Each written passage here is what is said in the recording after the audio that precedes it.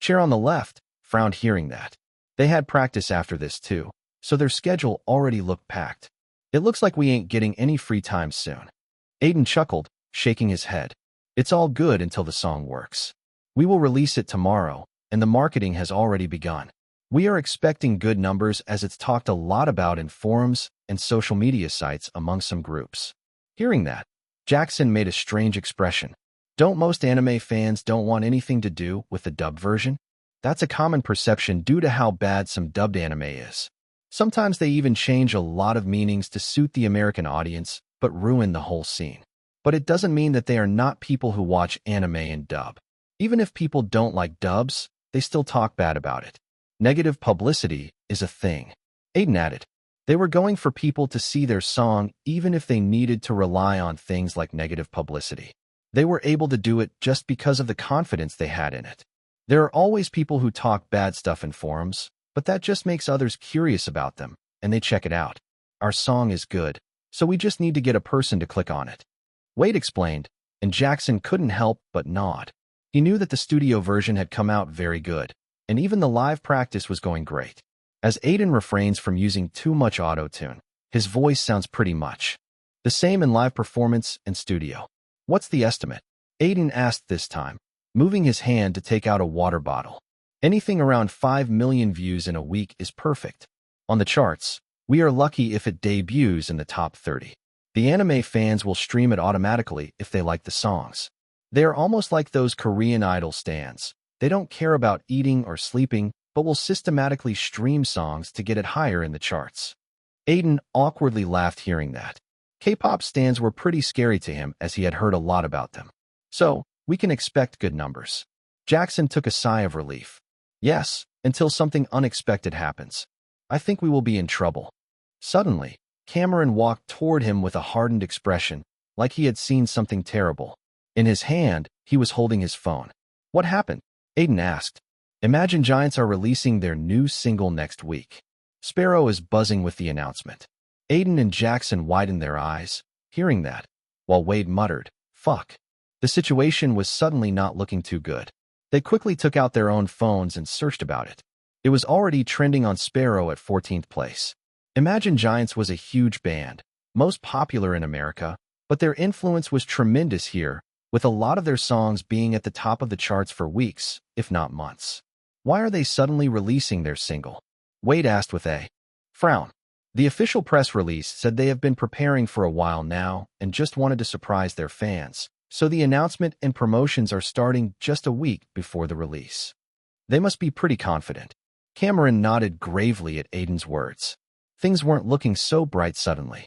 We don't have to worry too much. The song could fail too, Jackson said, but Wade quickly clicked his tongue. They are releasing a music video. They won't do it if they think the song will fail. Even if it did, it would easily get 20 to 30 million views. That's the power of their fandom and reputation. Most people in America have heard of them at least. It seems like hard times await us. Aiden muttered after hearing Wade's words. Just when he thought things were going great, something like this had to happen. It would take something truly unexpected to overtake them now, he thought, frowning inwardly and feeling a headache brewing. The next day, Revolution was finally released. Animeroll did a lot of marketing from it, but they weren't a record label but an animation studio, so it obviously lacked compared to something like New Entertainment. The song debuted at 46th position in Melody's top 50 new singles chart. It wasn't an insufficient number as Animeroll marketing focused more on word of mouth and spreading the song with the help of anime forums. It was also working as the next day when the charts were updated and the song shot up. The same happened on the next day and the very next day. Revolution by Dreamers, 39th. Revolution by Dreamers, 33rd. Revolution by Dreamers, 27th. Like that, it got more and more attention as the days went by, and the song even managed to enter the top 20 at the end of the first week. This was not bad at all, as no one had heard about a band named Dreamers, but the views on MeTube and Melody were steadily rising with a lot of talk on online forums. On Xenia, a famous online forum, a famous user named Janya69 released a post titled Aiden Silvereye, Dreamers, and the Making of a Great Title Track. The post started by asking if anyone had heard the song Revolution by the band named Dreamers. Then, went on to post in a detailed manner about how the band had come to be.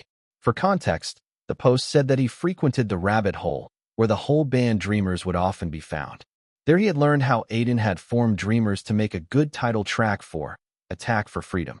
It even posted about the band's previous achievements and how all the members were from X-Star, and there were a lot of possibilities that Aiden made a band just for a song. There was even mention of Aiden's acting career, making the post look heavily researched. In the end, it talked about how the song was one of the best title tracks for any anime to be composed in the last few years. Janya69 ended the post by saying, "I have not heard of Aiden or Dreamers before hearing about the song, but I think the song he made is perfect, and as true anime fans, we need to ensure that it doesn't drown in the sea of songs and have its own identity." In just a day after the post was released, it got more than 40K likes and over 4K comments, making it one of the hot posts in the forum.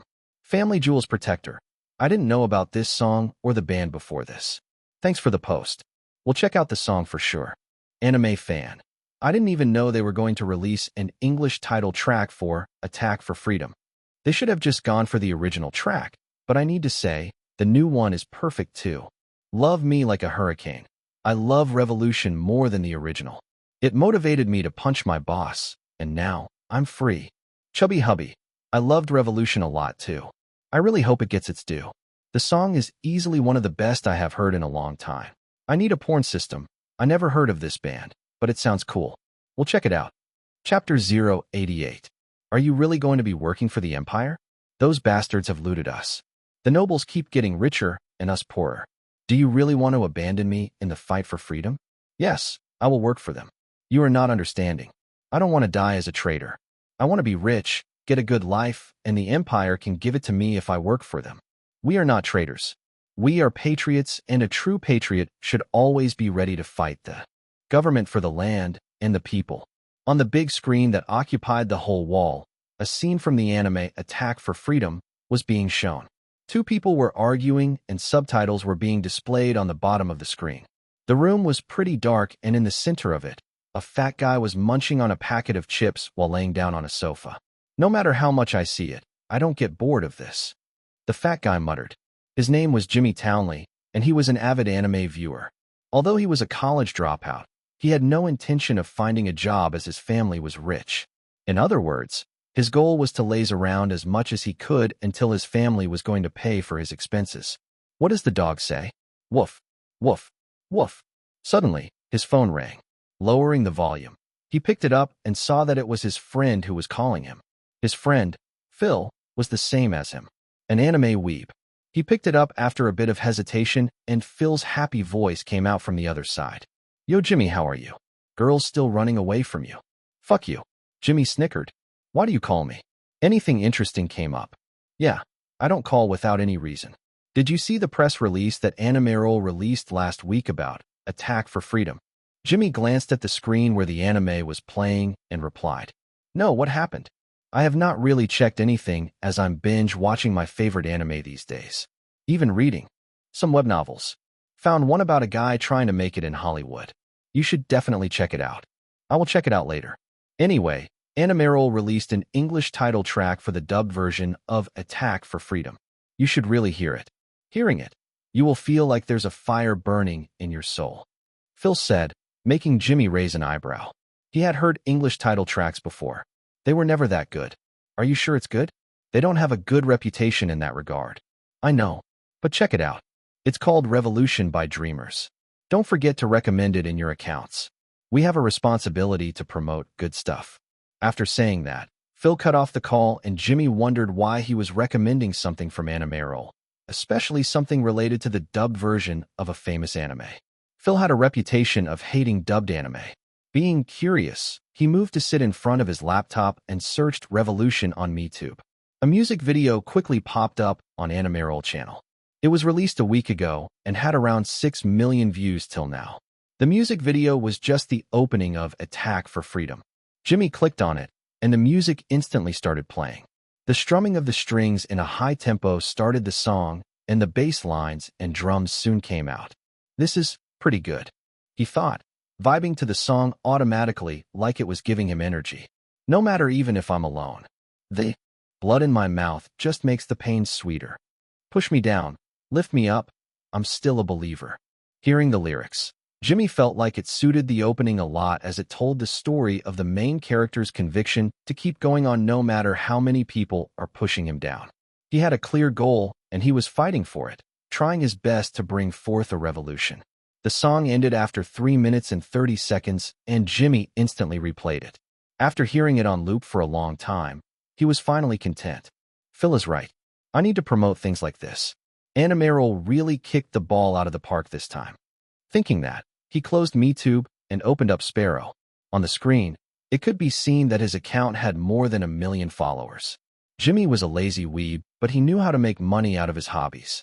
His account was very famous in the anime community, and he had a podcast in which he discussed things about anime and web novels, which was very famous. He quickly posted the link of Revolution and tweeted about it. Guys, you need to listen to this. This song makes me want to lose weight. His post quickly attracted a lot of attention, and he even tagged his friends with a lot of followers to promote the song. Even the Animeral PR team saw the opportunity and retweeted. Over 7,000 people commented on the post, and the song was quickly spreading. Skyneve's Woa Revolution is getting a lot of support from the anime community. Let's get the song to the top. For Aiden and Dreamers. Chubby Cat Dealer. Thank you, Jimmy, for retweeting it. I have been listening to the song on loop these days. Exercising every day while playing it on loop. Move that back. I have never really heard of this song. Why is everyone talking about it? I talk funny. I hate dubbed anime and anything to do with it. Era doesn't even sound good in English. Dancer Korg. Korg likes the song. Korg approves it. Go listen to it.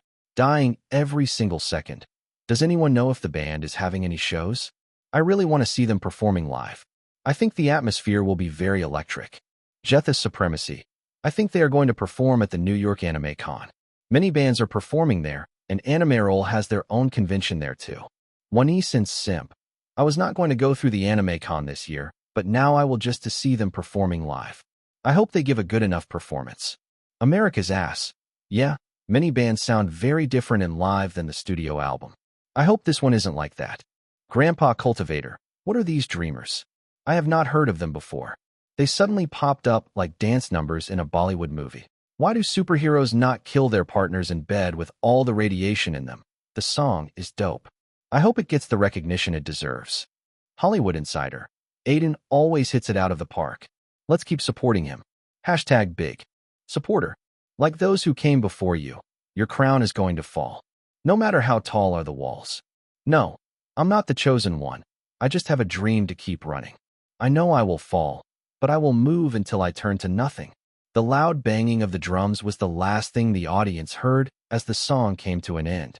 Aiden was taking deep breaths, and his shirt was soaked. In front of him, the whole auditorium was filled with silver light as the audience cheered the end of the performance. That was a good song. One more. You are a great singer. I love you.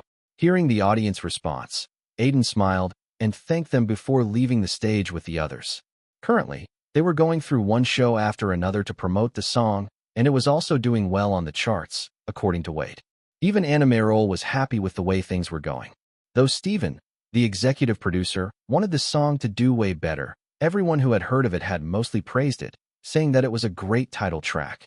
Because of that, the word of mouth was spreading and the numbers were steadily increasing. That one more show ended. How many more for the night? Jackson muttered as they came backstage. As always, it was busy with various staff members going around. 2 more tonight. Aiden replied with a smile. I have not worked this hard in years, but it feels good. Jackson said, and Emily nodded beside him. Yeah, the song also. Reached 11th on Melody's top 50 new singles.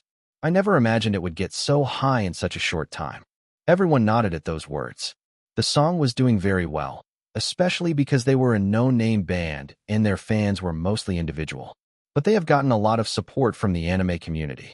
It's not enough. Imagine Giants are still at the top position. Cameron suddenly said, I want to get above them.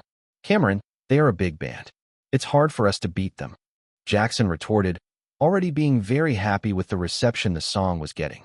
I think Revolution is way better than their song. Their fans are just streaming it nonstop. Moreover, we have a good chance to promote it a lot in the Anime Con tomorrow. Aiden nodded at those words. Anime Con was a big opportunity for them to attract the attention of a large number of people at the same time. If the performance went right, a lot of people will check out the song online. Chapter 089. How's everything going on? You are working non-stop these days. Uncle Sam's words hit his ears as Aiden looked outside the window of the moving van. He could see buildings flashing by. Most of the things are fine. Things are always hectic after a song release. I learned it during Lonely promotions. It's important to promote the song for it to do well. Aiden said, thinking of the music charts. I'm playing the song in my restaurant every day, and even asking some customers to stream it. On Melody. I'm pretty sure it will do better on charts soon. Thanks for that, and it's doing well on the charts. We already crossed 10 million views on MeTube. It's in 11th on the charts too, which is a big thing for an anime title track. Aiden said, it was true that they were doing pretty well for their standard, but most of the media attention was on Imagine Giants' new song. The song titled Natural Habits was #1 in most charts in the last 1 week. Both the songs were released at the same time, so the difference between them was indeed depressing. I don't think you are the type to be satisfied by that. You always have big ambitions, even if you don't show it. Aiden couldn't help but laugh hearing that. His uncle knew him very well. Yeah, I know. I'm hoping after the performance in Anime Con, the song can improve its ranking and views. There will be thousands of people there, and Anime Roll has worked hard to get us a good stage. Are you on the way? Yeah. Aiden glanced at Wade, who was driving the car. It was still early morning, and they were already on their way. Do you want anything from there? There was no reply for a second, and after that, Uncle Sam replied in a quirky tone. Yeah. There will be lots of people selling vintage games. Try to buy some for me. I will add them to my collections. You always want video games. When something else interests me, I will want it too. Anyway, I will put the phone away now. Good luck with your performance and call your mom sometimes. She gets worried. Okay. Aiden cut the call and sighed. It was then that Emily poked his cheeks to grab his attention. That was your uncle? She asked, tilting her head. Yeah, he was asking about the song and other things. He looks cool. He is. Aiden simply replied that, and Emily nodded. At the same time, Jackson, who was sitting ahead of him, turned his head back and asked, Hey Aiden, what even happens in anime conventions? They are pretty much the same as video game conventions. They just focus on anime or manga with a lot of people cosplaying their favorite characters. People also install their stalls to sell stuff like old video games or fan-made mangas and novels. Sounds pretty fun, Jackson said, then tilted his head. Do you think we should have cosplayed too? I'm pretty sure I will look great in the getup of an anime protagonist. Cameron here can be a villain. He has the face to pull it off. Cameron glared at Jackson's mocking words. Before Aiden could reply, Wade, who was driving the car, opened his mouth. We are here. There's a lot of people here. Jackson couldn't help but mutter when he entered the convention. The whole site in front of them was filled with people of all ages and gender. On the walls, there were posters of famous anime alongside the list of events that they could experience here. A lot of famous manga artists and voice actors from Japan were going to attend the event. Conventions are always like this, Wade said, looking over to a group of cosplayers. Besides them, there was a guy with red hair and a plastic sword in his hand. On the right, there was a female blogger who was shooting her experience in the convention for views. There were even people dressed in Beastman costumes, covered in head to toe. I really wonder if they don't feel heat in those. Aiden thought as he walked towards the area that the Anime Roll team had occupied. As one of the leading anime dubbing companies, they were also a part of the organizing committee for the convention. Hey, Aiden. I thought I wouldn't enjoy it much here, but it seems like I was wrong. Jackson suddenly tapped him on the shoulder and said, What made you change your mind? Look there. Jackson pointed at a group of calls who were taking selfies. They were wearing pretty short costumes and had attached animal ears on their heads, giving them a cute and sexy look. I can see why you like it here, Aiden said while Jackson smirked while wondering if he should talk to those girls. Like that, they walked up to the Anime Roll stand at the convention. Some staff members quickly walked towards them with a guy who looked like he hadn't slept in a long time leading them. Emily even joked that he had cosplayed as a zombie. You all are finally here. You are pretty early, the guy said, shaking hands with everyone. I was told to come here first thing in the morning, Wade said, then looked besides the guy. Is everything already set up? We have gotten all the instruments required for the performance, but we want to start it at 4 p.m. as most people will be here at that time. The stage is already set, so you all just need to start your performance by that time. The guy explained. Wade and he talked for a few more minutes, and it seemed like they were free to roam around the convention till then. Cameron just left saying he would try to see if there was anything that interested him here, and Jackson left to hit on girls. Emily also left saying she would buy some stuff for her family. I have 3 hours. Maybe I should buy some games for Uncle Sam. Aiden thought that and walked towards the area where there were a lot of stalls selling games. On the way, he countered a lot of people wearing mascot costumes and video games. There was one guy looking like the main character from Legend of Zelda, and another guy wearing an electric mouse costume. As he got closer to the stalls, he was able to hear people selling stuff like salesmen. You should try out this game for you. You can kill people without a care, and it's even the premium version. You hate your boss in real life. Think of him as a zombie and kill him in the game. 100% effective method. I'm selling a graphic novel about superheroes for $15. You will get Pokemon Moon for free if you 3 old, vintage games for sale. You won't find this stuff anywhere else. Rush. Now, they are collector's versions. Aiden went towards the third stall and picked up some vintage games for his uncle. Most of them had been released around the early 2000s, but their plot was still very good. The only problem one could have was controls and graphics. With this, Uncle Sam would be happy. Just as he thought that, he suddenly heard a familiar voice. He looked over to see Emily surrounded by a guy who was holding her hand. Does she know him? He thought. Seeing that guy had a bright smile on his face, but when he looked over at Emily, she looked very uncomfortable, like she didn't like the situation she was in. Emily, are you okay? Aiden quickly ran towards her. When she saw him, she calmed down and stood beside him. He glanced at the black-haired guy in front of him. Who are you? I'm just a fan of hers. I've been following her since X-Star days. I know you too. You appeared in the competition. The guy said, still giving out the same smile like he had done nothing wrong.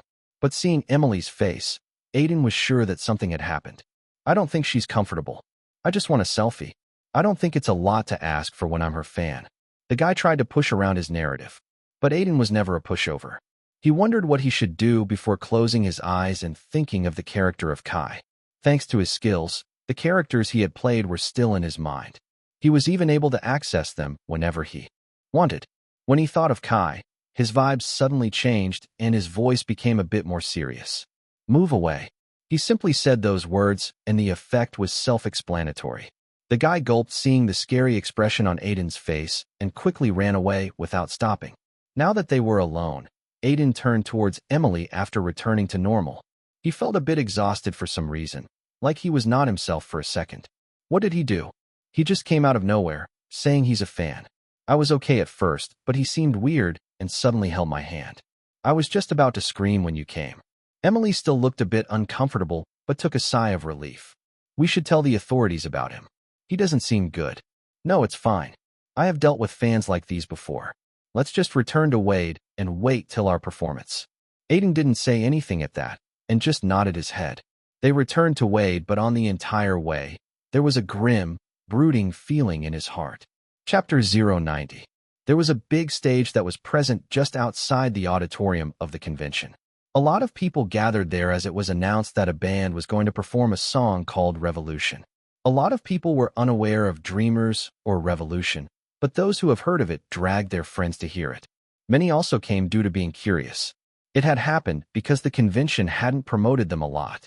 There were posters of their performance, but most hadn't come to the convention to just listen to them. Some were just waiting to know what type of performance was going to happen, while others were just focusing on their phones. What's going on? Some band is going to perform. I never heard of them. Dreamers? I think I listened to their song somewhere. A lot of people in the anime community are recommending it these days. Is this really the title track of Attack for Freedom?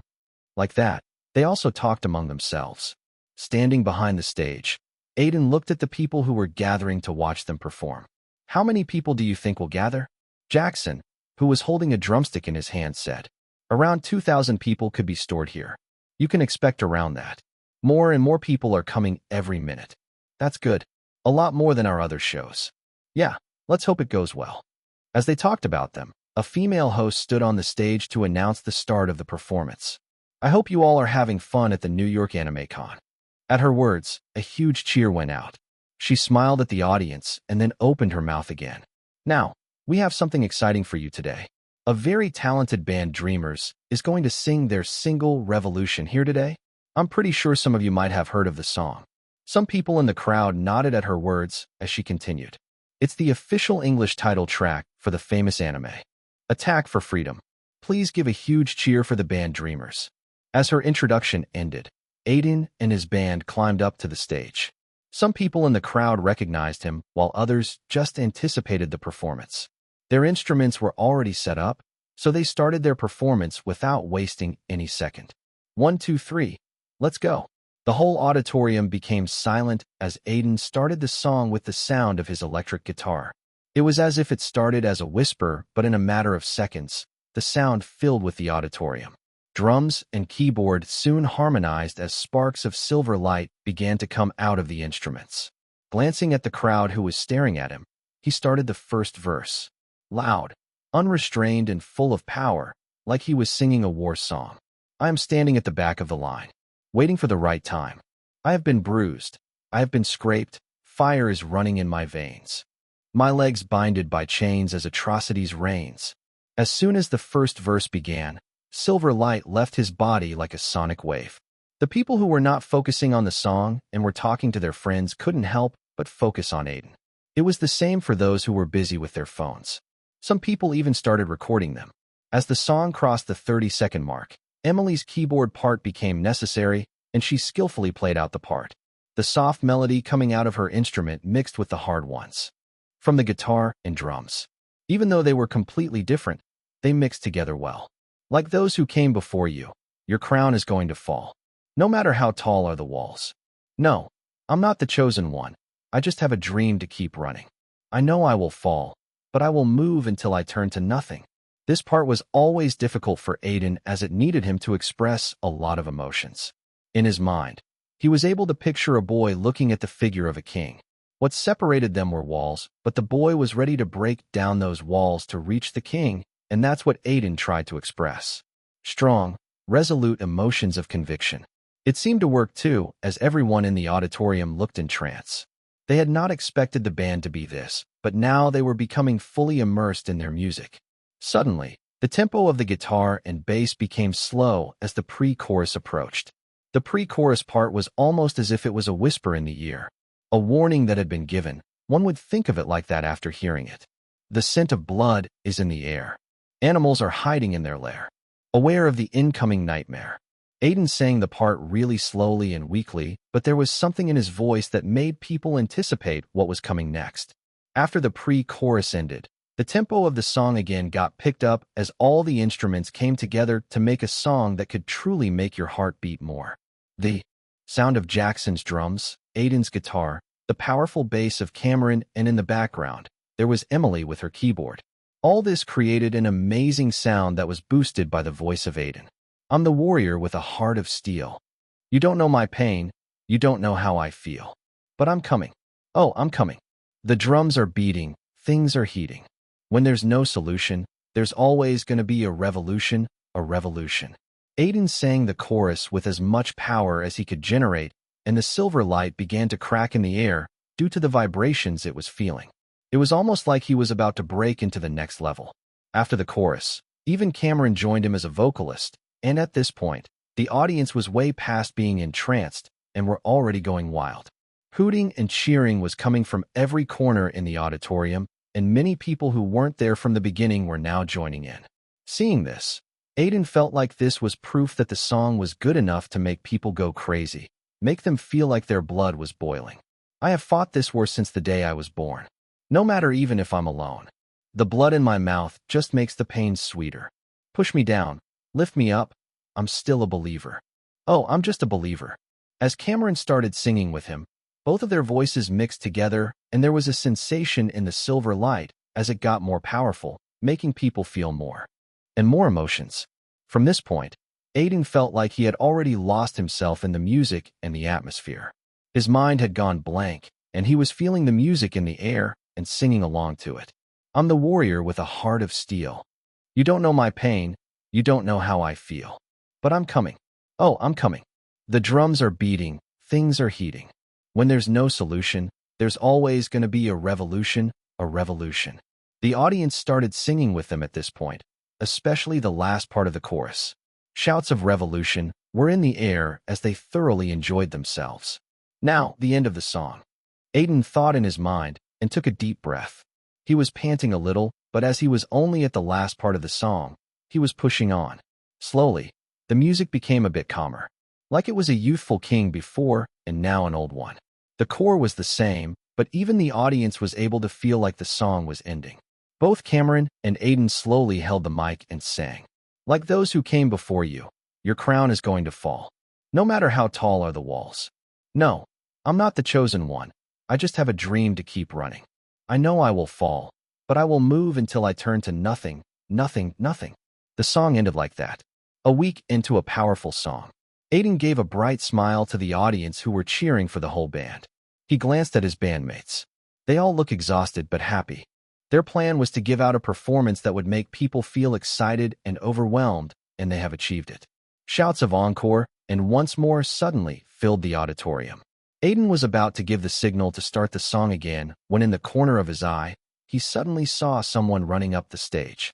At first, he thought that it was just an excited fan, but he soon realized that it was the same guy who had tried to force his way with Emily. He also noticed something sharp in his hand.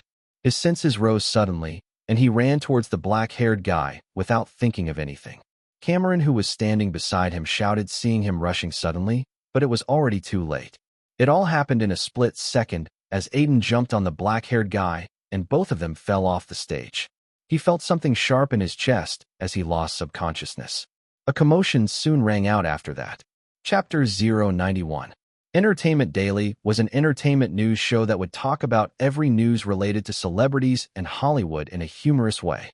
The show would cover gossip to every major announcement that's going around in Hollywood. Whose husband has slept with whom? Which actor had gotten into a beef with his co-star? Or which rapper was releasing a diss track on which celeb? The show covered literally everything and had a lot of daily viewers thanks to the way the news was presented. It was also one of the highest-rated shows on comedy cable, a TV network in America. So, in the latest news, famous rapper Cario East has decided to change his name to Zyro H with a capital H in the end, after going through a bad divorce, citing the reasons that he didn't like how people pronounced his name. That's why he changed his name into something that really can't be pronounced. It seems like he's very well inspired by the name a notable Mars lover gave to his kid. The audition sitting in front of the female host laughed at the joke. Rappers and mostly celebs were known to do some weird things in their life, but this truly was the pinnacle. Now, on the other news. Oh, we have a lot to cover today. From a famous singer's breakup over the phone to Aaron Hart being caught in the middle of an orgy, which might as well put an end to his Oscars dream. The female host suddenly stopped while giving the news as she suddenly got a message on her earpiece. She blinked her eyes in shock and looked at the teleprompter on the other side of the room. Some shocking words were written on it.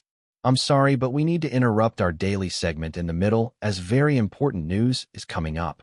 She urgently said, her face gone a bit stiff after hearing the news. Her audience also noticed her strange behavior and felt the atmosphere changing. Her voice didn't have a mocking tone in it and was as serious as it could be. Just a few hours ago, an incident happened in New York where an anime convention was going on. One member of a band named Dreamers who was performing there was attacked on the stage. Some of the audience gasped in shock hearing that. The vocalist of the band and popular indie singer who won an award recently, Aiden Silvereye, jumped on the attacker and fell off the stage. Both of them have been dragged to the hospital. No more reports have come out, but a lot of people have posted videos about it on the internet, and it's currently going viral. She took a deep breath as some people in the audience took out their phones to search for the news to confirm it. Incidents while singers are performing on the stage aren't rare, as a lot of times fans would try to breach the security to get close to their favorite singers, but something like this is happening for the first time. As soon as we get more information about the news, we will inform you.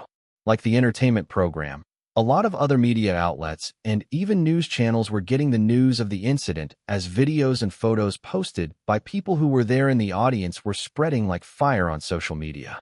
Some of the videos and photos were even getting thousands of retweets. Even some celebrities got to know about it and tweeted about it. Notably on Sparrow, Hashtags like hashtag #AnimeCon, hashtag Aiden Silvereye, and hashtag attack had started trending. A lot of people were tweeting about it. Pop me like a popcorn.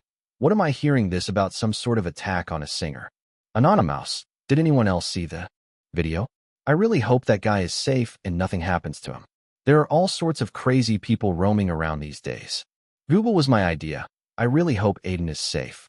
Someone posted a video on MeTube, and it already got over 1 million views in a few hours. Aiden pretty much saved his bandmate. Otherwise, who knows what would have happened? Azura Dev, does anyone have any idea what happened after that? I heard Aiden is in hospital, but is there any news on his injuries, or if his consciousness returned? Rejected Bachelor contestant. Who was that fucking guy? Bastard really tried to murder someone with cameras everywhere. Is he just crazy, or there's any background? Bored uncle. I never heard of dreamers, but it's very unfortunate that someone tried to attack them. In these types of events, the security is very loose, making the chances of having an accident very high. Aiden's wife, no. Please someone tell me the video is fake. Is he okay? Oh God. I'm so worried. Ask Smasher. I was at the event, and trust me, the performance was going great, but then that crazy fucking bastard rushed out of nowhere.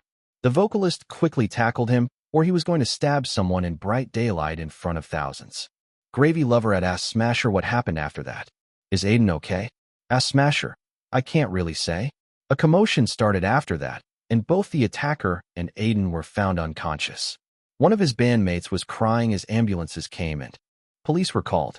It was a pretty scary scene as people were running here and there. Skyneves, I really hope Aiden is okay. I'm really so worried currently.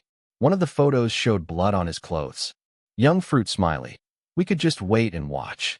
Let's hope some official report about his condition is soon released. Dad, quickly come outside. See the news. Lisa Silvereye, Aiden's cousin, opened the door to Uncle Sam's office and shouted. A trace of worry and fear was evident in her eyes. What happened, Lisa? You look like you found your husband in a strip. Dad, it's about Aiden. Come see the news. As Lisa interrupted her father, he quickly understood that something serious was going on. It's been a long time since he had seen her daughter like this. Her whole face was stone cold, and she looked like she would cry any second.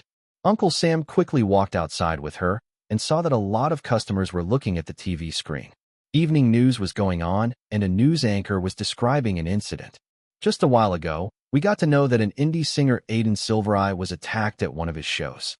He and his assailant both fell off the stage and had incurred a lot of injuries. Both had been rushed to the hospital, and police had been called too. They are currently investigating the scene. The news anchor said, and Uncle Sam gasped in shock. On the TV screen, a video that was going viral on the internet was played. One of the audience who was shooting the performance had shot it. The video started with Aiden finishing his performance, and in just the next moment, he turned his head and saw someone rushing up the stage with a pocket knife in his hand. In the blink of an eye, he tackled the person and both fell off the stage. The video ended as people started to scream and run away. Aiden. When the video came to an end, Uncle Sam had worry written all over his face. His hands were shaking as he thought about Aiden's condition. He had talked to him just a few hours ago, and now he was in the hospital. Dad, we should rush to the hospital. Lisa turned towards him and shook him out of his trance. Yeah, let's go quickly. How the fuck someone came on the stage? Was the security sleeping? Wade shouted as he glared at the person who had organized their show in the anime con. He was the employee from Anime Roll who Emily had called a zombie cosplayer. They were currently in the hospital that Aiden was admitted in. A lot of people were glancing at Wade and the employee as they were standing in the lobby, but the former didn't care about people's gazes. I was not the person in charge of security. And even they don't know how that guy was able to breach security to come up on the stage. I'm sorry. Sorry? You were saying that when someone is on the hospital bed, are you or your company going to take responsibility if something happened to him? Wade grabbed the collar of the employee in anger. The artist under him was in grave danger because the security was lazy. How will he just accept that? I can just apologize. Harming me won't change anything. The police are trying to look at the background of the attacker. The employee muttered, his face stricken with fear. Seeing the angry expression on Wade's face, he was sure that the guy wouldn't hesitate to punch him. That is still not going to change anything, you dumb fucker. Listen carefully, and I'm not mincing my words. This is a warning. If anything happens to Aiden, I'm coming after you and your company legally and illegally. The employee gulped after hearing those words and nodded his head frantically. Wade loosened his grip on his collar, and the employee quickly sprinted away. Standing alone, Wade took out a cigarette and leaned on the wall. Lighting up the cigarette, he blew out a smoke as he frowned, completely ignoring the no smoking warning just on his right. Fuck, he muttered under his breath. Chapter 092. Where am I? Aiden thought as he found himself in a very dark space. As he blinked his eyes, the world changed to one of black and white. He was not able to see anything concretely as his vision was blurry. It was like he was in some sort of foggy world. A lot of voices were in his head, but he was not able to hear them clearly. It was a sensation like his body was falling through a cliff continuously. It was like he was in the middle of a nightmare. There was no concept of time, and he didn't know if he was alive or not. It was all a very strange and indescribable experience. Am I dreaming? I want to wake up, but I can't seem to. Aiden thought and tried to remember the last thing in his memory, but it felt very blurry and he was not able to focus. The only thing he remembered was performing at the anime con and rushing towards a person. There was no memory after that, and he felt like he was trapped somewhere. Suddenly, the black and white world in front of him changed, and he found himself in an apartment. It was his apartment that he still lived in. But the scene in front of him was from months ago. This is the day I got my system. Somehow, he was seeing himself in the past, like his brain was replaying a memory. He saw himself trying to fix a bulb that was not working and get an electric shock out of nowhere, knocking him down. When he had woken up, his system was in front of him. That was what Aiden had remembered. But the scene didn't end. He noticed a golden light suddenly appearing out of nowhere as he was knocked down. The light hovered around his body for a minute before entering it. Somehow, he knew that it was his system. Wait, I didn't get my system due to an electric shock. As soon as Aiden thought, his vision again changed, but it was faster this time. For the next 5 minutes, he saw the scenes of him over the next few months, worrying about his system and whether there were really superpowers in the world.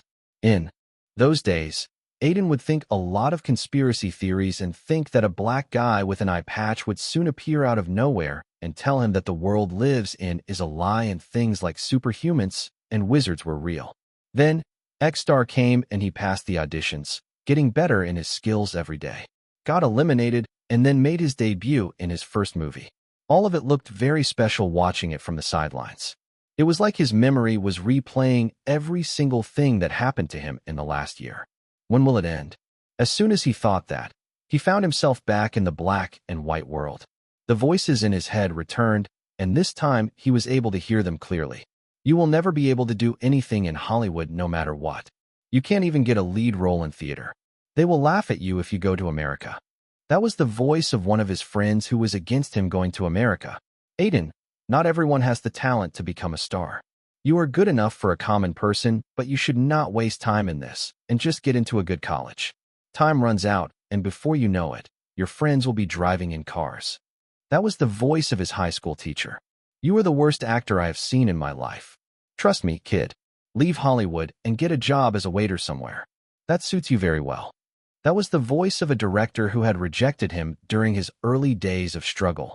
Aiden heard all those voices constantly ringing in his head, and he wasn't able to help himself from shouting. After a long time, the voices finally stopped, and he took deep breaths to calm himself down. Ah, fuck, where the hell am I? If it's a nightmare, I really want to wake up right now. He thought, and it was then he heard a familiar voice in front of him. Aiden. Aiden raised his head to look at the person that had suddenly appeared out of nowhere. He was almost as tall as Aiden and had a bearded face with long, unkempt hair. His vision was still blurry, but he was able to make out a smile on the person's face. Don't forget your goal. Now go. You have slept enough. Before Aiden was able to say anything, the man said before putting a hand on his shoulder. It was then that the world went blank. When he opened his eyes again, he was in a hospital room. You were out for almost 3 days. Your injuries weren't a lot, so we were all very tense. The doctors said that you have hit your head hard, and that might be the reason you have not gained consciousness, but there was no major injury on your head when they checked. Uncle Sam explained, looking at Aiden, who was sitting on the bed. Wade was standing next to him, just staring at Aiden. After he had woken up, a doctor had quickly checked up on him and found out that he looked completely fine. His friends and family had rushed in quickly after knowing that he had woken up. The doctor had left after that, saying he would give them some time alone. "How are you feeling now?" Jackson asked. Besides him, Emily and Cameron were also standing. "A bit dizzy, but better. It's hard to move my shoulder." Aiden glanced at his shoulder that was bandaged. It seems like he had been stabbed there while falling on the ground and had lost quite a bit of blood before he reached the hospital. The doctor said it would take some weeks before it got normal. "You need to be in the hospital for a few days more." Uncle Sam sighed with a light smile. He was happy that Aiden had finally woken up. "Aiden, I'm sorry. It all happened because of me." Suddenly, Emily walked towards him. Aiden noticed that there were dark circles under her eyes, like she had not slept for some days. After Aiden had rushed to the hospital, Emily had blamed herself as the black-haired guy was originally trying to harm her.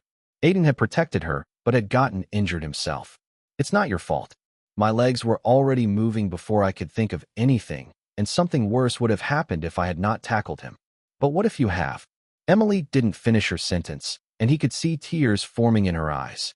She was truly scared that she might have become the reason for someone's death. "I'm still alive, right? Don't think a lot about it when I'm still fine," Aiden said, and then suddenly remembered something. "What happened to the guy who tried to attack you?" "The black-haired guy." It was Cameron who answered. This time, there was a trace of anger and rage on his face when he thought about the black-haired guy. "His name is Rick Morbius, and his injuries were far less than yours. He was already fine yesterday, and police took him into custody. From what we got to know from them, he has a history of harming Skygram models who he follows. He was actually out on bail, and there were already court cases against him. Looks like he's done for good this time." Although Cameron didn't say it, Rick was getting a lot of hate online, and people were already labeling him as a psychopath. Even the police have said that he might have some mental problems, and they will take help from a psychologist in this case. "I'm just glad I'm alive," Aiden muttered, and for the next few minutes, they just talked about other things like how his mom was even thinking of coming to America and how they were constantly in the hospital for the last 3 days. Wade even tried to punch Rick Morbius when he was brought to the hospital, but he was quickly detained. After a while, Aiden suddenly remembered about their schedule. Even after AnimeCon, they had a couple of shows here and there. They were even increasing with time as Revolution got more and more famous. "The schedule got canceled as I was in the hospital, right?" Aiden asked, looking at his bandmates. "Obviously they did. And it doesn't look like we would be able to do any more shows as you would be in the hospital for a while." "Yeah, it's kind of a pity as Revolution is getting more and more popular every day. Anime Roll is being flooded with calls currently." Hearing Emily's words, Aiden raised his eyebrows. Anime Roll was flooded with calls? What does that mean? Why are they flooded with calls? A sense of realization hit everyone's face as they realized that Aiden didn't know what was going on social media. Jackson quickly tried to explain. "Aiden, the video of our performance and you pushing Rick off the stage went viral. Most of the major news media covered it, and that just made it spread more. So Revolution has already crossed 80 million views on MeTube.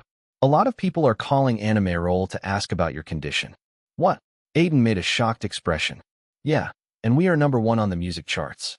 We beat Imagine Giants' song Natural Habits." As he heard that, he unconsciously opened up his system and was swarmed by notifications. Chapter 093. Your song Revolution has gone viral. It's the second song of yours which has gone viral. Congratulations. You are a certified viral sensation now.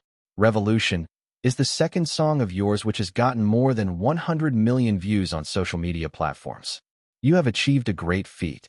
It's the first time your song has reached the top of music charts. A lot of experience has been awarded. You have advanced to Intermediate Grade 2 from Intermediate Grade 1.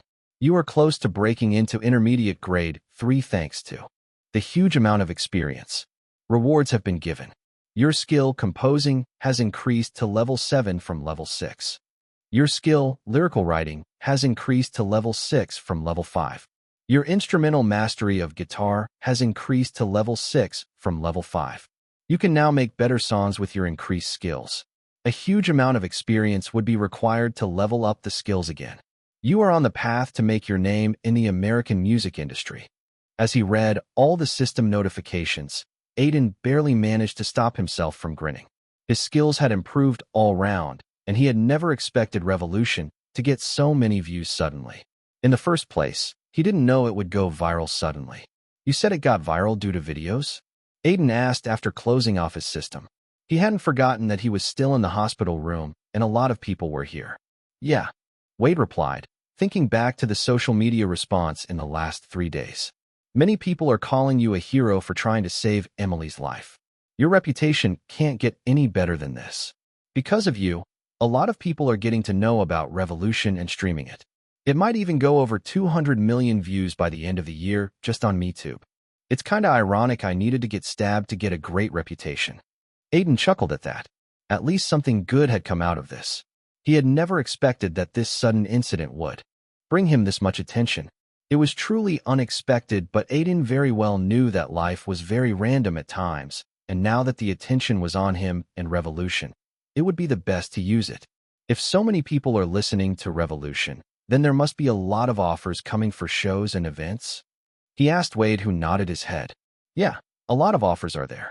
I went through some of them, and they are very good, both in money and to increase popularity. But Anime Roll is rejecting them at the moment for obvious reasons. Yeah, but a lot of them said that they are fine with waiting until you are out of the hospital. Uncle Sam added. Aiden nodded and thought about it for a moment. He would still be in the hospital for a while, and in his eyes, it was not good for them to not take up on shows. People were interested in the song because the incident was still fresh, but after a few days, they would move on. Nothing stays trending on the internet for too long. I think we should still get some shows. He suddenly said, getting glares from everyone present in the room.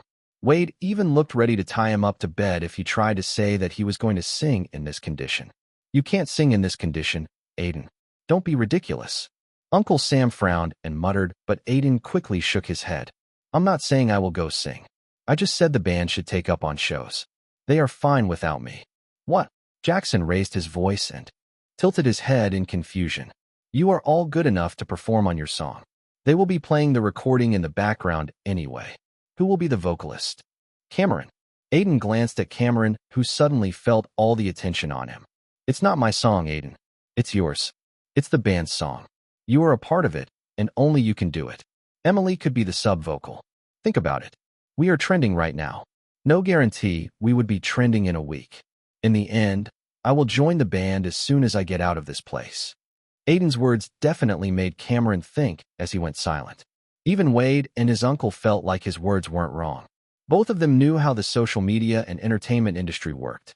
If tomorrow, some famous celebrity gets pregnant, she was bound to be on the news, kicking any talk about Revolution or Dreamers, as most people would only talk about a trending or viral topic. Okay, I will do it.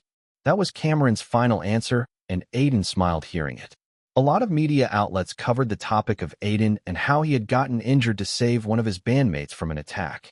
One of the magazines which covered it was Record, a popular music magazine. They have earlier covered Aiden during one of their issues last year when Lonely was released. Though, they mostly focused on Gray throughout the article. But this time, they have written an exclusive on Aiden. In one of last year's issues, we covered Aiden.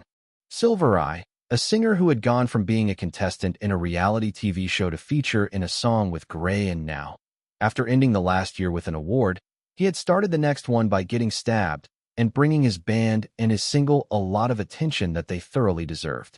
It's very hard to think that a rookie band, one which had been created for just one song, would overtake a song from Imagine Giants in the charts. Maybe it's the first and the last time this has happened. Now, the question is, how does that even happen? If one is on social media, there's no way they have not seen the video of Aiden tackling a psychopath to save his friend. The video had given him a lot of fans, and many people are still calling him a hero. But is that enough to overtake one of the most famous bands in the world? No, it's not until the song itself is very good. There's no way Revolution would have stayed on top of the top 50 new single charts for more than a day if it was just a viral sensation. The thing is, the song was already being promoted a lot by anime viewers as it's the English title track of one of the most famous anime currently going around. But the incident Aiden was involved in gave the song the required push that made it such a sensation. It can't be argued that Aiden himself is a great singer and songwriter, but like many others, his influence is only in a limited space with not a lot of people knowing him. At most, they would have seen him here and there, but won't follow his music a lot. That's actually the fate of an indie musician, but time after time, Aiden had proven that he's someone who would intentionally or unintentionally find a way to make his music reach the audience. That's what had happened with Revolution. No one would have imagined that because of such an incident, the song would become such a huge hit. It's already the best-rated and most viewed English anime title track, and with this, Animeral surely has answered back to their critics. This makes one wonder, would he be able to do things like this again and eventually break the door to mainstream? It's hard to say, as he can't just get stabbed every time to get his song to go viral, but he had enough talent and a lot of innovation. After all, no one had ever made a band just for one song. When we talked to Stephen Gregg, the executive producer for Attack for Freedom, he told us, "We were very surprised when we were informed that Aiden had made a band because he thought that the song suited a band more.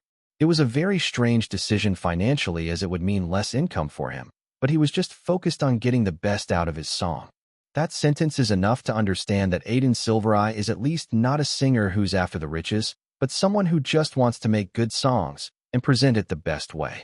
This is a rare quality in this age, and maybe it just stems from the fact that he himself is the composer for all of his songs, but it gives a music lover hope that his songs won't disappoint them. Now, for the conclusion of the article. It's very safe to say that Aiden isn't just another viral sensation. He's surely much more than that, but only time would tell if he's going to prove himself as a star or someone who is just lucky. As luck eventually runs out, we will know the answer sooner or later. But at this moment, it's very safe to say that until now, Aiden hadn't put a wrong foot in his short career and had truly made a name for himself, no matter how small it seemed currently. Chapter 094.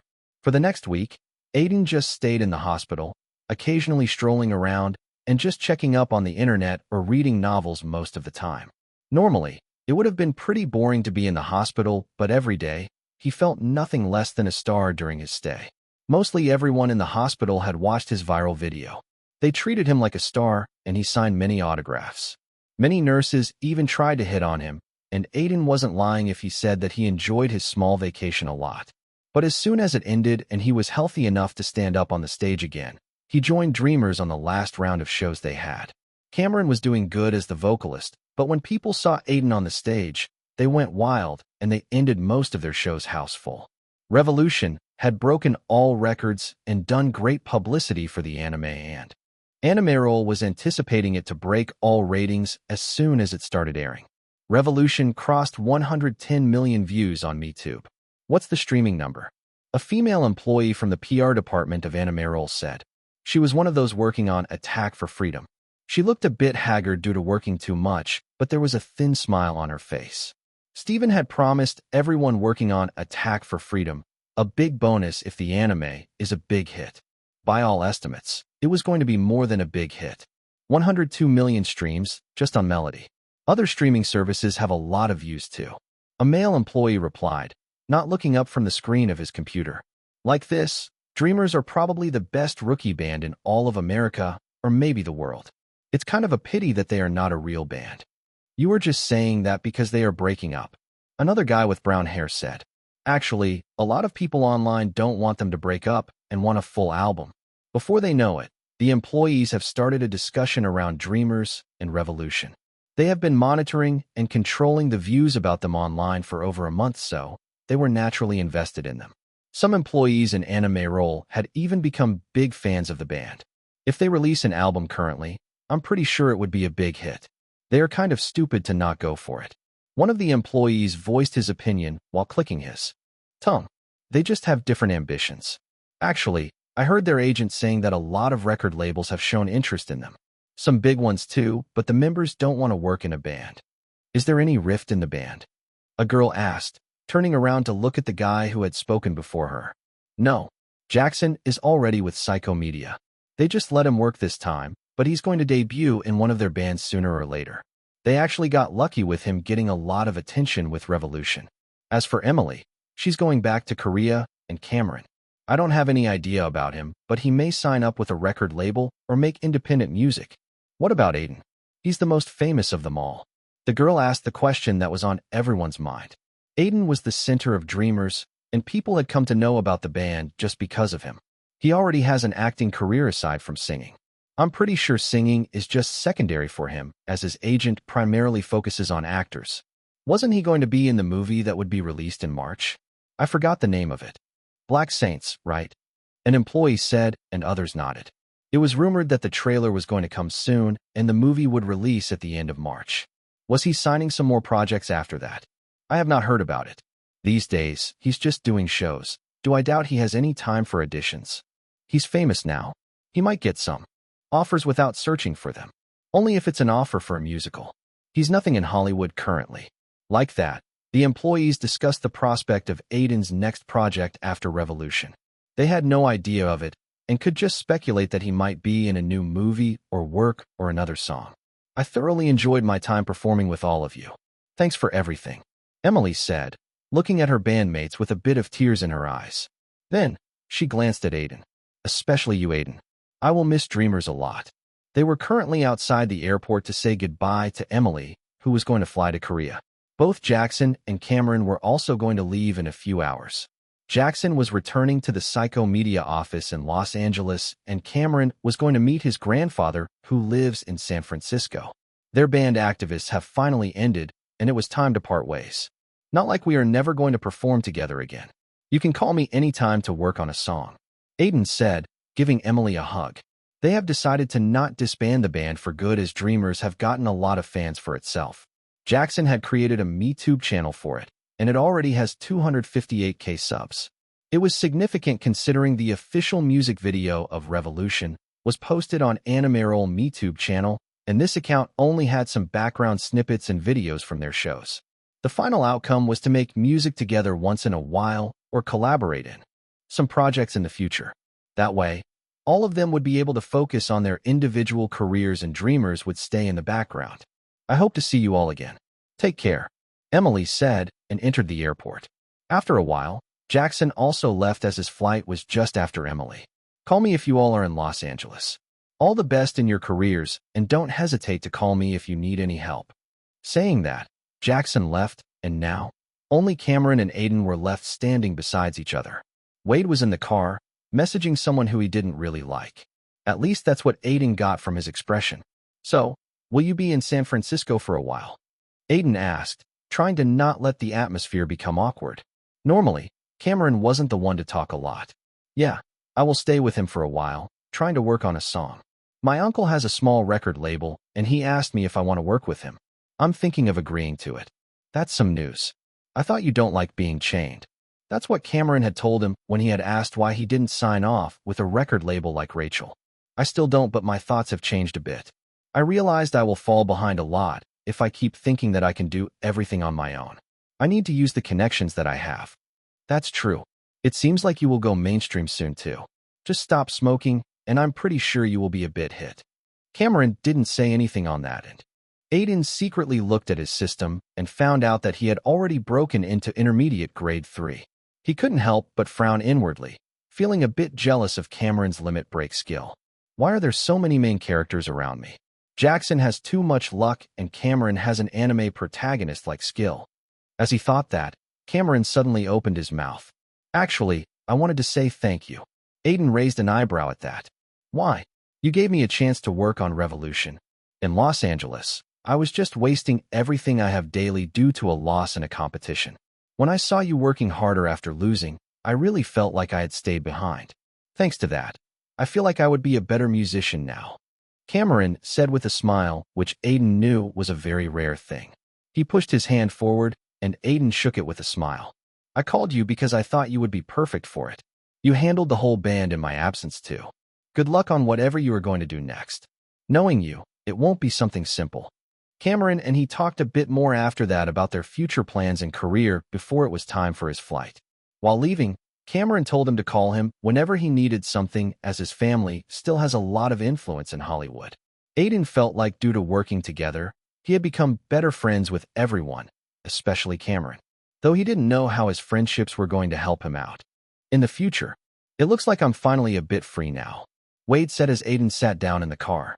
I thoroughly understand the pain of managers who handle singers and bands. It's way more exhausting than an actor. One of my friends used to be the manager of a teenage boy band, and he rightfully said that it's like getting 4 kids out of nowhere and looking after them. You still need to handle my singing schedules, so you won't be completely free of it, Aiden said, and Wade dejectedly nodded his head. Chapter 095. As Aiden was going around doing shows to promote Revolution, a lot of people were busy. These people were his fan club who were promoting the song on all social media platforms and discussing every bit of information on them. In the last 1 month, his fan club had grown too much. They were just around 2,500 at the start of the year, but at the start of March, they have gotten more than 10K members. This has obviously happened due to Aiden's videos that had gone viral. Normally, only few people would follow a singer due to a viral song, as one song doesn't mean a lot. It was because the singer's other songs could be bad or completely different from the one which had gone viral. People would focus on the song more than the singer. Because of that, even with Hold On To Me going viral, Aiden only got a few hundred fans. But now he suddenly got a few thousand. It was because of how many people thought he was a hero. One video has definitely done a lot for his fanbase. It was an instant boost. But as his fanbase has grown a lot, it also needed to be handled. So the leader of the fanbase, Skyneves, gave perks to certain members who were in the fanbase for a long time and made them moderators to control the group. Accounts like Aiden's wife, Moaning Frodo, April on Roof, Chad Putin, and Hollywood Insider became these moderators. April on Roof. Did anyone go to the Dreamers show last night? Anime Roll hadn't released any schedule of next shows, so people are saying that it might be their last show, and with that, the band will disband. I'm so sad because I wasn't able to go due to exams. Captain Barney. Me and my ship were at the show last night. It was legend. Wait for it, Derry. Stan the Man. What do you mean they are disbanding? I thought Aiden belonged to a band, and they finally had their first hit. Hermione Stranger at Stan the Man. Aiden got the band together for just one song. They are not a band from the get-go, and I don't think they would disband just like that. Even if they did, they would surely return. A lot of anime fans want them to sing more English title tracks. Parker's puberty. So, what's next for Aiden? He's going to go solo again. As soon as the question was asked in the group, people started discussing what might be his next plan. The people of the fan group knew well how much of a fan Aiden was of Sigma Male Grind set. He would go from one thing to another without stopping. Skyneves. I think Black Saints would release next. So, we might see him during some promotions. The trailer will be released tomorrow, so I'm excited to get a glimpse of him. Who's your fave author? I don't think we will get a glimpse. There's a lot of prominent actors in the movie, and his name is written pretty low on the cast.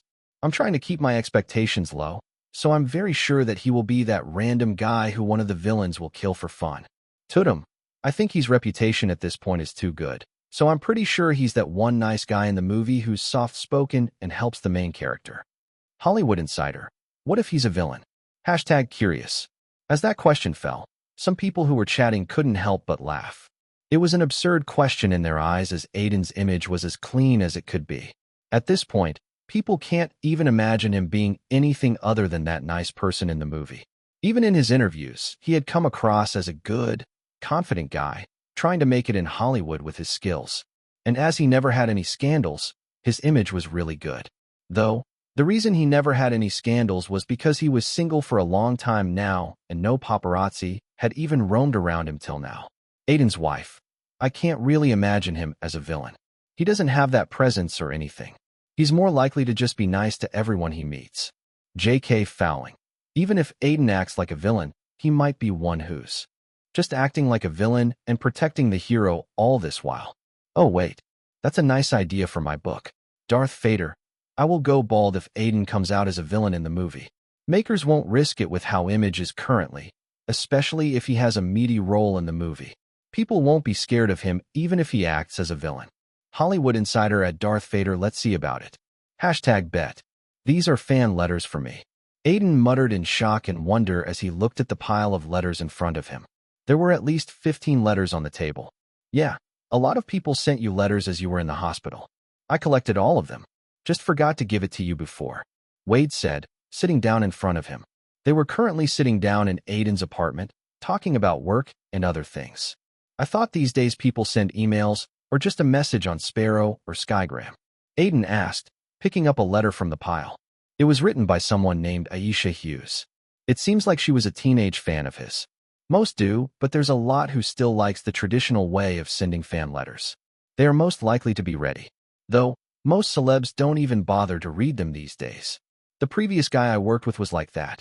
Wade clicked his tongue at the end of the sentence, and Aiden just focused on the fan letter, like he was entranced. It was a very big thing for him as a fan was writing to him. He even decided to write back to them. That was the least he could do. Anyway, Aiden, I wanted to go over the schedule and work we need to do in the next month.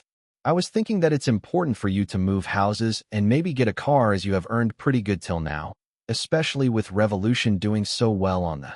Wade stopped talking as he realized that Aiden wasn't focusing on him, but his fan letter. Frowning, he took the letter from his hand, and Aiden glared at him. Let me read. Listen to me first, kid. I'm talking about something important. Wade sighed, then glanced around the apartment. You need to change houses. This place is getting unsafe as you are getting popular. It's better to change before Black Saints release, as I'm very sure paparazzis would swarm your place after that movie. Aiden got serious hearing that and nodded his head.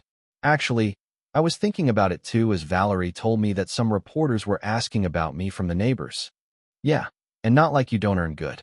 You earned a good enough income just from the 2 roles you did. And you earn way more from your songs. You even have the endorsement deal from ZXO. Pretty sure they will try to give you more deals seeing your image. I know, Aiden simply said.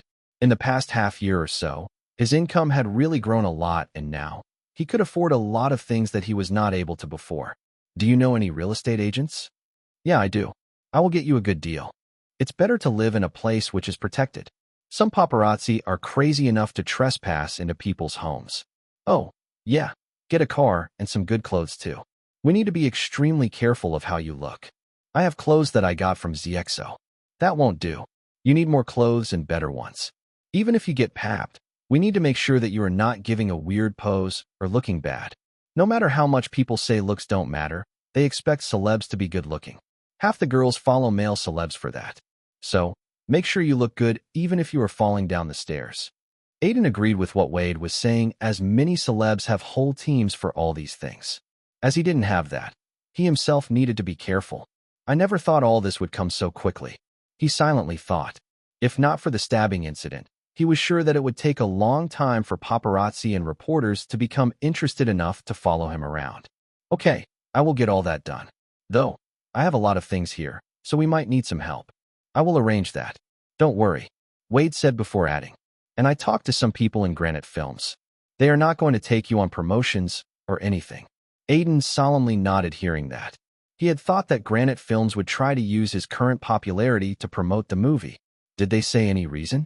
Yeah, it's actually because they want your character to be under wraps before the film releases, so they don't want you to do any interviews. They want to shock viewers, as those who know you won't expect you to come off as one of the negative characters. When Wade said that, Aiden stopped feeling disappointed, as that was a genuine reason and a good marketing tactic due to how important Kai's character was in the plot. Suddenly, Wade smirked and added, "But I did get you something good." Chapter 096. There's nothing interesting going on in Sparrow currently. Sheldon Price lifted his head from his phone and looked at the people sitting in front of him. He was currently on a bus going towards his college. In the bus, he was able to see all sorts of people, from couples to friends talking about something while waiting for their destination. As for Sheldon, he liked to use his time lurking around in social media sites during the bus journey. Sparrow was his favorite, as he was able to see people canceling others for random things and political parties using it for propaganda. Sheldon didn't like to engage in these things, but he loved to lurk around and just check on people's reaction. Seeing teenagers thinking that tweeting about something would solve the problem was very funny for him. But these days, Sparrow was pretty peaceful with no one canceling someone or any fighting going on, so Sheldon was usually very bored in his bus rides. He would scroll random things until his college came. Let's hope there's something good in the trending section, he thought, and opened up the trending section. As he was scrolling, his fingers stopped at the tag #BlackSaints. He opened it thinking that another priest or godman had done a scam or was flying around in jets. But he soon realized that it was the trailer of a movie which was released. A lot of people were apparently going crazy over it, as the tweets about it were just increasing every second. Curious, and with nothing better to do, he clicked on the link and started watching the trailer. The trailer started with a man who Sheldon recognized as Ray Hardy sitting in a car and talking about the city he lived in. Night City, he called it, and how it was as black as it could be. Then the trailer moves to show him getting a suicidal mission to go after the gangsters that rule the city, as the common people have started to protest about them more and more as the crime rates have began to go above the roof. After that, there were several shots of Ray chasing someone, punching people, and just driving his car, trying to chase gangsters. The trailer then shows Ray call the big gangsters in the city Black Saints as they were treated as such. One of the saints, which Sheldon assumed to be the main villain, was introduced next. An old man with a mustache, and in just the first scene he appeared, he kills a man by smashing his head into the table in a room filled with people who were shocked to see the gruesome sight in front of them. Then there was a background voice of Ray Hardy talking about how humans want power even if it's corrupt them, and how Black Saints are humans who want power just to feel corrupted and powerful. A fight scene comes straight after that with Ray Hardy smashing a pole in a guy's head. The trailer was at the end there, and then it shows the title and release date. But as soon as Sheldon thought that the trailer was going to end, the background score suddenly changed, and someone's whistling sound came out. A guy was shown walking a corridor with just the view of his back visible. There were dead bodies on the ground, but the guy was just casually whistling and walking. The trailer ended there, and Sheldon only had one question in his mind. Who was that guy? Like him, a lot of people were thinking the same question. Who was the guy that they saw in the last scene of the trailer? His face wasn't shown, so people were only left to speculate. Many even searched the cast list to see if they knew the actor, but there's no definite answer. Many critics who watched it even called the last scene the defining moment, as without it, the whole movie looked like another cop versus gangster drama. But now, it seemed like the movie had a lot more to offer to the audience. The trailer response is very good. We got 1.5 million views in just a day, and the trailer got a lot of traction slowly. People are really curious about it, and many are saying that finally an interesting cop movie is coming, but I also find people saying that they have watched enough of this. We deliberately focused less on the Saints in the trailer, so people like that. They don't know that half the screen time is about the Black Saints. Most comments are highly positive too, and people are extremely curious about Kai's look that we showed. In the marketing room of Granite Films, a lot of employees were actively discussing Black Saints and its trailer that was released yesterday. Many people online were praising the trailer. Though, there were also people who had gotten bored of cop movies and wanted something else. The marketing team could only smirk at them as the trailer was designed to make people misunderstand.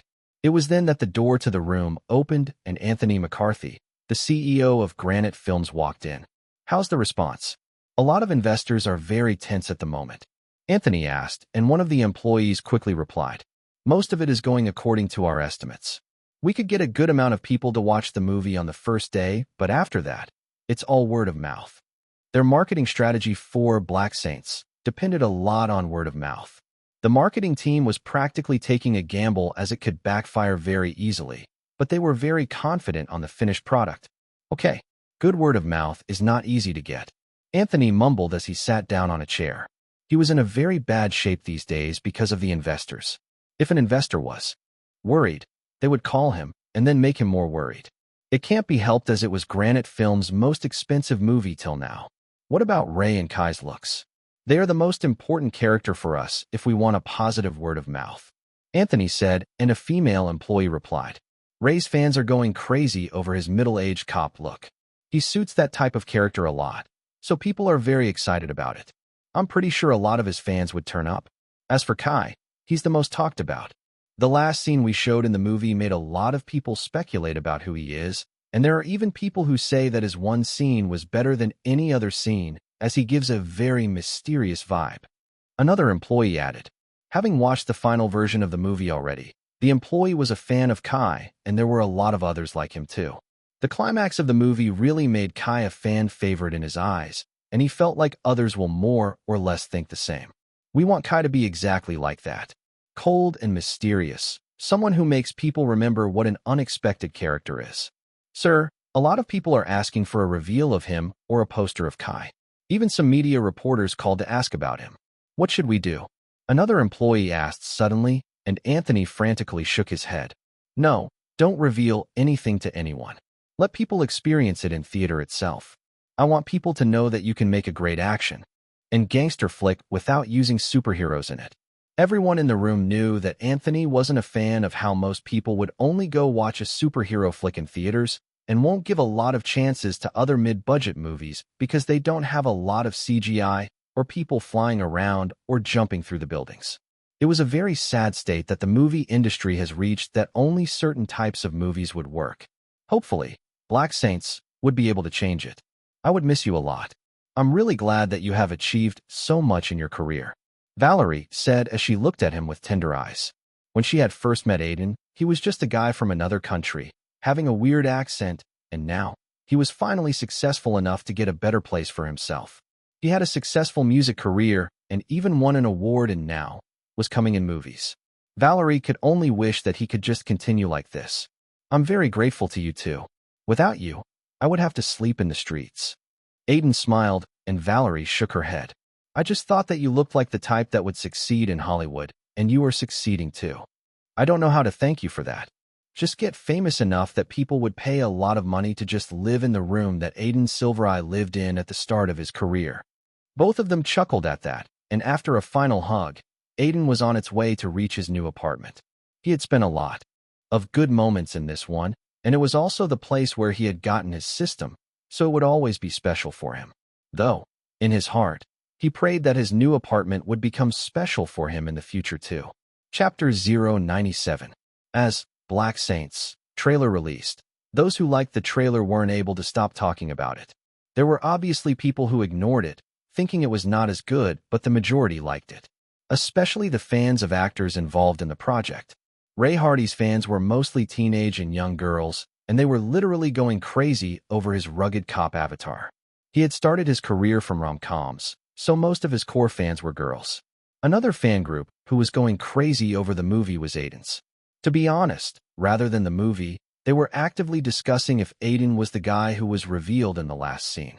There was literally no end to the discussion as everyone presented different views and opinions. Aiden's wife.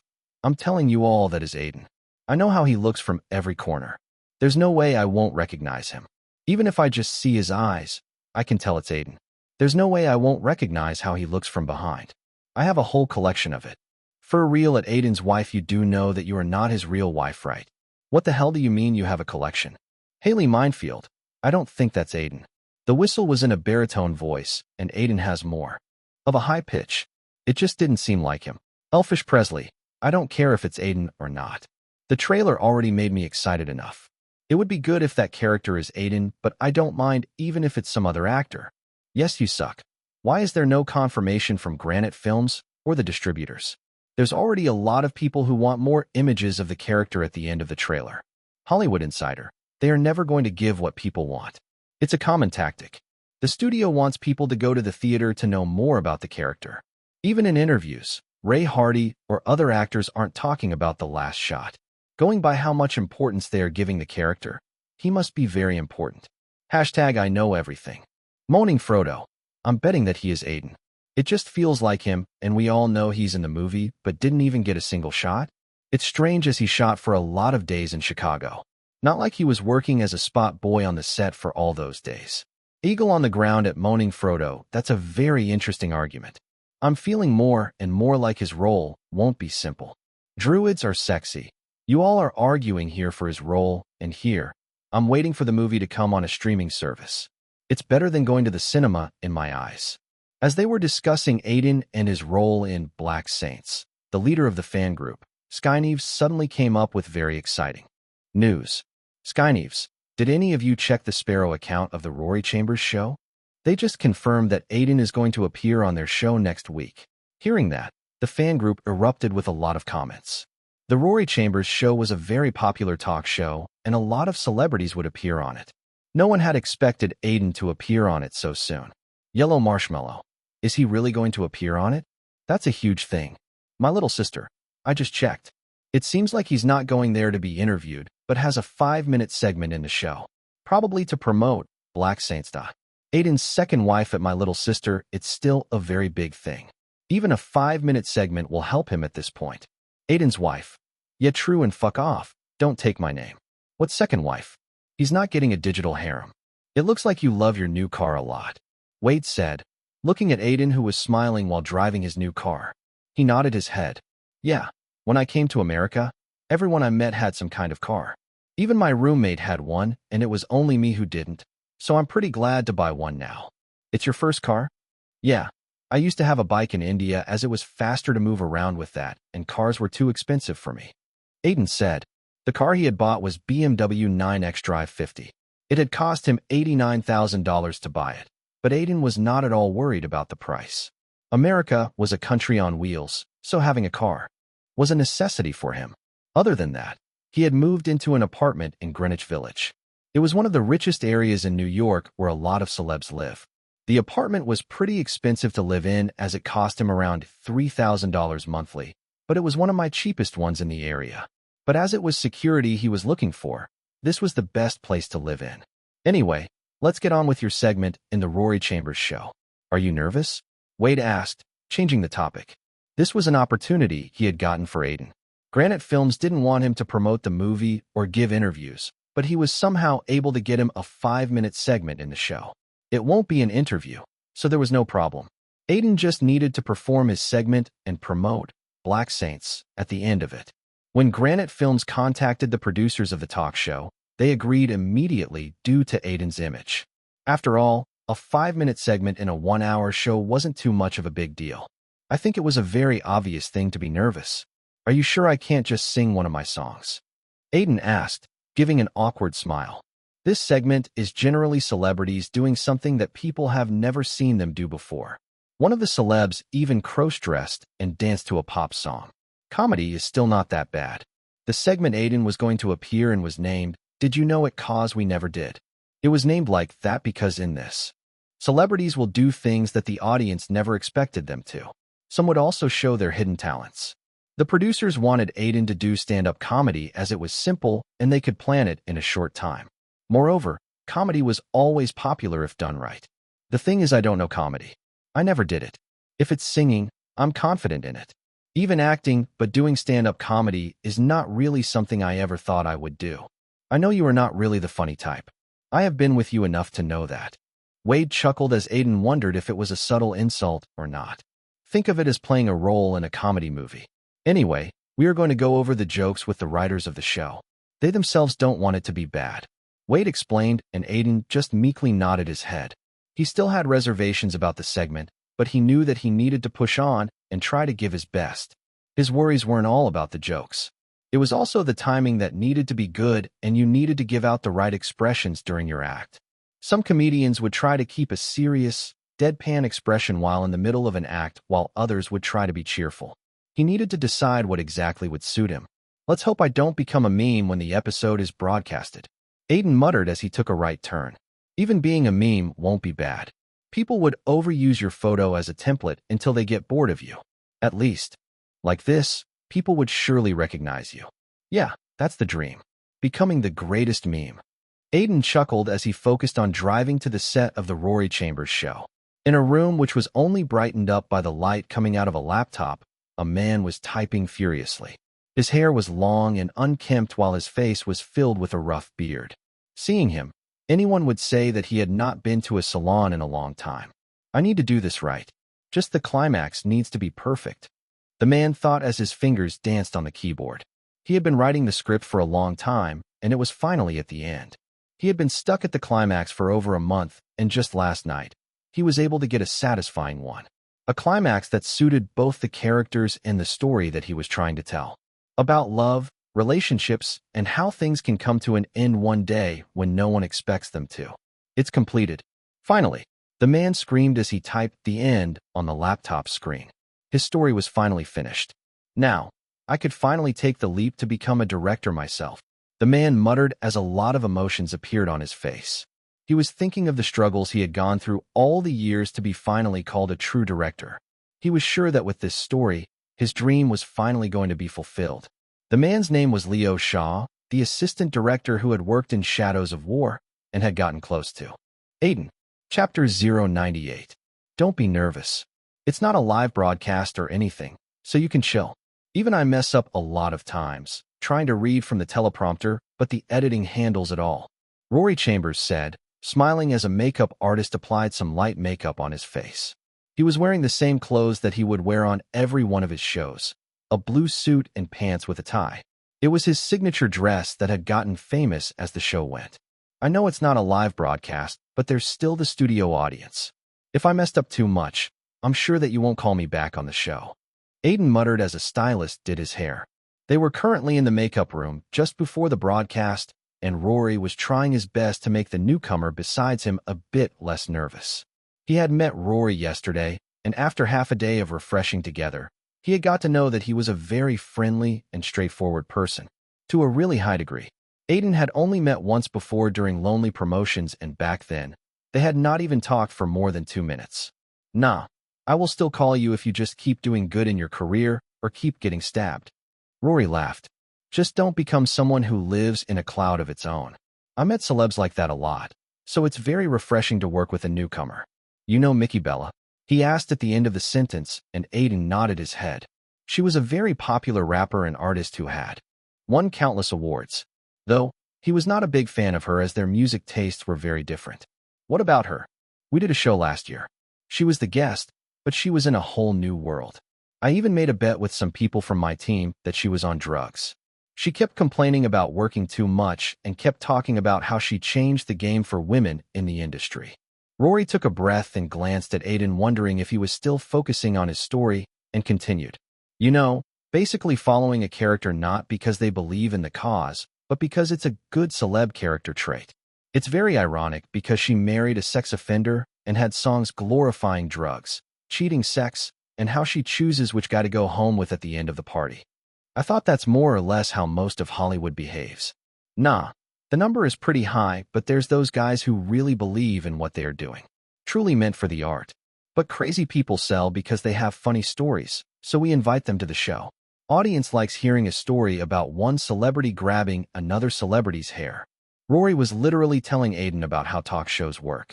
By talking about trending topics with a humorous twist and inviting people who would be able to get good ratings for the show. Let's hope they like my jokes too. Aiden was only able to mutter that. He agreed with what Rory was saying, and he realized that in a way, Rory was as much a businessman as a talk show host. He knew the people who are trending in the industry are no good, but he knew that those were the ones who would give good ratings. Just talk about your stabbing jokes. Those would surely be a hit.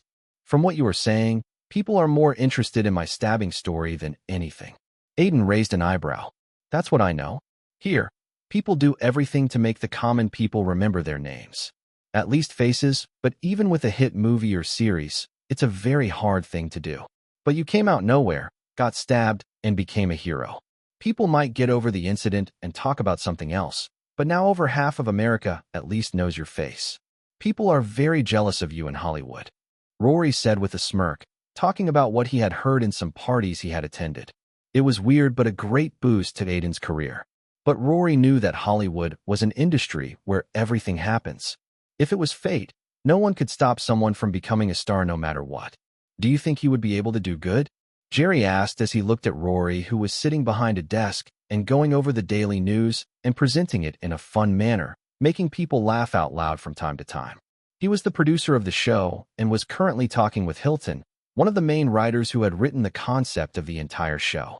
His jokes weren't bad, so we kept a lot of them for the show. It would really depend on how he delivers them, but he speaks well. Probably because he's an actor and a singer. Hilton said. He was wearing a cap and had a bushy beard on his face and a belly that made people wonder when he had last exercised. We will know if it will work or not from the audience reaction. Anyway, we can edit out parts and sort it in a 2-minute clip. It's not a big deal. Yeah, but it's better if we could keep a lot of him. He had made people interested in him after the incident, so I'm pretty sure ratings will go up. Hilton said, and Jerry couldn't help but nod his head. For ratings, he didn't really mind doing anything as more ratings meant more money and sponsors for them. It would actually be better for us if he failed.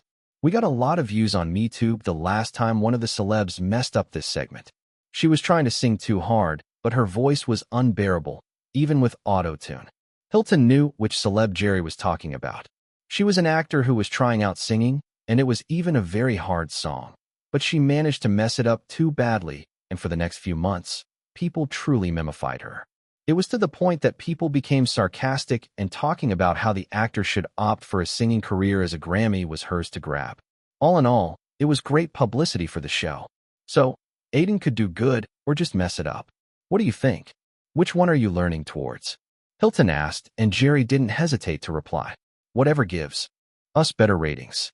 Good evening, and welcome back, everybody, to the Rory Chambers Show. Rory began with a big smile on his face. His welcoming statement was followed by a note on the piano, played by the in-house musician. As the audience clapped, he gave a short introduction to the next segment, reading out every word from the teleprompter. We have a very special segment for our next part of tonight's show. The hero of the hour, Aiden Silvereye, everybody, and he is going to unveil yet another facet of himself for us by debuting in stand-up comedy for our segment in Did You Know? 'Cause we never did, he announced, as the cameras in the studio panned to the foyer through which Aiden walked in. He was wearing a buttoned-up black suit over a black shirt on top of black trousers. He walked to the front of the stage as he waved at the audience and took in the number of people around him. The stage light shined on him as he began to speak. Hello, everyone. My name is Aiden Silvereye, and as you can see, I'm alive. A few in the audience chuckled hearing that. I'm just clarifying because a lot of people on the internet think that I actually died. Not a joke. I have proof of it. Aiden pointed at a screen where there were screenshots of people actually commenting, "Rest in peace," and quotes like, "People only get value in life after they pass away because regrets are one of the strongest emotions." There were even people asking likes and subscribers in comments. So, yeah, I'm not really dead, Aiden said, smiling at the audience. Then, taking a deep breath, he started. So, where do I start with? I don't know a lot about comedy, and I don't really plan to get into it. I mean, who would risk getting punched in the face? The audience could not help but laugh at that jibe. Feeling like his jokes were working, he showed a confident expression and continued. Anyway, let me start with my surname. Silvereye, and again to clarify, but I'm not from a royal British family, nor I have silver eyes for real. Many in Hollywood even think that it's my username which I used to have in Mayhem Online or something.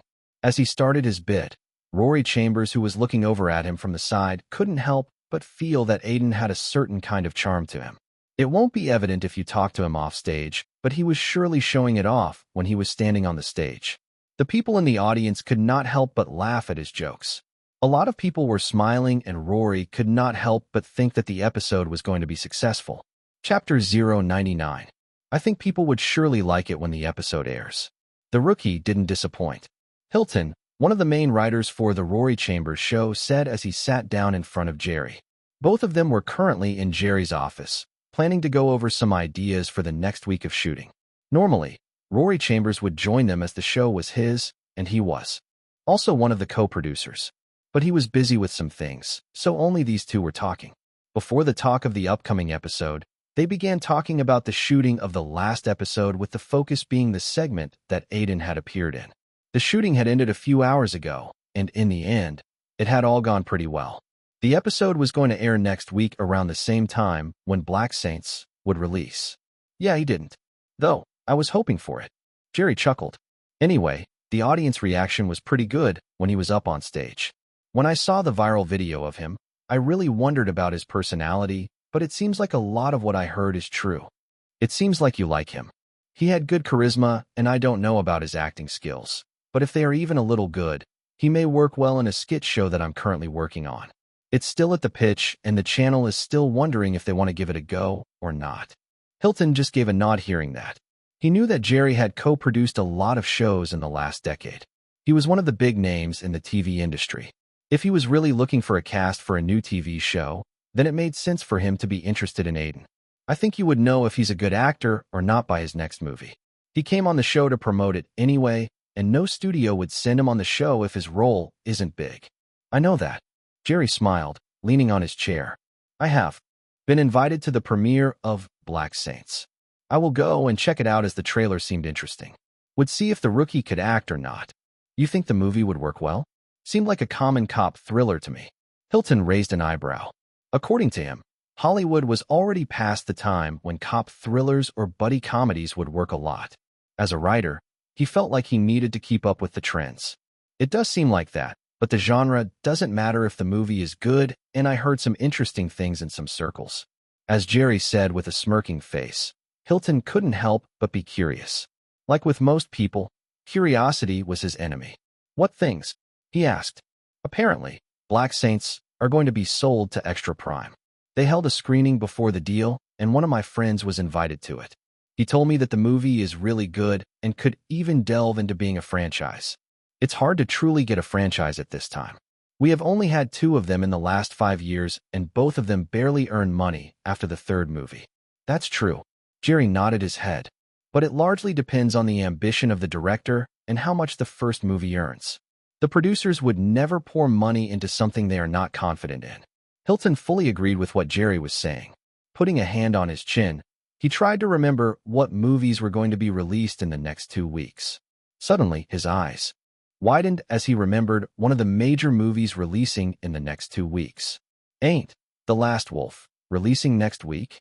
The Last Wolf was a supernatural teenage romance franchise, and this was the last part of it. Although the story was heavily criticized, it was very popular among teenagers. Both Jerry and Hilton knew that many in the film circles had already declared it a big hit. After the shooting of the Rory Chambers show ended, Aiden resumed his work of attending small events and doing shows in bars and other places. There was only a week to go for Black Saints' release, but he hadn't stopped work to prepare for the premiere or anything. He had just bought a car and gotten into a better apartment. Aiden didn't want to not work because he was low on money again. Wade also liked it, and they got into an usual routine, but it was not like Aiden was not thinking of his future projects. Singing at a lot of places was good for money and a bit of exposure, but after a while, people would get bored of you if they keep seeing you too much. It was important for him to keep moving up. So, I got you 2 auditions that you can try for. The scripts aren't bad, and one of the roles that got offered to you is even of a very important supporting character. Wade said, putting 2 scripts in front of Aiden. He was currently holding a pizza slice in one of his hands, and his eyes shined seeing the 2 scripts. It was evening, and they were sitting in Aiden's new home. It was a well-furnished apartment, which came with 1 bedroom. They were sitting in the living room when suddenly, Wade had pulled up 2 scripts and put them in front of Aiden. So, what's the genre? Aiden raised an eyebrow. One is a teenage rom-com made for Netflix. The role is of a guy who is basically an eye candy, and you will get a lot of shirtless scenes for girls and some boys to drool over. Wade chuckled seeing the hardened expression of Aiden. I read the script, and the character ain't even half bad. He has some good scenes, and you get a lot of teen fans if it's a success. Aiden made an awkward smile hearing that. Shaking his head a bit, he looked at the script besides the teen rom-com. That's a thriller. About a guy who gets the power to kill anyone he wishes, just by looking in their eyes, and how he murders people here and there. The role you are auditioning for is for a guy who gets killed quite early in the movie. Not a lot of dialogues, and at most, you will be in 1 scene, but it's under Spiral Works, and they are pretty big names. He wasn't able to stop himself from frowning hearing that. Aren't there better projects? There are not a lot in Actors Guild, and it's hard to get any good role until you are established as an actor. You are 1 movie old, and sometimes it takes dozens of roles for an actor to establish himself. I know that. Aiden trailed off at the end of the sentence and just decided to use one of his skills to see which one of these scripts were better for him. Script appraisal. He thought, and for a second, his eyes shined before the information of both the scripts appeared in his mind. It was a quick process, and he was able to know what was the score of the script. Name, The Summer of Boys. Script score, 29/100. The plot seriously lacks any emotional connection of the characters with each other and is filled with various plot holes. The script would be more useful as Ash than a movie. The script score doesn't reflect if the movie would be popular or not. This doesn't look good. The system even roasted it. Aiden thought and moved on to the second project. Name, Death on My Fingers. Script score, 56/100. The plot is interesting but fails to take itself seriously, and eventually, the story feels like a lot of things mashed together and tries hard to make a protagonist that people would relate to but fails. The script score doesn't reflect if the movie would be popular or not. This one's a bit better, but again, I don't really like it a lot. Aiden thought. In his head, he didn't really feel excited about both the scripts. For the latter one, his role being small wasn't a problem, but he felt like wanting to do a lighter-themed movie this time. After all, both Shadows of War and Black Saints were pretty serious when it comes to their characters and overall tone of the movie. But The Summer of Boys truly didn't seem like his type of movie. I don't think you like these, eh? Lot. Wade said, seeing Aiden's reaction, which helped him came out of his thoughts. Not too much, but I would first read the scripts and prepare for the audition. I know I can't afford to be picky at this point. Yeah. Wade was a bit impressed by his answer and smiled. Thinking of something, he changed topics. Anyway, you heard. The Last Wolf dragged their dates to be on the same day as our movie. Aiden made a confused expression as he didn't know anything about it. He thought The Last Wolf was going to be releasing a week after Black Saints. Why? He just asked that. I don't know. Probably something about not wanting to get Black Saints time to build momentum. Studios are very wary of each other. They also have a very large fan base, so I'm suddenly worried about Black Saints. Wade sighed, making a worried expression. It was very important for the movie to work for Aiden's career, but now gray clouds were roaming on top of the release. I have not watched any part of the Wolf trilogy. Aiden didn't comment on Wade's worried expression and thought. It was a popular teen franchise, but he had never watched them. It seemed like a nice time to watch them now. Thinking like that, he searched for the TV remote and connected it to the option of streaming services. He selected Netflix and chose the first part of the Wolf trilogy. What are you doing when I'm worried about the box office numbers becoming worse? Wade asked and Aiden shrugged. Trying to know. About our opponents. I never watched any movie of the Wolf trilogy. I never did too, but as it's a huge hit, I'm pretty sure it has a good enough plot. I don't understand what teenagers like, but it won't be too bad. Wade muttered, and without saying anything, Aiden played the first part of the trilogy, and for the entire night, both of them watched the entire trilogy. Though, it was better to not comment on whether they liked it or not. Chapter 100. As the release of Black Saints and other movies came close, a lot of critics' work started. Their primary job was to give their opinions on movies while trying to be completely unbiased. But only a few of the critics were like that. A lot of them would just take money from movie studios and sometimes even actors to praise them in their reviews. It was shady but a good way to earn a lot of money. Just the thing was that a lot of these critics would lose their credibility over time, especially with audiences starting to trust sites like Do You Like the Movie? And Rotten Apples more where people could post public reviews of the movie. A lot of them would even go on forums to check reviews from people instead of listening to critics. But it was not like there weren't any good critics. There were good ones too, and they were very popular due to their unbiased opinions and had a string of fans. One of these was by a person who goes by the handle of @Criticize on social media platforms. Every month, he would release an article about movies that were going to be released soon and what clashes were expected in the theaters. He was very popular as he focused more on the art than the artist. This month, the article he released on his website was titled, Two Different Movies in a Clash That Might See No Winners. Hello, just like every month, I'm back with a look at the movies that will be releasing at the box office next month. Two of these would be clashing at the box office next week, and it's going to be a very different clash than what anyone is used to in Hollywood. Because this time, both the movies have a chance to bomb at the box office. Everyone knows that box office clashes are big, wild events at the box office with two big studios going against each other. Films headed by big directors and supported by astounding actors create a storm at the box office in which innovation and egos clash, with only one movie coming out on top. Sadly, nothing like this is going to happen this month. The movies that clash next week are Black Saints and The Last Wolf. Both of them are by mid-sized studios, and going by whatever was shown of these movies, they failed to create any big anticipation in the audience. The Last Wolf is the fourth movie in a trilogy which should have never gone ahead after the first movie, but producers saw the results. Despite the horrendous story and a female lead which the movie tries hard to show as an innocent girl trapped in supernatural events, but failed, the box office returns were very big, with the first movie earning over $400 million at the box office. But the next two movies earned almost half of it. It was assigned to the producers to end the story there as the third movie provided a fine end, but the fourth movie is now being released and has gray clouds all over it, as most of the original fans of the trilogy have already grown up and have moved on. Now, only time would tell if the producers have grown up or not, and going by the trailer, they have not, as there's a lot of hints that the fourth movie is just going to be a bad try at trying to make the story move forward.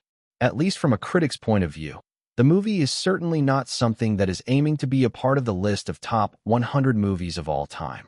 Let's move to the second movie, which is a bit more promising but comes in a genre that only selective people like, especially when it's headed by a TV director working on his first movie. Though cinema has moved forward and integrated well with TV, there's still a massive line between TV and movie productions. From what we saw in the trailer, this one is touting to be an interesting cop versus mafia thriller with good cinematography, and the color palette gives the world a very gray look. It makes one hopeful for the movie. But only a few directors can pull up movies like this, showing off the appropriate amount of charm of the villains as well as the rugged look of the main character. Even if the movie is not bad, the genre is something that has stopped working a long time ago due to the excess of movies that sound similar to this one.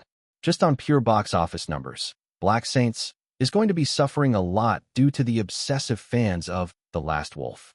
Though the last two movies didn't perform well, the opening weekend was packed with a lot of fans coming in to watch it. So, the momentum would surely be with The Last Wolf. Now, let's move to the other movies that will be released at the end of the month, both eyeing for a not release. That's a smart move by the producers of the movie going by how many movies are working in the box office these days. This one is also getting a good amount of reads. A middle-aged man with a shaved face said and smiled at the comments on his iPad. People were praising the article, and the reads on it were increasing every minute, with the article getting 14K reads in just 3 hours. His name was John Longbottom, and he was mostly known by his social media name at Criticise. He would feel very happy whenever people would appreciate him for his views on movies, and because of his hard work and love for movies, he had become a very big critic in Hollywood. "Sir, we are here." As John was reading the article and smiling to himself, his driver suddenly stopped the car and said, "I really hope my time won't be wasted," he thought, getting out of the car and waving at the paparazzi that were gathered outside the theater. He was here to attend one of the screenings of Black Saints, but he was not really anticipating anything great from the movie. Just yesterday, he was at the premiere of The Last Wolf, and the movie was too hard to go through for him. Rather than supernatural powers clashing at each other, the movie was focusing more on the love triangle. Midway, it even went to become an erotica with a threesome scene between the leads. Because of that, his expectations were very low, and he was just hoping that the movie would be decent. "Sir, are you excited to watch the movie? How did you like the trailer?" As he was walking inside the theater, one of the reporters asked, and he just politely smiled. "I would give replies after watching the movie." Saying that, he went inside the theater. Most of the major questions would be asked after he had watched the movie, so John didn't feel like giving too much time to the reporters. Once inside, he saw that a lot of famous people were present there. Granite Films had called a lot of actors, directors, and other famous celebs. On one corner, there was the cast of Black Saints, talking among themselves. The director, Xavier Lamb. Looking at them, John thought to himself, "Let's see what kind of a movie you have made." 2 hours later, when Black Saints came to an end, John wasn't able to mutter a word as the credits rolled on the screen. Around him, people were giving similar reactions, and a lot of them were also clapping. The movie had truly managed to amaze them. "I never expected it to be this good," John thought to himself, and his shocked face slowly changed to one of smile as he processed the whole movie in his mind. At first glance, he was able to feel a lot of weak points in the movie, especially in the mid parts where the plot seems to be a bit slow. In those parts, it was only the actor's performance that was able to keep one interested in the movie. There were also more weak points like some technical aspects and how some characters seemed very unnecessary. But the climax was what made the movie a great watch. As a critic, John has seen thousands of movies, but only a few of them were able to give him such a shock in the climax. It was something that he had not expected, even if it was hinted at.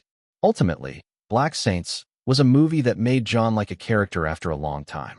This is truly a great surprise. "Who's the guy who played Kai? I can't remember where I saw him before," he thought and stood up, his eyes trying to find out the cast of the movie. Finally, he saw Ray Hardy talking to some reporters from Hollywood Weekly and LA Times, both big movie magazines. He quickly made his way towards him. "Ray," John said, having known him for some years. "John, you are here too. How did you like the movie? I hope you liked it and are planning to give a good review," Ray said, turning around and facing him. "I did like it a lot. The plot truly captivated me, but I am actually looking for someone," he said before asking, "Do you know the actor who played Kai?" "Ah, yes. Many people are interested in him after watching the movie. Ray laughed and looked around him before his eyes stopped at someone's back. Hey, Aiden, come here. A young man wearing a suit walked towards him, and Ray patted his back. John wanted to meet you. Ray explained, and Aiden stayed calm and gave off a charming smile. Hello, I'm Aiden Silvereye. John was surprised for a second when Aiden introduced himself, as his atmosphere and smile were completely different from Kai. But that was only natural, as Aiden was an actor. Composing himself, John said, My name is John Longbottom, and I'm a movie critic. Kai made me a fan. I'm really interested to know about the projects you have done in the past and projects of yours that's going to be released in the next few months. You must have a lot of them. Thank you, but the only movie I have done aside from Black Saints is Shadows of War. I really liked it. Now that I think, you do look familiar. What else other than that? There's nothing. John's expressions formed a crack hearing that. What? These are my only movies. What about future projects? I have not signed any others, but I will audition for some soon. Hearing that, John realized that the guy in front of him wasn't a new actor from a big agency who already has a career plan formed out in front of him, but is a complete rookie. When was the last time a rookie managed to stun me? He thought, gulping. Chapter 101. On March 11th, 2016, Black Saints was released, and on the day of the release, articles and reviews about the movie filled social media sites, especially Sparrow. These articles were from reporters and critics who had attended the movie's previews. Many also tweeted about it, with some prominent critics' tweets becoming the center of attention. They were even used as headlines for some articles. Most of the critics gave mixed reviews, but the positive point was that none of the reviews was primarily negative, but there were indeed several highly positive reviews for the movie. The negative points were just the action scenes, which were mainly scenes that many other movies had already executed. Still, both Xavier Lamb, the director, and Anthony McCarthy, the producer, were not bothered by this. First, Black Saints was promoted as more of a gangster drama than anything, and the scenes between characters were praised well.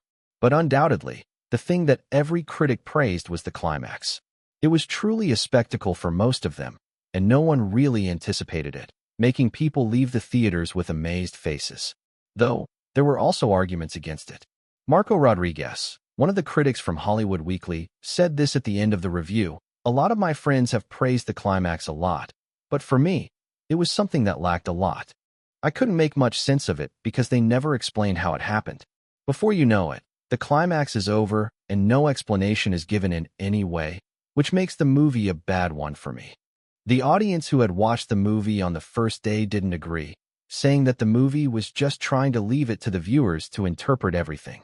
When the marketing team of Granite Films saw that audiences were arguing with critics about the movie, they felt it was going to soon spread through word of mouth, and their strategy was going to be successful. But their biggest problem wasn't the opinions of critics, but the movie they were competing against. The Lost Wolf was released on the same day as Black Saints. Compared to mainly positive to mixed reviews of the latter, the former got roasted by the critics and anyone involved in the business of movies. It was actually a sort of tradition, as only the first movie had gotten decent reviews. The two after that were trolled heavily by the critics, who even labeled it as the worst franchise in Hollywood. One of the famous YouTubers and movie critics on Sparrow at Be the Movie Critic wrote, "If you are into porn with a plot, with supernatural powers added into it, make your way to the theater to watch The Last Wolf. You won't be disappointed, as the only scenes that make sense are the sex scenes." Another critic, Lisa Lianich, from Movie Mania, wrote, "My teenage daughter loves the Wolf series, and to write the review I asked her why she likes it.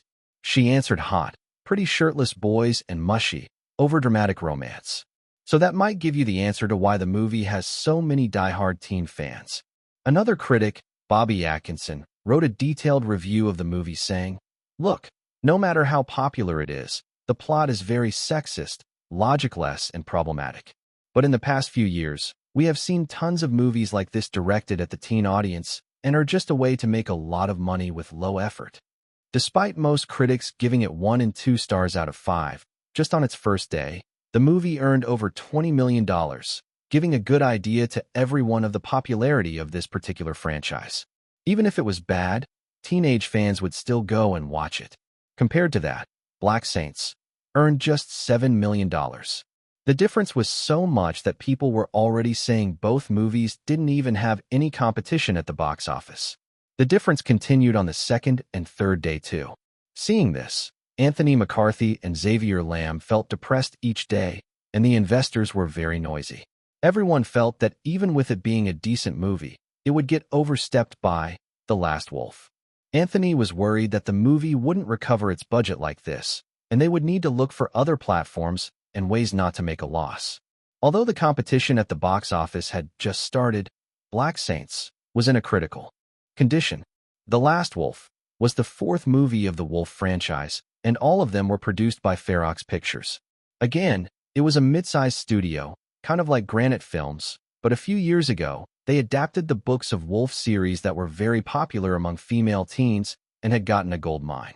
Since then, they have earned a lot of money through the series, as each movie has made a lot of profit at the box office.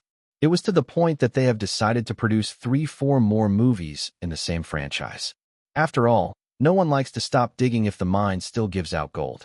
Currently, some company executives, including the CEO, Jordan Walsh, were at a club, drinking and talking about the fourth part, which was on the brink of a huge success. In 3 days, the movie had earned around $40 million, and they were very confident in getting back the investment of $120 million that they poured into the movie. Ha ha ha. Like this, we will get all the investments back in 2 weeks. One of the executives, a bald guy, said as a girl snuggled to him. They were sitting in a premium lounge in a club, drinking alcohol with strippers Jordan had arranged for. I was pretty scared at first due to the barrage of bad reviews, but I realized that reviews don't matter until we can make those stupid teens feel like this is a masterpiece. Another executive said, chugging a glass of wine. His eyes' vision felt a bit blurry due to drinking too much, but this was the night to enjoy, and he didn't care. Reviews and those critics are a fucking joke. They really think people watch movies because of them. Jordan muttered, one of his hands fondling the breast of a stripper next to him. People don't care if we are trying to make a good movie or not until we project that the movie is good. Those teens are too easy to fool anyway. Over 65% of the audience that had come to watch The Last Wolf were teens. The numbers were way higher for the previous movies in the franchise. Jordan's formula of success was to aim for the age bracket that has a lot of time in their hands and is easy to satisfy. For example, teenage fans always come to watch movies in groups or on a date. Sometimes they would even take their parents to watch the movie with them. He had used this point well to sell the Wolf franchise. I think we should announce the 5th part as soon as the movie becomes a hit. Then, it would automatically get momentum. The bald executive said, and others nodded. But suddenly, one of the executives, who was a bit sober, opened his mouth. Will we be able to get the actors back for the next movie? This time, they already created too much trouble in the sets and promotions. They will come back. They need to. Jordan muttered. They don't have an identity other than the Wolf franchise. No other Hollywood movie would cast them as leads as they are nothing more than pretty faces. They should thank us for a career in the first place. The cast of The Last Wolf had gotten famous as teenagers, but even they knew that the franchise was getting worse and worse with every movie, and this time, some of them even wanted to quit. It was only due to Ferox Pictures giving them more money than they agreed to be in the movie. Otherwise, most of them wanted to break away from the tag of a pretty face in a bad supernatural teen drama. Yeah, those dumb bitches would be auditioning for roles daily without any success, without Ferox movies giving them a chance. Even if they want to break away from the franchise, the stigma is already there. The Academy isn't known to like commercial actors anyway, but they can live rich lives by working in the Wolf movies. Other executives agreed with Jordan and drank, enjoying the night thoroughly. In their eyes, their movie was already a big success. Chapter 102. There's no fucking way I'm going to watch that movie. If I want to watch porn, I would do it in my home. At least in them, there's number 2-minute slow motion shots of a guy nude body. You are misunderstanding the movie. It isn't like that. You don't understand good cinema. Since when 2 guys fucking up the whole world for a girl who actually cheated on both of them before is good cinema. They all even got a threesome in the end. Your cinema is way different than mine. Outside the movie theater, a couple was bickering with each other. They were a high school couple that had decided to watch a movie together, but their differences were clear. A lot of people were staring at them due to how loud they were being. Paul, it's really not like that. You don't even know the plot of it. I have heard enough from your friends, and it's easy to guess after seeing the trailer. Camila, why can't we just watch Black Saints? All of my friends are raving about the movie. Because I don't like it. Paul gritted his teeth hearing that and wasn't able to stop himself from frowning.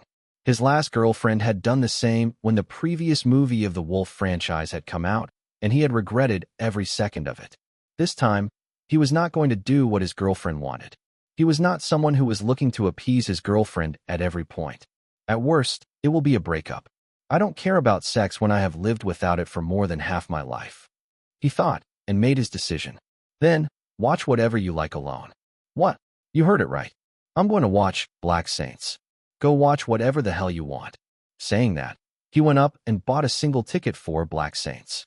Camila made an expression like she was going to hunt down Paul at the exact moment, but in the end, she sighed and bought a ticket for The Last Wolf. I don't fucking care about him. She thought and stomped her feet before going inside the theater to watch the movie she wanted. Seeing her like that, Paul shook his head. At least I can watch a movie. In silence now. Thinking that, he entered the screening for Black Saints. The theater was mostly full with people, and only a few seats were empty. Despite the popularity of The Last Wolf, it was not like Black Saints was crushed straight away. Being a good movie, it was slowly spreading through word of mouth. Let's hope the movie is good now that I have risked my relationship for it, he thought as the movie began. The whole theater went silent as the first scene of the movie appeared with a classic 70s song playing in the background. A scene of a very young guy walking on the streets, wearing a suit came. Few people glanced at him with scared expressions as he walked past them to enter a comic book store. Then, the conversation with the comic book owner happened, and his name was revealed to be Kai. Paul unconsciously thought of the trailer in his mind and recognized that Kai was the guy that was shown at the end of the trailer. When the scene turned to Kai talking with the kid named Archie, Paul became more interested in his character due to his interesting answers. He had never expected this movie to take a philosophical turn, but it was indeed fun. When Archie asked whether Kai had ever killed someone, the scene cut to the shot of Kai killing someone by shooting him when he was in the middle of a sentence. As the scene turned back to him and Archie, Kai gave the answer.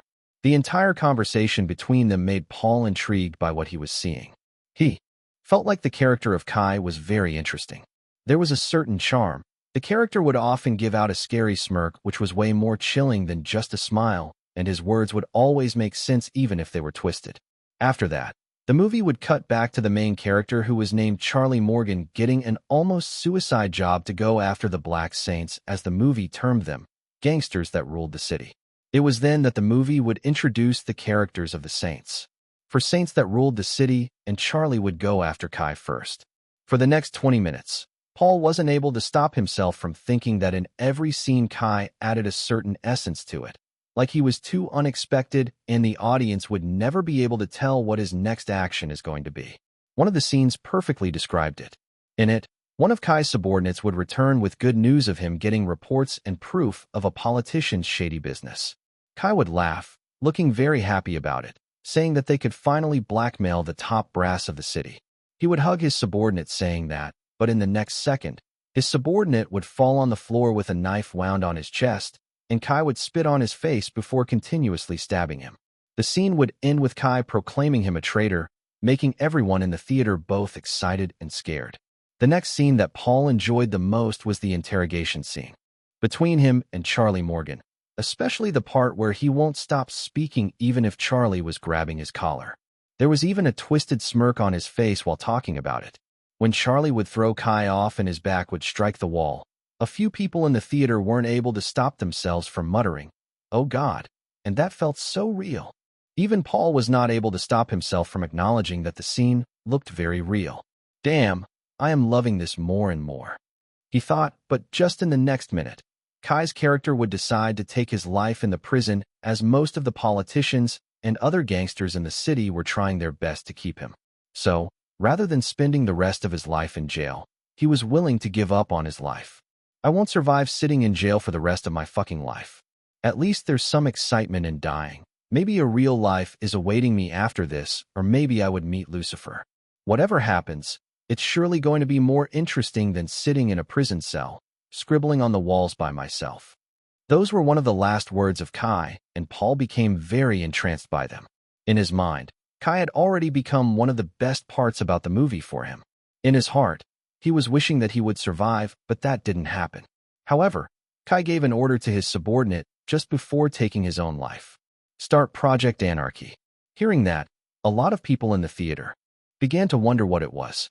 Paul was the same, and he was eager to finish the movie to know about it further.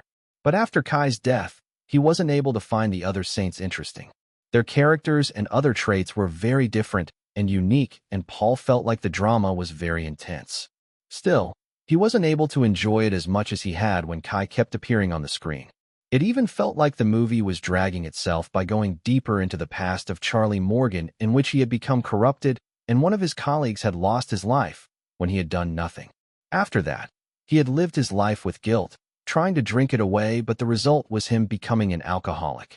The only reason Charlie Morgan was even trying to go after the Saints was because his colleague's death was due to them.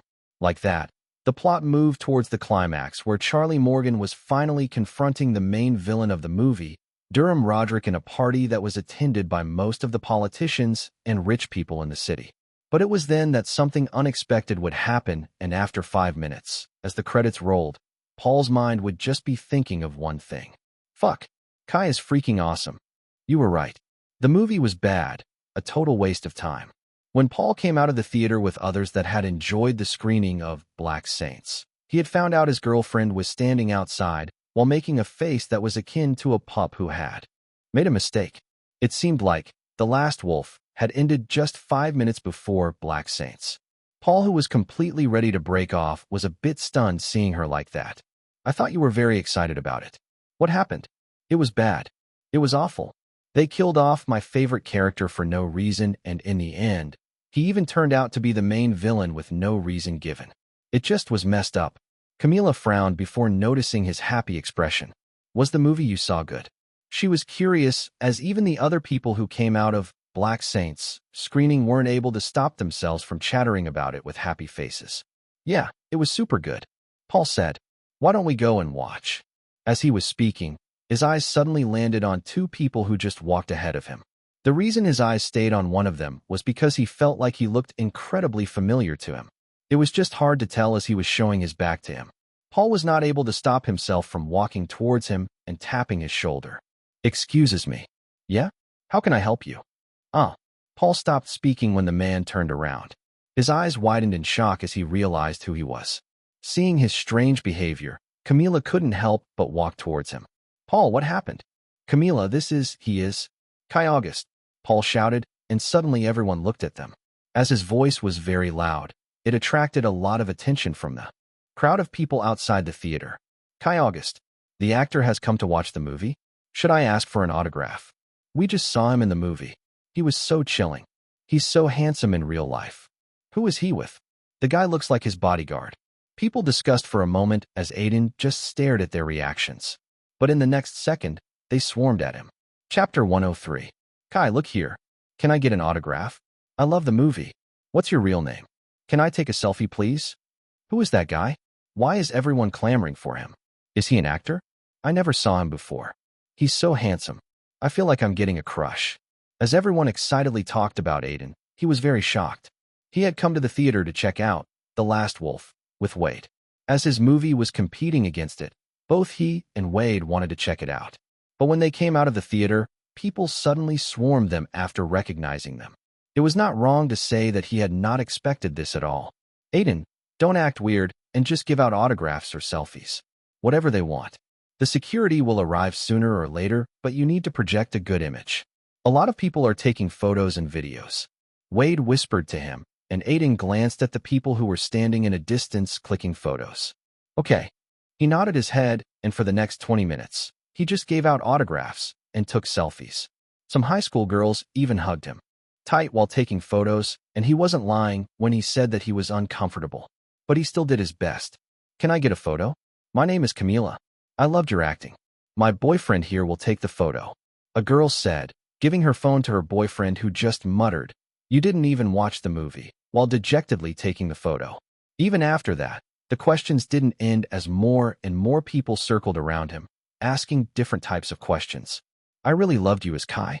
What's your real name? I will follow you on Skygram. My name is Aiden Silvereye, and thank you for watching the movie. Are you going to appear in more movies? I will definitely go and watch them. I hope I appear in more movies.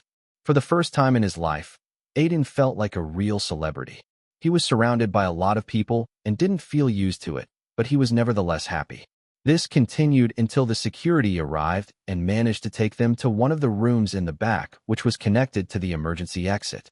There, a female employee was standing who introduced herself as the manager of the theater. We normally are always informed when celebrities come to the theater and prepare accordingly, but it seems like you were not expecting to get swarmed like this, she said, and both Aiden and Wade nodded. As his agent, Wade had thought that Aiden would get more popular after Black Saints, but the response was truly unexpected for him too. We never expected such a situation, Aiden said, and the female employee shook her head. It's fine. She suddenly took out something from one of the drawers. It was one of the posters for Black Saints. Can you give me an autograph on it? I will put it up on the front wall. These days, a lot of people are coming to the theater for Black Saints. I enjoyed the movie a lot myself. Okay.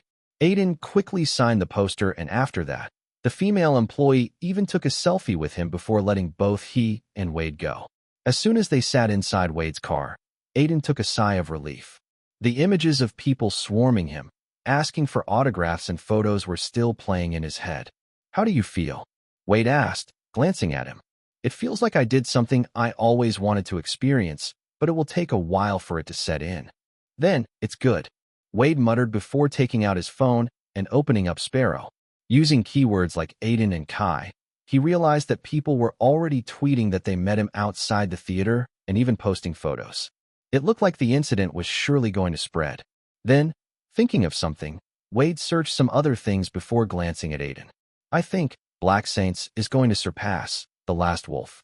What? Aiden raised an eyebrow. I thought we were losing at the box office. We are for now, but you saw The Last Wolf for yourself. What was your review for it? Aiden thought for a moment. If he was honest, the movie was horrendous. The budget of the movie was clearly high as the CGI, and the set pieces looked great and as real as they could be. But the movie missed one thing that was necessary for any movie, a good plot. It's something people should watch if they are drunk and want something to laugh over. He gave out a review. Yeah, it's so bad that it's good. Wade laughed for a moment before getting serious. It's only earning a lot because of the fans, but there's no word of mouth. There's a lot of hate about it online. Ferox Pictures probably take it as negative publicity and don't care about it, but they are ignoring that Black Saints is slowly getting a lot of people interested in it. Aiden suddenly thought about the words the female employee in the theater said. A lot of people were asking about Black Saints, and it was spreading. Suddenly, two very contrasting movies were in the theater. A good one with word of mouth and a bad one with a lot of fans. If Black Saints manage to keep growing like this, it will surpass The Last Wolf, Aiden said, and Wade nodded to him. Yeah, the second week is vital. Like Wade said, the differences between The Last Wolf and Black Saints started becoming less and less as the days went. On day one, Black Saints had earned only $7 million compared to the $20 million of The Last Wolf. But on the second day, the former earned $8 million while the latter earned $11 million. On the third day, both the movies earned $9 million. The box office numbers for the movie stayed more or less the same for the next 2 more days, but at the end of the week, Black Saints ultimately managed to take a lead. It earned $12 million while The Last Wolf only managed $7 million. It was clear that one movie was getting popular and the other had started to lose its momentum. One could clearly see it on social media too. There were several trends against The Last Wolf, with most of the people who have watched it bashing it left and right. They truly felt like their money was wasted, and this time, it was the fans who were bashing the franchise. With the last 3 movies, the fans would fight with anyone who would say that the movie was bad, but this was nowhere to be seen this time. Trends like hashtag The Last Wolf is trash was trending, and it was fans who were behind it. There were a lot of reasons behind the fans hating it so much. One of the major ones was that the 4th movie messed up the character of one of the most famous male leads and made him a villain before killing him off. This truly pissed off the man. Other reasons were obviously a bad plot and no innovation from the last 3 movies. Even the author of the Wolf series, which the franchise was adapted from, said that she didn't like the fourth movie. On the other hand, the trends for Black Saints were incredibly positive. Most of the people liked the movie. Even if some didn't, everyone praised the character of Kai that was inspired by a lot of comic books. But the way it was played and the climax attached with Kai truly contributed in making him a character that everyone talked about. It became even more when in an interview, Ray Hardy revealed that during the interrogation scenes, he actually punched Aiden because the latter wanted it to be genuine. These types of stories have always been popular with movie fans, and this too spreaded like wildlife, with many even saying that this was one of the great examples of method acting. It got so popular that Kai was trending on 7th rank in the trending rankings. This obviously got noticed by Aiden's fan group, who weren't able to stop themselves from talking about Aiden. Sky Nevis, did you all see Kai trending on Sparrow? He's getting more and more popular as the days go on. I'm already on my 3rd viewing of Black Saints. April on Roof, I know. He aced the role of a villain, and now people are going crazy over him. Who was the guy who said that he would go bald if Aiden turned out to be a villain? Dancing Monkeys, that was Darth Vader. Wait, he left the group. Fucker ran away in fear of going bald. Salty Nectar. He said something like he won't get a girlfriend if he went bald. I don't think he knows that a certain bald guy got too many girls, and he never even had to marry them. Moaning Frodo. I still have not watched the movie due to my job, but I saw a lot of people talking about the climax and how it was spectacular. Can anyone tell me what it was or send me a clip? When one of the prominent members of the group asked that, a lot of people tried searching, but no one found a clip of it.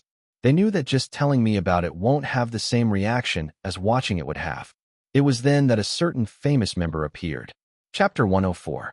Hollywood Insider. Worry not, young Padawan. I'm here. Hashtag the best. When Hollywood Insider appeared with that text, everyone in the group knew that the problem will be solved now. It was because for reasons unknown to anyone, Hollywood Insider literally knew everything related to Aiden or Hollywood. He was like that one kid in class who knew every answer no matter how difficult the question was. Many people had tried to know his identity, but no one was able to find it out. For everyone, he was someone too mysterious. There were even silly rumors that he was some kind of a wizard with clairvoyance powers. My genius generates gravity. Do you really have a link to the climax, Insider? Nepotism is the way. I thought it would take a while before the movie comes on any streaming platform. Don't tell you pirate movies on the side. Say 7un. You do know it's illegal, right? But how much money do you make? Can I DM? My friend has some questions. As everyone in the group chatted excitedly about it, Hollywood Insider went silent for a minute. People thought that he had run away due to getting too much attention and people asking too many questions. But he returned after a while with a link. Hollywood Insider. Here, use this. It should work.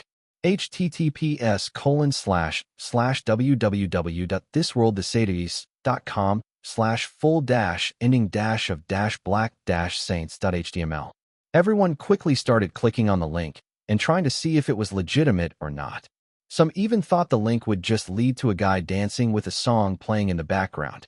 But Moaning Frodo, who has asked for it in the first place, quickly thanked Hollywood Insider. Moaning Frodo, let me try? Thanks so much, Insider. As he clicked on the link, it opened up a video sharing website in which the last few minutes of Black Saints were present. It took a minute for the video to load, and it showed the scene of a guy who Moaning Frodo recognized as Ray Hardy. It was not a big problem for him to understand the story as the people in the group had spoiled him enough.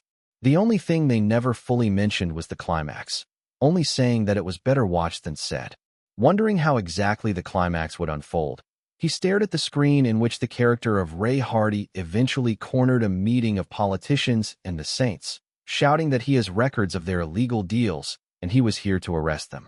Before the two parties could confront each other, the building they were in suddenly shook, and at the next moment, a person looking like a butler would come running, nearly falling, and giving one of the Saints in the party a letter which he said was addressed to him. The camera then shifted angles to show what was written in the letter, and seeing it, Moaning Frodo's eyes went wide. Do you remember what I told you when we met last time? Humans die. Ghosts return as symbols to become immortal. P.S. Look at the window. After reading the letter, the Black Saint would show a shocked, frightened expression and move towards the window as others stared confused. One of them would even try to ask what was going on, but there would be no reply. It was then that outside the window that had the view of most of the city, several blasts would suddenly happen at different places. Even the character of Ray Hardy would be surprised by them and forget that he was here to arrest people. Then, the scene would change several times, showing different people, each of them getting a letter and being surprised by it before looking at the blast. Then, the scene would cut to show a couple that were innocently watching TV when the broadcast would suddenly stop. The lights would turn off too, scaring the couple, and it was then that on the TV, a shadow would appear with a sinister smile. Moaning Frodo instantly recognized the smile. "Miss me," the figure in the TV said, and the clip ended there. Moaning Frodo, who would be watching it all, would not be able to utter anything for a while before typing in the fan group. Moaning Frodo, fuck. That was intense. I don't understand a lot of things as I didn't watch the movie yet, but that was Kai at the end, right? I thought. He died in the middle of the movie. Skyneves. He did, but, well, it's hard to explain. Just watch the movie. Moaning Frodo. I'm going to watch it tomorrow, ASAP. As his fan group kept talking about Black Saints and how good Aiden was as Kai, there was one thing that they overlooked. It was that the episode of the Rory Chambers show that Aiden had appeared in was going to air tonight. There was not a lot of buzz about it on the internet too, but it was all going to change soon. Hey, bitch, give me the remote. The Rory Chambers show is starting soon. I already missed yesterday's episode as you were watching your fashion program. I don't want to miss it today, Duke said, snatching the remote from his sister, Dahlia, who glared at him and tried to snatch the remote back. You enjoyed my fashion program too. Don't you love ogling at hot girls? Dahlia muttered, mocking him. Pervert. If you don't want to get beaten up, shut up. I am an advocate of gender equality rights, and I don't mind teaching my younger sister a lesson. Dahlia stayed silent at that. Duke and her had fought a lot of times before, and she was never able to win against him, especially after both of them had been hit by puberty. Their parents were mostly out working, so no one was going to come to save her. If he really tries to fight me, I will kick his balls, she thought, glancing at Duke's legs with a vicious smile, and he suddenly felt a chill and shifted a bit to the end of the sofa. Thankfully, none of them tried anything, and soon, the logo of Rory Chambers' show appeared. Duke watched with anticipated eyes as the show began. Rory Chambers welcomed everyone on the show with the piano music accompanying him and quickly started the segments that were going to be shown this week. No celebrities are even appearing this week. So boring, Dahlia muttered and took out her phone, ignoring the broadcast while Duke kept his eyes on it, knowing full well that the show never needed celebrities to work. For the next half an hour, Rory Chambers commented about the daily topics that were going on in America currently, like the upcoming elections and how one of the candidates was involved in a very hilarious scandal called Lockergate, in which he was seen making sexist remarks about grabbing things better left unsaid. Next, Rory talked about celebrity culture and what was going on in Hollywood, often making his audience chuckle due to his jokes. Even Dahlia would glance up once in a while to see the show, as it was truly entertaining. After a few skits and segments, the show moved to introduce a guest that had never appeared in the show before. We have a very special segment for our next part of tonight's show. The hero of the hour, Aiden Silvereye everybody, and he is going to unveil yet another facet of himself for us by debuting in stand-up comedy for our segment in Did You Know? 'Cause we never did, he announced, and Duke couldn't help but think he had seen Aiden somewhere before, but wasn't able to pinpoint where. It was only when Aiden started his stand-up with talking about his viral video that he remembered where he had seen him. I never knew he would appear here. He must have gotten pretty famous. Those were his thoughts as he looked at the screen. At the start of his stand-up, Duke felt like Aiden was pretty good.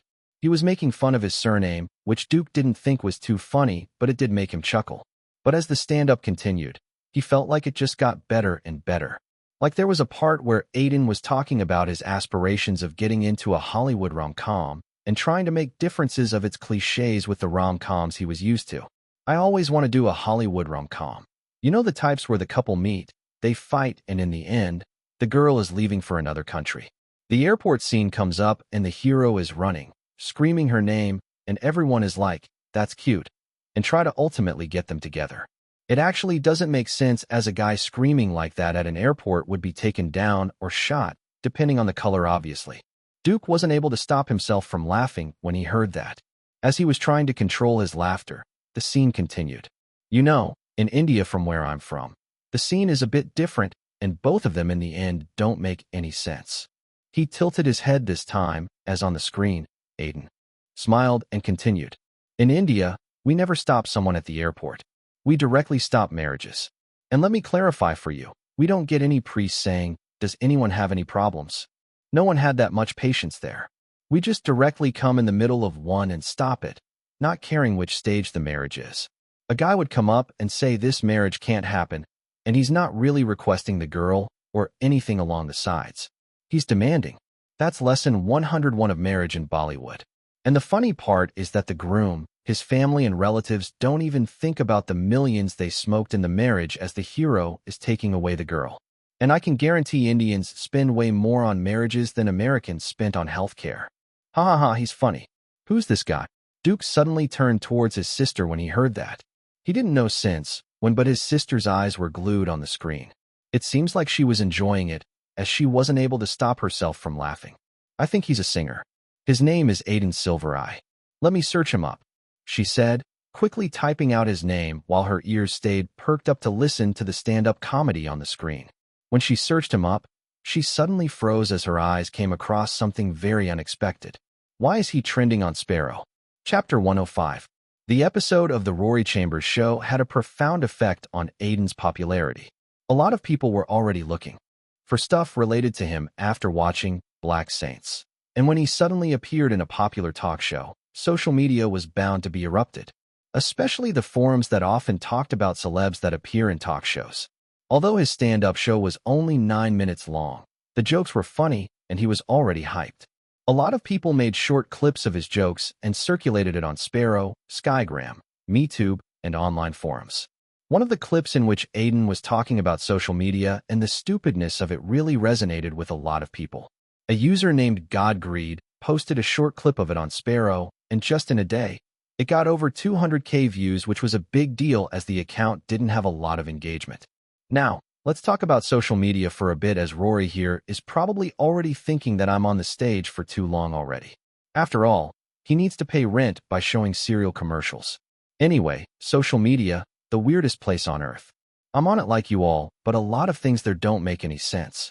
You might post a photo of an injured dog and add the caption, "Stop animal cruelty," and some nut job in the comments would say, "What about human cruelty? What about man's rights?" You don't speak on those. I mean, I understand, but both of these things are very, very different. The clip ended with a vigorous applause from the audience. A lot of people on Sparrow could not help but comment on the post. Science makes me dope. Which is this show? I feel like checking it out. Is the comedy special on Netflix? Justin Friedel, this is from the Rory Chambers show. They posted the whole segment on their MeTube channel you should check out. It's very funny. Probably the best stand-up I have seen in a while. Dreams of being number one. I think I have seen this guy, but I don't remember where. Loki Funguson. He's Aiden Silvereye. Check out the bloke. He's bloody damn good. Watched him in Black Saints. Hollywood needs more actors like him. The Nine Realms need more actors like him. My readers are the best. Ain't he a singer? Saw him in X-Star just last year. He had come a long way to be featured on a talk show. I guess I will check out Black Saints to see what the buzz is about. Brad Pitt. I saw the movie today. Would see it again tomorrow just for Kai. Hands down the best character for me in the first quarter of the year. Would love to see a solo movie on him, exploring his past. Mayhem Online Player. I didn't really Kai too much. Sounded like a confused character with a mental illness. Should have been played accordingly instead of making him a cool villain. Rats Are Dads. Loved him on the Rory Chambers show last night. Me and my kids were laughing on all his bits. Check out his songs too. They are pretty good. Threesomes are complex. I reckon he can be the next big Hollywood superstar. Has charms, talent, and doesn't look pretentious jerk. Average Indian watcher, following him. Since X-Star days. He has come a long way, and I hope he doesn't stop here. I seriously think we have seen nothing of his talent yet. Griffin Eggs. All this talk about him is making me curious to watch his movie. The Rory Chambers show became the final nail in the coffin for The Last Wolf. They were already getting less and less collections every day, and the hype for Black Saints was increasing. But after the episode of the talk show, there was a spike in the collections. As Aiden had gone to the show to promote Blank Saints, A 15-second exclusive clip of it was shown on the show, and as the movie was already dominating the trends, it had a very positive effect. At the end of the second week, the movie had earned around $79 million at the box office and was estimated to finish around $150 to $200 million easily. Compared to that, The Last Wolf had basically stopped at $71 million, barely getting $2 to $3 million every day. It was hard to say if it was even going to get the filming budget back. Ferox Pictures have already given up on getting the marketing budget back, and every day, their executives felt depressed, thinking of the loss the company would have. The worst thing for them was that they won't be able to milk out the franchise after this, as the investors were already angry, and it was clear that the public has no interest whatsoever in the franchise. By all estimates, the franchise was done for good, making Ferox Pictures' future plans a mess. There was even a report that Ferox Pictures CEO, Jordan Walsh, broke his phone by throwing it on the wall after getting bombarded by calls from journalists, investors, and the studio's partners. The situation was completely different at Granite Films, as Anthony McCarthy was almost dancing every day. Black Saints was the biggest hit of the studio. The gamble had paid off, and he couldn't be happier about it.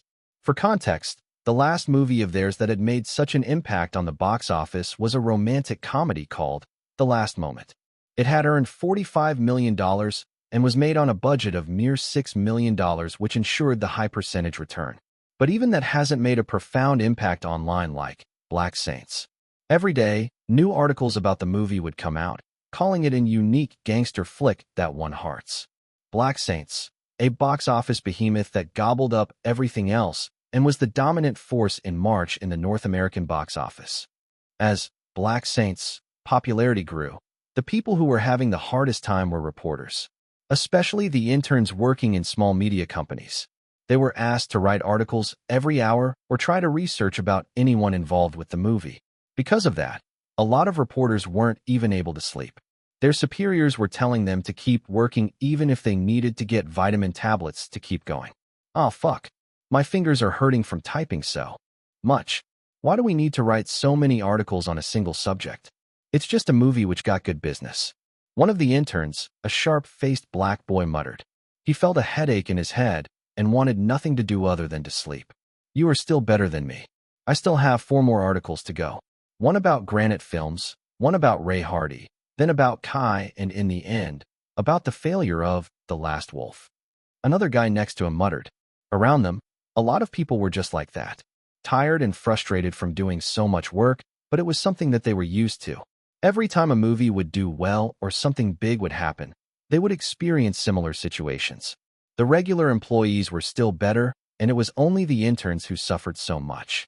You asked why we need to write so many articles, right? One of the oldest interns suddenly asked, and everyone focused on him. He was going to become a regular employee from next month. Why? The sharp-faced intern asked. It's a lot to do with the PR that a lot of celebs and studios have. We have written so many articles on Ray Hardy because his agency has deals with our company to keep him relevant in the eyes of people. Even if most people talked about Kai, we are writing more articles about Ray Hardy. The actor who played Kai, what was his name again? Aiden something. His agency didn't have a deal with our company. Another employee raised an eyebrow. From what I researched, he doesn't have an agency. He said that in an interview himself. That's why. A lot of reports barely mentioned his name, but more would as he came on Rory Chambers' show. Everyone nodded, properly understanding the relationship between the media and talent agencies. Both were mutually beneficial to each other and were just trying to do business. Ray Hardy's agency was trying hard to show him as the sole reason for the movie's success. Even if it wasn't the case and Ray himself didn't want it, his agency would still do it to make the perception that he is pulling a large number of crowds in the theater. That way, his fees would be much higher in his next movie. By the way, does anyone know if Aiden had any other movies signed up? My last article is about him, and I can't find anything. Suddenly, the sharp-faced intern asked. I don't think I know anything. I heard he was going to do a horror movie with a Spanish director, but didn't find a source. I heard he's focusing more on singing. As everyone started shaking his heads, one of the employees who was coming out from the editor's room heard the discussion and replied. He doesn't have any movies next. I found out about it, and he doesn't have anything signed up. I heard he got rejected for Zetflix's original movie recently, but other than that, There's nothing. Oh, thanks. No problem, but I think something will come up sooner or later. His popularity is surging for now, so people would try to sign him up in some projects. Chapter 106. Kai August. He was the character that Aiden played in Black Saints, but he now felt like the name had gotten attached to him and became a sort of a nickname. Whenever he would go, people would call him that and ask for autographs. With the popularity of Blank Saints surging day by day, Kai August got more and more popular, to the point that Wade's phone started ringing day and night with requests of interviews and appearances by reporters. It didn't even seem like it was going to stop anytime soon. Every day, the bearded gangster-looking agent would smile from too much happiness. The actor under him was finally getting the recognition he deserves. There was no way he wouldn't be happy. As for Aiden himself, he wasn't even able to think of anything as the work had increased too much. Every day, he would wake up to do a morning interview, and then his afternoons would go to photo shoots and events.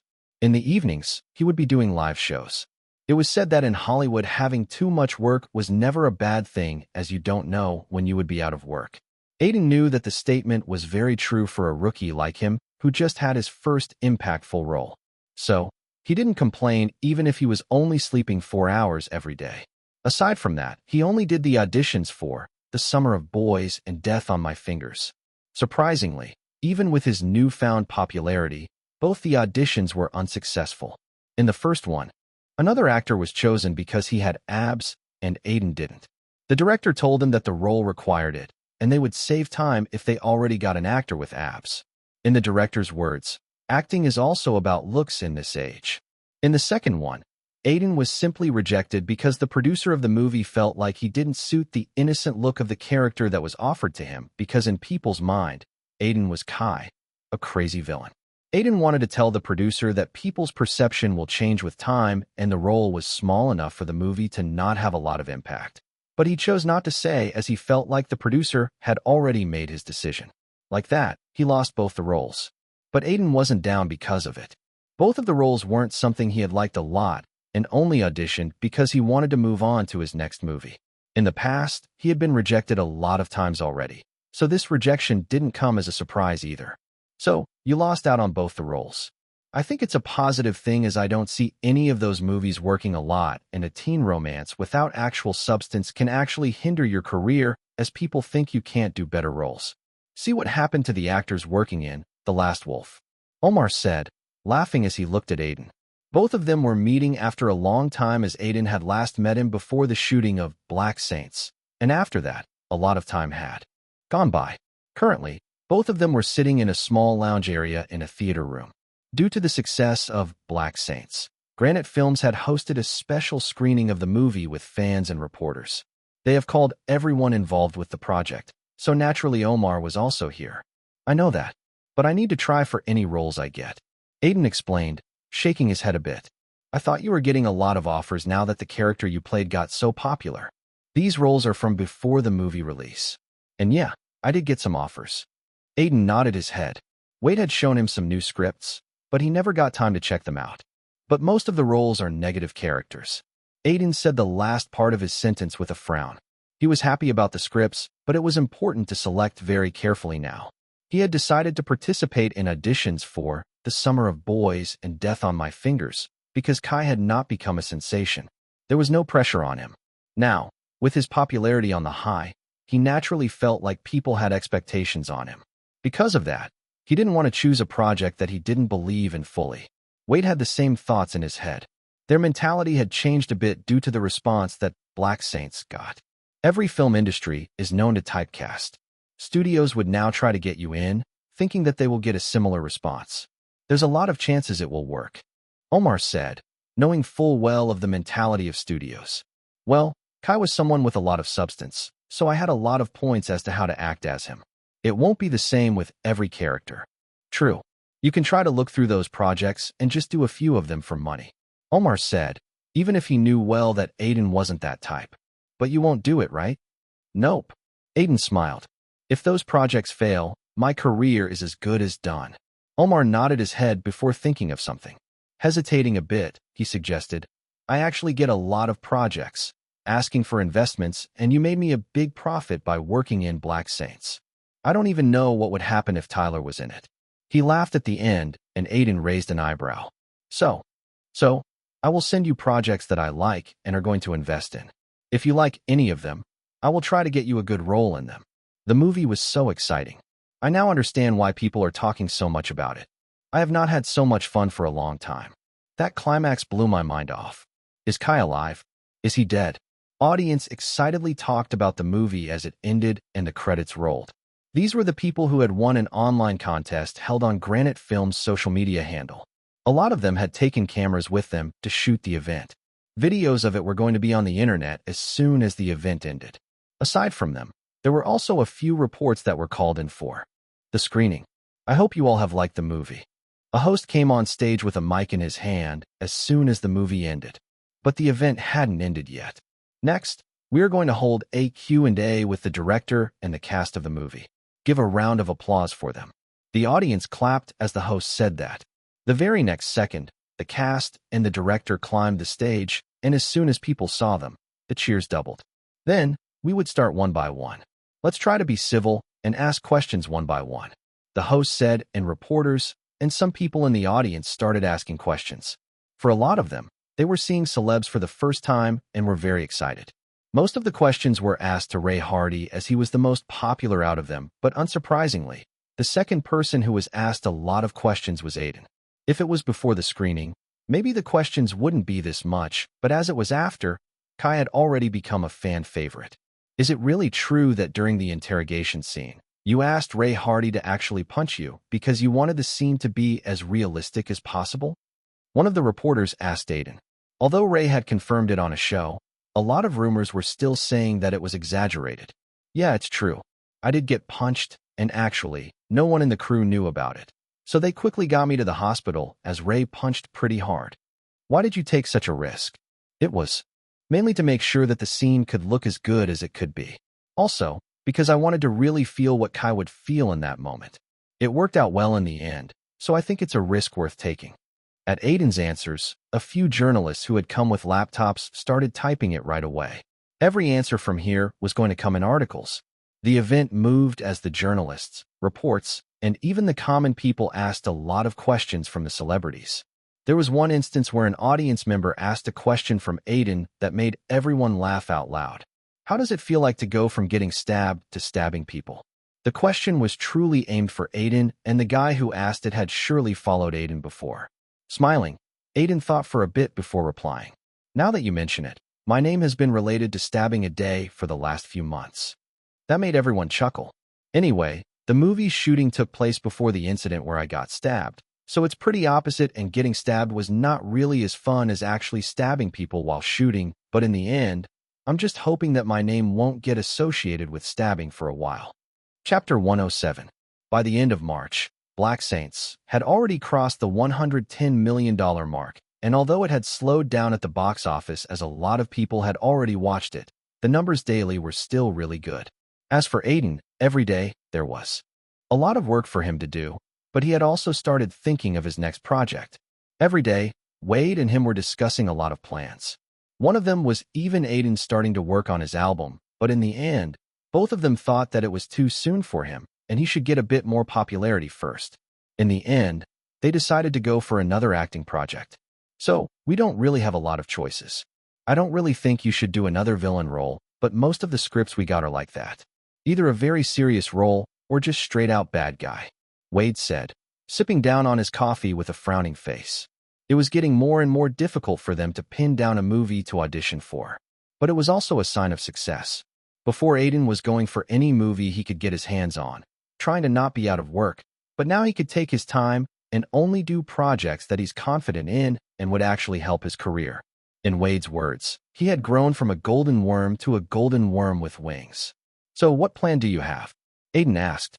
There was no other reason for Wade to call him here early in the morning if he just wanted to say that he didn't have a plan.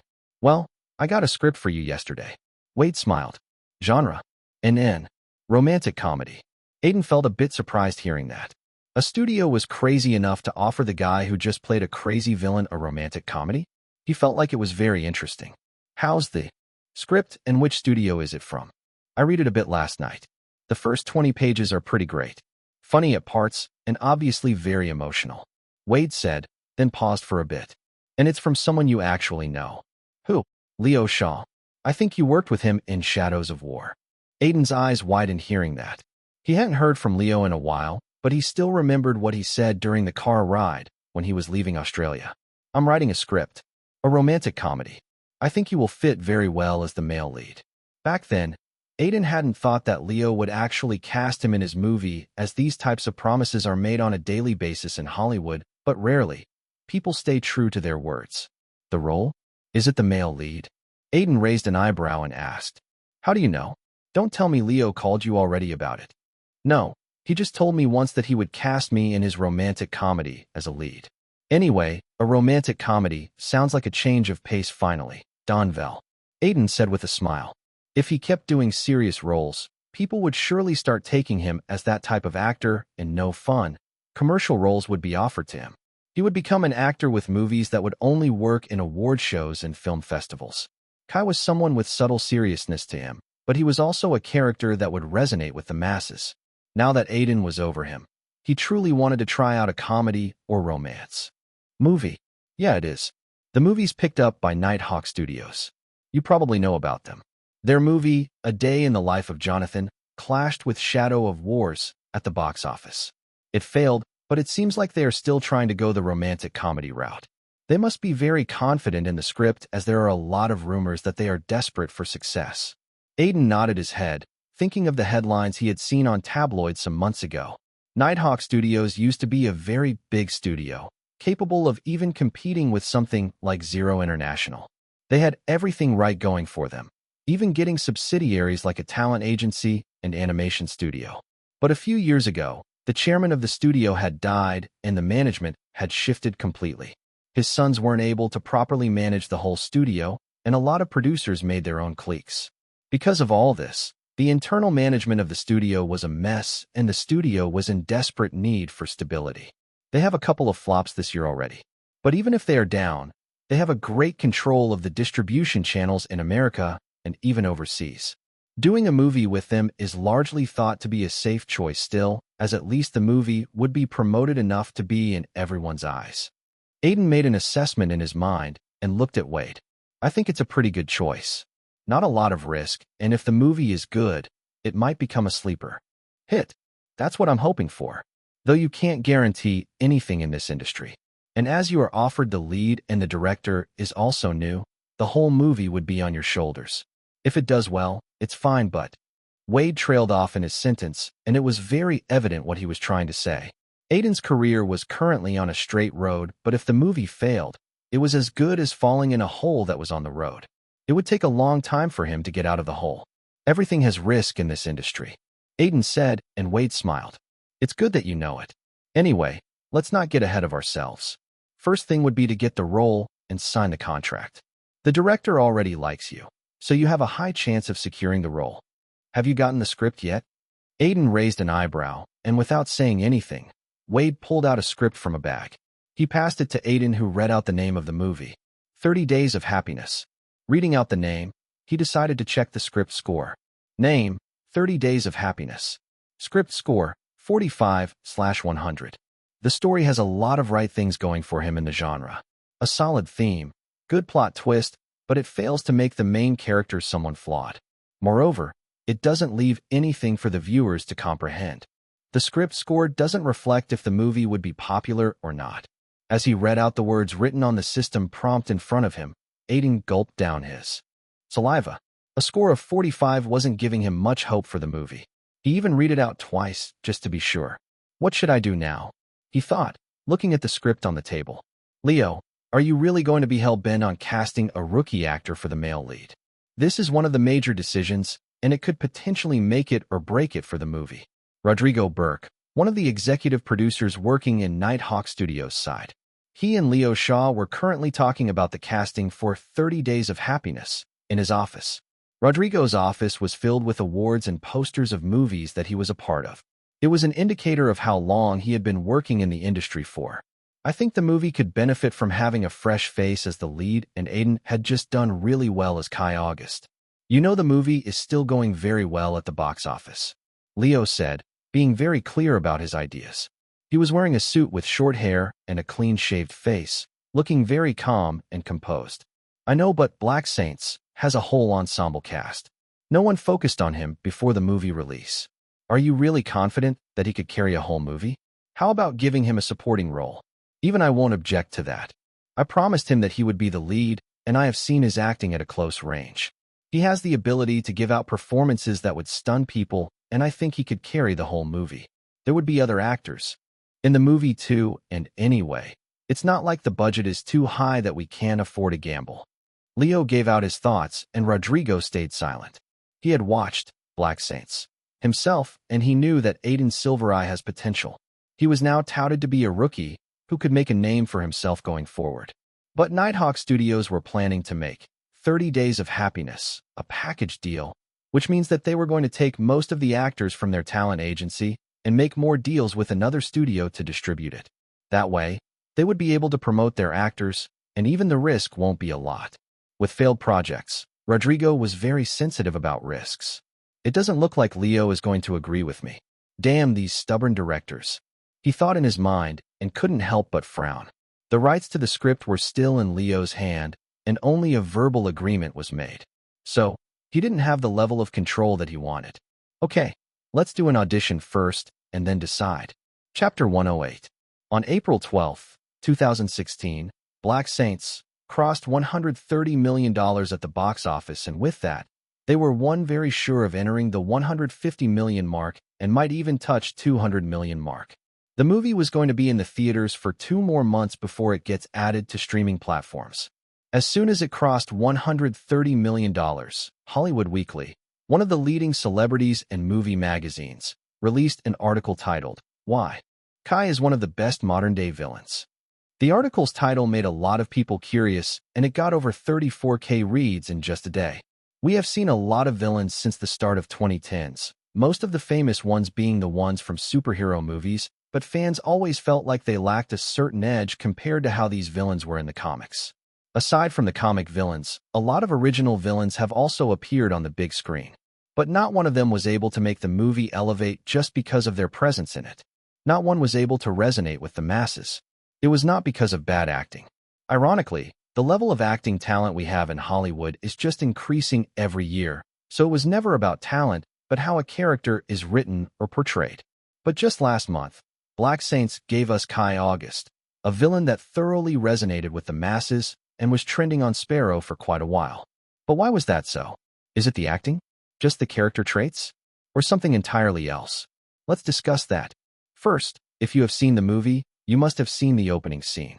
Just that set up the whole character of Kai. It gave him a very relatable background of someone who likes comic books. But it's a very unique character trait for a gangster.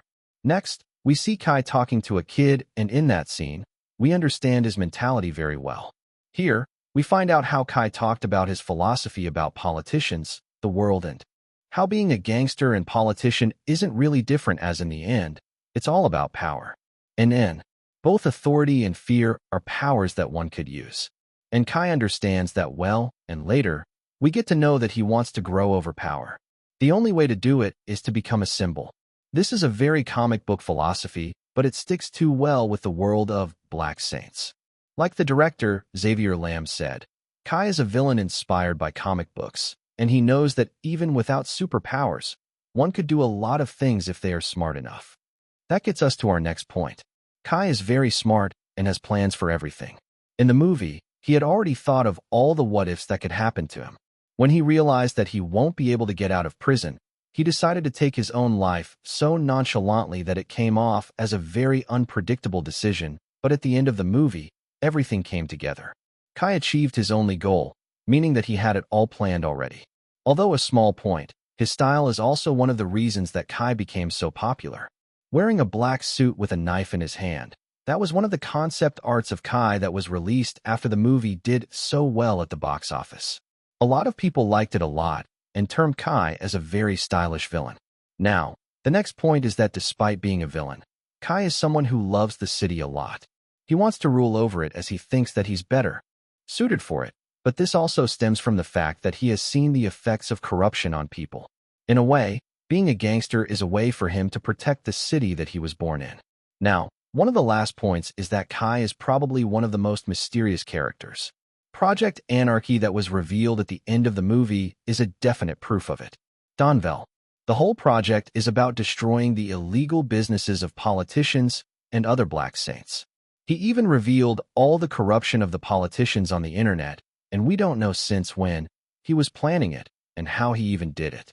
But the moment that really cemented his mysteriousness was the video of him suddenly appearing on every TV in the city. It was the big reveal that Kai was still alive, but those who watched the movie with keen eyes would know that Charlie Morgan, the main character of Black Saints, himself said that he saw Kai's dead body. So, was Kai actually dead, or Charlie was lying in that particular scene? It was never explained, but a theory had come that Kai had made that video a long time ago for Project Anarchy to make it seem like he didn't die and was looking over the city, truly becoming a symbol even if he wasn't alive. This theory had become very popular among fans of the movie, and this just adds to the smarts and mysteriousness of the character. Now, the final point is very easy. The way the character was played. Aiden Silvereye, the actor who played Kai, gave a great performance, but it was only successful because he completely devoted himself to it, as Ray Hardy himself explained. It was probably not an easy role to play for a rookie actor, still trying to make his way into Hollywood, but he surely gave his all to it, and in the end, Kai became one of the most popular characters this year. We are here. Aiden raised his head from his phone in which he was reading the article from Hollywood Weekly when he heard Wade's voice. "Are you ready?" his agent asked, and Aiden nodded. "Yeah, let's go."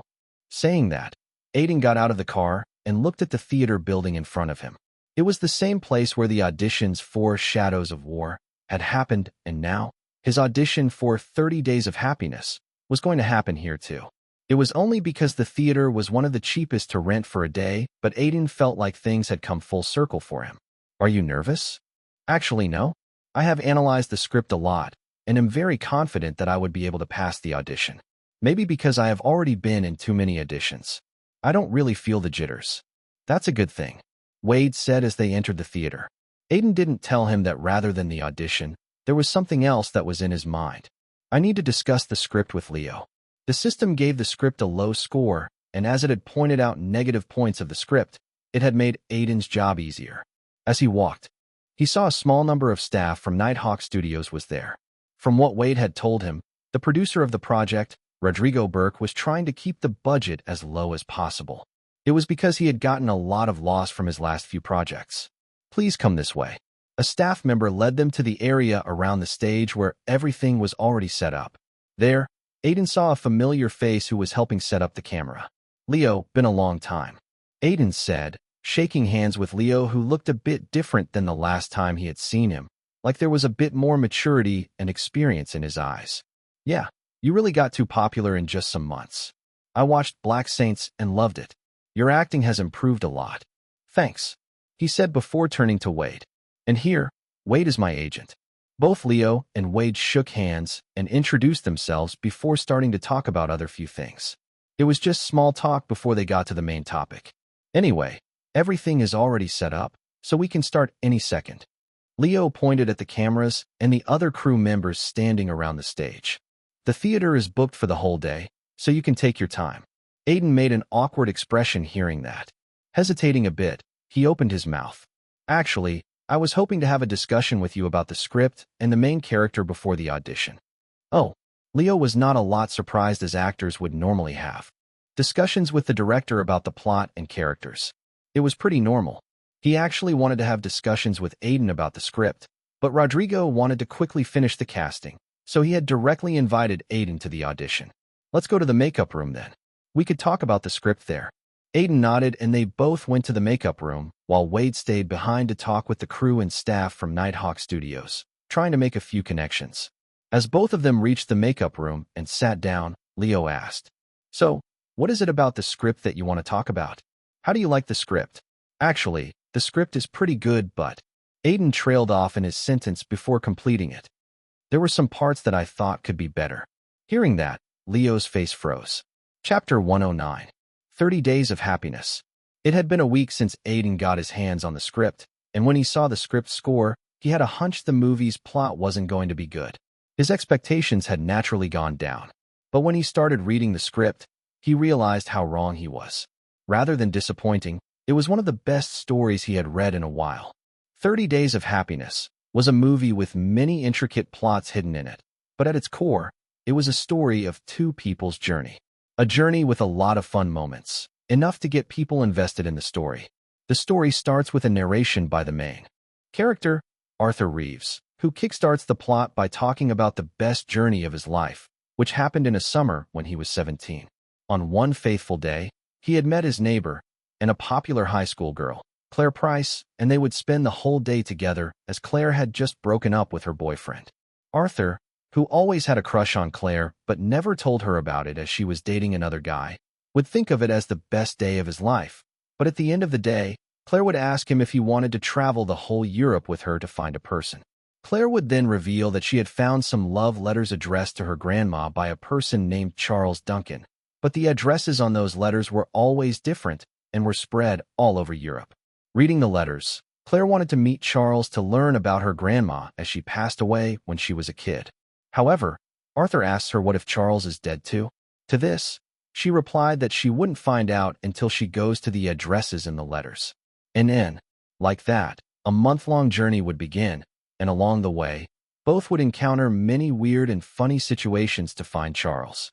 This was the basic premise of 30 Days of Happiness. The story was something that looked like another romantic comedy focused on teens and young adults. But after going through the whole script, Aiden found out that it was way more than that, and it tells a lot of stuff. Subtly. But despite the premise being good, there was obviously a lot missing from the script. It was only because of that the system had given it a low score. In the last week, Aiden thought a lot about the script and what it lacked, and was even able to get different viewpoints on the plot and how to improve it. But the problem was how Leo was going to take it. If Leo doesn't like my idea, I might lose the role, he thought, staring at Leo, who was making a blank face. Aiden knew very well that directors were arrogant and stubborn, especially those who write their own scripts. Even if he told his points to him, there was a chance Leo wouldn't like them, but he needed to try, as if Leo listened, the script score would surely get better. What parts are you talking about? Leo asked, raising an eyebrow. He had thought that Aiden wanted to discuss a scene with him or try to get more perception of a character, but he had not expected to say that some parts in the script could have been better. Donvel. Well, first of all, Aiden said, trying to be confident. After all, if he hesitated, Leo might not take him seriously. I think the story could easily be divided into 3 parts. The first part is the character introduction of Arthur, the second part is the trip to Europe, and the third part is obviously the conclusion. Leo nodded hearing that, and gestured to Aiden to keep talking. I think the second part is the soul of the movie with the main plot taking place then, but the conclusion it gives really destroys everything the first part sets. What do you mean? Leo made a confused expression. Let me explain. The first part sets up the character of Arthur as a high school student having a crush on his neighbor. But that's just the outer surface. The background of Arthur is way more than that. It's not really simple if one reads the script closely. What do you think it is? Leo made a curious expression. His dreams, his family, his childhood. In these things, only his family is revealed as Claire and Arthur bond on it later in the second part. As for his childhood, we never got a lot of it, so I can just make assumptions. But his dreams are clearly mentioned. Yeah. Leo nodded. He wants to be a singer. Yeah, he wants to sing. He writes songs. All this is mentioned, but the plot never really explores all this, even when it's technically Arthur's story, as he's the narrator telling his own story. In the second part, the plot gets centered around Claire too much, making it seem like Arthur is just a guy obsessed with her and doesn't really have anything to show for himself. Because of that, rather than 30 Days of Happiness, the movie could easily be called Claire, and it would make more sense. When Aiden had completed the script, the feeling that the plot forgot Arthur as a character surfaced in his heart. He had expected it to explore his vulnerabilities and ambitions more, as the audience would volunteer themselves in Arthur's journey. It would make a lot more sense if the plot tries to explore him more. Otherwise, the audience would feel like Arthur had become a shell of what he was at the beginning of the story, and they would not feel as attached as they should feel. It was not like Claire was a bad character for Aiden. On the contrary, he felt like she was kind of a trigger for Arthur actually to do something he usually won't do. She also has a lovely character and her own dreams, which were very well fleshed out.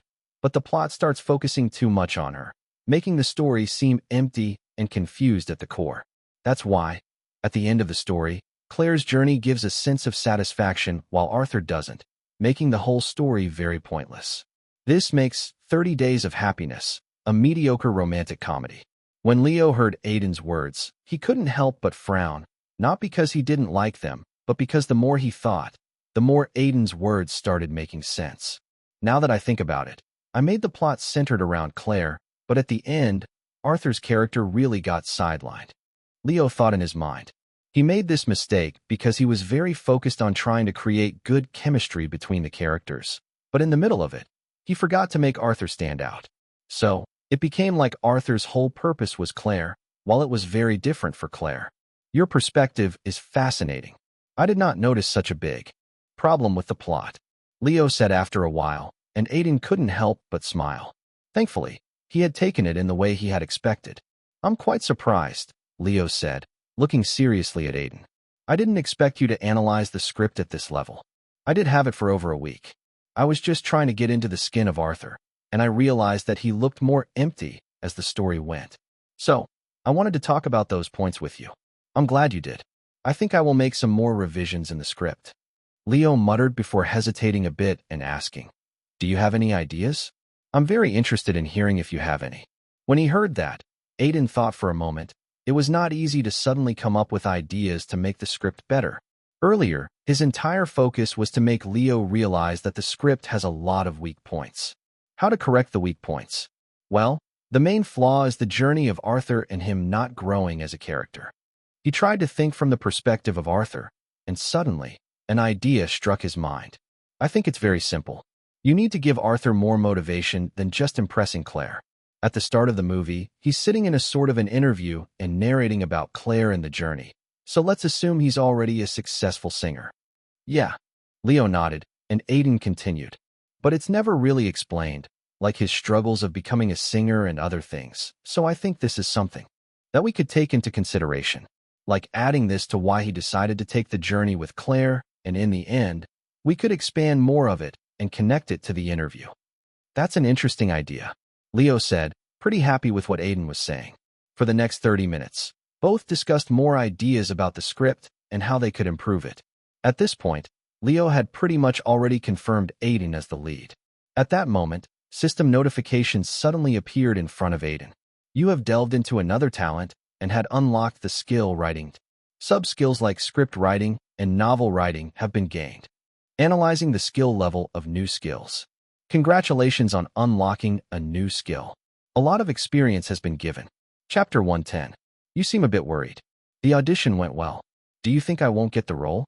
Aiden asked, turning his head to look at Wade, who was driving the car with a blank face, but as they were working together for a while now, it was easy for him to notice his emotional state. He was never so silent until he was worried about something. Well, I know the audition went well. The audition went on for more than 2 hours as Leo had made Aiden try out a few dresses that they were designing for the character of Arthur, and then he was told to act out some scenes. As Aiden had a good control over the plot and had analyzed the character of Arthur, the audience had gone very well. At least, Aiden thought that. Then, Aiden raised an eyebrow. The thing is, Leo looked blank at times while doing the audition. He didn't even look like he was focusing a lot on the audition. This is worrying me. Oh, that. Aiden smiled and explained. I think it's just because he was thinking of the plot. I had a talk about it with him and pointed out a few loopholes in the script. What? Wade asked in a raised voice, shock written all over his face, and Aiden had to quickly open his mouth. Don't worry. He liked my suggestions and even thanked me. That's why I think the audition is a success. I managed to impress the director even before the audition. Aiden said, and Wade took a few seconds to calm down. It would have been better if you had pointed out any suggestions after you passed the audition. A lot of directors have big egos and don't really like actors interfering with the story. I know that, but Leo is a friend, and I thought he would listen. He's very passionate about getting his debut right, so I thought he would take it in the right way. There were various cases of directors refusing to work with actors just because they don't like the actor. Sometimes, actors and directors would even fall out in between the shooting. And then, Whereas there were even actors who liked to shadow control movies and some action actors who wanted the studio and the director to list down how many punches and kicks their character would take during the movie. For a movie to succeed, sometimes a director had to keep aside his ego and an actor to completely give himself to the vision of the director. So it worked out right. Are you completely sure? Wade asked after a while. If everything went right, the movie would be Aiden's first lead role. So, it was very important to get everything right. Yeah, Leo even told me that he would call me to discuss some more ideas. Okay, it's best if Leo feels like only you could play the character of Arthur Reeves. We don't have a lot of luck otherwise. Aiden felt something amiss at the end of Wade's sentence and couldn't help but ask, is something wrong? Well, when you were discussing stuff with Leo, I was trying to make new friends with the crew and staff members that were there, and it seems like the guy producing the movie, Rodrigo Burke, doesn't really like you. Why you don't like me? I don't even remember meeting him. Aiden asked, tilted his head. It's not like that. He just wants an actor with more visibility heading the movie. The staff told me that he and Leo had a few discussions about it already. Leo wants a fresh face who's not in a lot of movies, and Rodrigo wants an actor with at least 10 years of experience. In Hollywood, actors have lost roles for all sorts of reasons. From producers not liking the actor's face to just on the fact that an actor had never been struck by a girl. There was even an incident that Aiden remembered where a director told a pretty famous actor, "You look too American for this role," when he had auditioned for a British supernatural wizard movie. So, getting rejected due to not having a lot of experience and visibility among the audience was still a pretty good reason. I sometimes feel like getting roles is way harder than playing them. Aiden said after a while. Yeah, but it's Hollywood. We are still standing at the back of the line in popularity. Just we have one advantage. What? Donville. There's too many projects being made here every year. One goes and another comes. Wade said and smiled, his face loosening up a little. That's true. Aiden muttered, and the conversation died down. Truthfully, he really wanted to play the role of Arthur, and even if the producer didn't like him, he was very confident that Leo would at least get him a role in the movie. If the studio wants a more popular actor, I will at least get you a supporting role. That's what he had told him, and these words didn't seem like a lie to Aiden. Moreover, he had already gotten a skill out of it. Leaning against his seat, Aiden thought of it, and in an instant, system notifications appeared in front of him. You have delved into another talent and unlocked the skill writing. Sub-skills like script writing and novel writing have been gained.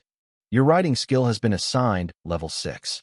Sub-skills script writing has been assigned level 6, and novel writing has been assigned level 5. It's been a while since I checked my status screen, he thought, and opened up his status screen.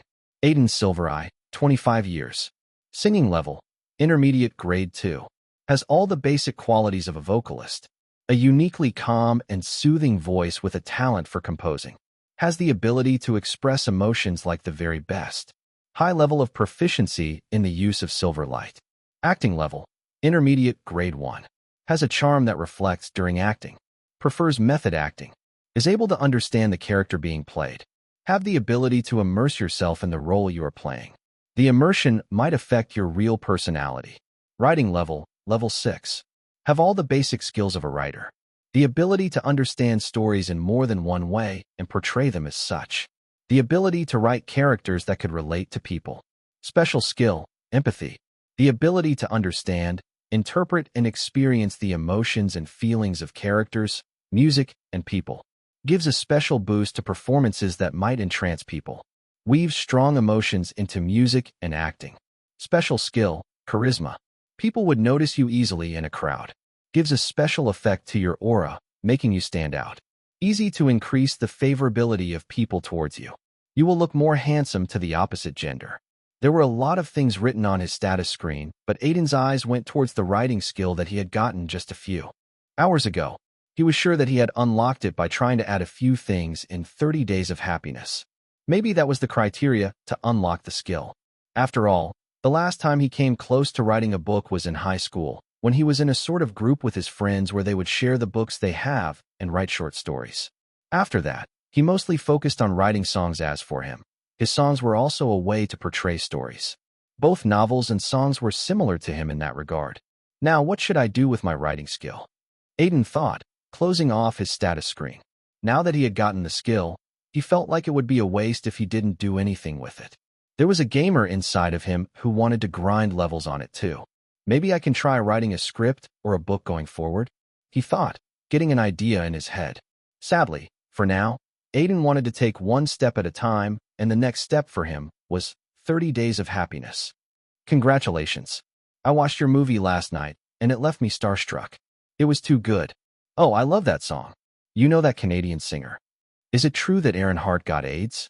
There were photos of him going to clinics, and his wife hasn't been out for a long time. Rodrigo Burke entered the party with a smile on his face. It was hosted by a director friend of his, and he could see that a lot of people were invited. On the right, some producers were talking about what films were working in the market currently, and on the left, there were people gossiping about every type of scandal in Hollywood. I should try to have a good time here. My work has been stressing me a lot these days, he thought, and was about to join some other producers to talk when a voice called him out. Hey, Rodrigo. He looked up to see a guy with a sharp face, blonde hair, and a clean-shaven face heading towards him. He was wearing a suit, and he looked like the type of guy who would always be surrounded with girls no matter where he went. Harold, I didn't expect you to be here. I have some time off. Flops give you a lot of time to think about your next. My agent doesn't want me to rush into another movie, so I'm pretty free these days. His name was Harold Wood, an actor who had gotten famous due to his looks early on and had solidified himself in Hollywood with a lot of romantic comedies and dramas. Oh, are you going to try another in the action genre? Rodrigo asked. Harold's last movie, Grenade, was an action movie which had tanked at the box office. No, I'm not comfortable in those. I only did that because my agent forced me, saying it's an opportunity to try something new. Harold shrugged. I think I will go back to doing comedies or any romantic drama. They are well suited for me, but my agent hasn't been able to get a good script. That's true. Rodrigo nodded before an idea suddenly struck his mind. By the way, do you have a minute? I think I might have a script for you. Chapter 111. Let's get Arthur to have a motivation other than Claire to make him go on the journey with her. Maybe he's in the middle of writing a song and has some kind of artistic block. We could get that as the motivation and soul for the movie. But it isn't a musical. It doesn't have to be, you know. These days, coming-of-age rom-coms lack a lot in the emotional depth of the movie, and a song could definitely help. Music touches the soul more than anything. So let's make the motivation for Arthur to go for the trip a song. Leo couldn't help but smile, thinking of his conversation with Aiden. It had opened up a lot of creativity that was blocked in his mind and given him a new, fresh perception of how he wanted the story to be. After Aiden's audition, Leo came home and read the script many times and found out that whatever Aiden pointed out was more or less true. The traits Aiden wanted to expand on regarding Arthur were taken very well by him, as he felt they suited the story. So, he worked hard for the next 2 days to modify the script. Giving Arthur more exposure as a musician also meant that Aiden, who was a singer and songwriter, could connect way better with Arthur. It's hard for me to see anyone other than him as Arthur now, Leo thought as he looked at the video playing on his computer. He was currently sitting in his home, reviewing Aiden's audition tape again. On the computer screen, Aiden was reading a book, with his eyes peeking over to look at the person sitting in front of him, a staff member who was acting as Claire. What book are you reading? N.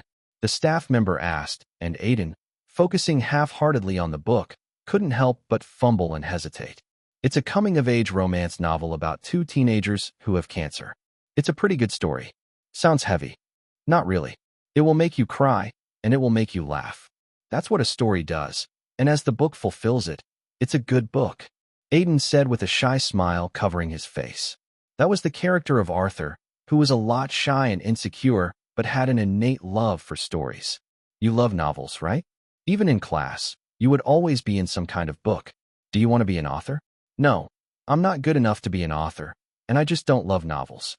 I love any kind of story, and I want to make stories and express them, but writing is not the way I can do it. I tried very hard on it, but it's not for me. Leo paused the video as Aiden was in the middle of his sentence. It was because these lines weren't in the scene given to him, and he was improvising a lot on the last sentence to show more of the character of Arthur, to show the storyteller inside of him, a guy who wants to read and tell stories to the world regardless of form or shape. He has improved a lot in the past half year. Leo couldn't help but think about when Aiden first came on the Shadows of War set. But, aside from his last scene, none of them particularly stood out. Even the critics have praised that scene only in the whole role. It was not like his other scenes were bad. They just never stood out compared to the actors he was working with. Donvell. The only reason Leo even told him that he would make him the lead in his next was that one scene kept playing in his mind over and over again. It was a very impulsive decision back then, but now, he knew it was one of the best decisions of his life. For him, Arthur Reeves was Aiden's silver eye. Do. Suddenly, his phone that was plugged into the charger rang. Leo quickly took it in and saw that Rodrigo was calling him. Hello, Rodrigo. What happened? He picked the phone up and asked, going straight to the point. Leo, can you come to my office? I have someone here who wants to meet you. Right now? Yeah. Leo quickly checked the time and saw that it was just evening. He quickly agreed and left his apartment. I wonder what Rodrigo wants to talk about. Well, 1,000 things going on with the film's production. He thought, getting in his car. When Leo reached Rodrigo's office, he saw that there was already someone there talking with Rodrigo happily. Leo recognized the guy that was with him. He was Harold Wood. Mr. Wood, I'm a big fan of yours, Leo said, shaking their head with the blonde-haired, charming guy in front of him. Harold smiled and opened his mouth. Thank you. And just call me Harold. I was just talking with Rodrigo about you. I read the script of 30 Days of Happiness, and I loved it. I think the story has a lot of potential. Thank you. I'm actually in the middle of modifying it a bit. Oh, then I would love to read the modified version, he said, and both of them sat down on the sofa to join Rodrigo. Leo felt things were strange as Rodrigo had suddenly called him to meet with Harold. It was not like Leo didn't like it. In his time as an assistant director, Rodrigo had talked to many listers, but Harold was unfortunately not one of them. But he nevertheless loved the latter's movies and knew he was still one of the young actors firmly established in Hollywood. Though Harold was in his early 30s, he was considered young by Hollywood standards. I don't think he called me just to chat, Leo thought, and the next moment, he finally got to know why Harold was here as Rodrigo explained it to him. Actually, Harold and I met at a party, and he was looking for a script these days for his next movie. He feels like romantic comedy is the genre where he has a forte, so he wants to get back to it. And then, I told him about 30 Days of Happiness. Oh, Leo understood what Rodrigo was trying to hint at, and he liked the script. Both Harold and Rodrigo nodded at that. I liked it more than I thought I would. The idea of a journey all over Europe with fun situations popping here and there is very great. And the reason to go on the journey is very old school but emotional, making it easy for the audience to connect with the story. It's probably the best romantic comedy I have read in a while, and I genuinely want to be a part of it and try out the audition for Arthur Reeves, Harold said very sincerely. It was strange for an lister to act like this, so Leo was clearly able to see that he had loved the script a lot and wanted to be a part of the project. I actually wanted to meet you, so I came running to Rodrigo even without telling my agent. Yeah, I think Harold would suit Arthur a lot. What do you think, Leo? Rodrigo looked at Leo, who hesitated a bit before remembering Aiden's face. I'm sorry, but I already have a guy for Arthur in my mind. As soon as he said that, both the faces of Rodrigo and Harold froze. Rodrigo wasn't able to believe that Leo had said that in front of Harold. Is that so? Well, that's disappointing, Harold muttered with a deep frown on his face. He was really looking forward to the role, but it seemed like it was not going to work out. Wait, I think it's a misunderstanding. Harold raised an eyebrow at Rodrigo's words.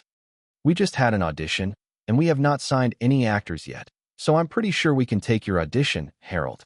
At the end of the sentence, Rodrigo gave a hard look at Leo like he was telling him not to ruin a perfect casting.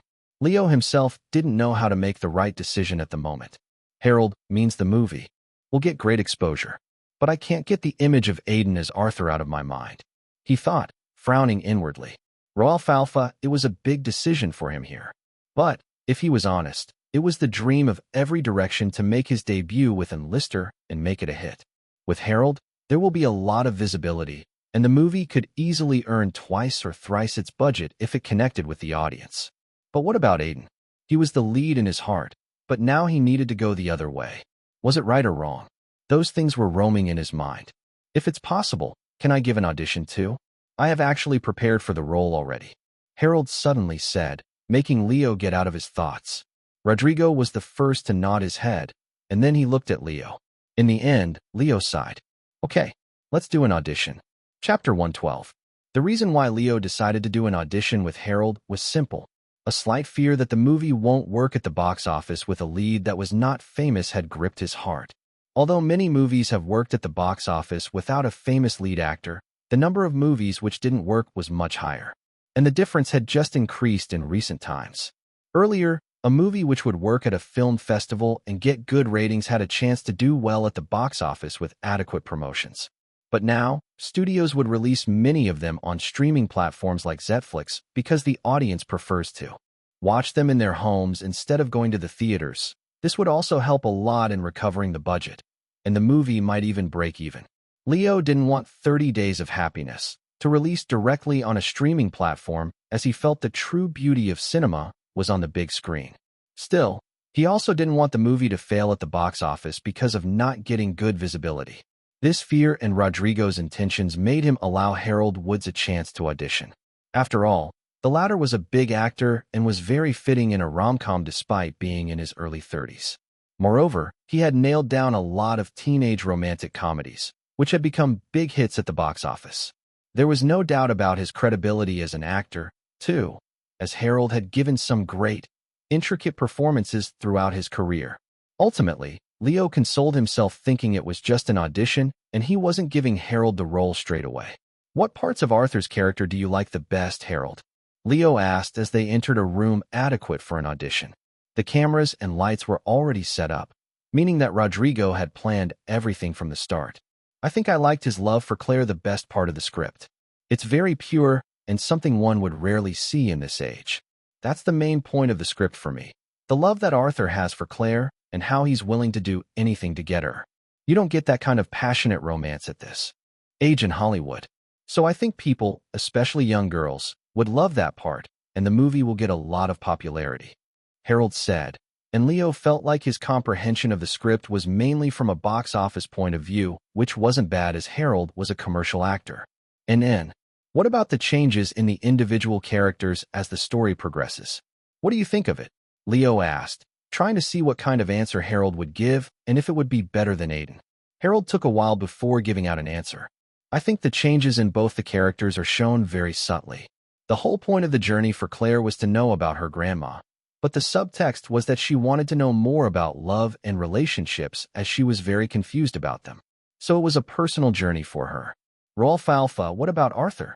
He took it to get closer to her, and I think it was also a way for him to get over his insecurities by doing something he won't ever do. So, it was also a personal journey for him, and his goal was to give himself a chance to win over Claire. Did you feel like you wanted to add something to it to make Arthur's character more relatable to the viewers? Leo asked, hoping for an answer like what Aiden had given him, but Harold shook his head after thinking about it. No, I don't think so. For me, the story is about a guy wanting to get over his insecurities and trying to win over the girl of his dreams. It's simple, and I think it should stay like that. For Harold, 30 Days of Happiness was a very true-to-heart rom-com, and he didn't want it to be more than that. But for Leo, he felt like the soul of the movie that Aiden had described as Arthur's struggle to write a song was the better one. He felt like that truly elevated the level of the whole movie. Anyway, let's start the audition. Shall we? Rodrigo suddenly interfered with their conversation and said, Donvel. Leo nodded his head, and Harold read the part of the script that he would perform again. Then, after taking a few breaths, he was ready to do the scene. It was one of the ending scenes where Arthur would have a personal talk with Charles Duncan about love. Rodrigo personally was going to read the lines of Charles. He had chosen this scene because Arthur was going to be in emotional turmoil during the scene, as Claire had told him that she still loved her ex. It was then that Charles would have a talk with him about life and love. Start. As Leo gave out the signal, the performance started. Harold closed his eyes, and when he opened them again, there were a lot of emotions in his eyes: pain, grief, heartbreak. Arthur couldn't help but clench his fist tightly in that emotional turmoil. Are you okay? It was then that Rodrigo started acting, and Leo had to say he wasn't a good actor. He said that line in a very casual manner. Thankfully, it was just an audition. No, I'm not. It hurts a lot. I feel like everything I did was for nothing. I can't even think straight. Harold muttered, finding it hard to say out the feelings inside of him. Rodrigo patted his shoulder. I know it hurts. I felt that too when I was young. Just don't give me that. Harold looked at him. I don't want to hear that you need to let go. I tried letting go, but I couldn't. You don't feel it right now. I do. I fucking do. What are you going to do now, then? Rodrigo asked, looking at the script in his hand. There was an awkward expression on his face as he continued to read out the lines. I don't know. The only thing I ever wanted was her. Just her. Now, I only feel hurt whenever I think of her. Harold suddenly stopped his sentence and blinked his eyes. The expression on his face loosened up as he raised his head to look at Leo, who was also looking at him strangely, standing beside the camera. What happened? Leo raised an eyebrow. I forgot my lines. Can we start again? Harold made an awkward expression and asked. Leo nodded and muttered, cut. It was only on the fourth try that a good audition came off. Something like this was acceptable if the actor auditioning was popular enough and the director was patient. After the audition was over, Leo felt like there were a lot of complicated thoughts in his mind. The audition wasn't bad, but he just doesn't seem like Arthur Reeves in my mind. Leo frowned inwardly. The audition was good in his eyes, but the way of talking, his emotional range, and even the way he looked didn't match what Leo had in mind for Arthur. How did you like my audition? Harold asked, looking at Leo, but before he could reply, Rodrigo pitched in. I thought the audition went very well. Your dialogues flowed well, and the expressions were on the mark too. I feel like we should contact your agent right now to sign the contract. Rodrigo said, looking like he was very impressed with Harold's audition. He was very clear that he wanted Harold to head the project. After all, 30 Days of Happiness was a very small-scale project, and getting an Lister to be a part of it was a huge thing. If he's lucky, he might even recover all his losses from the previous projects with just this one movie. I need to say something, Leo thought, seeing Rodrigo and Harold talking to each other. If he really didn't say anything, he won't get the lead that he wanted. But is it worth it? He thought in his mind, hesitating a lot. It could go very wrong, as going with Aiden over Harold was a risky choice for Leo, especially when Rodrigo wanted Harold. He might even lose the investments from Nighthawk Studios, as he knew that Rodrigo saw Harold as a great opportunity to give the movie more visibility and a higher chance to earn profit at the box office. But in the end, Leo won't be completely satisfied with Harold as the male lead. I'm sorry, Harold, he said after a while, attracting the attention of both men. What happened, Leo? Rodrigo asked, staring at him. I don't think Harold suits the character of Arthur. I'm happy that he's interested in the movie, and he played it well too, but in my mind, another actor had already become Arthur, and I think I want to make the movie with him. Harold's face froze hearing that. He had thought that everything was going very well. Rodrigo was the movie's producer, and he looked impressed by him, so he believed that the role was as good as his. But suddenly, Leo was saying that he had another actor already selected. Was this some kind of joke? And who was this actor? Some other Lister? If not, then Chapter 113. Can I know the reason why have you rejected me? Harold couldn't help but ask. He felt very bitter about getting rejected by the director and at least wanted to know why he was rejected. After all, based on popularity and talent, he was sure he was qualified to play Arthur. After all, 30 Days of Happiness wasn't $100 million project or anything. It was a very small movie considering that his last movie took $40 million to make. But still, Leo had rejected him. He couldn't help but have a lot of questions in his mind. Yeah, I can obviously tell you, Leo said, trying to explain his decision in the best way he could to not hurt the ego of Harold. As you know, I auditioned someone else before you, and he has very interesting ideas about Arthur and how he saw the story.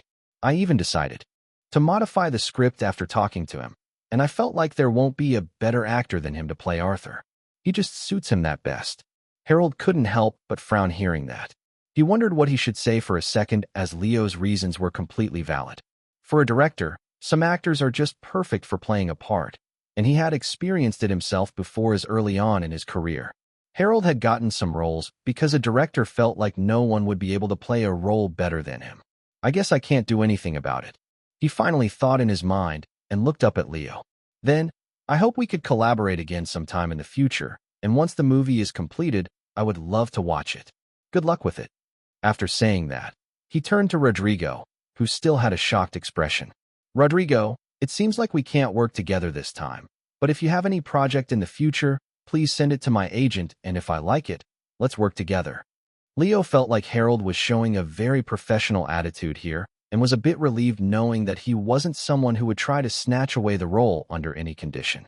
One of the reasons behind it was that Harold had a lot more resources to get even better projects and work with established directors.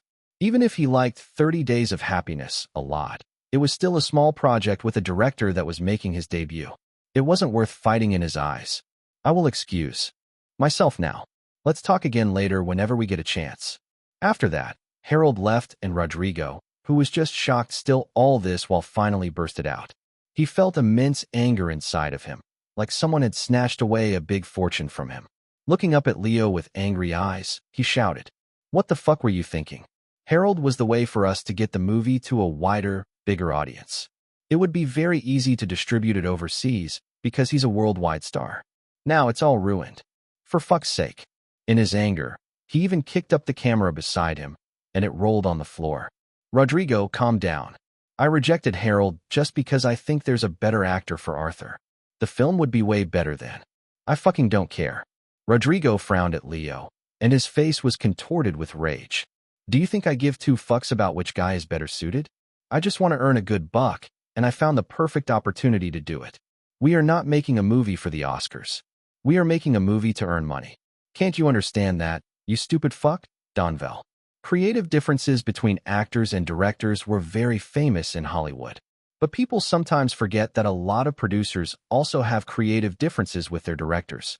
After all, they are investing in the movie and wanted to get back their money. And in that process, many times, they won't agree with the way a director is taking forward a movie or an actor the director wants to work with just because they thought that it wouldn't work at the box office.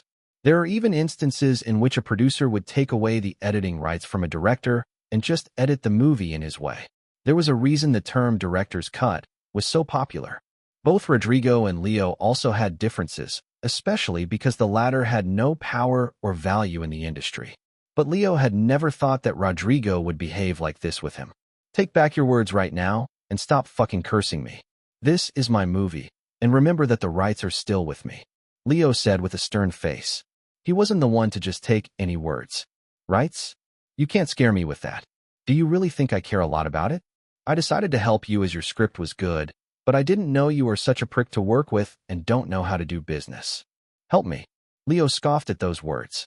You liked my script and decided to produce it because you felt like it would make you money. You didn't do it to help me or anything. You were just seeing your own profit. Once, Leo was talking with Lynch Bradley, the director of Shadows of War, in a cafe about Hollywood. There was one line that he had told him that he felt was so true at this moment. Hollywood is just a dirty business disguised as art. Remembering that, Leo decided in his mind. There were a lot of thoughts roaming in his head, but in the end, one thing was very clear: he won't be able to work properly with Rodrigo. Leo, you don't really know how Hollywood works. That Aiden guy you think could be a good fit as the lead is just one rookie out of 100. These are made and destroyed every day in Hollywood. Rodrigo calmed down a bit and said in a deep and profound voice like he was trying to advise Leo. There's still a chance we could get Harold on board for the project. I can get more investments for the movie like this, and we could even target. No. Leo interrupted his sentence with just a single word, and Rodrigo blinked his eyes.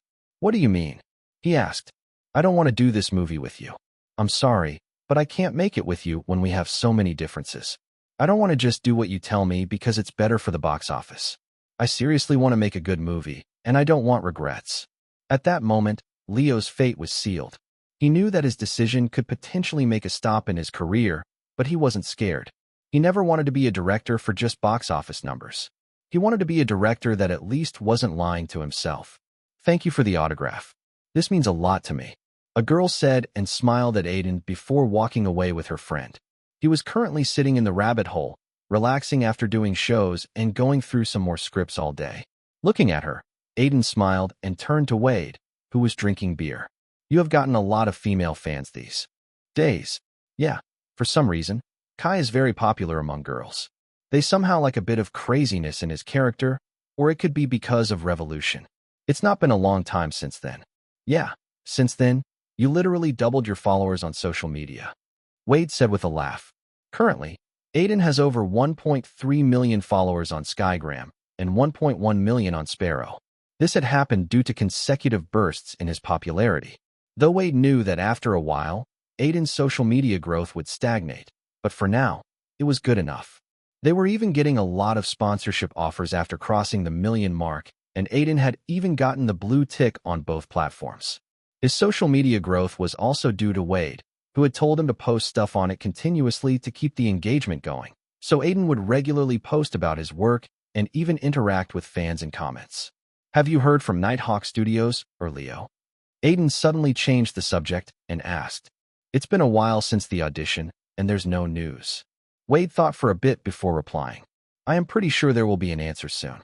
They must be going over some other auditions and actors for the lead role in the meantime, or just having more meetings. A delay is very common, as you know. Just as Wade said that, Aiden's phone suddenly rang.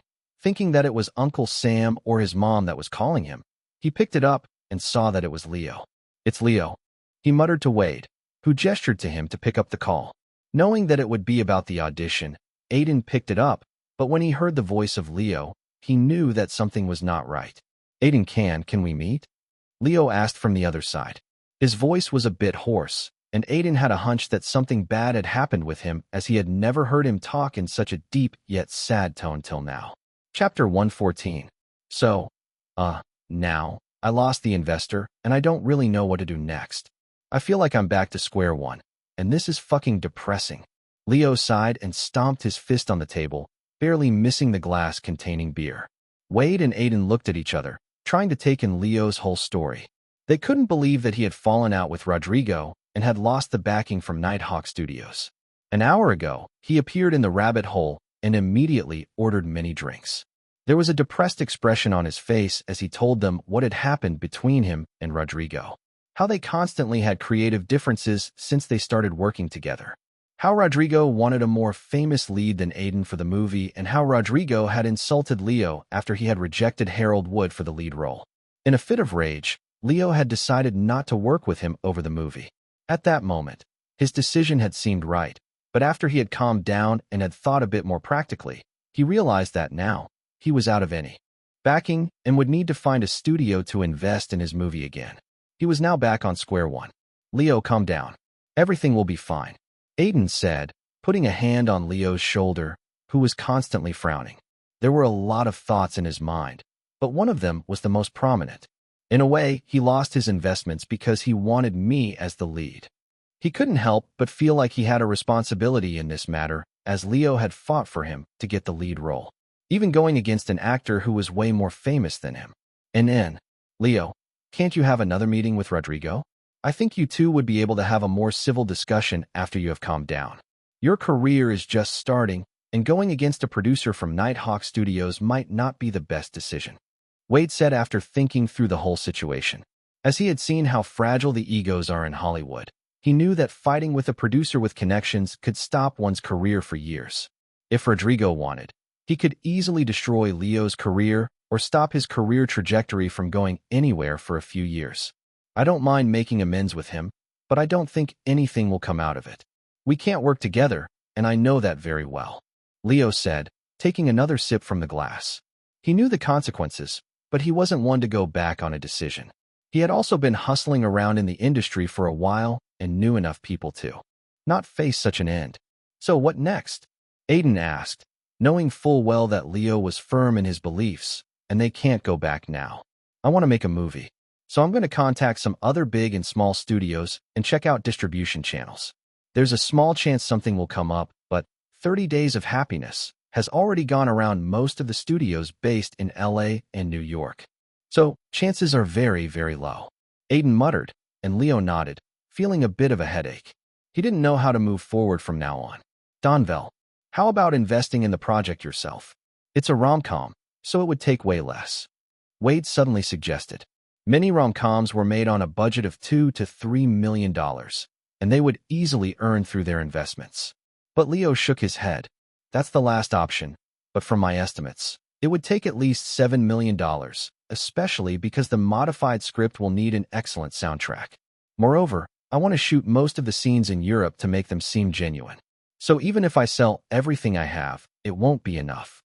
Hearing that, Aiden couldn't help but open his mouth. I could do the soundtrack. Both Wade and Leo looked up at him, a bit surprised. Making the whole soundtrack wasn't as easy as making a single song. There were too many things to do when making a movie score. Not just every musician was capable of making a good score. Can you really do it? I never made a movie's score before, but I'm pretty sure I could try my hands on it. We don't have any other option currently. Moreover, the idea to incorporate music in the plot was mine, and I have a bit of an idea what type of music would suit 30 Days of Happiness. Aiden's words also meant that he was trying to make him an essential part of the movie. As Leo had taken a big risk for him, he was obviously not going to back out. He felt like it was his responsibility to help Leo make a good movie. In the first place, he was very invested in the script. Aiden, think about it again. Wade looked at him, staring into his eyes. Making the soundtrack is going to be extremely tough. You are still very young as a musician, and it would be a huge leap. Wade was trying to see if Aiden was really confident in his decision or if he was just trying to help Leo. Film composing was an entirely different field, and there were special musicians who would just focus on that. In no way Aiden looked like someone who could score an entire movie. Sometimes, many artists would come together to work on a soundtrack. I know that, but I was always interested in making a soundtrack for a movie. I've been studying about it for a long time now, and I am sure I can do it. So let me give it a try, he said, trying to sound as confident as possible. It's a great opportunity for me. That was the thought going around in his head. He knew that if Leo was even going as far as to fight for him to be the lead, he was confirmed to play Arthur Reeves. But he wanted to do the soundtrack because it was a way for the movie's budget to decrease, and at the same time, Aiden could get more experience in his composing skill. If it was still at level 6, he might not be so confident, but level 7 was a pretty high grade, and he knew that it would take a long time for him to go to level 8 from this. If you are confident that you would be able to make it, then it's the best for the movie. I have listened to your music, and I think you have the quality. Leo finally gave out his verdict after thinking for a minute. It was easy for him to understand that Aiden doing the movie score was the best way to go forward. Moreover, his style of music actually suited the story. But they still have a lot of problems. Well, even with you doing the score of the movie, there's still just a lot of things that are unchecked. We will need a lot of investment to make the movie, and then distributing it would be hard without any famous people associated with it. I think I might be able to get you a good distribution deal. As soon as Leo said that, Wade suddenly chirped in. I know some guys, and it won't be hard to get the movie screens, but in the end, those studios would want to see the complete project first and won't really invest in it. All three of them frowned and thought hard about how to get more investments in the project. Leo and Wade did have connections, but investing even a few million in a movie was a big risk, especially with a new director. When some directors have stories like how they had to sell their house or car to make a movie, they weren't exaggerated. The worst thing was that some who had sold all their property and belongings to make a movie would also sometimes fail, going into depression and sometimes even choosing to end their own lives. This was one of the unfortunate parts of the movie-making business. Should I try to contact Ray or Xavier to see if they could help out? Aiden thought in his mind.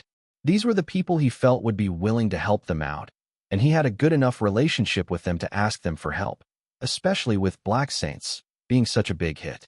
But he also felt like he had forgotten someone who could actually help him out, for sure. Ah yes, I'm forgetting Omar. Aiden still remembered what Omar had said the last time they met. He knew that Omar was a shrewd businessman, but he also knew that he was interested in his career and had even offered to help him out. One more point was that with him being an investor in Black Saints, he must not be low on money. If there's someone who could help us out, it's him. Aiden thought and looked up at both Wade and Leo. I think I know someone who could help us. Thinking hard on a solution, both of them looked at Aiden with hopeful eyes. Chapter 115. As Aiden was busy contacting Omar and trying to get him to invest in 30 Days of Happiness, his fan group, which had slowly increased in numbers, was pretty bored. They were getting nothing new from Aiden for a few weeks. There was no announcement for any new movie or even a hit. There was nothing about a new song either. In his fan group, Aiden was very well known as a workaholic who would move from one thing to another, not taking a lot of breaks. But now, it seemed like nothing new was going to come from him for a short time. His fan group treated it as a break for Aiden as, since the start of the year, many things happened, and his popularity was never so high. Skyneves, how's everyone? My job is becoming stressful these days because I'm not getting time for myself. I never thought being an adult would be so hard with all the bills and pressure. Aiden's wife. It's harder to go through the day because my watch list ended. I don't even get a good novel to read these days and feel like Aiden is on vacation. April on roof. If you want a good novel, there's a MMORPG about a guy becoming a monster that you can try. Young fruit smiley at Aiden's wife. I don't think he's a break. He's still doing shows, just not putting out new content. Though, I'm pretty sure he will be in a few movies from now on. Swagrid. Yeah, after Black Saints. He should really try to get himself in a few movies. Just for the visibility it will give him. Although I want another song as I think he's a way better singer. Cliché harem protagonist. I don't think we can expect him to do something new every other month. It takes a hell lot to pump out new creative things, especially if it's something like composing songs. It's better if he just gets another role. I don't mind him doing something like Kai again. Broke Island owner. Doesn't someone know what he's doing next? As a member of the fan group texted, everyone realized that Hollywood Insider was nowhere to be seen for the past few days. The user had already become a myth because he almost always knew Aiden's every next move. Sometimes, he would even predict how his career should go and what he should do next.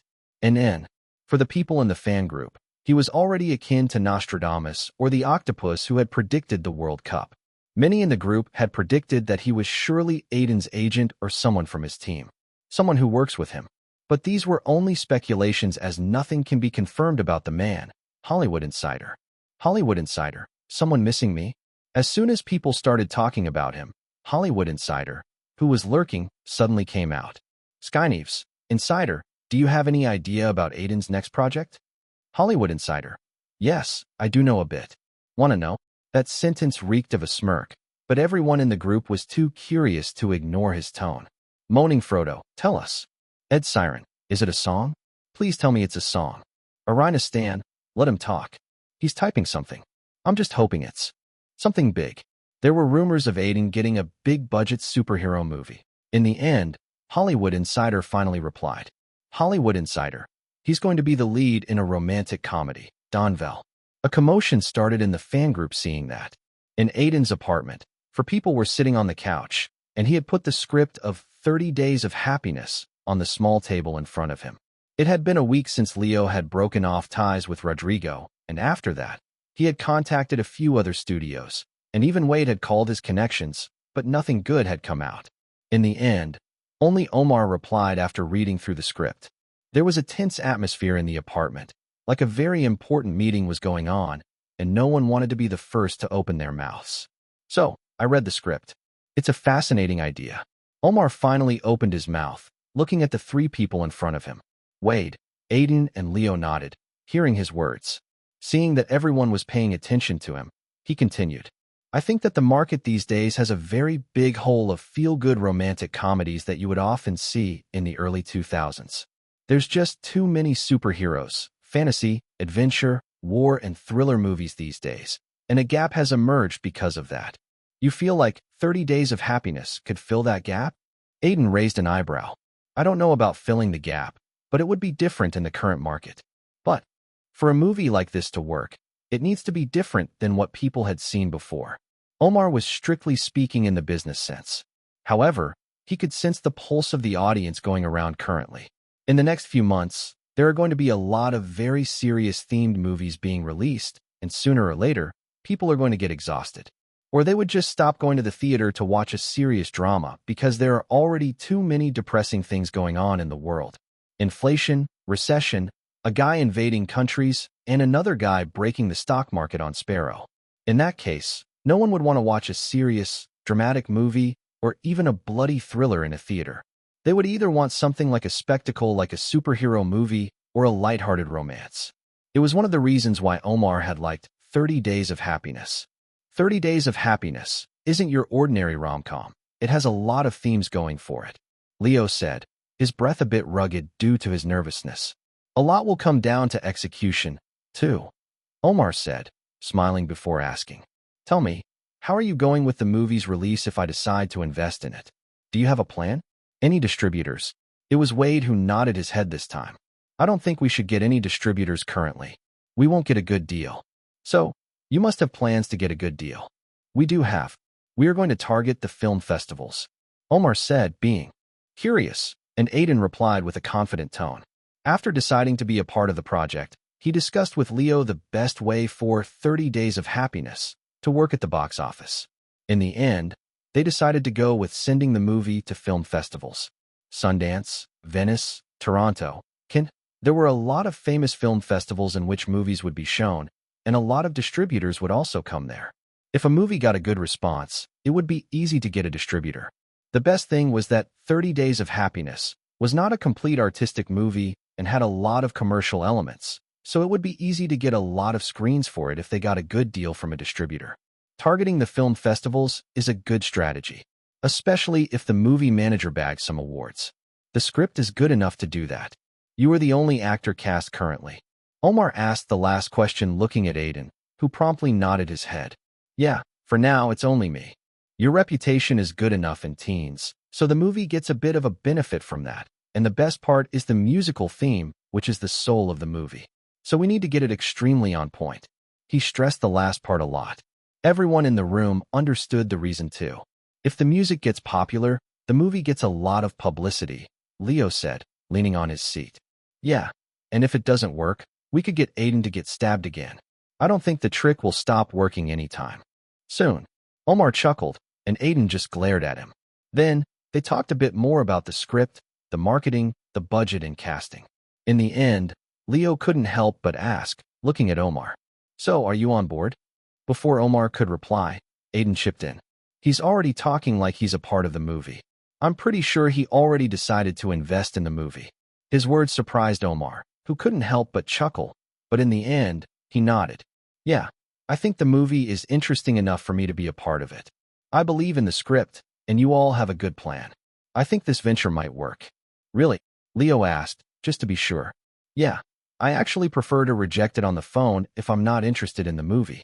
So, I had already decided to invest when I came here. In his words, a surge of happiness overcame Leo, who took a sigh of relief. It was tough for him to sleep in the past week, and he had dreams in which a voice would tell him that his career in Hollywood was over. But now that they finally found another investor, he could relax. Thank you. I won't disappoint you. Those were the only words that Leo was able to say. Chapter 116. After Omar came aboard to invest in the project, things were finally moving in the right direction for both Aiden and 30 Days of Happiness. The contract between Leo and Omar was soon signed, and it was also when Aiden found out that Omar's private investment firm was called Green Finance. After they had signed the contract and Omar was officially the producer for 30 Days of Happiness, they had a lot of meetings. Upon thinking a lot and cutting down on some budget here and there, they decided that $5 million were more than enough to make the movie. Omar wanted to limit the budget for the movie making because he felt they should keep a more considerable portion for the marketing of the movie, as he felt like the movie could be a massive success if promoted the right way. Although, the main worry was Aiden not being a well-known actor yet. During all this, Aiden also signed up as the movie's lead. Usually, he would have gotten around $200 to $300K for the movie, as his value in the industry has increased after Black Saints. And this pay scale was very average for the lead of an independent movie. Actually, it should have been more overall, as Aiden was also doing the soundtrack. But after a discussion with Wade, he didn't decide to take money up front. Instead, he opted to take a share in the profits once the movie hits the big screen. This way, the movie could have a better budget and Aiden would also earn more if it did well at the box office. Again, though, he knew that it was a significant risk. Only listers would opt for the profit-sharing model instead of directly taking away the payment up front because they are confident that with their stardom, the movie was bound to do well. One actor had even gotten more than $100 million due to him opting to go with the profit-sharing model, instantly making him one of the wealthiest actors in Hollywood. Still, at the same time, a lot of actors had taken a loss due to this model. In the end, he took the risk because of his gut feeling. Omar and Leo didn't mind doing that, as it meant that Aiden would only earn if the movie would earn. After a few negotiations, they concluded that Aiden would get 9% of the profits. And although 9% sounds low, it was actually a high range. Even list actors would get at most 15% in the profit share. In fact, Leo had offered just 7% at the start of the negotiation, but Aiden had a big bargaining chip in his hand since he was doing the movie's score too. So, in the end, both parties agreed on 9%. After this was done, the pre-production for the movie quickly started with green finance and Leo hiring a freelance crew, picking out the filming locations and having discussions on the movie's cast. Aiden was not involved a lot with the pre-production of the movie as he started practicing for the role of Arthur and analyzing it further. At the same time, he started making the soundtrack of the movie. Normally, a soundtrack is mainly made after the filming is concluded. It is done to make an appropriate soundtrack that would suit the movie, and the editor revises the soundtrack in post-production. But it depended a lot on the film composer and the director as to how they wanted to go with it. In many movies, a composer had minimal on what he could incorporate in the movie, as a soundtrack was one of the major parts of a movie.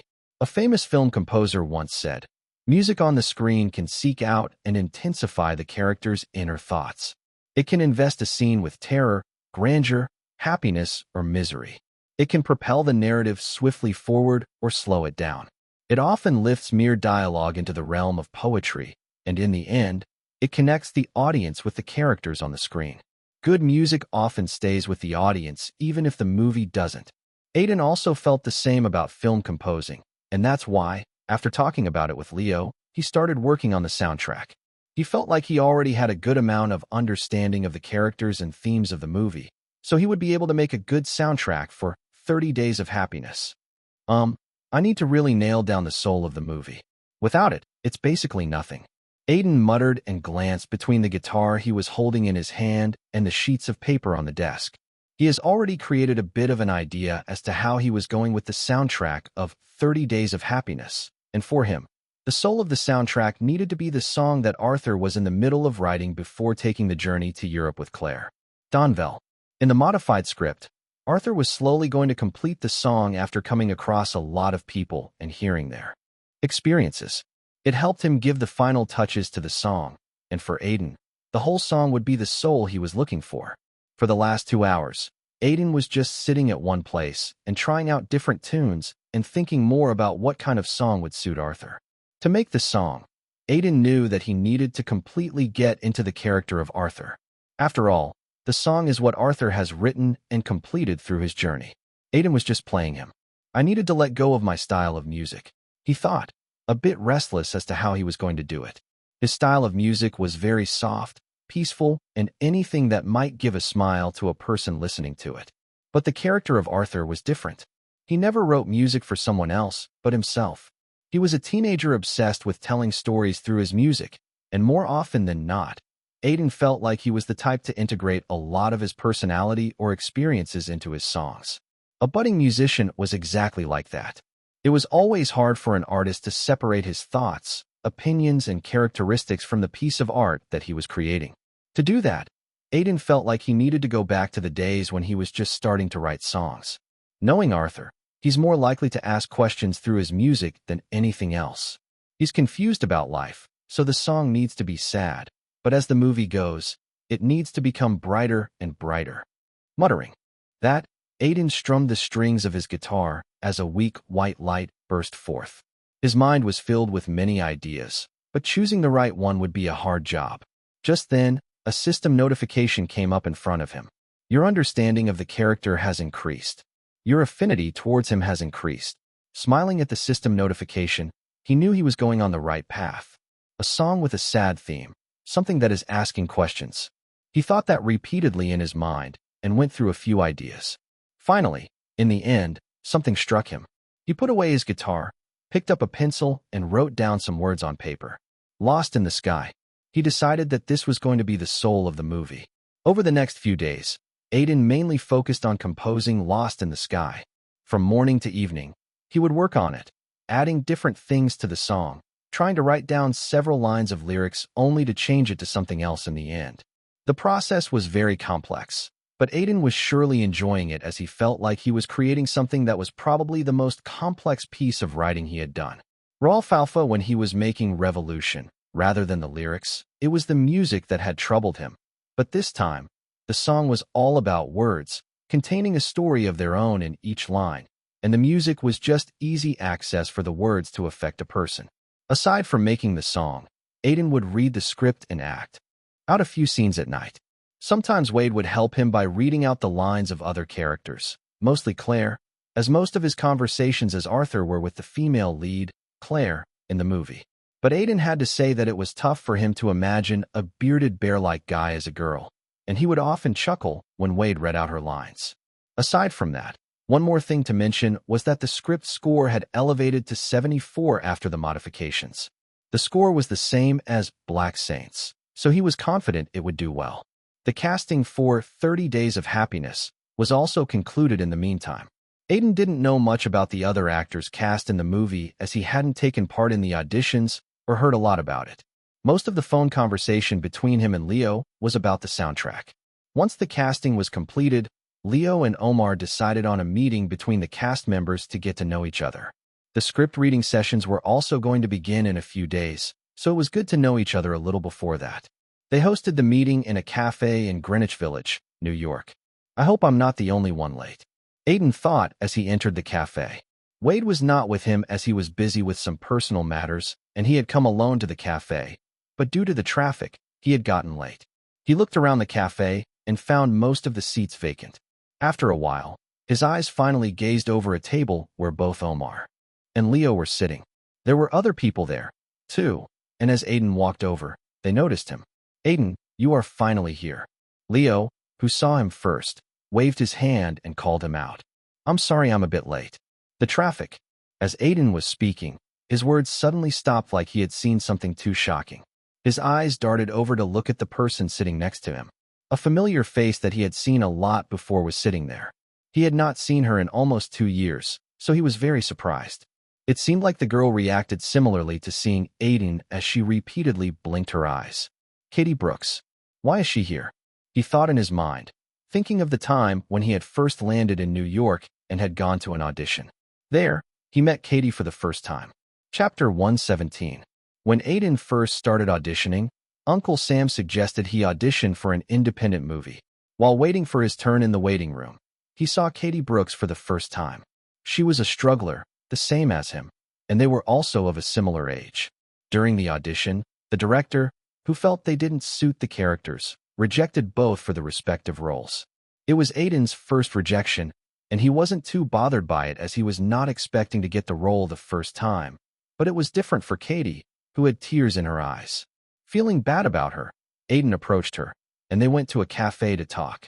There, she told him that she had not gotten any role for more than a year and was on the brink of quitting acting. She was depressed as many directors had told her that she would never be an actress. On that day, Katie had ranted out all her frustration to Aiden. They were strangers, but she wanted to release the frustration that was eating her from inside. Upon hearing her story, although he couldn't come up with any motivational speech, he advised her not to give up because of rejections because life isn't finding shelter in the storm. Instead, it's about learning to dance in the rain. From that time, Aiden and Katie encountered each other in numerous auditions and often discussed acting and the type of roles they wanted to do. Because of that, they became good friends, and after 2 months, Katie had actually gotten a good support role in a drama series. Aiden remembered that he was glad for her at that time, and after that role, Katie's career had always been on the rise. Then, finally, one of the agents from the Red Ant agency saw her acting and offered her a contract. Aiden didn't really see Katie after that as she reallocated to Los Angeles and started being a part of more movies with higher budgets and bigger studios. Although there were quite a few movies that Aiden had watched in the theater in which Katie had played a part in. In fact, she was one of the reasons Aiden hadn't given up even after continuous failures. But seeing her right now in front of him, Aiden couldn't help but be surprised. Seeing her, he felt like she was still the same. Katie had brown hair bound in a ponytail, and her small face and delicate facial features gave her the vibes of a girl next door. What is Katie doing here? He thought in his mind as a weird atmosphere started to build up. Katie's eyes were also wide, looking up at Aiden. She knew that Aiden was the male lead of 30 Days of Happiness, but as they saw each other after a long time, she still felt a bit of awkwardness. "Aiden, what happened?" Leo was the one to break the weird atmosphere. He glanced up between him and Katie. Do you know each other? Yes. They replied simultaneously. Aiden took a deep breath and explained the situation. I met Katie a long time ago during an audition. We are friends, but have not really talked to each other for a long time. He then looked up at Katie. I didn't know you would be here today. Katie smiled at him and nodded her head. Donvel. My agent gave me the script for 30 Days of Happiness, and I really liked the plot of it, so I did an audition. Yeah, she's going to play the role of Claire Price, the female lead. Omar said, and Aiden thought that the role of Claire was pretty, unlike Katie, who was a very reserved person. But he knew that she was an outstanding actress. She's an intermediate grade 1. The same as me, he thought, sitting in front of her. As he sat down, Leo looked at everyone there and introduced Aiden. Aiden is playing the role of Arthur Reeves. Everyone, including Katie, looked up at Aiden. He's also doing the soundtrack for the movie. It's very nice to meet you, Aiden said, looking at everyone. Aside from Katie, there were 3 more actors present there. One by one, everyone introduced themselves. One of them was Frederick Miller, a veteran actor who was mainly known in independent circles and had also acted in some series, gaining a lot of acclaim for his acting skills. He was playing the role of Charles Duncan, one of the most significant characters in the movie. The other guy was Jaden Briggs, a 20-year-old actor playing the role of Sam, Claire's ex-boyfriend, and the third guy was Colby Hudson, who was playing an Italian gangster that both Claire and Arthur would come across in a very comedic sequence. So, now that everyone is here, it's good if you can get to know each other better and get a tacit understanding of each other's characters. Leo said after a while. The whole cast was called here to give them a chance to get to know each other better, so the shooting could go smoothly. It was also good to be close to your co-actor, as the chemistry between them was easy to develop like this. Frederick, as a veteran of the industry, was the first to break the ice, and seeing him, others also opened their mouths. The talk was mainly about the script, characters, and their favorite parts of the script. Omar and Leo didn't interfere much, letting the actors talk. Aiden, I heard. You were the first one to get casted. Why did you audition for Arthur? Frederick turned towards Aiden and asked. The old man seemed curious to know his answer. I just thought that he's fascinating, Aiden said after thinking a bit. He's timid and awkward, but during the scenes in which he's talking about his hobbies or just music, you can clearly sense the confidence. He's very arrogant about his work, pretty much like how an artist is. Is it easier for you to get into the character because both of you are musicians? Katie asked, staring at him, and he shook his head. Not really. We both like music, but he's more passionate than me. He's the type of a guy you would find holed up in his room, half crazy one day, because he's trying to focus too much on his music. Our personalities are different, too, and he has a sense of clumsiness around him. It's only at the movie's end when he really gets out of it and starts believing in himself more. Aiden gave a very detailed answer, making both Katie and Frederick impressed. The other two also nodded, and the discussion went ahead, with other people talking about their characters and the relationship among their characters. Even if a character doesn't have a backstory, many actors will try to make an imaginary story in their minds so that the character looks real. Both Frederick and Colby talked in detail about that. You must be surprised to see me here. As Aiden listened to the conversation going around him, Katie suddenly whispered. Looking up at her, he nodded. Kind of. I just didn't expect you to be in an indie movie, especially the one I'm doing. I guess Hollywood is really just a small circle. Yeah, it is.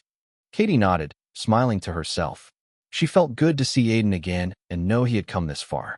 When they used to be in contact, he would never talk about music, so she was amazed when she saw him trending on Sparrow due to being an X-star. After that, Katie had kept on his career from time to time, but she hadn't really expected to meet him as co-star. I thought you were only going to do big, commercial blockbusters. So what are you doing in a $5 million project when you don't even go below $50 million? Aiden raised an eyebrow.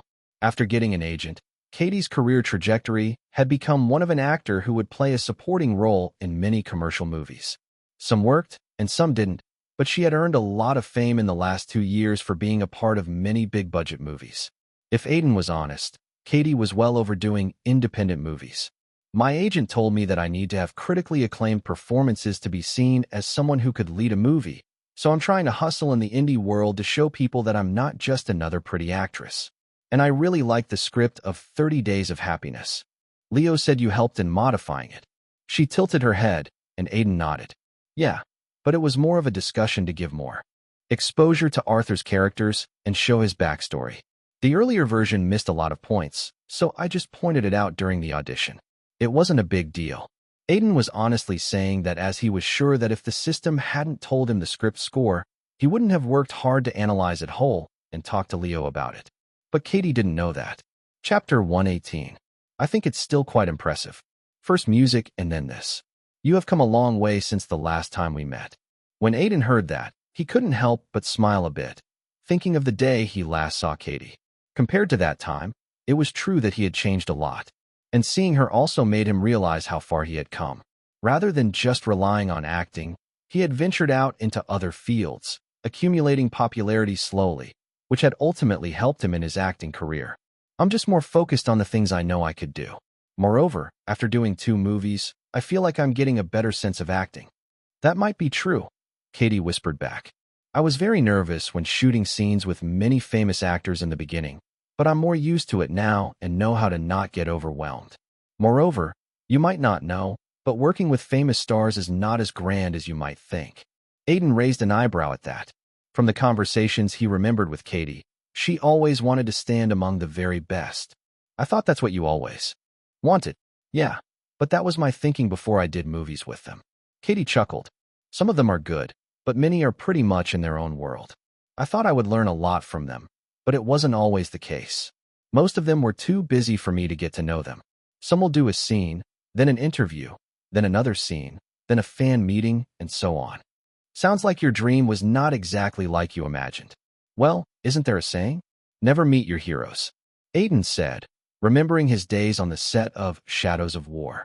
Katie had probably encountered people like Aaron Hart, but he also knew that not everyone was like the latter. Ray Hardy, the lead of the Shadows of War, had treated him pretty well on the set and had even helped him in preparation for the role of Kai. Yeah, but I at least got a lot of money. It's way better than struggling to pay rent every month. And Katie said, leaning on her seat and picking up her cup of coffee. Slowly slipping it up, she stared at Aiden, thinking he looked a bit more mature now. The meetup went ahead like that, with all of them moving on from talking about 30 days of happiness to other things like how they had begun their acting careers and their experiences. This was one of the good things about being part of an independent movie. The actors would be very open, and all of them would have the same goal, to give their best to make a good movie. As their meetup ended, Aiden couldn't help but ask a question to Katie that was running in his mind. Why did you choose the role of Claire? He wasn't just asking this because he was curious. It was also a way for Aiden to understand Katie's thoughts about Claire. He felt like it was important to know what other actors thought when deciding to do the role. Well, let me think, Katie said, hearing the question. It wasn't something she could answer straight away as there was a lot about Claire that she had liked and disliked. You can say that at first. I hated her character. When she said that, Aiden squinted his eyes in interest, wondering what had made her change her mind. It's prevalent in rom-coms to have a female character who's already popular or wants to be popular. I know that happens, but it is very overused, and I thought Claire was the same kind of character. She's popular in school and has an athletic boyfriend who's a bit of an asshole. She glanced at Jaden. It just seemed like an overused trope, Donvel. But that's just the outer layer. Aiden muttered. A character always has a lot of layers until a director has just not decided to explore it or give a hint about it. Claire was the same. On the outside, she seemed like another female protagonist in a high school romance that people were already bored of. But Claire was more than just the guy that Arthur had fallen in love with at first sight. There was a reason why Aiden said that the name Claire would suit the movie title a lot. As the plot moves, a lot of stuff about Claire is revealed. In the end, she's more or less a girl that just wants to know more about love. Her relationship with Sam early on in the movie is pretty much hollow, and she realizes it too, but she's fearful of losing people close to her. Her grandma's letters are just a way for her to get more time to think about the questions in her mind and get answers. I like how much of a confused and vulnerable person she is inside, and how her cheerful persona is more or less an act. Katie finished her explanation with a smile. Aiden could clearly feel like she had prepared a lot for the character of Katie, and in his mind, he slowly began to project her face as Claire and felt like she would do a great job. It seems like I would have a lot of fun working on the movie. Aiden thought in his mind. For him, Katie was someone who complimented his acting well. He still remembered when they used to practice their roles together after work. So, he was sure that it would also reflect in their characters. Slowly, he really was looking forward to the start of the shooting. After the meetup ended and the cast got to know each other, they met again after a few days for a read-through of the script. The filming locations were also decided then, and they were going to begin filming by the middle of May. Leo had decided that the first part of the script would be shot in LA. The scenes in which Arthur and Claire would meet at the start of the movie and some montages of their school life would be shot here before the crew would fly over to Europe, where filming would take place in Paris, Brussels, and Rome. The major part of the movie was going to be shot in Europe. That's why Leo wanted to do it after the LA shoots. If everything goes well, the movie would finish shooting in 1.5 months and would be sent to various film festivals. Are the cameras ready? Recheck everything. We don't want any mistakes on the first shot. We are going to start in the next few minutes. Leo shouted, and everyone around him nodded and started rechecking everything just to be sure. Everyone knew the importance of the first shot. It was the first day of the shooting, and they were filming in a high school that had agreed to let them shoot for half a day. They did not even ask for money and only requested to show the school's name in one of the shots. Apparently, the school was trying to get some fame for itself like this. Filming devices had been placed far away from the school gate, on the pavement leading to the school.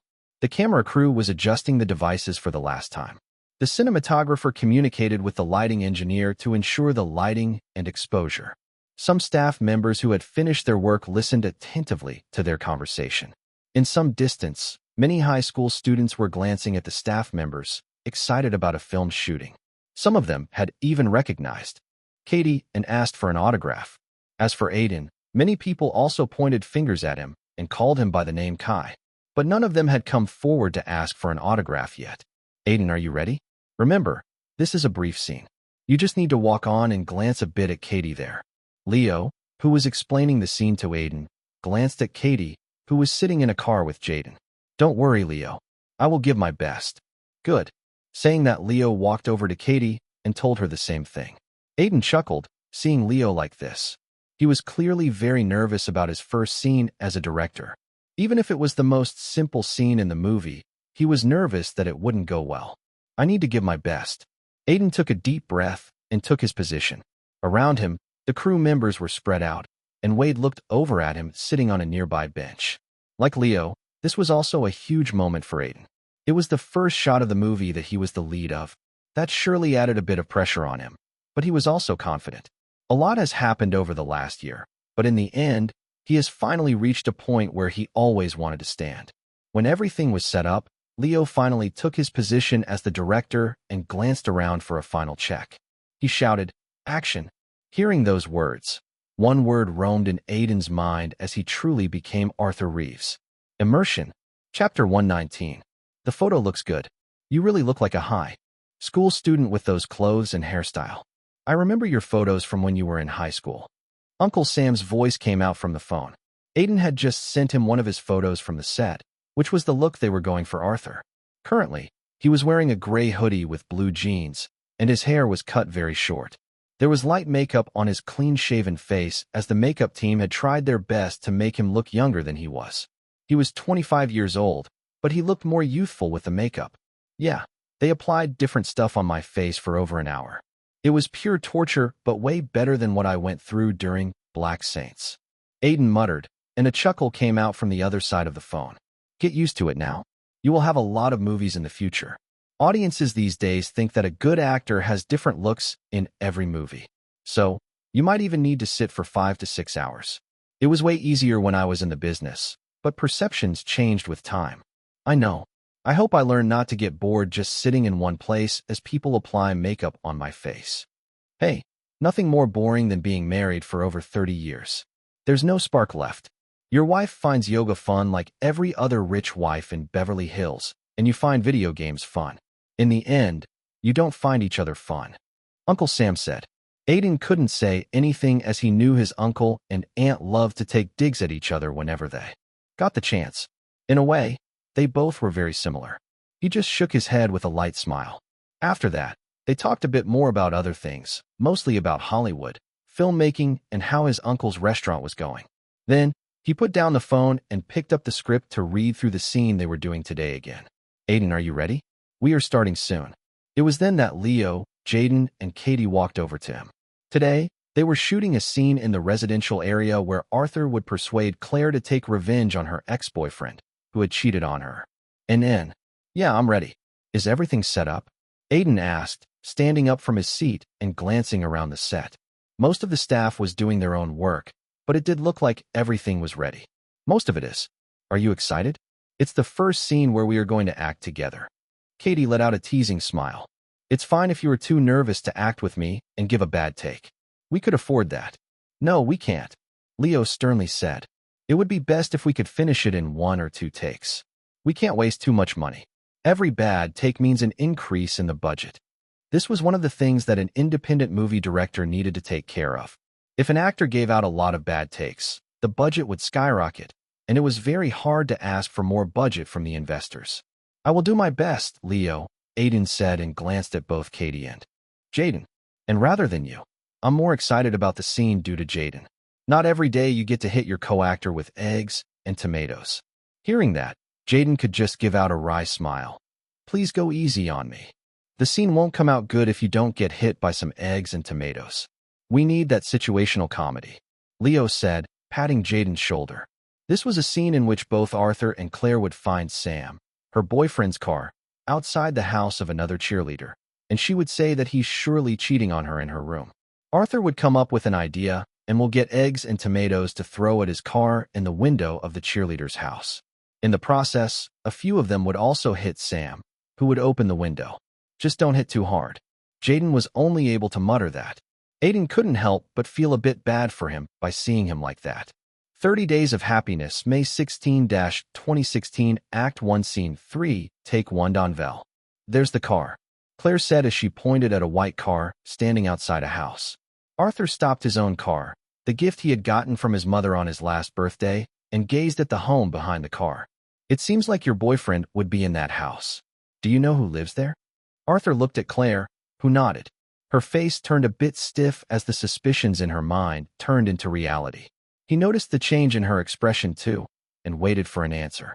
Yeah, I have been there a couple of times. It belongs to Jenny Davies. Her parents are mostly out, so she often calls the entire school to party there. You have never been. Claire stopped in her sentence, realizing that Arthur was treated as a social outcast, more or less, and he shrugged his shoulders awkwardly. I don't know enough people to get invited to parties. He muttered. Anyway, what now? I don't know. Claire stuttered her words, and her eyes kept glancing at the house's window. She wondered what was going inside. She was not stupid. She could guess what her boyfriend was doing there, but it was a scenario that she didn't want to face. Arthur noticed her inner struggles too. He wanted to tell her that they should turn away and leave. He didn't want to interfere in her relationship as he was never the type to help others. But this time he hesitated. Frowning, he again thought about what he should do. Maybe this was the chance he was always looking for. He had given up on any hope long ago and was content with it, but it might be the chance he never imagined he would get. In the end, he took a deep sigh and opened his mouth. Tell me one thing. Are you sure he's cheating? Like completely sure. I don't want it to be a case of a misunderstanding. I saw him kissing her, and he has lied to me many times. I just know it. I'm very confident that he's cheating. Okay, good enough. Arthur smiled, getting an idea in his head. Get out of the car. I think I still have some eggs and tomatoes in the back. What? Why do you have those in your car, and what will you do with them? Claire asked as she stumbled her way out of the car. Arthur didn't say anything and just picked up a grocery bag from the back and passed it to her. My mom told me to get these. I forgot them in the car, but I guess they have more needs than to be used in making my dinner. What are you going to do exactly?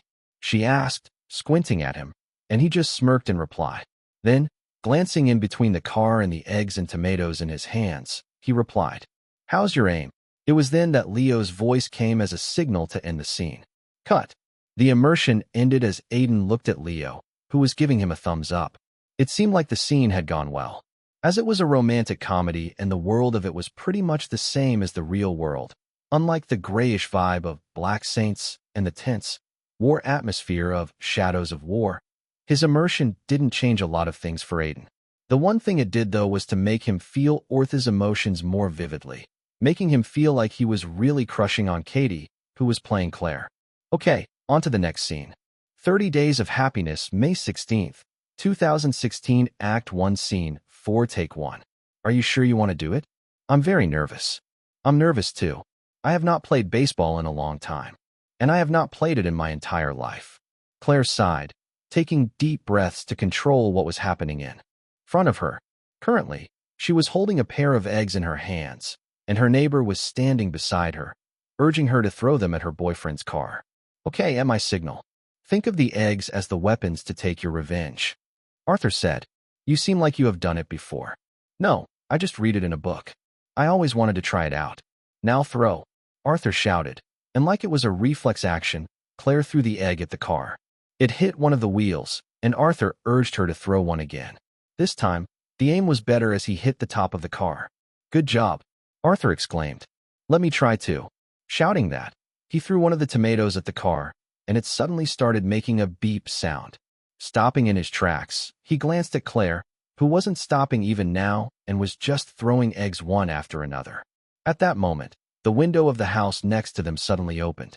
Hey, what the fuck is going on here? A girl looked at them from above. Arthur recognized her as Jenny Davies. She was wearing a very thin shirt and looking at her messy hair. She was surely in the middle of some action. Raising his head, he waved at her. Hello, Jenny Davies. I'm sorry, but can you go back inside and send out the guy who you were busy with? We don't really have any business with you, and I don't think you would like to be out when there are eggs and tomatoes getting thrown here and there. The fuck are you? Bitch. Before Jenny could finish her sentence, Claire threw an egg at her, and it landed straight on her face. Even Arthur was surprised at her aim for a second. Jenny didn't stay long to look out at them, and quickly Sam glanced outside from the window, half naked and his eyes worried, knowing that he was caught red-handed. Claire, what are you doing? He said, then looked at his car. Fuck. My car. Just as he said, Claire and Arthur glanced at each other and started throwing down everything they had at Sam. Chapter 120. The sun was high up in the sky, shining brightly, and it was a warm, sunny day. Currently, they were shooting in a cafe that was located in one of the streets of Paris where musicians would often perform. As Paris was also called City of Art, alongside its other names, there was no limit to the musicians, painters, and other artists that would come to the city every year. It had taken little more than a week for the crew of 30 Days of Happiness to complete all the shooting in LA. Omar, Aiden, and Leo had multiple meetings over the shoots, and they were pretty happy with the outcome. After the shoots in LA, the crew and cast quickly flew to Paris to do the parts there. But it wasn't as smooth sailing as shooting in LA. Just getting the permit to shoot in the streets was very hard here due to them being just an independent crew, and even after that, just accommodating the whole crew at one place meant a lot of money would be spent daily. Because of that, they were hurrying to go over the shoot quickly. To lower down on budget, they even hired some freelancers in France to help around in the crew. These days, anyone can become an actor. A brown-haired guy with a mustache said in a French accent, scoffing as his eyes gazed at Aiden, who was going through the scene with Leo. I don't think you should say that. He must be good enough to be the lead. I don't think they will take anyone from the street. His friend, a blonde-haired guy with hazel eyes, said. They were both the freelancers that the crew had hired. As their work was over for now, they were just spectating from the side. They are from Hollywood. The guy doesn't even give that aura that those actors give out, and it's just a small crew. No big studio backing them. The guy probably slept with the director to get the role. Those things are too common in LA. You were just saying that because you weren't able to make it in even an independent crew after years of trying. The blonde-haired guy mocked him. This was not the first time that his friend was being bitter about other actors when they were working on a set. He felt like he could be the one to lead a movie and get famous, but if he had the talent and luck, he wouldn't be working as a simple crew member. No, it's not just that. I saw his other scenes. They were not anything great. He doesn't even have a handsome face. The actress is way better than him. I'm pretty sure the critics will roast him a lot when the movie releases. And I really think you are nitpicking. There hasn't even been a prominent scene yet. They are just shooting the easy ones, and they don't really need a lot. And the director never really scolded him. I have seen directors shouting at young actors all the time. I think he's pretty good and he's respectful with the crew, so I like him. He shrugged his shoulders, and the brown-haired guy didn't know how to get his point across to his friend. Suddenly an idea struck his mind. How about we make a bet? His friend raised an eyebrow at that. I heard the director saying the next scene is very important. €10 that he will mess it up. Well, the blonde-haired guy thought about it for a minute and hesitated. He knew that it was not easy for an actor to give the right scene in one shot, but the bet was interesting. In the end, he decided to take the risk. Okay, deal. Good. You have guts. As they were talking, someone who was standing right beside them the whole time and listening to their conversation couldn't help but smirk. He was Wade. Hey. He called out to the two freelancers. Are you talking to us? The brown-haired asked. Yeah, I want in on the bet. His words surprised both of them. Donvel.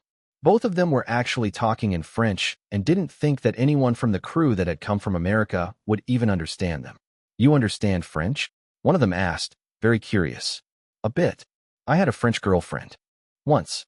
Whenever we fought, she would cuss me in French, so I learned to at least understand what she was saying. Wade explained in French. His words made them chuckle, and thinking for a bit, they nodded to let him in the bet. Okay, which side are you on? Aiden. I'm sure he will nail down the scene. This scene is going to be very hard. Aiden said, looking down at the script. A hand patted his shoulder as he sighed, wondering how he was going to nail the scene down. Don't worry a lot.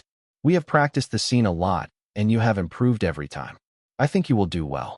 He raised his head to stare at Colby Hudson, who was playing a gangster named Lorenzo Scalita, an Italian gangster who was living in Paris. In the story, one of the letters mentioned him, and both Claire and Arthur would try to find him to get a clue about Charlie Duncan's and his whereabouts, only to find out that Lorenzo and Charlie have an enmity between them. Lorenzo would try to get money out of Arthur and Claire, but Arthur would manage to hit him with a guitar and run away. But in the end, Lorenzo's gang will capture them in a cafe, and he would say that he would let them go after punching Arthur. Overall, it was a comedic scene.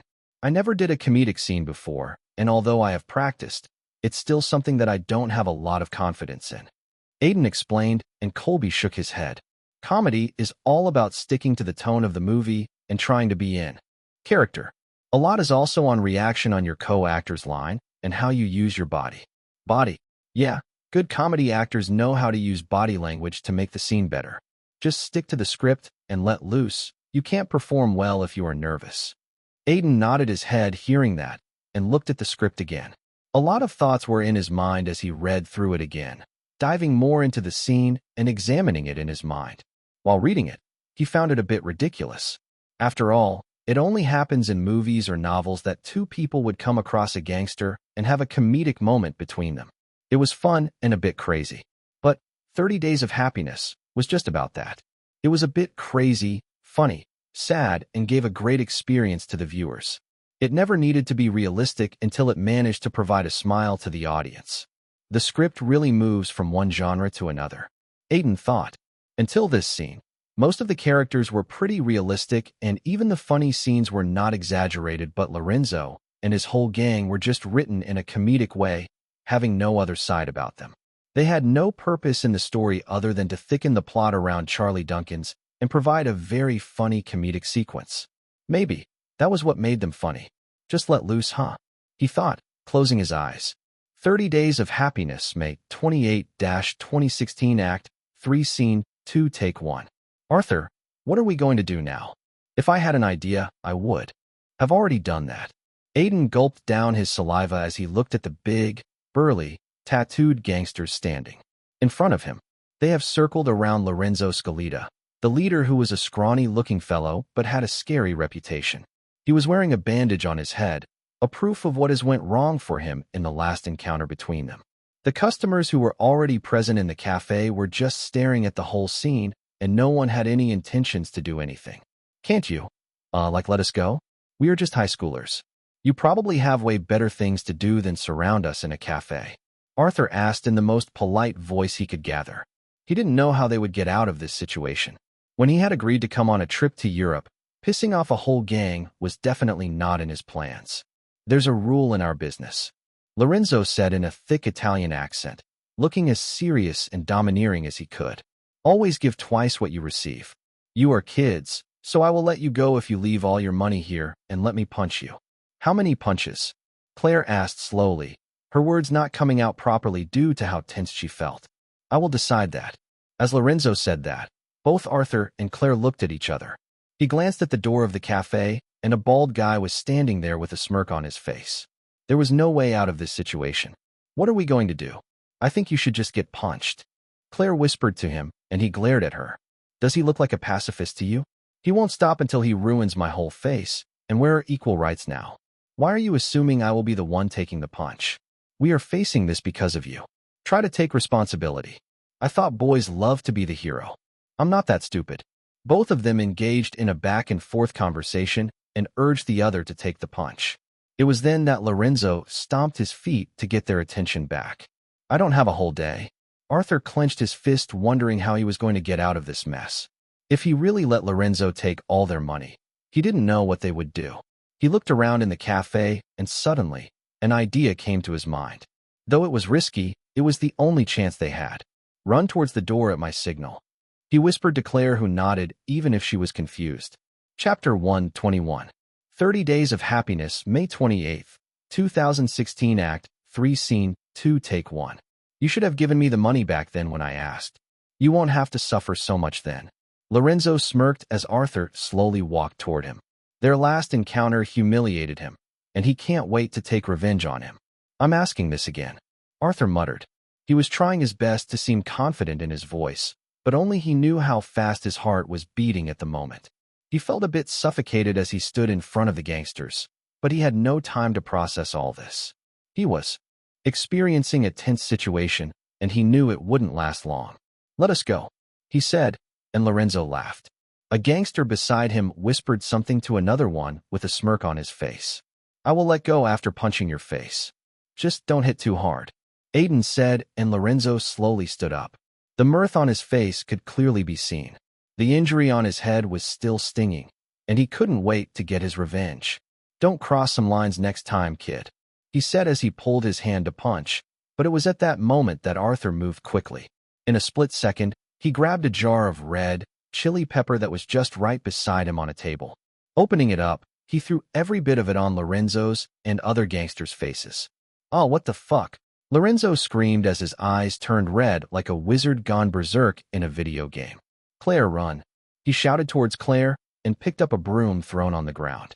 Claire ran towards the exit, but was blocked by the bald gangster who was ready to grab her. She screamed in fear, but at that moment, Arthur hit the gangster's head with the stick side of the broom. The gangster tried to fight back, but getting the chance, Claire kicked him straight into his balls, making him fall to his knees. Fuck. The gangster muttered as Arthur repeatedly hit his head with the broom. I'm gonna break that bald skull of yours.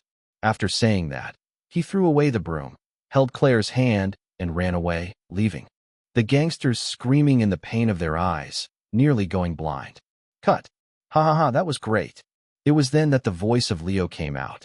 He was laughing, and even the other crew members had smiles on their faces. All of them knew that the scene was perfect. There were no mistakes or fumblings, and dialogue, expression, body language, and comedy were on point, making it one of the best scenes they have gotten till now. Let's take a break and get on with the next scenes. Donvel, Leo shouted, and everyone cheered. As the scene went very well, they felt a sense of excitement. Nothing was as good for a crew's motivation as a perfect scene. There was only one person who wasn't happy. I guess I won the bet, the blonde-haired guy said as he looked at his friend, whose jaw was dropped in shock. He was very sure that Aiden would mess up the whole scene, but the latter had nailed it. The scene required Aiden and Colby to do most of the hard lifting, and the latter was a veteran actor that even the brown-haired guy knew of as he was a bit famous in Paris.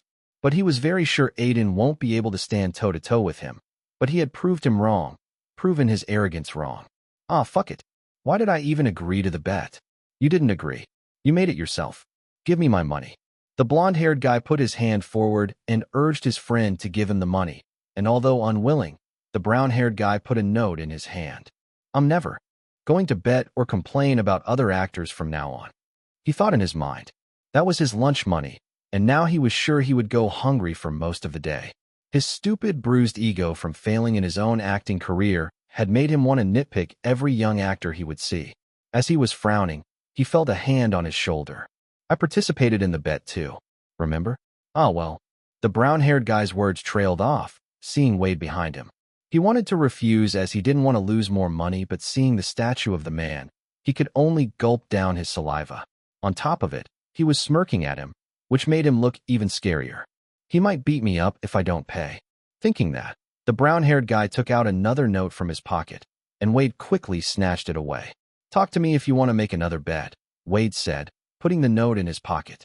Normally, he would not have interfered in the conversation of two crew members, but he didn't like anyone belittling his actor. "I will tell you something. You know that guy." He pointed at Aiden, who was talking about something with Katie after the scene. "He's going to be the next star in Hollywood." Huh. Both the crew members looked at Wade weirdly, hearing that. They knew that Aiden was a good actor. He had just proven it to them. But the next star in Hollywood? That was a huge exaggeration.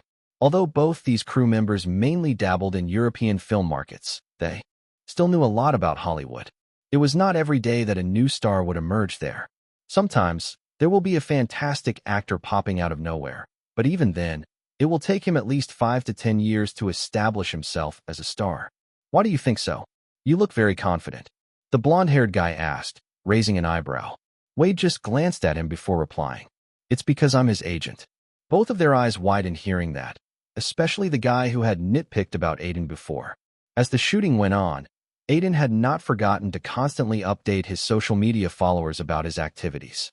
After Black Saints, his popularity had blown up, especially among the younger audience, and as his follower count had gone above 1 million, Wade had told him to give updates on his activities. In his words, social media is a powerful tool to promote yourself. It was fine if Aiden didn't want to show much of his personal life in it, but he needed to update people about his work so they could keep being interested in him.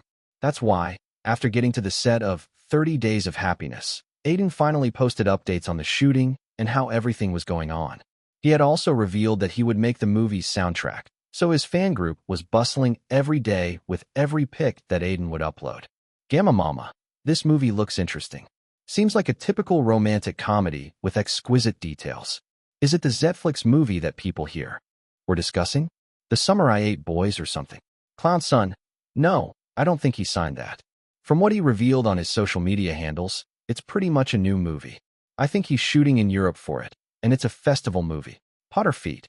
Why is he shooting for a movie that would be seen only at film festivals by old critics with white beards?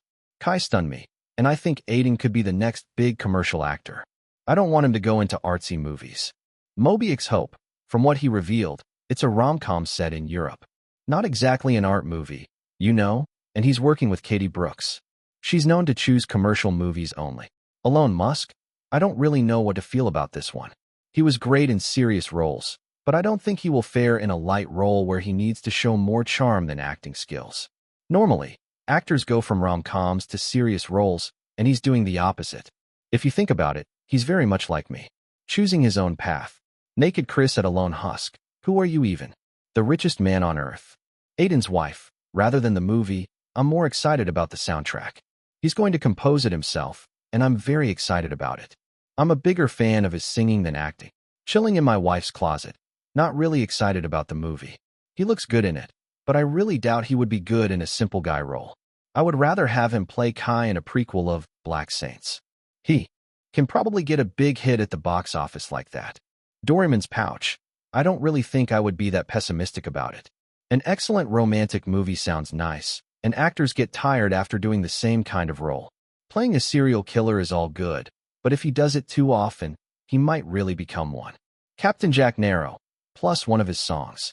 I liked Revolution, but I want him to return to the Life is a Story phase. That's where his song truly touched my heart. The _other understand taken. There are too many polarizing reactions on this sub. I am curious as to what the final outcome would be. Chapter 122. You have improved your comic timing. You have gained a lot of experience.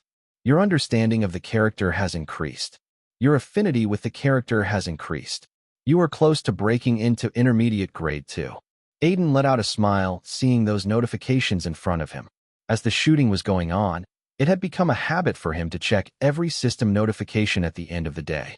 It was like opening a box of rewards after a hard day's work.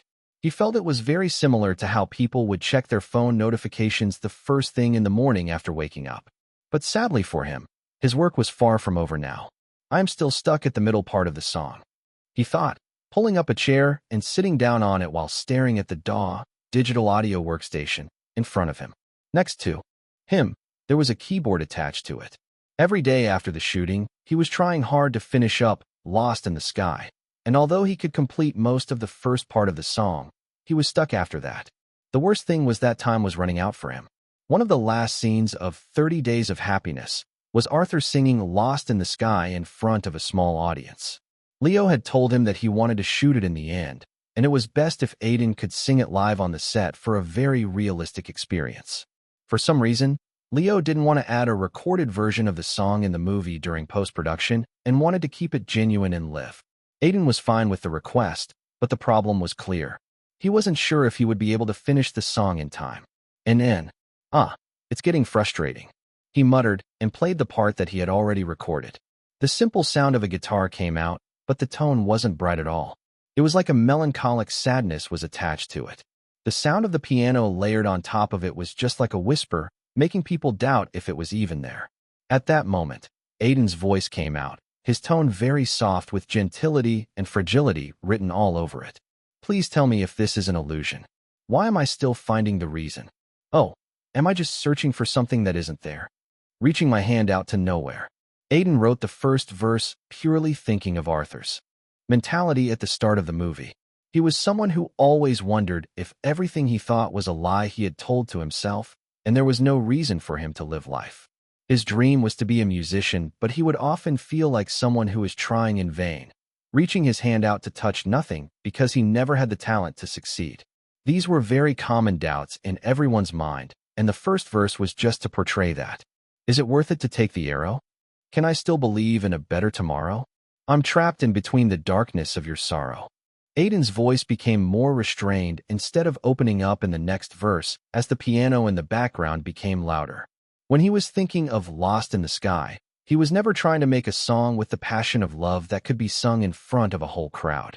He wanted it to be like the song that one would only sing in front of their special someone. It didn't have anything fancy, and instead, Aiden had focused a lot on the words, trying to create a deeper meaning behind each and every sentence. Singing it, he felt like he was just speaking out about Arthur's character with the use of the song, as all these lyrics were just his thoughts.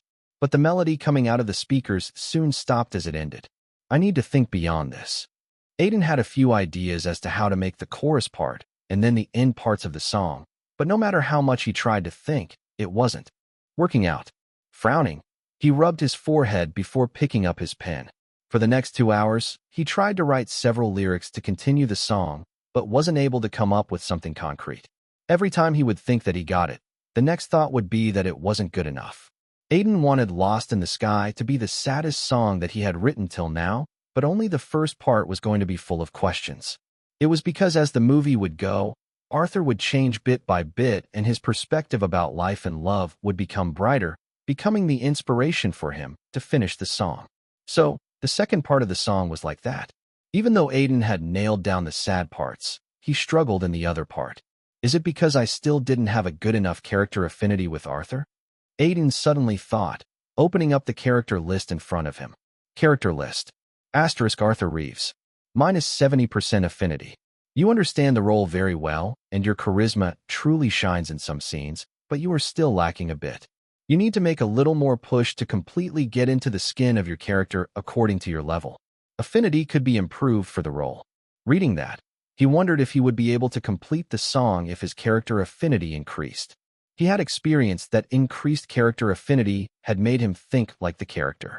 In the past, when he had played Kai, his affinity with him had reached the utmost he could do at his level, and on those days, he would feel like he was slowly not being himself.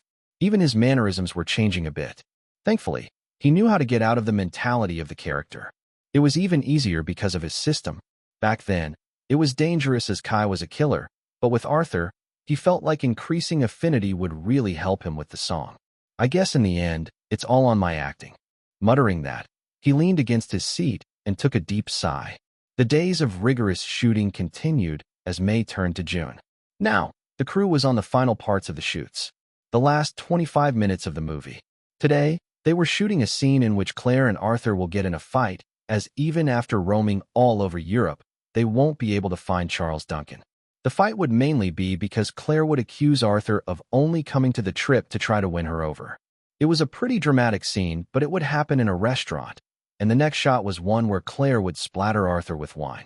How many takes do you think it would take to get the scene right? An old man wearing a blue cap asked Leo, who was standing next to him. The old man was the cinematographer that was working on the project. He was a major part of the independent crew Omar had hired. I'm hoping for one take.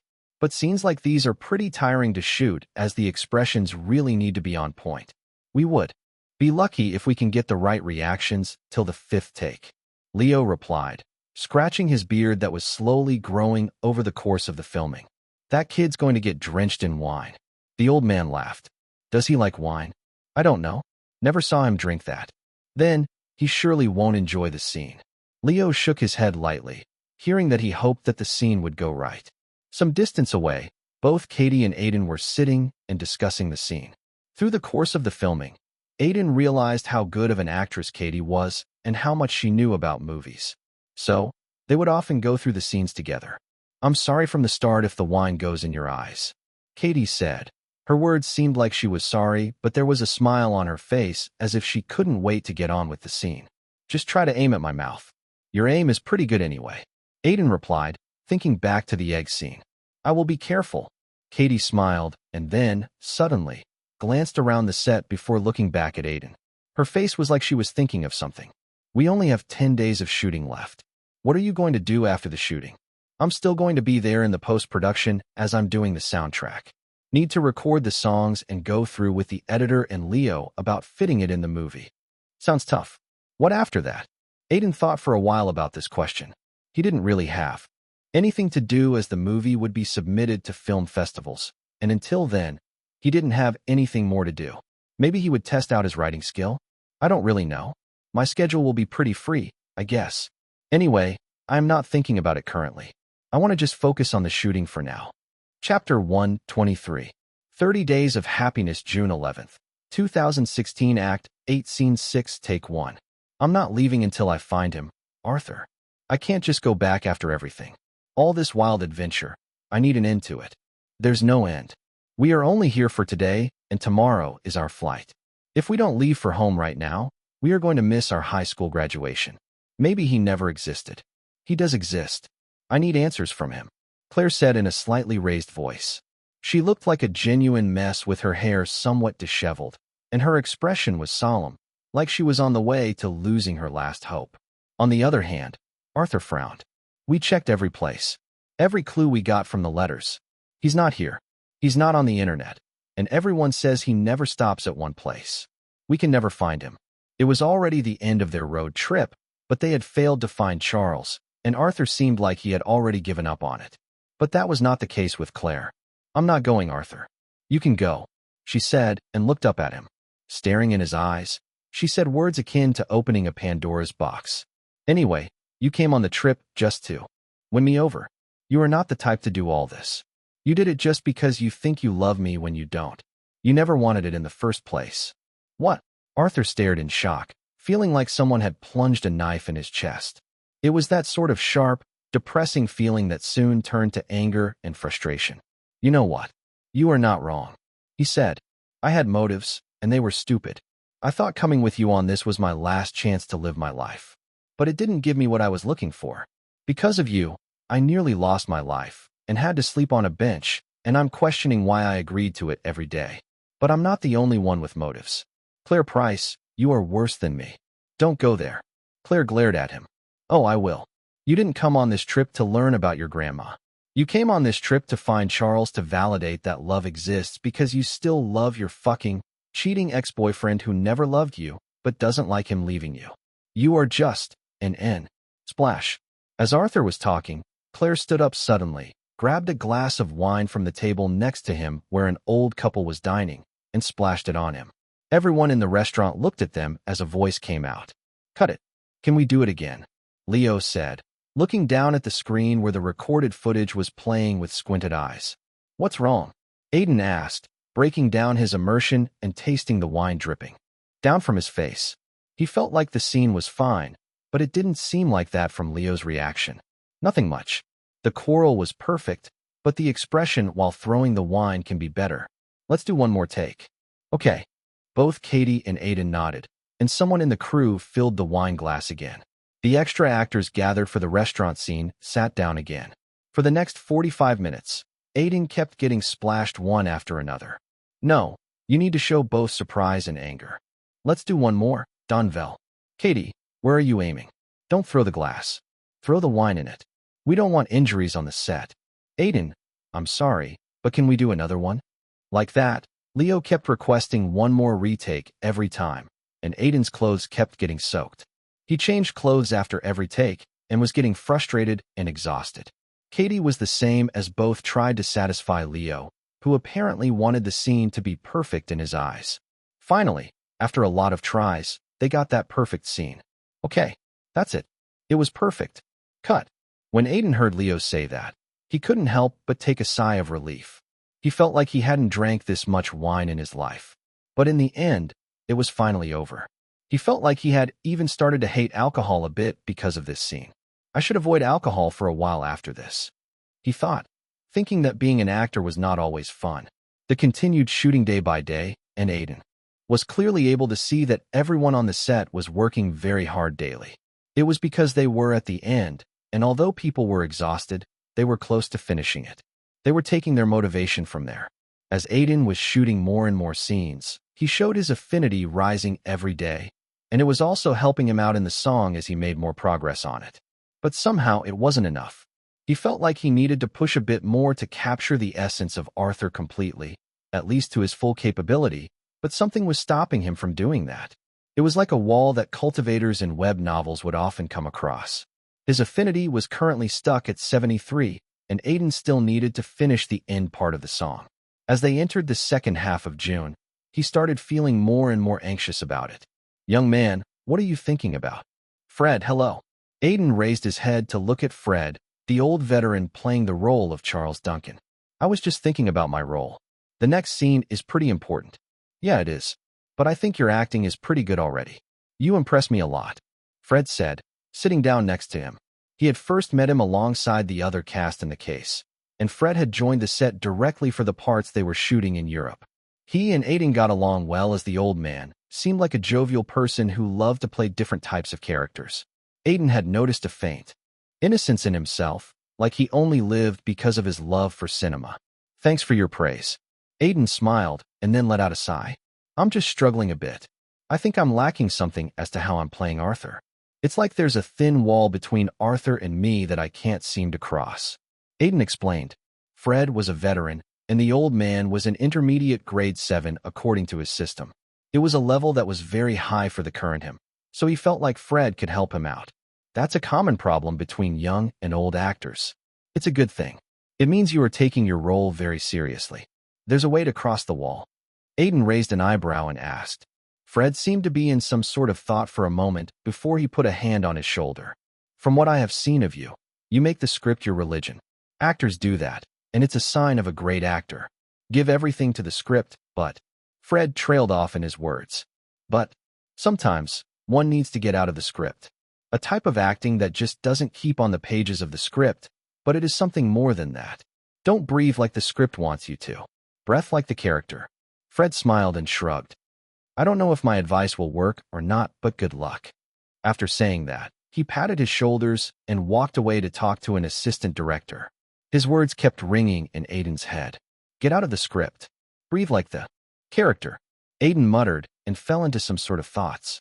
Fred's words seemed a bit philosophical, but they were extremely true when Aiden looked back at how he was going on with his scene. He was an actor who would memorize the whole script and try to focus more on the actions of the characters to get a better idea of them, but while acting, he would still follow the script and won't act out of line.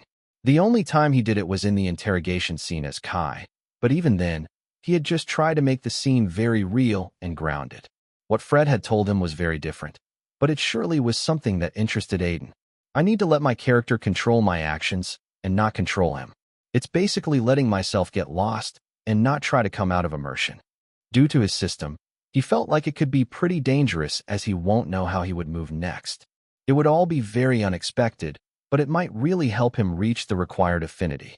As he was thinking about that, Some notifications suddenly appeared in front of him. You have gotten a better sense of the art of acting. It's a unique achievement. You have gained experience. You have acquired the unique skill breakout scene for a one-time use due to getting new insight into acting. In your next scene, you will break all your limits. You are now one step away from improving your skill. Reading that, Aiden's eyes widened.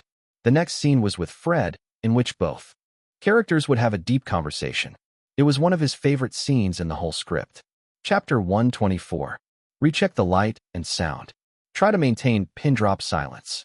This is one of the most important scenes in the movie. Do you all understand? Don't ruin it. Leo shouted, looking at everyone in the crew, who nodded with serious looks.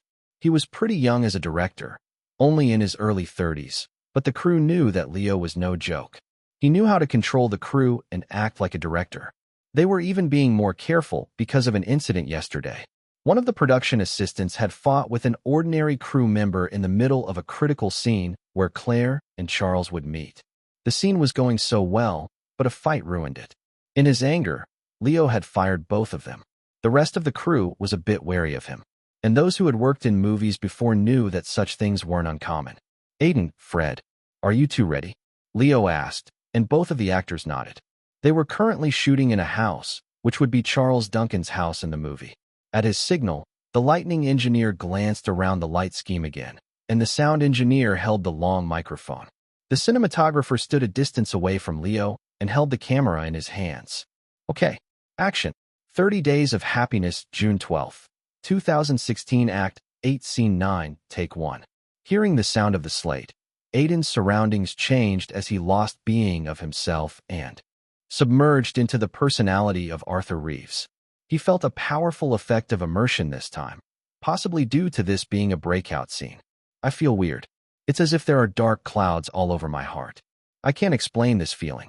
He thought as he felt all his emotions of Arthur, feeling all the sadness and grief he was in. Claire had just rejected him, and all he wanted was to close his eyes and never wake up, just to not experience this pain. Young man, sit down. Do you need something? I have tea. He looked up as he heard Charles's voice. He was wearing a simple shirt and was looking at him with a light smile on his face. I don't want anything. You seem like you do, Charles said, lowering his head with a smile. I heard the argument. Going through heartbreak. Yeah, Arthur said, not able to match gazes with Charles. When Claire had told him about the letters, he had been very curious about the person who had written them, but now, everything seemed like a blur. He wanted to just get away from all this, to somewhere no one could find him, see him, hear him, just a quiet place. But he knew in his subconsciousness that even there, the voices inside his head and the feeling inside his heart won't leave him. Your hands are shaking. Suddenly, he raised his head hearing that and glanced at his hand, which was really shaking. This would always happen when Arthur was tense, going through lots of emotions. Sit down. It's better to talk in these phases of life, Charles said, sitting down himself on the sofa and gesturing to Arthur to sit down in front of him. This time, he sat down. She doesn't feel the same way? Charles asked, almost in a whisper. Yeah. Arthur nodded, fiddling with his hands, trying to calm down the shaking. At the same time, there was a sadness in his eyes that Charles recognized. He was trying to hold back his tears. You know her grandma was the same. I think it runs in their blood to break hearts. She gave me more pain than anything else I experienced in life. Charles said, chuckling. You moved on. No, not really. Charles shook his head. Not until I was in my 30s. After that, I met my wife. She passed away last year. We used to travel the world together, but I just came here after she was not in my life anymore. This house is her idea. A place to go when our hearts crave one. Charles looked around the house before sighing. I'm sorry for your wife, Arthur said as an awkward atmosphere crept in. He didn't know much about Charles, just that he was a photographer who didn't like being in one place. It's fine. He smiled. Can I give you some advice? More like just something I experienced. Arthur just gave the nod in reply. His whole body language seemed very uncomfortable, like he was going to cry at any minute, and he was desperately trying to hold back his emotions. When I broke up with Claire's grandma, it was just out of circumstances. It hurt a lot, especially because she loved me, but we wanted different things. I couldn't mold myself to someone she wants, and I didn't know how to move on. How you did it then? I just realized that something has passed away, I felt like this because I wanted to go back to the memories we had, do something similar, feel something similar. She was my hope, and I was depressed because I had lost it. But then one day, I just said I couldn't fight time. Past is past. In the end, it's about looking up for another hope, an inspiration, something that gave my life a meaning other than taking photos. When someone's relationship does not work out, it could really feel like they have lost their world. However, humans are creatures that need others, and sometimes, losing the most important person in their lives is very difficult. Charles was someone who experienced that, but time slowly made him feel better. Even if it hurts today, it doesn't mean it will hurt tomorrow. Sooner or later, people are going to find hope. That was Charles' story. What if I never get it again? Arthur asked, looking Charles in the eyes this time. This was one of his biggest insecurities. He loved Claire, but he was afraid to say anything because he didn't want to face rejection. The trip was a way for him to take a leap, hoping it would work out, but he never planned for what if it won't. What if I never get any hope again? What if I keep feeling this way for life? Tell me, what then? I don't want to be like this. He stuttered as a tear fell on the floor. Charles was surprised for a second to see him give this level of performance, but he stayed in character. I don't know, Arthur, but I don't think the world will be that cruel to you. It wasn't to me, and I personally think I'm not really a good person. I think it would fare better to you. Saying that, Charles put a hand on his shoulder. Arthur's crying intensified as all the emotions he was trying to stop burst out. They just sat like that for a while as Arthur let it all out, trying to cry out whatever he was feeling. The scene ended there, but it took a minute before Leo got out of his trance to say cut. The scene had not gone as he had expected, but in the end, he couldn't say he was disappointed by it. In fact, he felt like he wouldn't get a better shot even if he did another take. Cut, Leo finally said, but it took a long time before Aiden stopped crying. Originally, this scene was going to be very different. Aiden had played it with a bit of awkwardness, trying to portray a guy that was hurt but didn't want to show it. The original version had Arthur screaming, shouting at Charles as to how he's never going to get another chance at love, but when Aiden lost himself in immersion, he felt like Arthur would never do that. He didn't like showing his vulnerable side, so he would try his best to hide it until he couldn't. Thankfully, Charles, being a veteran, was able to keep up with him. When he broke out of immersion, his thoughts were a bit jumbled, and it took a while before he acted normally. When he told Leo sorry that he changed the tone of the scene from dramatic to very emotional, he said that it made it better. Before this scene, Aiden's only thought in his mind was that he wanted to truly become Arthur and lose control of himself, and it seemed like he achieved it. At least his system notifications were saying that. The skill breakout scene has been used. You have performed a scene that has broken all your expectations. As a result, you have gained experience. You gave away your control to become one with the character. As a result, the affinity with the character has reached the peak at your current level. To increase it more, you need to improve your skills. You have advanced to Intermediate Grade 2 from Intermediate Grade 1. You have gotten a lot of experience. Congratulations on achieving such a big feat.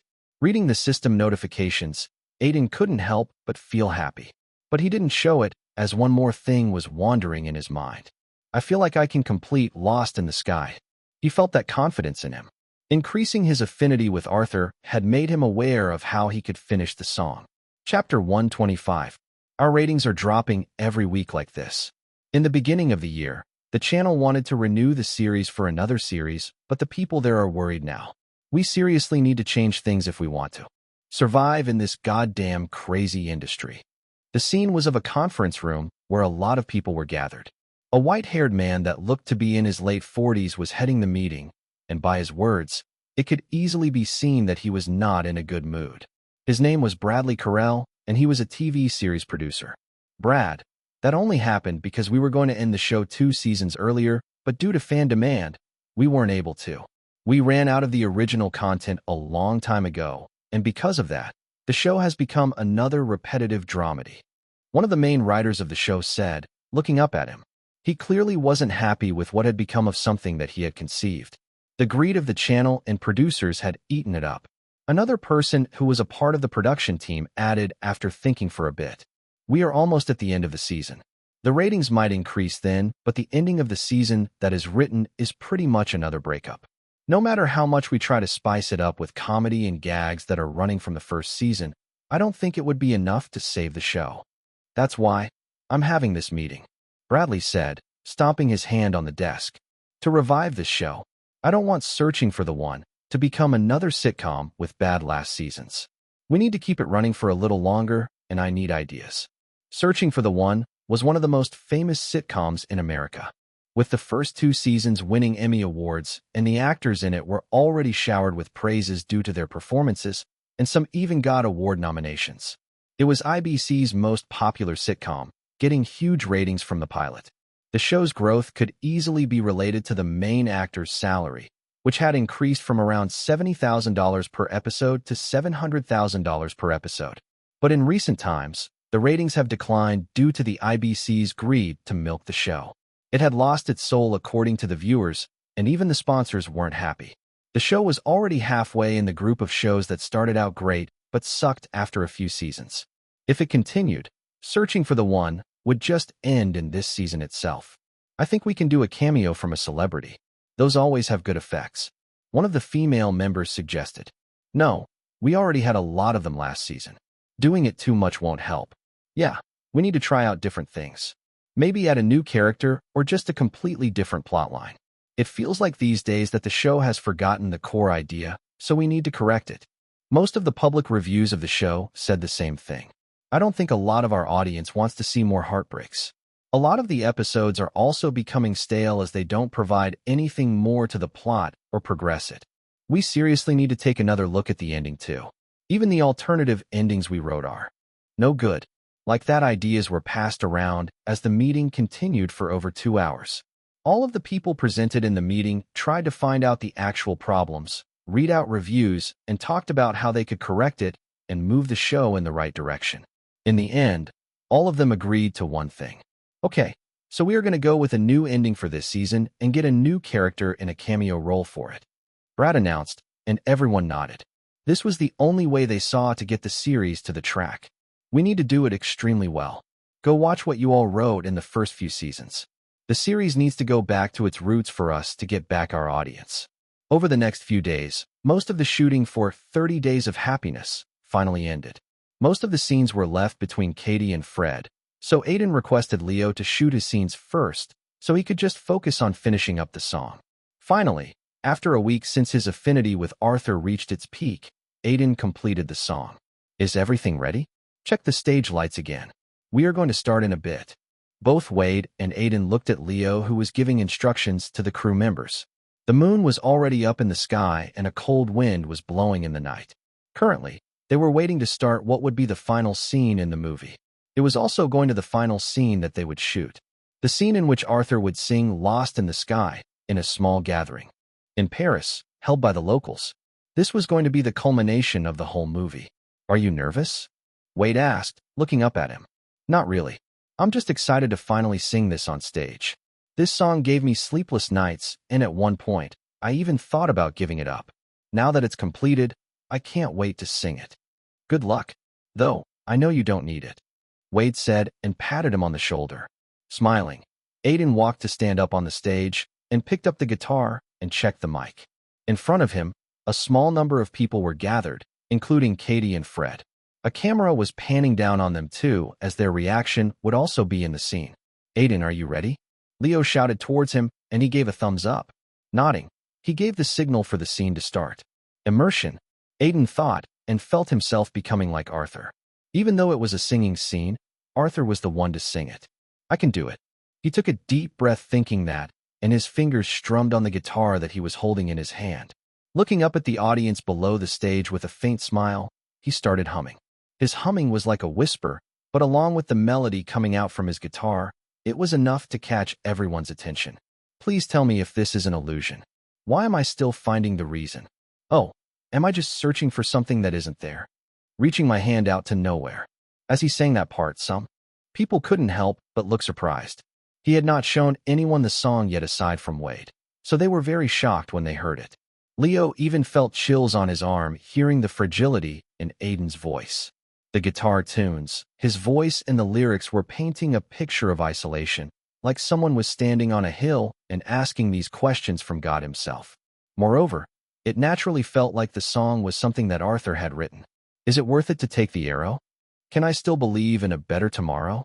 I'm trapped in between the darkness of your sorrow. The lyrics felt like someone was crying for help, confused about what he was doing, and was it worth it? What are the chances that he's going to succeed? All these questions were asked by the song as Aiden's calm and lonely voice added a deep layer to the song. He could see silver light everywhere, but instead of focusing on it, Aiden just lost himself in the song. Take my hand. Let's go find ourselves in the dark. Running away from the sharks. Oh, who am I? Just dust flying, lost in the sky. Trying to fly high with the fear of falling, driving me mad. When Aiden sang the chorus, everyone in the audience felt something hit their chest, like the lyrics were just thoughts that are always swimming around in everyone's minds. The more he had studied Arthur's character, the more Aiden felt that his character was not very different from any other person. He had his quirks, but his thoughts, questions, and doubts were the same as everyone else. It was a very common thing for everyone to doubt themselves, their talents. Even if they don't doubt their talent, they feel like it's not enough to reach the top. If they try to fly too high, they are going to fall sooner or later. He had tried his best to portray it in the chorus. Maybe because of that, some people in the crowd had smiles on their faces, like they were really enjoying the performance. It was proof that Aiden had managed to touch their souls. Maybe all the doubts are true, but I believe I will make it through. Maybe I'm just reading the page with lots of sorrow. So, let's turn the chapter up, trying to reach a better tomorrow. As that verse finished, one person in the crowd suddenly felt a tear running down their cheek. It was Leo, who had completely lost himself in the song. Are you okay? The cinematographer, who was just standing next to him, asked, worry evident in his eyes. Yeah. Leo wiped the tear off his face and looked at Aiden. I just felt like I achieved what I wanted to when I became a director. I don't know if the movie will work or not, but I'm sure that the song will truly create something magical. Chapter 126. By the middle of June, the shooting for 30 Days of Happiness finally ended. The shooting had started in May, and it took it more than a month to complete. But everyone was very satisfied by it. They all had fun working on the movie and knew that. The quality of the scenes were high, especially the last scene of the movie. It was one where Aiden had truly mixed both of his major talents of acting and singing. That's why, after his performance had ended, he had been presented with a lot of system notifications. You have mixed your acting talent with your singing. A unique feat had been achieved. Rewards have been granted. A huge amount of experience has been given. The song Lost in the Sky had gotten a boost. The chances of it captivating the listeners and making them lost in a trance has increased. You are now close to breaking into Intermediate Grade 3 from Intermediate Grade 2. When Aiden had gotten these notifications, he was very shocked, as he didn't know that mixing both his talents would have such an impact on the song. It was something that he had seen for the first time, but it did make him think that he still didn't know a lot of his system, and at the same time, he felt like this ability would be really useful if he ever decided to be in a musical.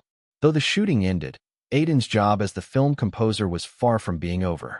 He had been able to nail down Lost in the Sky, which was going to the soul of the movie, so after that everything else felt very easy. To complete the soundtrack, Aiden stayed in Paris for 3 more weeks. Leo also stayed here with him, wanting to oversee the production of the score, as after the last scene, he had gotten more interested in film music. Aside from Lost in the Sky, Aiden created 2 more songs for the movie. Though the lyrical version of them won't feature in the movie, the music was way more than enough. One of the songs was Take Me Back Home. It was pretty much a romantic song about the feelings of a person in a relationship and the fears, doubts, and complexes that come with it.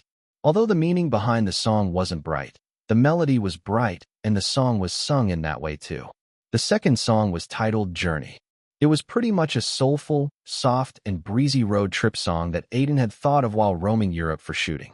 Leo had liked it a lot when Aiden had sent the guide track to him, and because of that, he had added lyrics. All these songs were sung by Aiden, and with that, the soundtrack of the movie was completed.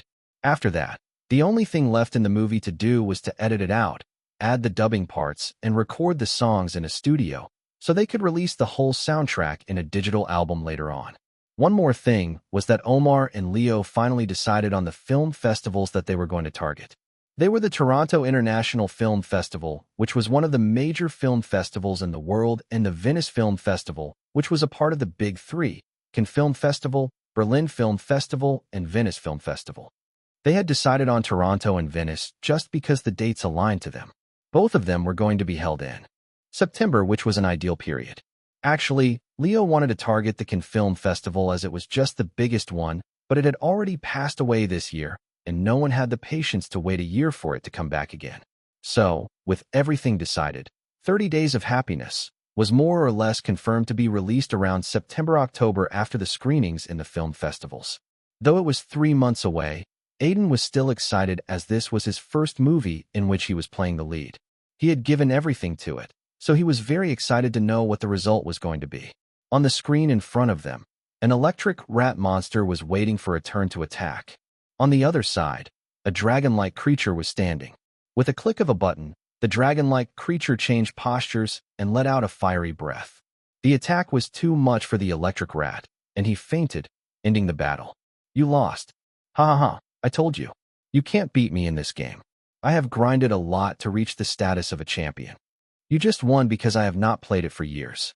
I don't even know half the monsters in the game now. There are like more than 1,000 in total now. That's just the kind of words a loser will say. Aiden shook his head a bit, seeing his uncle relish beating him up in a famous video game. Uncle Sam was really someone who enjoyed victories no matter how small or big they were.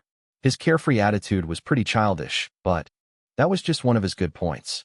His daughter already had her own family now, and only Aiden was someone who he treated like a son, so whenever he would be free, they would get together to spend time together. It was also a way for Aiden to relax after days of working nonstop. Anyway, let's play some other game. Valhalla Nights just released, and there's a co-op mode in it. We could slash enemies next together, Uncle Sam said, sitting up to take out another game from his collection. It was then that the door opened suddenly. Wade, you are finally here. Ah, wait, why are you wearing a suit? Aiden said, a hint of surprise in his voice. They planned to meet together today, but as he was in his uncle's restaurant, he had called Wade here. Were you attending a wedding? Or a funeral? The suit looks expensive, Uncle Sam asked, raising an eyebrow. An agent's work was pretty tiring, and sometimes they needed to move around a lot, so clothes were easier to get dirty. So, Wade would always wear cheap clothes. Completely different from the black suit that he was wearing right now. No, I have a date, Wade casually said, but both Aiden and Uncle Sam looked at him with widened eyes, then gave a look to each other. I thought you already joined the club of lonely married/divorced guys. Are you sure the one who you were on the date with looked older than 18? Aiden couldn't help but chuckle at that jibe, while Wade just glared at Uncle Sam. Shut up, Sam. Wade frowned. She's in her 30s. Pretty much in the same phase of life as me. She works in an ad agency, and it's going pretty well. I passed the second date today, I think. Wade smiled and sat down. Aiden could clearly see that he had a big smile on his face, and he even looked to be in a very good mood. He was sure that he wasn't lying about the date going well. When did you even get time to date someone? Aiden couldn't help but ask. I have actually known her for 2 years, and I took time out when you didn't have any activities. I'm getting old with time, and I don't want to die alone. Wade shrugged his shoulders. Aiden knew that he was divorced once, so Wade was pretty much just trying to give another chance to a relationship. That reminds me, Uncle Sam suddenly said, and looked at Aiden. What's going on between you and that Katie Brooks that you worked with in your last movie? His question surprised Aiden. He hadn't heard from Katie after the shooting had ended. In the first place, she wasn't the type to put in the effort to stay in contact.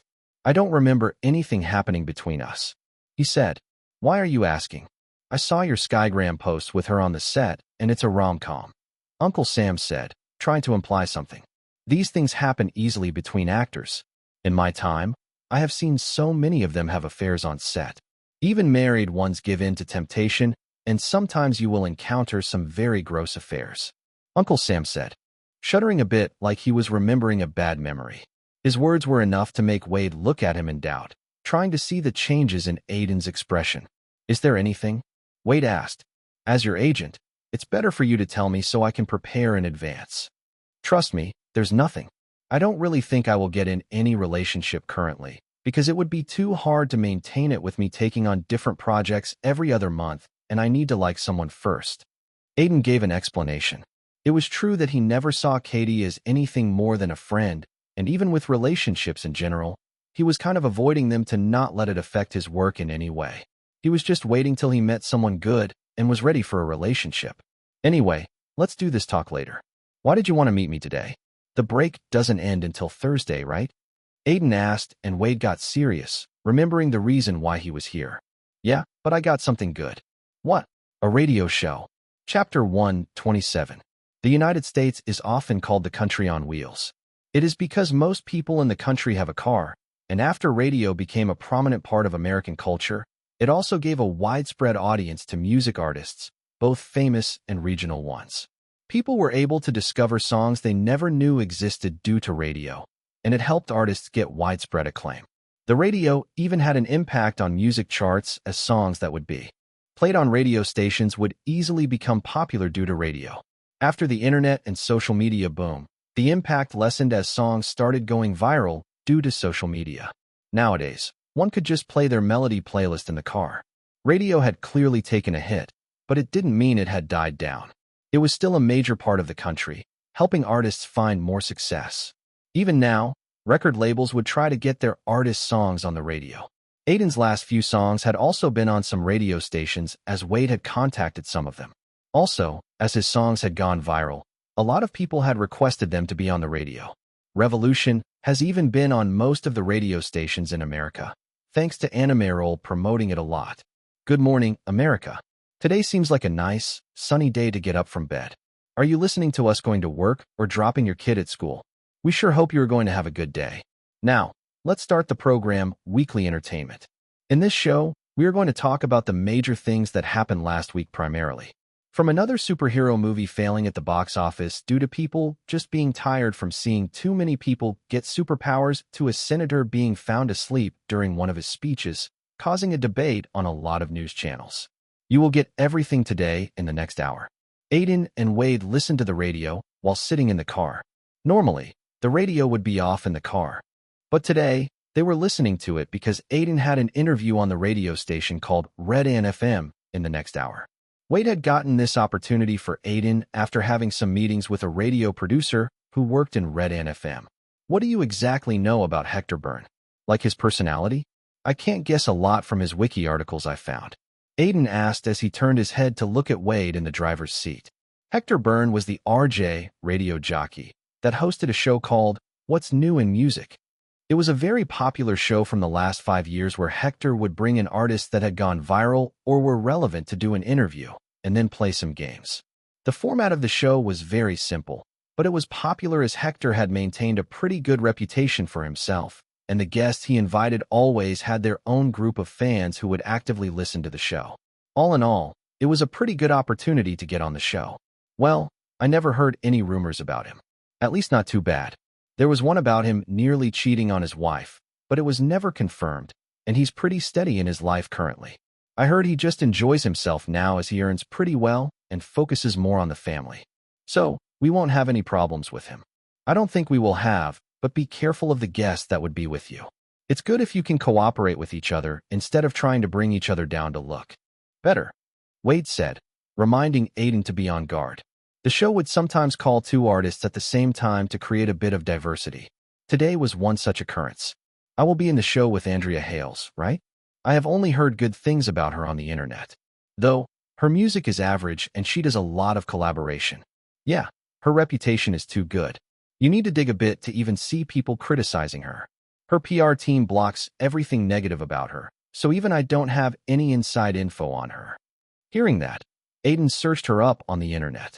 Andrea Hales was a teenage pop sensation that had popped up in the era when Skygram had come up, and Me Too views were just increasing as more and more joined it. She was just 16 at that time and had become a teenage idol. Aiden thought that it must have been hard for her to handle fame at such a young age, but when he looked at her wiki page, it was mentioned that her family was pretty big in the entertainment business. It seemed like her father had shares in a record label too. He searched articles on her and found out that everything was squeaky clean. Andrea Hales, the next big thing in music. A famous music producer said that Andrea Hales might be the youngest person to win a Grammy. Andrea's debut single crosses 100 million views. She's in the line to win the Best Artist awards this year. I want to create music that connects with people and could give them a smile, irrespective of their age. Andrea on the Jimmy Colbert Show. Aiden read out the headline of every article he could find on her, but most of them were just praising her. Even the comments on forums were pretty good, but they definitely gave an eerie feeling to him. It was because all the answers seemed too perfect. Coupled with knowing that she had a pretty aggressive PR team naturally made Aiden expect the worst. It's only for a radio interview. I don't think it would go badly. We would probably see each other only for 2 or 3 hours. He thought, but during the last year, he had learned one thing. One should always prepare in case things actually go wrong. That's why, for the next 1 hour in the car, he searched up every information he could find on Andrea. Even if one had an aggressive PR, this was still the age of the internet where everything could be found on the internet. If one was not genuinely nice, there was bound to be something against them. The room was filled with all sorts of people as they tried to check that everything was online. The music director was lining up the tracks that were going to play for the next 20 minutes. The director was handling the ads, and the station manager was drinking coffee while talking with an intern. There was a camera crew on the other side, setting things up. It was the normal atmosphere the program team would have every morning before the program started. It was then that the door opened, and a tall, scrawny-looking man with a shaggy beard entered. He was the production director. "Where's Hector?" "And the guests still haven't appeared yet. You know where they are? They should not be stuck in traffic in the morning," he asked, looking around. The station manager replied, "He's out getting some coffee." As for the guests, Aiden Silvereyes' agent said they are coming up after parking. Andrea, well, her agents and stylists are not picking up their phones. Let's hope she's here soon. The production director's face scrunched up hearing that. Frowning, he sat down on a chair, thinking how some celebs were just too irresponsible. Looking up, he looked at the music director. "What about Justin Frank? He needs to be here by 10, so we could do a bit of practice. The segment at 10 is something we have already promoted a lot, so I don't want anything to mess up." "Don't worry. I talked to his manager before you came. They will be on time. It's very important for them too." The production director nodded, satisfied. Justin Frank was one of the most famous artists in America and all over the world. For some months now, he's been preparing for his next album, and today, he was going to reveal one of the songs from the album on their radio station. It was a deal signed by the record label and the radio station. Apparently, Justin's record label wanted to promote him as a traditional artist, and for that, they had decided to directly reveal one of the songs in his new album on the radio station. It wasn't even going to have a music video as they wanted people to just close their eyes and listen to the song. It was surely a great way for the record label to establish him as a great musician. Because of that, it was going to be a very busy day for them. Suddenly, the door again opened, and this time, a brown-haired man with glasses entered with a young man with a guitar. There was also a scary-looking man following them. The production director recognized the guy with the guitar as Aiden Silvereye, one of their guests. "Ah, I met him on the elevator," the brown-haired man said. "He was Hector Byrne, the host of the program Aiden was going to be in. It's nice to meet you all. Thanks for having me here," Aiden said, looking around, trying to seem polite and humble. "It's good to see you too. I really like your songs," the production director said, shaking Aiden's hands. "Let's hope we have a good program today." At these words, Hector couldn't help but comment. "I feel like today will be one of our best episodes. I have been feeling good since this morning." Chapter 128. Just try to be yourself in the broadcast. Most of the questions are already briefed to you. You just need to talk about your journeys to this point. The only unexpected part would be the Q&A session with listeners sending questions. A female assistant briefed Aiden about what was going to happen in the show. It was done to avoid any accidents or mishaps from happening, as the program was going to start in 10 minutes. Like the assistant said, most of the questions were just going to be related to the singer's past, how they had achieved so much, and what were their future plans. This was the format of the show. Sitting next to Aiden was a girl who had her hair tied up in a ponytail. She was wearing a simple, black dress that suited her body, but she wasn't listening to the female assistant. Instead, she was browsing through her phone. "Ms. Hales, did you understand?" the assistant asked awkwardly, and the girl raised her head a bit and nodded. "Yeah, I just need to talk about my story and other stuff. I already know all that. Just leave it to me and don't disturb me," Andrew said in a rude tone, like she was telling the assistant to get out of her sight. The assistant who was just doing her job gave an awkward smile, but looked used to it and left. "She's really like how I thought she would be," Aiden thought, glancing at Andrea. Until now, they had only exchanged some pleasantries, and after that, She had gotten busy on her phone. She already seemed like she didn't want to be here, but had no other choice. Hey, your name is Aiden Silver, right? Which label are you from? When she saw Aiden glancing at her, Andrea put away her phone and looked at him. Aiden Silver and no label. I'm an indie singer. Oh, I did feel like I had seen you before, she said, and by her words, it was clear that her manager had not told her anything about him.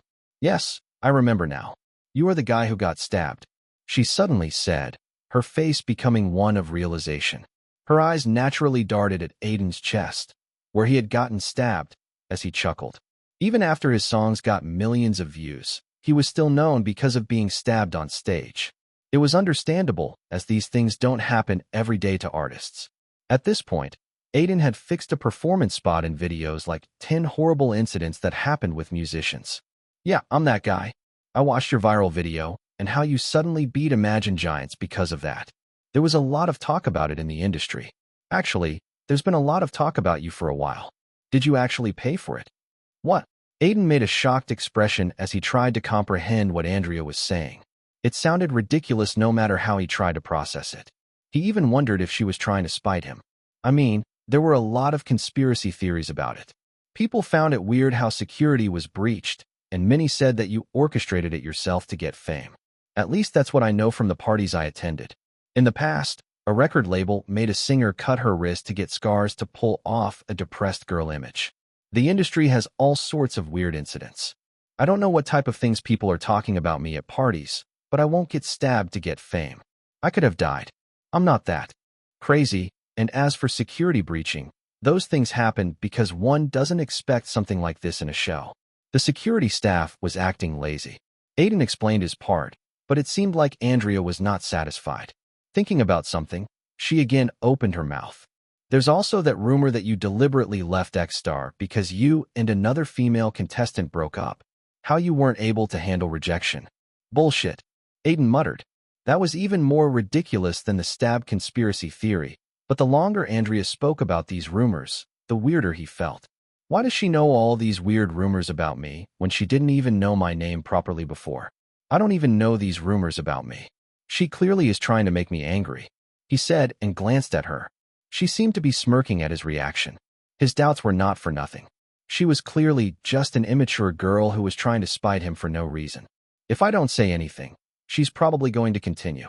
Thinking that Aiden thought back to the information he had searched about her. It was not only her who knew weird rumors. You know, I have heard a rumor too. Actually, there is a lot about you, Aiden said, and before Andrea could say anything, he continued. How your family paid for bot accounts on social media that used the algorithm to make you go viral, and how you once nearly injured someone badly in Germany after a show because you were drunk driving, while not even having a driver's license. Aiden had picked all this up from a special account in a celebrity forum. There was no proof of all this, but going by Andrea's frozen face, he knew these rumors weren't too off the mark. One more thing is how you regularly visit a doctor who's very proficient in plastic. Stop, Andrea said hurriedly, waving her hands. She just wanted to annoy Aiden a bit because she was feeling bored. His reaction was fun to see for her, but she never thought he would talk back to her like this. Most of the other people won't say anything because of her family and record label. But Aiden had really dared to do it, and he was even smirking at her. I'm not saying these are true. They are obviously rumors. I'm just saying that there are a lot of strange rumors about celebrities every day on social media and at parties. You shouldn't trust just anything. We are going live in 5, 4, 3, 2, 1. Go. As the signal came, the opening music started the program. Hector smiled and started talking. In front of him, both Aiden and Andrea were sitting, headphones fixed on their heads. Hello, I'm Hector Byrne, and welcome to our show What's New in Music. The show where we discuss everything new going on in the music scene in America and even abroad. Today, I have two special guests with me here that a lot of you must have heard of. I would let them introduce themselves. At those words, Andrea was the first one to give her introduction. She just repeated the lines that were given to her. Hello, I'm Andrea Hales, and I'm a singer. I'm very honored to be in such a special show. After the short introduction, it was Aiden's turn. Hi, I'm Aiden Silver, and I'm a singer and an actor. I don't know if any of you know me, but I hope you like me through the show. As soon as the introductions were over, Hector quickly started asking questions to both of them. It was the first time they were attending the show, and the whole point of it was just to tell their stories to the listeners. Aiden, from what I know, you first got famous after X-Star. Tell us a bit about how you got there. Hector asked in a tone that seemed like he was very interested in hearing about his past. Well, I was very desperate back then. My life was not going anywhere, and I was basically trying to grab onto anything I could find. X-Star came then. I always liked to make songs, and music was never my first love, but it was always something dear to me, so I gave it a try. That's very interesting. You got pretty famous in the last season, but you were suddenly eliminated. How did you pull yourself from it? One of your songs got viral shortly after you left the show. Hector asked, and even Andrea glanced at him. It was very tough when I was eliminated. I remember just sitting backstage for hours, and the feeling that it was over was really bothering me a lot. I think it was like that for 2 days before I finally picked myself up. What happened suddenly? Nothing. It was just a feeling that time was ticking away, and if I can't get over one failure, I will never be something. X-Star was important, but not the end. Thankfully, it worked out well in the end. Hector nodded his head, hearing that, and glanced at the comments coming through. Most of them were pretty positive. After that, he moved to Andrea, who talked about how she used to sing covers of songs before one day it suddenly blew up. She was trending on social media, and record labels were contacting her. Listening to her story, Aiden felt like her team had prepared her well. He knew that a lot of celebrities were taught what to and what not to say or how to say things, and he was sure that Andrea was one of them. She very subtly presented how she regarded it as a lucky success, and it got harder for her as she moved forward in her career. She's pretty good in interviews, Aiden thought as the interview progressed. Chapter 129. The reactions of the listeners are pretty good today, the production director said, glancing at the station manager and then looking at Aiden and Andrea talking with Hector inside the booth. His eyes stopped at Aiden for a while longer. Yeah, it's mostly because of how diverse these two are in terms of their journey. Andrea got success quite quickly while Aiden had truly struggled, and his story of doing so well after getting eliminated from X-Star is pretty dramatic. The station manager said, and one of the interns added, I think it's also because he's an actor and has pretty good stories to tell for himself. Most of the comments are about him too. He glanced at the comments that people were leaving. Another person added, yeah, a lot of fans of Andrea came, but as Aiden's story is more fascinating, he's easily stealing the show. This was one of the risks in an interview which had more than one person. Even in talk shows, when there is more than one person invited, the most charismatic one would easily steal the show. When people would talk about that particular episode, they would only talk about the guy who had more interesting stories, or they found themselves attracted to. The same was happening at the same time. It's also because of their way of talking.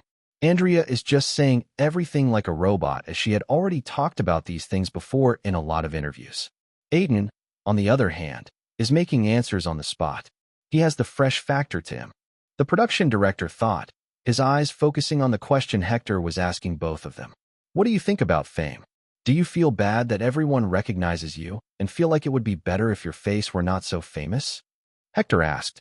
It was a very basic issue that a lot of celebrities would deal with. It was surely not easy when everyone on the street knew you and wouldn't leave you alone. I think it's just a product of my work. Andrea was the first to answer. A lot of times, I don't like it. I even hate it as people could act out of line, and you don't get private moments, but that's just a part of being a celebrity. A basic answer. The production director thought in his mind. Her words were true, but a lot of celebs would say the same thing, so it won't create a big reaction with the listeners. He turned his head to look at Aiden after that. What about you, Aiden? You hate it too? Actually, I don't hate it as I'm working very hard daily to get recognized. Aiden smiled and paused like he was thinking of words. I always had a love for acting and then music. So, I naturally knew that if I actually did something in this field, my life would be for everyone to see. I'm not too comfortable about it, but I have tried to embrace it as much as I can. Hearing his answer, Hector seemed to be impressed. When the production director looked at the comments streaming in, he found that most of them were talking about Aiden. Herpes-free since 2003. I needed to listen to this show while driving my daughter to her school because she's a fan of Andrea Hales, but the guy with her is very interesting. His answers are very entertaining. Vampiric British Queen. I feel like I'm becoming a fan of this guy. He really seems like he knows what he's talking about. Serial killer. I'm a big fan of Andrea, but damn, she's getting overshadowed. She should really think about being more eloquent in interviews. Have sex. Feels nice. To see Aiden here. Been a fan of his since Black Saints. Not a big fan of a lot of his music, but his interview is pretty good.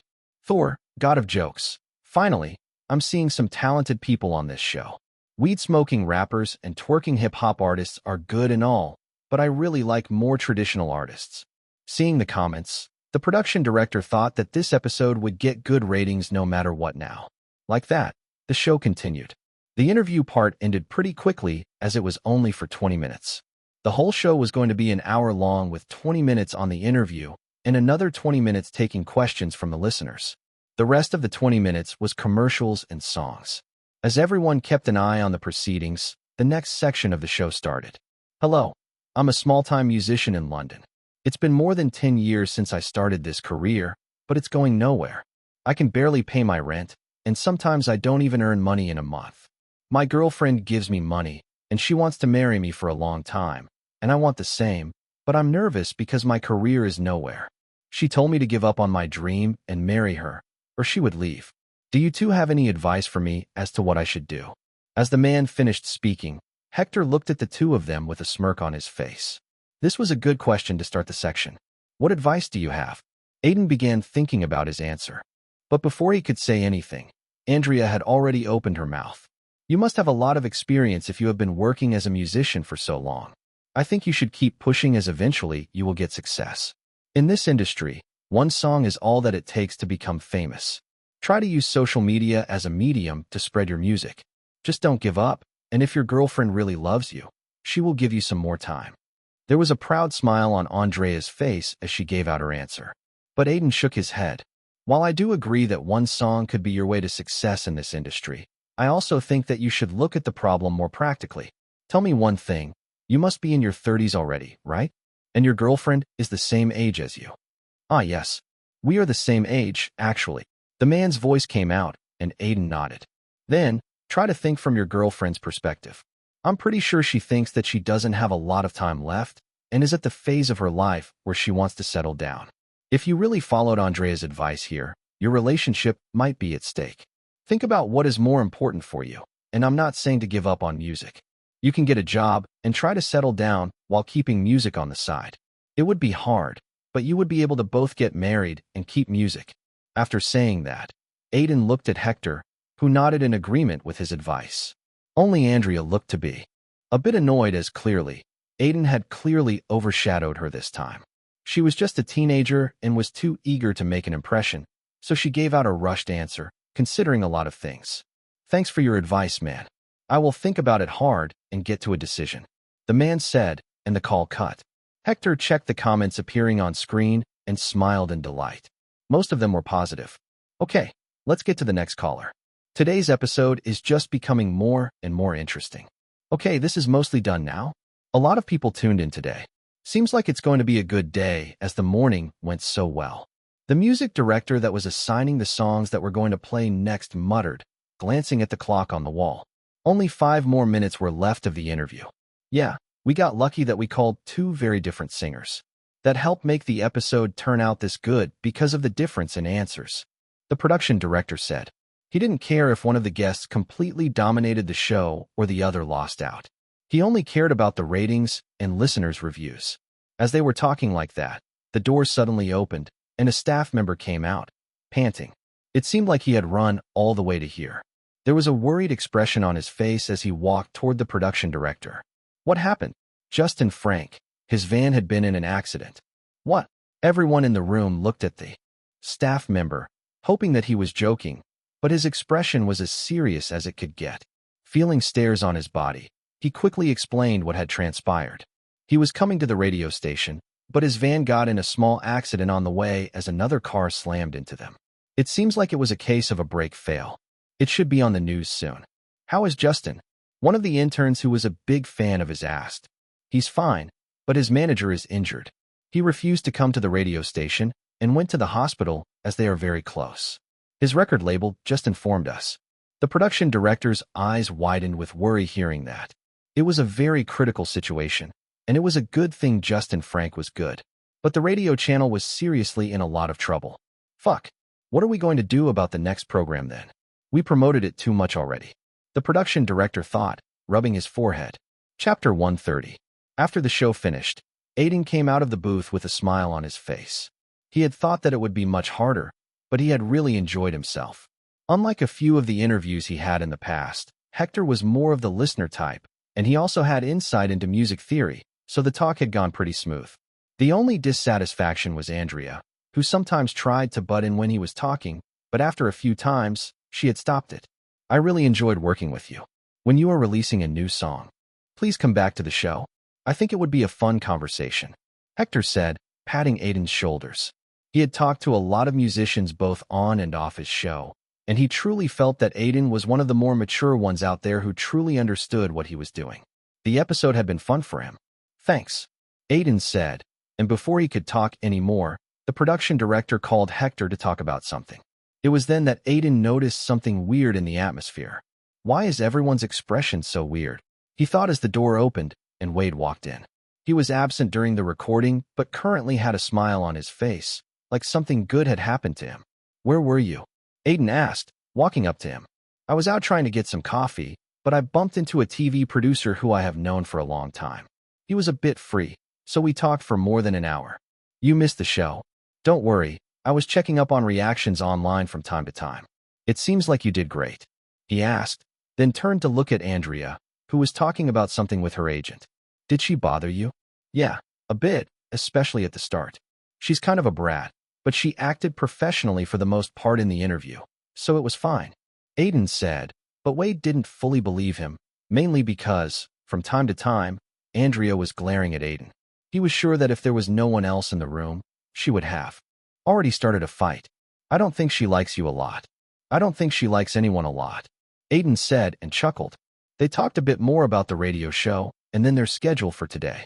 Fortunately, it was not that packed today, and Aiden could take it easy. At that moment, the production director approached them. I'm sorry, but do you have a minute? We need a bit of your help, he said, putting off an anxious face. It's a pretty troublesome situation. Aiden thought in his mind. The program director had just finished explaining their situation. How Justin Frank was going to reveal his new song on the radio station and how his van had gotten into an accident. As he was not going to come to the radio station today, they needed to fill slots somehow.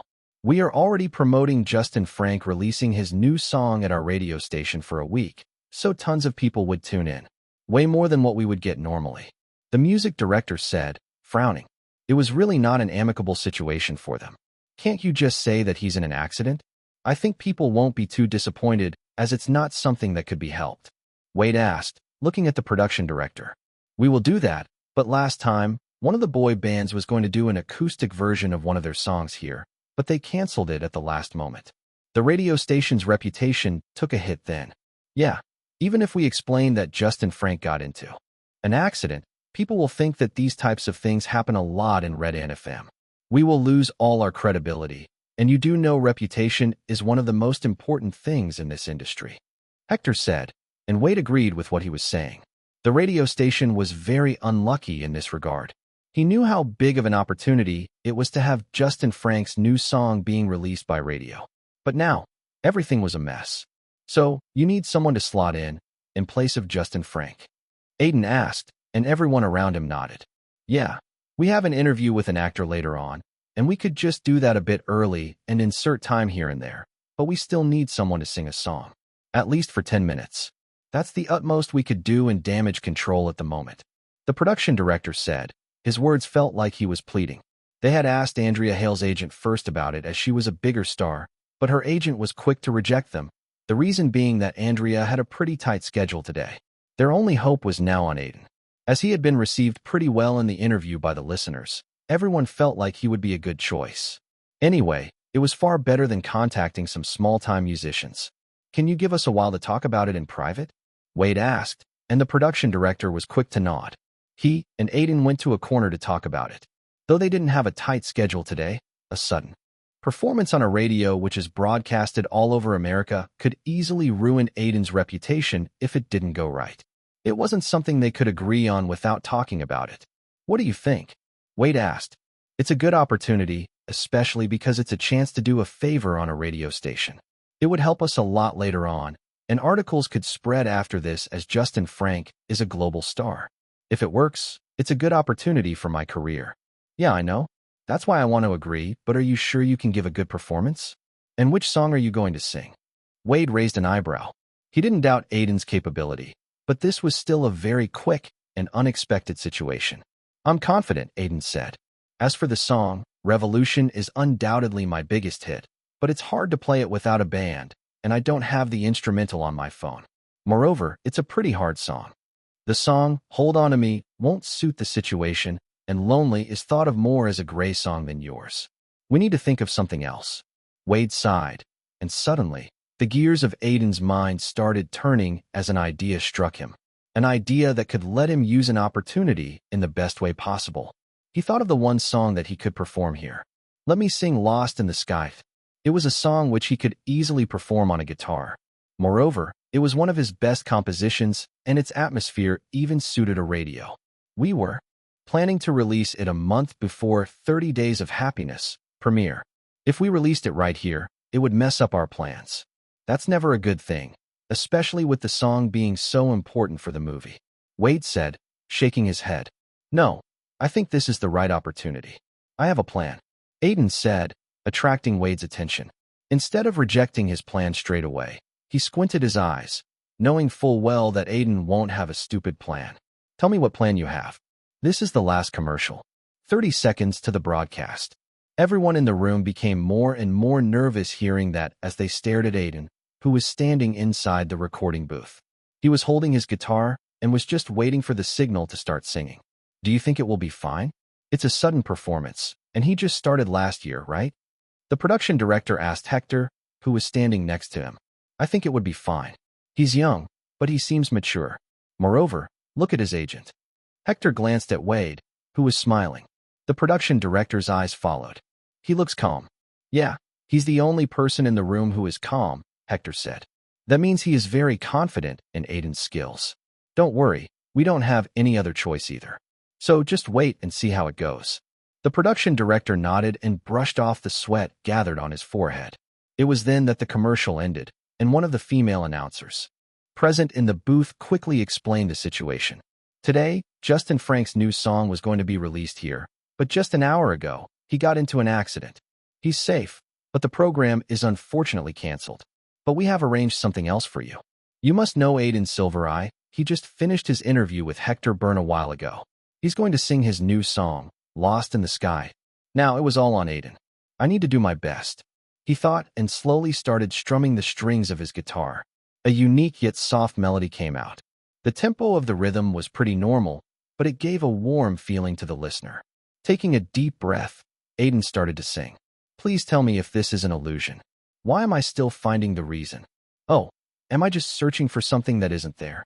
Reaching my hand out to nowhere. Through the radio, the strong silver light coming out of Aiden's music spread to the whole of America. Chapter 131.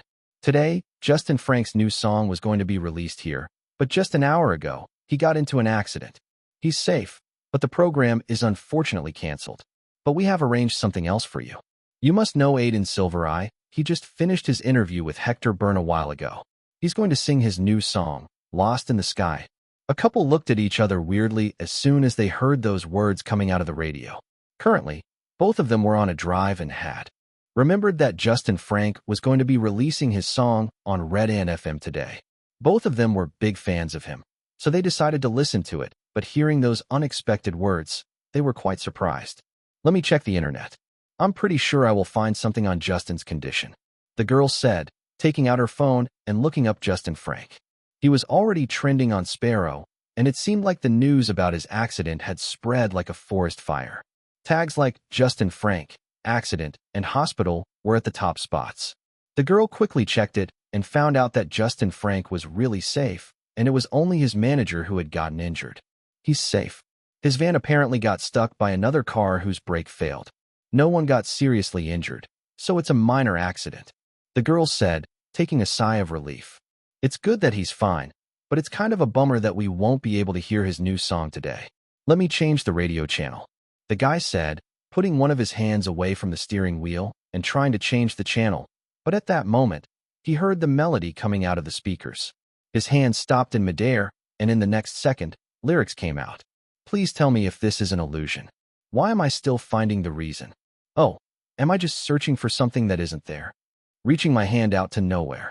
The guy's eyes widened a bit as he heard the first verse. He felt a certain kind of vulnerability that the voice seemed to reflect. The lyrics thoroughly matched it. He felt like he was listening to something different after a long time. Let's not change the channel. This song is good, the guy said, turning to look at his girlfriend, who nodded her head. She also felt that the song was truly good. The melody coming out from the guitar had a sad tone to it, but it wasn't completely sorrowful. It was like someone had written the song after facing a failure, but in his heart, he was still a bit hopeful that someday he would succeed. This song is really very good, she thought in her mind and looked outside the window. Sun was high up in the sky, giving her a warm, fuzzy feeling. That day, the couple who were fans of Justin Frank became fans of Aiden Silvereye. Take my hand. Let's go find ourselves in the dark. Running away from the sharks. Oh, who am I? Just dust flying lost in the sky. Trying to fly high with the fear of falling driving me mad. An old man was sitting in his study room, and there was an astonished expression on his face as he stared at the song coming out from the radio that was set up next to his work desk. The old man was a writer, and he had a habit of listening to songs on the radio while writing down his novels. It was a habit that he had kept for decades now. There was just something fun about discovering new songs for him on the radio. Songs that might give him inspiration.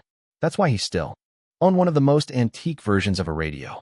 Today he was struggling to come up with words, so he decided to listen to what was playing on the radio.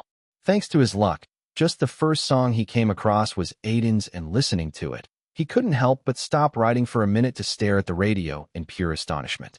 It was because the song was giving him a feeling that he had not felt in so long. As a writer, he was clearly able to feel the meaning behind the words. The songwriter was clearly writing it from his own experiences, as the song was both asking questions and answering them while, at the same time, questioning the worth of humanity itself. The line "just dust flying, lost in the sky" symbolized exactly that. An existential crisis. At the same time, the old writer guessed that it also was telling people to be humble, as in the end, under the vast sky, people were nothing more than dust. So instead of being arrogant and bragging about things they had, it was better to stay humble. I am loving this song. The lyrics are so good. The old writer muttered as the next verse after the chorus came up. Maybe all the doubts are true, but I believe I will make it through. Maybe I'm just reading the page with lots of sorrow. So, let's turn the chapter up, trying to reach a better tomorrow. Hearing those lines, the old writer couldn't help but lean against his chair a bit, straightening his posture and just closing his eyes, trying to thoroughly enjoy the song before it ended. The song reminded him of so many things, like the time when publishers had rejected his romance novel more than 20 times. That had made him question his skills and just give up on everything. It was truly a very hard time for him. At that time, he had consoled himself by saying the same words. It's just a bad chapter of the book called life. Good ones are surely coming soon. That had helped him stay sane and try to push more. In the end, he succeeded and managed to become a successful writer. His overnight success had taken him years of failure. The song reminded him just of that. And even if the song had an overall sad and fragile feeling to it, it was making the old writer feel good thinking of the fact that he hadn't given up on himself at that time. The announcer said that the singer is Aiden Silvereye, right? I really want to meet him now. Muttering that, the old writer took out his phone and opened up Skygram. His granddaughter had taught him how to use it. Grinning, he searched up Aiden Silvereye and followed him. That day, Aiden got all sorts of fans. He's so good. That was the thought inside Hector Burns' mind as Aiden sang inside the booth. Not only him, everyone in the room either had their eyes widened or their jaws were dropped listening to Aiden. Even Wade had an impressed expression on his face. Everyone knew that Aiden was good. He had good songs in the past. He was a great composer, but the song he was singing at that moment was something completely different. It was making Hector feel like the strings in his heart were getting affected by the emotions coming from Aiden's music, making him remember all sorts of things. He felt like he just wanted to close himself in a room and just listen to the song all day, not wanting to get disturbed by anyone. Ooh, whoa. In the booth, Aiden was currently humming as he enjoyed himself. In his eyes, the whole room was already filled with sparkling, silver light. His notes were affecting everyone that was listening to the song, having an effect even greater than when he had sung in during the shooting. He knew that this was partly because of the boost on the song that he had gotten later on, but he was nevertheless very happy about the reaction. There will be times when you will find yourself crying, calling out different names. Don't give up on that time, as times will pass, and only the happy memories are gonna last. He sang the next verse with a lot of emphasis on each word. The tone of the guitar was still the same, but there was a little brightness to it, like a single candle illuminating the whole dark room. His voice was also bright as he was singing the parts of the song where Arthur had found the answers and was more confident in himself, trying to see the brighter aspect of life too. That's why there was a lot of humming involved in this part. So, take my hand. Let's go find ourselves in the dark, running away from the sharks. Oh, who am I? Just dust flying lost in the sky. Trying to fly high with the fear of falling driving me mad. The silver light intensified as he again sang the chorus. This time, the chorus was bright, not sounding depressed. The vulnerability, fragility, and softness were slowly leaving the song as it transformed to give the listeners a happy into a sad song. That was the whole point of Lost in the Sky for Aiden, and everyone listening to the song could see that he had really nailed it. Though Aiden only had a little idea currently, Lost in the Sky was being played in most of the cars traveling in America at the moment. It has truly made everyone lose themselves in it. Chapter 132. It took only a few hours and soon, Lost in the Sky was trending at 7th place on Sparrow in America. The song, which had been sung hastily in an emergency situation, had truly won everyone's hearts in a short time and was quickly on his way to become another viral sensation of Aiden. A lot of people who had heard of it in their cars tweeted about it, and with that, the song spread all over social media. One of the reasons was also Red Ant FM posting a whole story about how Aiden had taken over on a minute notice after Justin Frank got into an accident. They even posted the video of Aiden singing Lost in the Sky on the radio station, which quickly went viral. This was all a part of Aiden's plan, and he had only agreed to help Red Ant FM if they agreed to post the video and do a press release about the situation immediately. He didn't want to waste any time. He had done it to get benefits from Justin Frank's situation. He knew how big his fandom was and how the news of him being in an accident would surely make headlines. In that case, if he sang in his place and the news got out, the various media outlets would surely cover him too, making it the best chance to release Lost in the Sky. Just the coverage of the song he would get because of that would be something extraordinary. Aiden knew the quality of Lost in the Sky pretty well, but he also knew how hard it was for songs to get a good amount of coverage in this day and age. One could just look at music charts like melody charts. Over half of the songs in the top 10 would be from famous artists with a lot of fans, and the other half would be songs that came in the genre of hip-hop, rap, and pop. A folk song or a ballad would rarely even come in the top 20 on the charts, and it won't get a lot of views. This had happened even with established artists in the past. The reason behind this was the mentality of people and what was trending in the market. These types of songs were very easy to sell too because they could easily be used in a lot of short videos on social media sites. Because of this, the artistic and creative aspect of music has taken a hit. Just take Aiden's last song, Revolution. It was a great rock song, but until Aiden's incident, it was not even top 3 on new top 50 singles charts on Melody. If not for the incident, it wouldn't have gotten over a 100 million views. That was just the reality of the current music age. Aiden knew this well, and that's why, although he understood that it was a tad bit early to release the song, he still took the chance. The comments on social media were proof that it had worked in the right direction. Stepsister/mom. Did you all hear Lost in the Sky? My husband and I were on our way to a grocery store when we heard it. Feels like the best way to start a day. Thanos' Left Hand. I love that song. Feels like there's still in the world that is worth not killing like that song. If my plan really succeeded, I might not get another song like that. Raiden's Silver Cry. I didn't expect Aiden to release another song like this. Was really unexpected, but it was so good. I'm watching the video posted by Red Ant FM on repeat. Snappy Snap? I just read through the article. It was really an impromptu decision to sing the song live on radio. Aiden handled it like a boss, especially with singing a song that he never released before live on radio. Got my massive respect. Lucifer with balls. The Lord of Hell approves of the song. Tin Man, I really want a studio version of the song, or at least a digital version. It's not on Melody or any other streaming platforms, so it's safe to say it's one of the songs that was going to be released in the next few months. Glad to hear it so soon. Can just hope they release it officially soon. Justin Frank's Lover. I was so excited for Justin's new song today, but was really worried when he got into an accident. But Aiden handled it so well. Heard his interview today too. He looks very mature and knows what he's doing. I feel like I will be his fan too, I guess. Twerking Kitty. Is it only me who thought the song was very average? I didn't understand a lot of the lyrics. Are they deep and I'm dumb? Barking Bear at Twerking Kitty. Yes, you are. What in the Woody Fallen? It seems like this is a song for a movie that Aiden's a part of. Seems like he has composed the whole soundtrack of it. What a talent. With both acting and singing. Sorry, I'm sick. Damn, the song's already on trending, and it's only been a few hours since it was sung on radio. Justin Frank's fans are really thanking Aiden and helping get the trend going. And as more and more people are discovering the song, they are talking about it too. Way to go for Aiden. Guy always makes adversities into opportunities.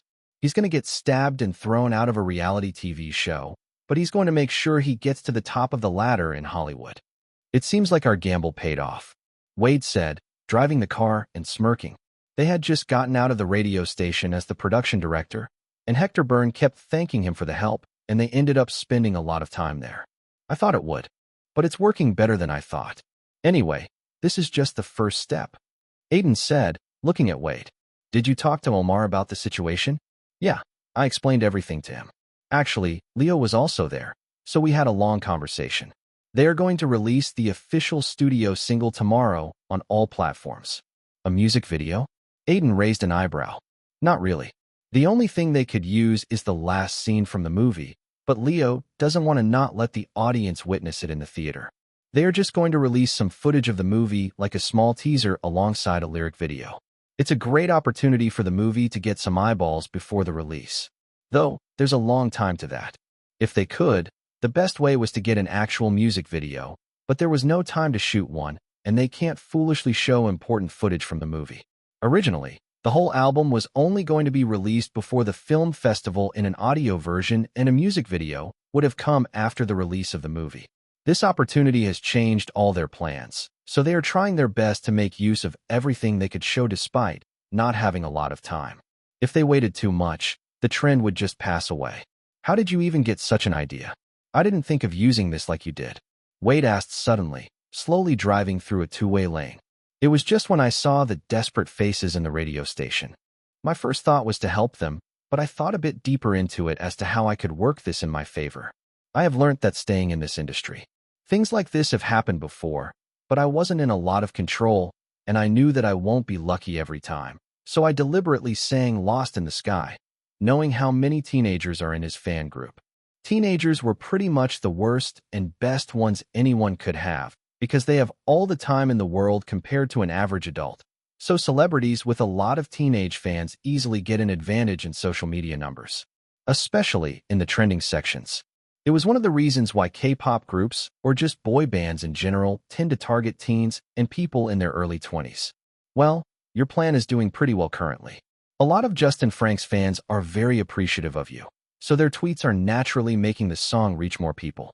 Though there are over 1 million views on the video posted by Red and FM already, we will know for sure once the official single is released.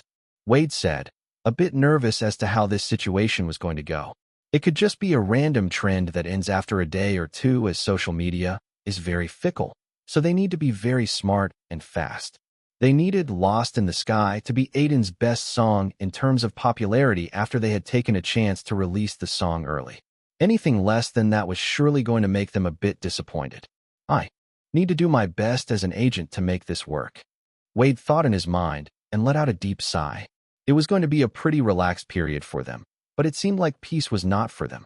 Thinking about something, he smiled and opened his mouth. I think it's time to contact some of the reporters I know and also Justin Frank's agency. Chapter 133. This is definitely one of the most interesting stories these days. Aiden Silvereye really hit it big. Ain't he very close to being a mainstream artist now? A man with a rugged beard and messy hair said as he let out a puff of smoke. He was talking to his group of his colleagues who were all taking a break to smoke. They were reporters working for a media agency that mostly focused on Hollywood, both movies and the music industry. Though, the company focused more on cheap, controversial news like who was sleeping with who and which celebrity was hiding a secret. The media agency would even hire freelancing paparazzi to follow around celebs, and because of unruly behavior, they have been handed a lot of lawsuits in the past. Not close. He's pretty much already a mainstream artist. Just, he doesn't get invited to a lot of talk shows, morning reality TV shows, or have a very powerful PR to promote him all the time. His singles are mostly only present digitally too because of lack of connections. So, the public perceive him as that, but his numbers are putting mainstream singers to shame. A man with black hair said, looking at his colleague. Other people standing there also added their opinions on him. Yeah, everyone knows that. His songs are doing extremely well for not having a lot of marketing. If he was with a record label like Psycho Media or Big Apple label, they would have already made people label him as the new voice in music who will rule for the next decade. The record labels do love those sorts of taglines. Yeah, and from what I know, the guy itself is pretty easy to get along with. He's not arrogant and has a good head on his shoulders. Maybe that's why he chose to not sign up with big labels. When a pretty short guy said that, the reporter who had started the conversation about Aiden in the first place asked, "How do you know that?" "I know his agent. Actually, he told me to do some articles on Aiden and the whole situation that's going on these days. I did write a few, and they were received pretty well." "Did his agent send you the entire story of how it went by in the radio station?" "A bit of the stuff he said was not in the official press release, so yeah.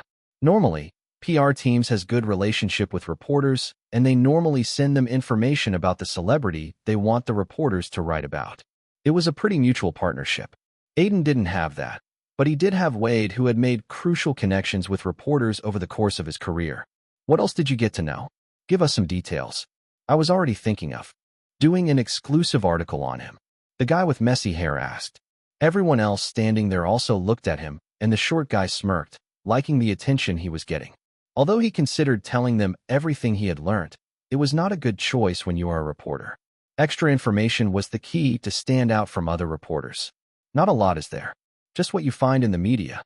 I do know that Aiden is trying to focus more on his acting career than singing, and is actively looking for more projects.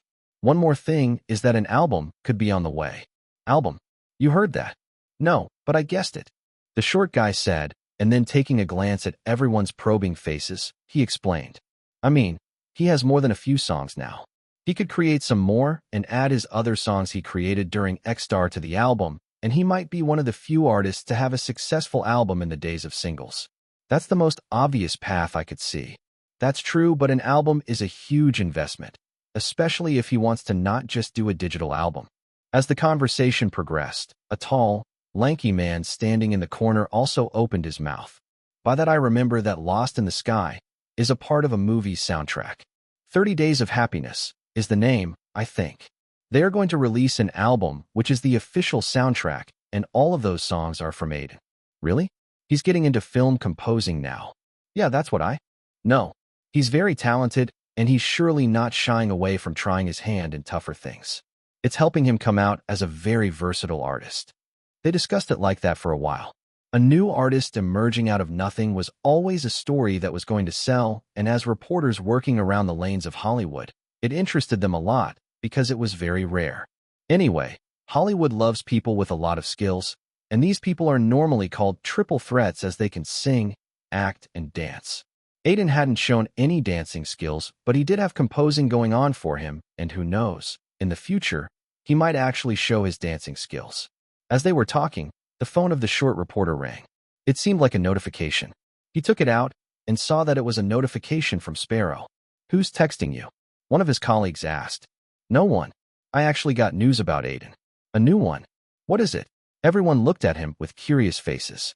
Justin Frank just uploaded a pic with Aiden, and his record label also sent out an official press release. "It came, and it has finally conquered," Leo said, taking a look at the social media that was buzzing with the office version of Lost in the Sky. They had only released it a few hours ago, but it had already crossed 1 million views. This was already in the zone of top artists that have their world tours totally booked up. I expected a good response, but it's beyond that. We really got a lucky chance, and Aiden made sure to grab it with both of his hands. Omar said, happily tapping his fingers on the wooden table. They were currently in a conference room in the office of Green Finance that was in Los Angeles. Other people like staff from marketing and planning departments were also there. With Justin Frank's record label cooperating with us, it gave us a great tool to market it. One of the employees from the marketing team said, yeah, they needed to. They are extra careful about Justin Frank's image, and he's touted to be a very nice person. So it's just their way to not let that image die down.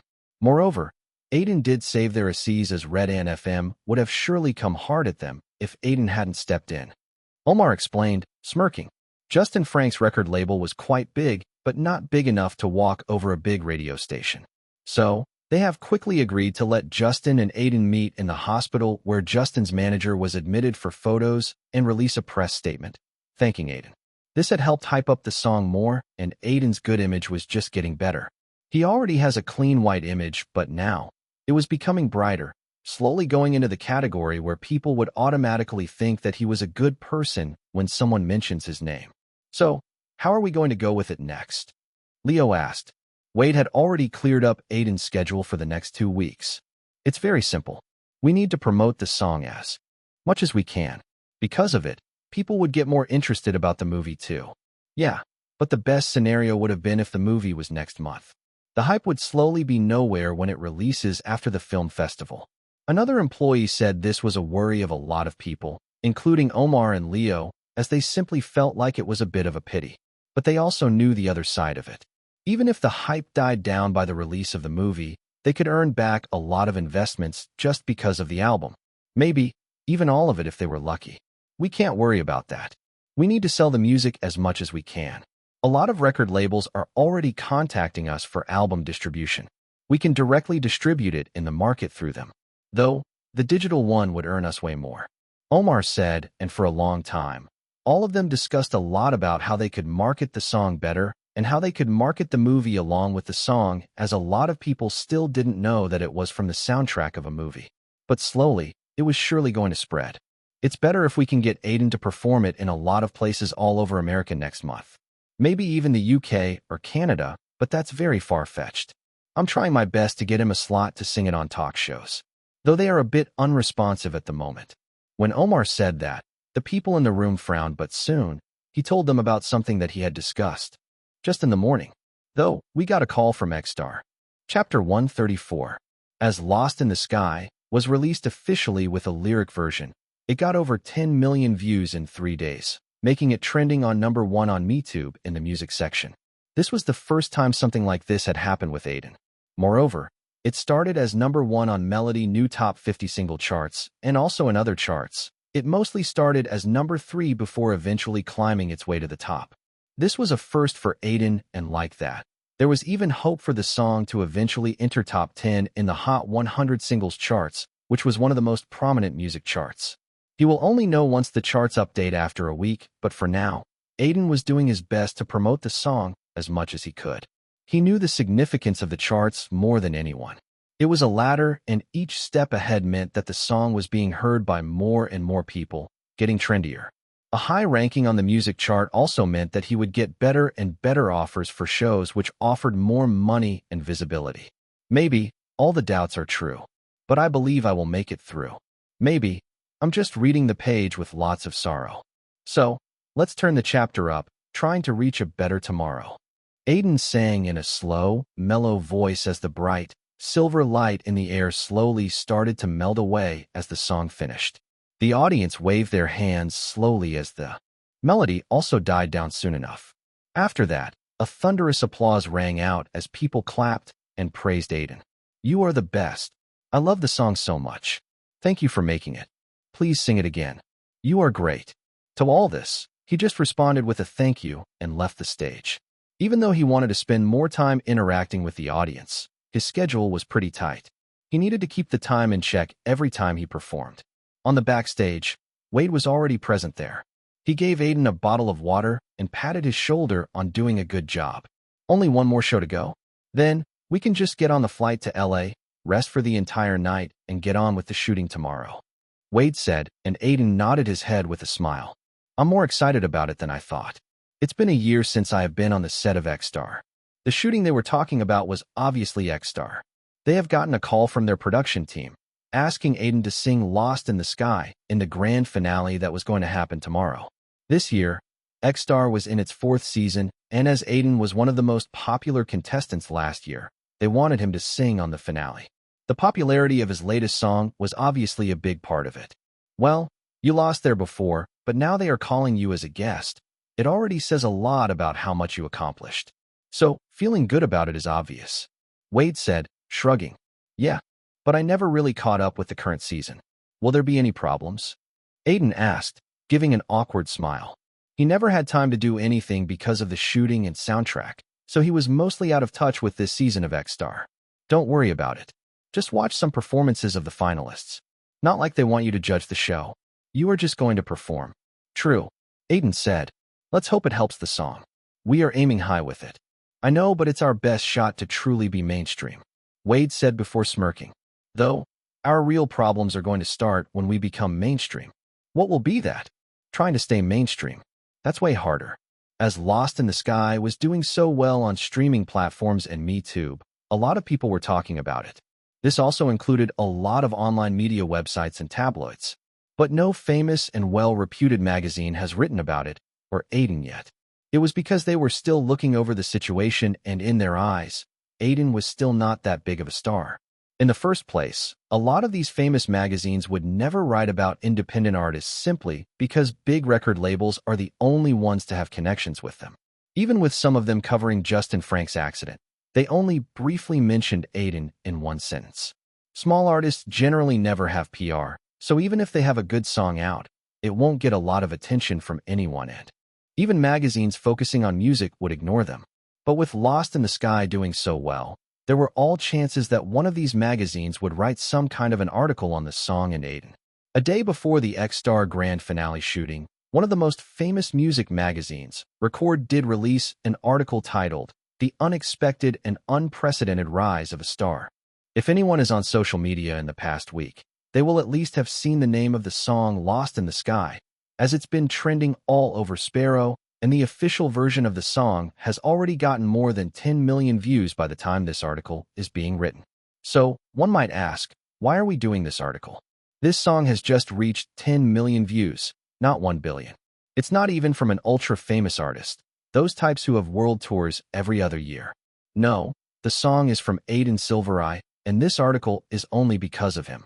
Who is he, one might ask? The guy who was driving taxis 2 years ago, the guy who got eliminated from a reality show last year, and now, the guy who's slowly becoming the next big sensation in America. You see the rise there. From being a nobody to making one wonder if he is going to be the next big thing, and Record thinks the time is now close. The patterns dictate that. Over the last year, Aiden's social media and streaming numbers are just increasing every day. His MeTube channel is slowly moving towards the 2 million mark, and now, even MeTube is promoting him on its own by recommending his songs. It's clear as day that he's very sellable. There's a lot of reasons behind it, but the main ones surely lie in his personality, image, and style of his music. Aiden doesn't look like the guy who one would think has a special aura and he's on another league, but someone who you could have some drinks with and laugh. At least that's what it looked like when you looked at him in X-Star's third season, the place where he was first seen, but after being in the industry for a year, one can easily notice an aura about him that a lot of stars have. His charisma is slowly coming out as he's reaching higher stages in his career, making more people attracted to him, and his image is something that has actively made people support him. Despite being an indie artist, he knows how to take advantage of a situation he finds himself in, and his versatility with him trying to make it in acting too gives one all the reasons to think of him as the next big thing. This belief and the fact that Aiden keeps experimenting with his music and nailing it every time does help his cause a lot. Saint Brashep, did you all see? Record put out an article about Aiden, calling him the next big. Aiden's wife? Yeah, I read it. Lost in the Sky is really giving him a lot of popularity. It's way better than the time Revolution was released. Back then, most of the articles only talked about him being stabbed and how security should be more tight in open shows. Gayson, I'm happy he's getting his due. A lot of people are appreciating him for stepping in for Justin Frank. It seems this fan group itself got a lot of Justin's fans. Suing my parents. That I can confirm. My girlfriend joined the group, and she's a huge Justin fan. Sex is overrated. Did you all heard Aiden is going to appear in X-Star? Sleepy Joe Jr. Why is he going back there? Did they invite him as a guest or something? Brick in my face. Yeah, their social media team confirmed. Singing reality shows usually call back their most famous ex-contestants as guest singers. Though Aiden didn't even reach the semi-final, he's the most famous out of the ones in the last season. Mark, you see this? Yeah, I hope he gives a great performance and beats the top songs on the charts. It's kinda satisfying to see an indie artist doing so well mainstream. Dramatic Dog. Will he stop being indie after becoming mainstream? Hollywood Insider at Dramatic Dog. Not really. Indie simply means someone who doesn't have a label. These artists just create their own label, while being mainstream means being very popular and have a lot of commercial success, but it's mostly hogged up by top labels as they easily get to top of charts and have big PR and marketing teams. That's why there's not even one proper indie artist who's very mainstream. Gossip Girl. So, it means Aiden has a chance to be the first of his kind. Chapter 135. It's good to see you. Again. Marlo Aniston, the host of X-Star, said, shaking hands with Aiden. Both of them were meeting each other after a year, and the last time they had talked to each other was when Aiden was eliminated from the show. This time, they were meeting for entirely different reasons. Yeah, it seems like you were doing good. I heard the ratings of the show are all-time high this season too. Aiden said, sitting down on the sofa. They were currently in one of the lounge rooms. As they were meeting after a long time, there was a lot to catch up to. It's just hanging around the same ratings as the last season. We are not able to beat it this season, but we are way above par, so the channel is pretty silent about it. I thought it was different since I heard a lot of good things. Good things don't equate to good ratings. Marlo shrugged, but knew that this wasn't anything surprising in the reality show industry. We even decided to invite old contestants from last season because of that. Panther TV wasn't putting any pressure on the X-Star production team this season. But Marlo knew that the third season of the show was its peak. Every show had it, and after that, no matter what they did, they would stay below it. These sometimes become reasons for shows to get canceled, especially ones like X-Star. No one else responded positively. Aiden asked, raising an eyebrow. They are already involved in other schedules. Psycho Media has Rachel running hard, and she's not even in. The US and Cameron straight out refused when we contacted. Only you responded well, and now, we are here. Marlo leaned back on his seat with a smile. Aiden was always one of the contestants he wanted to do good for himself, and he was doing pretty well. It made him feel nice because he had seen Aiden moving up from the bottom. Seems like you all are in quite a tough situation.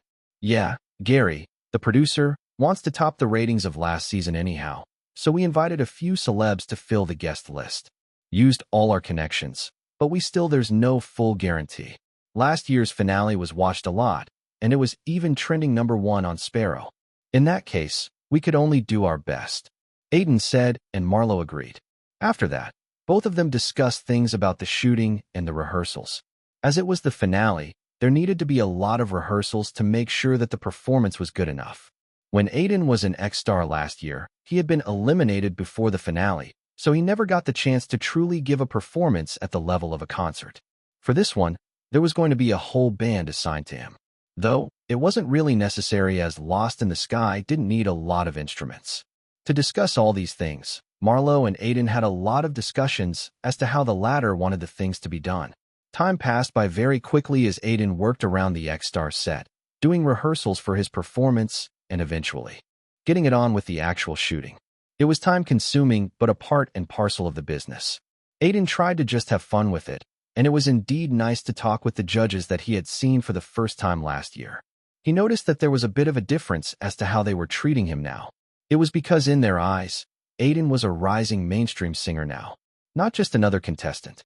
He also got to talk to the contestants that have reached the finals this year. Though it was a brief talk, he was able to check their skill levels, and he was pretty surprised to see that not one of them was intermediate grade 2. 4 of them were on basic grade 10, and only one was on intermediate grade 1, which Aiden guessed would be the winner. He related it with the fact that this year's ratings of X-Star hadn't been great, and thought that it was because of how rare a contestant at Rachel or Cameron level was. It was already very lucky that both of them entered the competition at the same time last year. Aiden was sure that X-Star wasn't going to get that lucky anytime soon again. Like that, the shooting went on as Aiden performed his song on the stage. All in all, it took almost 2 days for the shooting of the finale to complete before they wrapped up another season of the show. On August 3rd, Aiden and Wade were sitting in a cafe, talking about things while keeping an eye on their phones. Today was the day the finale of X-Star was going to be released. How do you think the response is going to be? Aiden asked, sipping on his coffee. It's the finale, so obviously a lot of people are excited. I saw a lot of discussions about it on internet forums.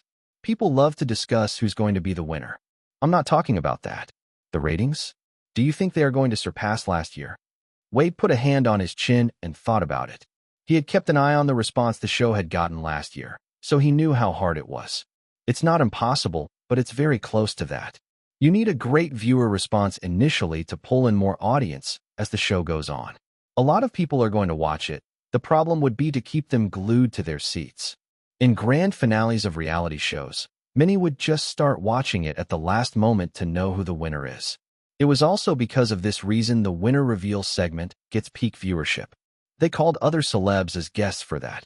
Aiden said, thinking of his meeting with the other celebs that were present there. Just some singers and rappers. I don't think you should be too worried. Your performance was pretty good.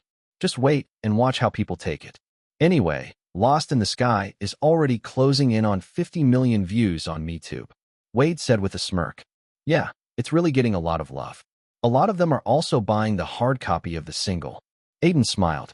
No other song of mine has this sort of reception.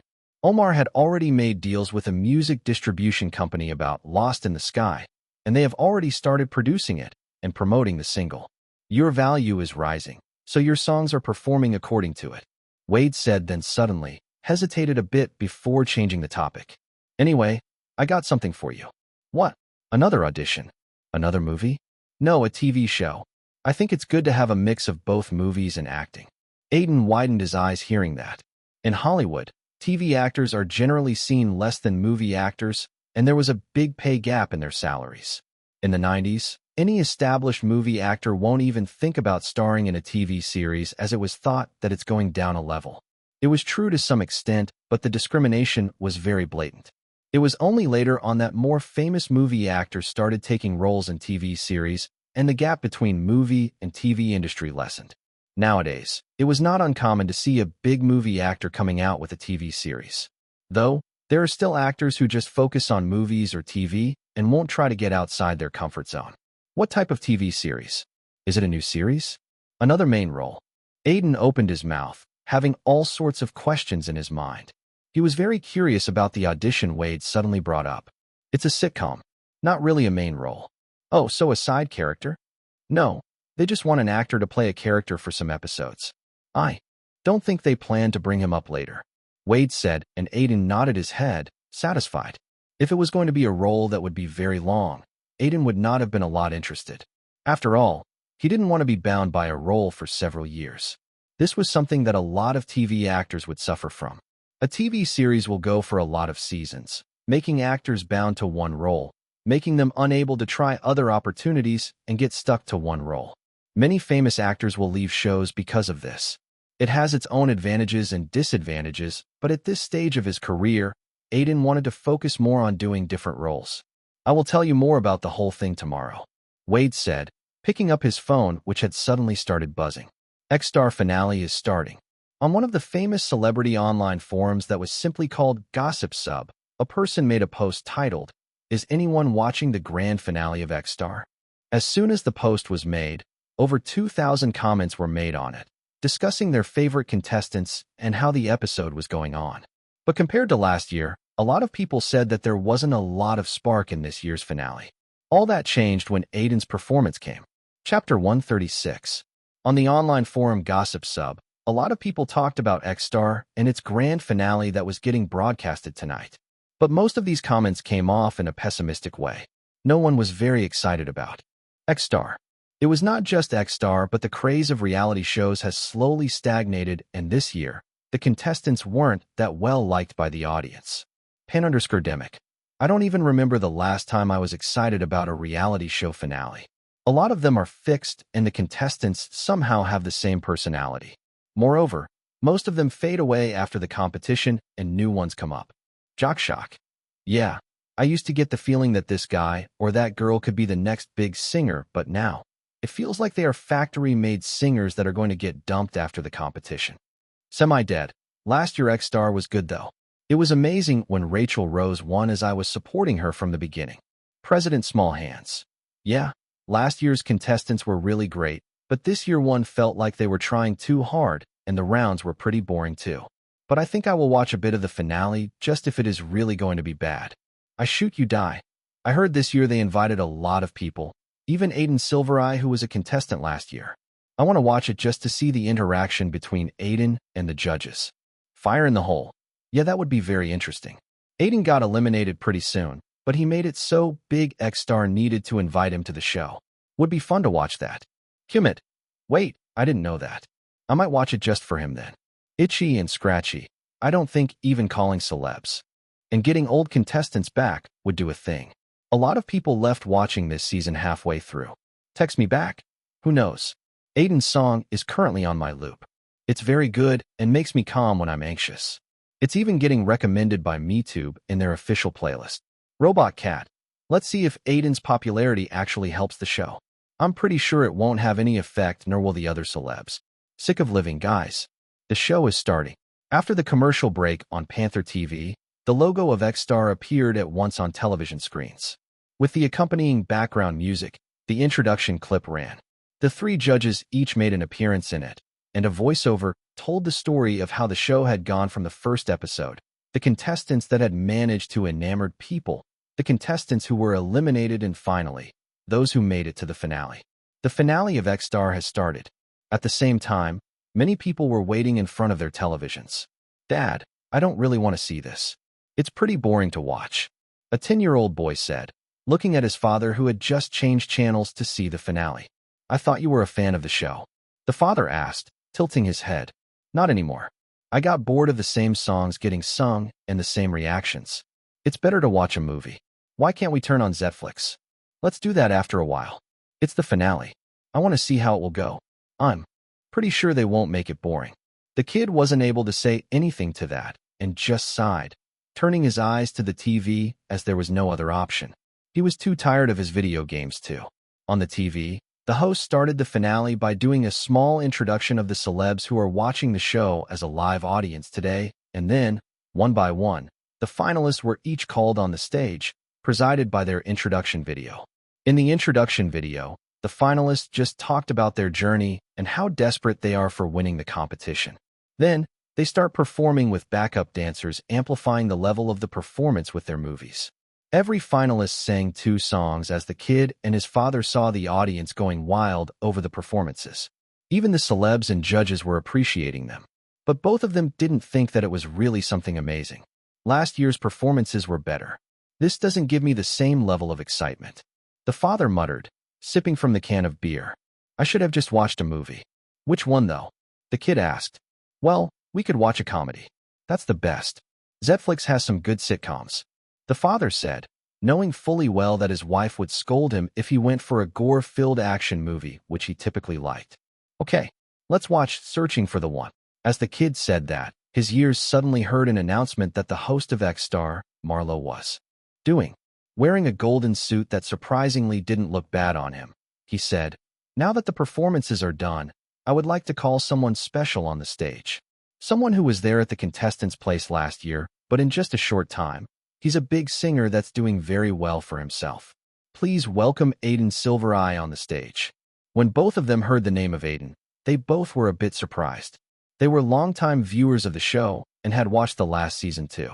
The kid was even supporting Aiden throughout the competition before he got eliminated. I heard he had a fallout with the production team of the show, but I guess those were just rumors. The father thought in his mind. The thought of watching the sitcom stalled in his mind as he looked at his son. Should we watch his performance? You like him, right? Yeah, let's wait till his performance ends. The kid nodded his head and both of them started watching X-Star seriously for the first time since the start of the competition. On the TV, The lights went off, and a bright spotlight fell on Aiden, who was standing in the middle of the stage with a guitar in his hand. He was looking at the judges, like he was reminiscing about his first audition. Then, slowly music started to play around in the background. Soft piano music mixed with guitar instantly attracted the kid and his father. Both of them have not heard Lost in the Sky, so they felt the same as they would feel when Aiden would bring out new songs in every round. As Aiden started singing the song, the father and son felt like they were hit by a shocking feeling. Please tell me if this is an illusion. Why am I still finding the reason? Oh, am I just searching for something that isn't there? Reaching my hand out to nowhere. This was it. As the father and son got lost in the song, they realized that this was the feeling that was missing from X-Star this season. Even though the songs and singers were great, no one was able to immerse them in their songs. The feelings didn't reach them, and emotions were thoroughly lacking. Aiden, who has the skill empathy, was master in portraying emotions, making him easily look like a singer who has gone through so many things and has tons of experience. This skill worked best with a song like Lost in the Sky.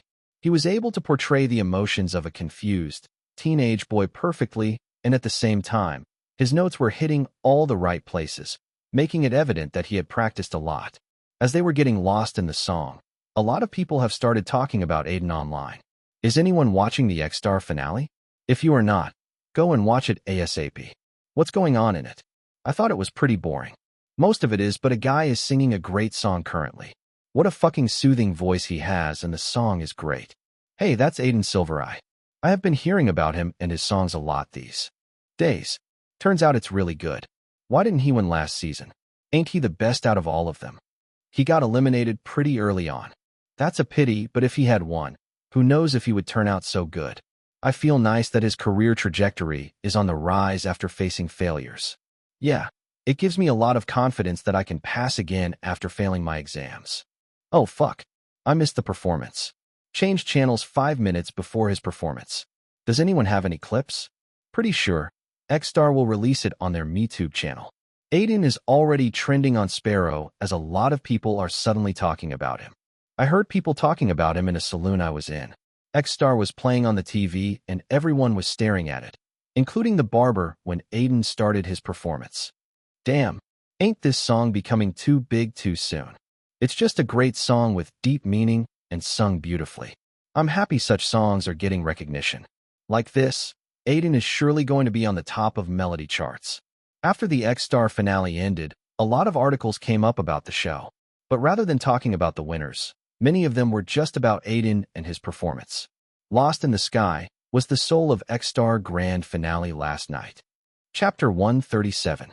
It was the scene of a cafe, and a lot of people were talking among each other. Most people were here with their friend groups or office workers. But today the atmosphere was a bit different.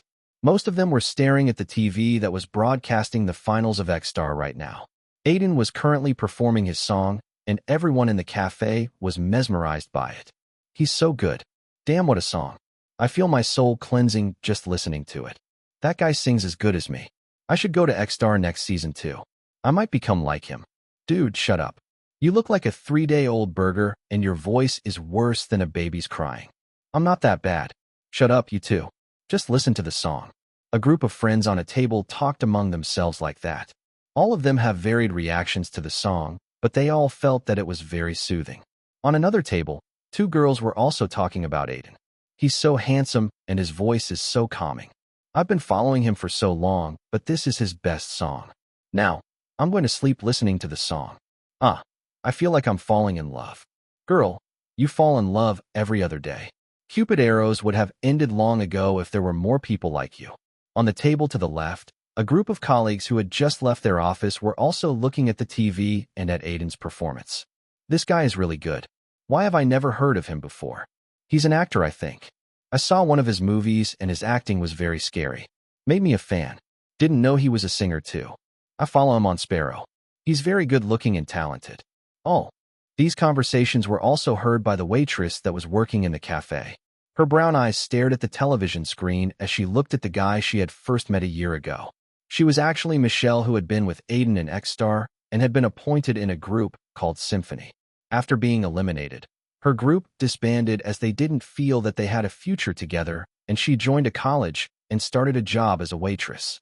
As for singing, she had mostly given up on it as she felt like she was no good due to her elimination. The disappointment had hit her hard, and now she would rarely even sing. But listening to Aiden on the TV screen, she felt like something under her was rising. Lost in the Sky completely mesmerized her, and hearing the lyrics, she felt like she was able to relate to the song.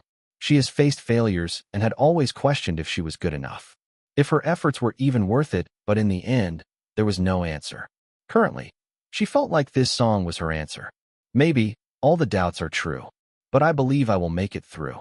Maybe I'm just reading the page with lots of sorrow. So, let's turn the chapter up, trying to reach a better tomorrow. As those lyrics hit her, Michelle took a deep breath. Her hands were shaking, and there were droplets of tears in her eyes as she tried to imagine the things she had gone through. Will I also get a better tomorrow? She thought in her mind. In front of her, Aiden, who had been eliminated at the same time as her, was doing so well, and here, she was being a waitress, completely giving up on her dream. She felt a bit ashamed of herself at that moment. Michelle, are you okay? The manager walked up to her and suddenly asked, looking at Michelle. She looked very odd. No, I think I will leave the job. Huh? Why? What happened? I think I want to try pursuing music one more time, she said. This time her voice was a bit determined. Seeing the pile of newspapers and tabloids in front of him, Aiden couldn't help but read through each of them. All of them were about the X-Star finale. The event has really made people talk about it a lot. It was trending on Sparrow at #1 position after the broadcast, with Aiden's name coming as close as the 3rd position in the rankings. This was a very good thing.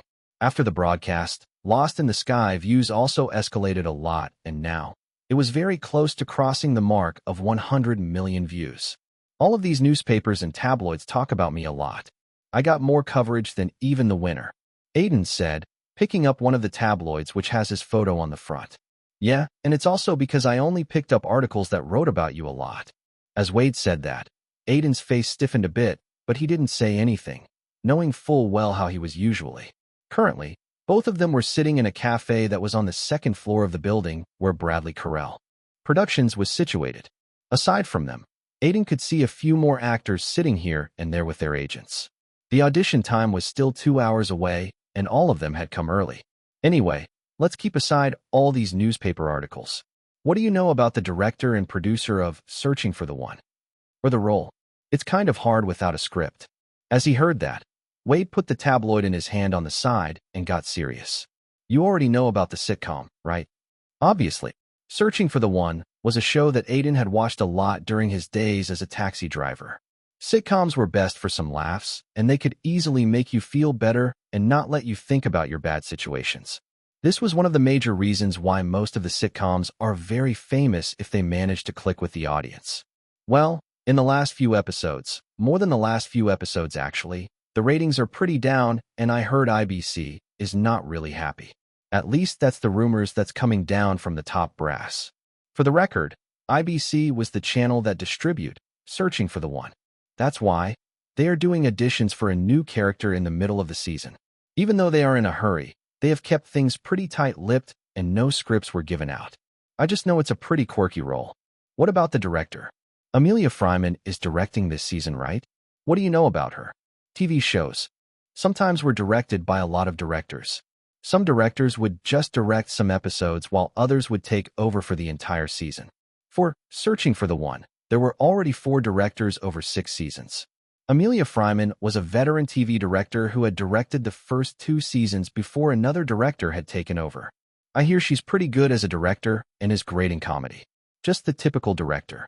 She's good at making feel-good romantic comedies, so she's a big hit in these types of genres. Working with her would be pretty fun then. I heard female directors have a distinct style. You will know if you pass the audition. Anyway, there's a lot of producers involved in the sitcom, but Bradley Carell is the main one. He's attending the audition too. He was there when the idea was pitched back then and pushed hard for it. That guy is very desperate, Wade said, telling Aiden every detail he knew. As Aiden had watched the series, he knew about the tone of the series and what were its main attractions that got people to watch it. All he needed to do in the audition was to impress the main people behind the show. You seem to know him? Aiden asked, raising an eyebrow. Yeah, he used to visit my old workplace a lot. Smoked a bit with him. was a pretty depressed fellow back then, as none of his projects were working. Searching for the one was the jackpot for him, and now he's a top TV producer. That's why he is even trying to let the show run for as much as it could. You were able to get this opportunity for me because of that. Wade nodded with a smile. On the day Aiden was doing the radio show, Wade had met Bradley Carell in the lobby, and they had started talking. Bradley had accidentally mentioned about the show getting another character for a few episodes, and how they were scouting for the perfect actor. The burly agent had managed to show Bradley Aiden's profile, and after that, it had been pretty easy as Bradley had liked Kai a lot. So, his opinion of Aiden was pretty good. Don't worry, I think you will be able to impress them. You look handsome, especially in that suit you are wearing. Wade took a look at the black suit he was wearing. It gave Aiden a suave touch. And remember, this is just the first round of auditions. Basically a look test to see if you fit the feel of the character they have in mind. The real test will come when you meet the cast members. Chemistry is everything in a sitcom. As both Wade and Aiden talked about the show and the audition, the door to the cafe suddenly opened. Chapter 138. A white man with blonde hair, a bit of beard, and a square face walked in. He looked a bit burly with his body shape, but he was smiling in confidence. Besides him, a rather small guy was there. The other actors present there started muttering among themselves seeing the guy. It looked like they were wary of him. Hey, isn't he Dustin Redford? That actor from Sunlight. Isn't he a movie actor? What's he doing here? He started his career from TV, so maybe he's interested in the role. Sigh. I thought it would be a bit easy to get it. He has a lot of popularity and is a veteran. I'm pretty sure the role would go to him. Hearing the actors whisper about him, Dustin smiled proudly, thoroughly enjoying it. We should get a table. There's still an hour until the audition. The short man beside him said. He was Dustin's agent. Yeah, okay. As he was speaking, Dustin's eyes suddenly landed on Aiden, who was sitting in a far right corner, immersed in his conversation with Wade. His eyes sparked a bit, and without wasting any time, he quickly made his way up to Aiden's table. Hello, aren't you Aiden Silvereye? Yeah. I really like your performance as Kai. Makes me want to play such characters myself, and your songs are really great. You are very talented. Dustin blabbered on, and for a second, Aiden thought that he was just another fan. They have increased after Lost in the Sky became so famous. But suddenly, Dustin's expression changed as he saw that unlike him, Aiden wasn't recognizing him. Do you not recognize me? Dustin asked, and Aiden made a confused expression. Seeing that, Dustin wasn't able to stop himself from frowning. He was very sure that Aiden knew him. After all, the other actors who were here had shown good reactions seeing him. I'm sorry, but who are you? Aiden finally asked. Dustin Redford. You must have at least heard of me. Aiden tried very hard to remember if he knew of the guy or had at least heard of him. On the side, Dustin's agent was already sighing with a hand on his face. It looked like he was used to seeing these things. Wade, on the other hand, was laughing, like he was amused. I do feel like his face is familiar. Aiden looked closely at his face, and at that moment, Dustin's expression finally broke. I appeared in Sunlight. The movie was nominated for Oscars, and even in the TV series Metal Kings. You must know them. Ah, yes, I remember you. After getting the clues, Aiden finally realized who the guy was. Though, at this point, Dustin was already struggling to smile. He had thought that at least other actors would know of him. It seems like you have a bad memory. Anyway, what are you doing here? Are you here to audition for Searching for the One? Dustin asked, changing the subject quickly to not feel embarrassed. Yeah, are you auditioning too? Yes, I was actually in talks with Zero International for a $100 million project, but my agent here recommended taking this audition as it was going to be a short role. It seems like a good opportunity to get my face out there. It's been a while since my last project. Anyway, I'm very sorry. Sorry. Yeah, now that I'm here, the role is obviously going to me. So, you might go home disappointed. After talking about Dustin for a bit, Aiden understood one thing. That the man in front of him was an absolute blabbermouth who didn't know what to say and what to not. At the same time, his personality was best described as narcissistic. Dustin loved to talk about himself in a higher position than others, but by his tone of words, Aiden knew that he didn't mean bad. As soon as they got down to talking, Dustin started talking about how he had started in the industry and how for the first few years, everyone had failed to see his excellent acting and had ignored him. It was only after his first breakthrough role that he started getting more and more attention. Somehow, his story was pretty good, but it was very repetitive as Dustin would say the same time again, and soon, Aiden was already bored of his talk. He even gave advice to Aiden about how to go with his career. It seemed like Dustin was seeing himself as a senior who was trying to give advice to his junior, who was new in the company called Hollywood. Other than that, Dustin was also very confident in getting the role and searching for the one. It was because he had earlier starred as a lead in a very popular TV series and felt that the producers won't look anywhere else after his audition is finished. Aiden didn't really reply to that, whereas Wade was just trying to stop himself from chuckling. On the other hand, Dustin's agent was the only one with a pale face, and he was continuously sighing.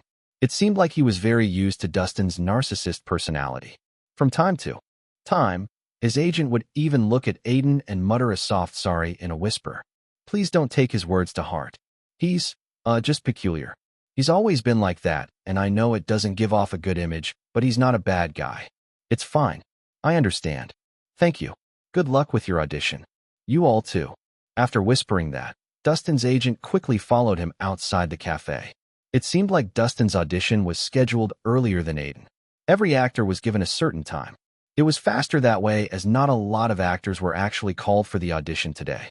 He's surely a very weird guy. Wade muttered after Dustin and his agent left. Yeah, his words sound very narcissistic and rude sometimes, but he has this goofy atmosphere about him that makes people not take him a lot seriously, so they get along. That's true. I heard he's actually way better in reality TV shows than acting.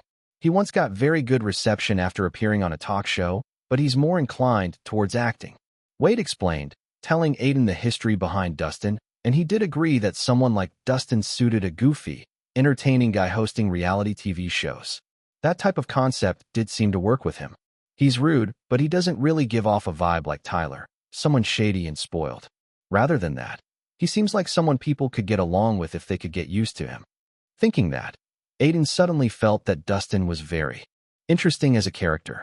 Once, Uncle Sam had told him that the best thing one can do to better his acting is to listen. Listen to stories of people and just observe their personality. As every person contained a story with them, it was a very effective way to know different characters. Once you get to play a character, you could integrate their quirks into that, making the character more interesting. He felt like Dustin was one such character. I don't think any of these suit the guy in my mind. Do we need to do another set of auditions? We don't really have a lot of time. Mason Stone, one of the main writers and creators of Searching for the One, said. Next to him, Amelia Fryman, the director, sighed. Let's hope not. We need to start shooting soon as we are in the middle of the season. This is the first time I'm even experiencing this type of situation, and wasn't Dustin Redford good? His acting skills are already proven by his filmography. He's fine, but he doesn't give me the feeling that he's the guy we are looking for. You do know this character is very peculiar. I want someone who could think out of the box. You say that, but even you don't know if this character will be liked by people or not, as you and the others wrote it in a hurry. You don't even seem to mind if an actor portrays it completely differently than what we discussed. Mason just smiled awkwardly hearing that. Amelia wasn't wrong. Unlike the other characters in the show, this one was written in a hurry with the sole purpose of getting the show on the track. After that, the character was going to be disregarded, so everyone would be happy enough if they could just get a good actor on board to do this. They weren't expecting it to become a character that would be talked about a lot and become a fan favorite. They were happy with the bare minimum. If you two aren't satisfied by the actors who we have auditioned till now, maybe the next one would change your mind. See his resume. He's pretty famous. Suddenly, Bradley Carell, the executive producer of the show, sat down next to them and slid a resume towards Amelia. She looked at him, and even Mason turned his head to glance. Aiden Silvereye. Isn't he a singer? My daughter is a big fan of his. Is he trying to act so early in his career? No, he actually played roles before. Didn't you watch Black Saints? He played the role of Kai. Amelia and Mason's eyes widened hearing that. I didn't know that. I never really saw his face and just heard his songs. Same for me. Well, you will know when he comes in. He's next. Let's hope he does well in this audition. As Brandon said that, Aiden walked in the audition and every pair of eyes that was in the room looked at him. He stood in the center and the audition started after he introduced himself. With that done, Amelia started off with a question. How will you envision a Playboy character? Chapter 139. How will you envision a Playboy character? When Aiden heard that, he thought that he was getting some information about the character he was playing for the first time.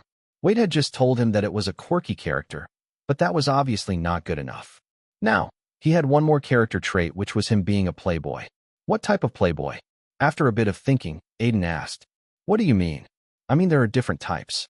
Those with that suave look about them and great charisma. Then there are also those who just play around for fun. A simple Playboy could be played in many different ways, you know." Hearing that, Amelia pursued her lips. She hadn't really decided on a certain type. "You can go with whatever you want. Just give me an insight of what you think of a Playboy character in the world of Searching for the One." By world, Amelia was talking about the tone of the whole show, the vibe it gave out, and how the characters revolved around it. The world of the sitcom is pretty simple, fun, and even eccentric at times. Aiden thought in his mind. Searching for the One was obviously set in the real world, but unlike something like Black Saints, which has a serious and dark theme, the sitcom had a pretty light one with the world mostly revolving around the characters. It was obviously very basic for a sitcom to have a light theme. The main characters were pretty much simply written, but had their own fair share of eccentricities. Even the supporting cast was like that to add a silly and wacky element to the whole show. If in this world, I need to put a Playboy character, his personality can't be something you would see in a romantic drama. He could be charming, but it's way better if he's very flawed. Maybe even problematic, but knows how to get girls. Aiden thought in his mind and got ready to give his answer. "I think it suits the theme of the show, but there's no need for him to be like this guy who always knew how to get girls from high school and just continued it till middle age. So, I won't go for a character like that." "Why is that?" "A lot of movies follow that." This time, Mason asked. "Yeah, but you need to really give a good reason behind him being like that. Being a Playboy and going from one girl to another sounds cool, but it's very exhausting if you think about it emotionally. You never settle in, and it's like a competition if you could keep getting more girls after a point. A guy with average IQ won't do something like that if he's an adult without any proper reason. Movies do show it, but they rarely explain it, making people not connect with the character." Everyone in the room seemed impressed by Aiden. He has really given a good analytic answer in just a short time. Actually, after getting the writing skill, Aiden had been able to read characters and scripts way better, like he was able to actually think like an author.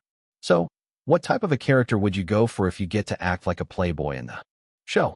Brandon Carell asked, squinting his eyes to observe Aiden's expression. He thought about it for a bit, as to what type of character he would make in this situation. It should be noted that Brandon was simply asking about his perspective, which could easily be taken as a very odd question. Aiden guessed that maybe the role he was auditioning for was just roughly written. It made sense when he thought of the rumors that the ending of the current ongoing season of Searching for the One was being changed. A type of a Playboy I would want to play. Well, first of all, his entire personality shouldn't revolve around getting girls. It should be more than that, and he needs to be unique and a bit eccentric. When Aiden thought till then, an image formed inside his head. It was actually very similar to Dustin Redford, who he had met just before the audition. He's certainly someone who I could take a lot of traits from for the character. Narcissistic, rude, but a goofy edge to him. After finishing up the character model in his mind, Aiden looked at the people sitting in front of him and opened his mouth.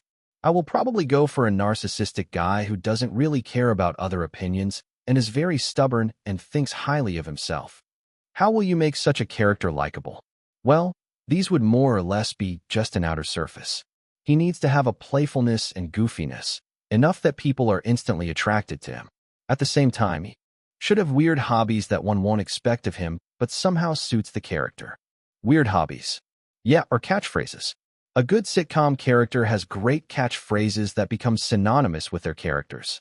Aiden explained his point for the next 20 minutes as to how he envisioned a good Playboy character in Searching for the One. Actually, the question was never supposed to become a full-length discussion.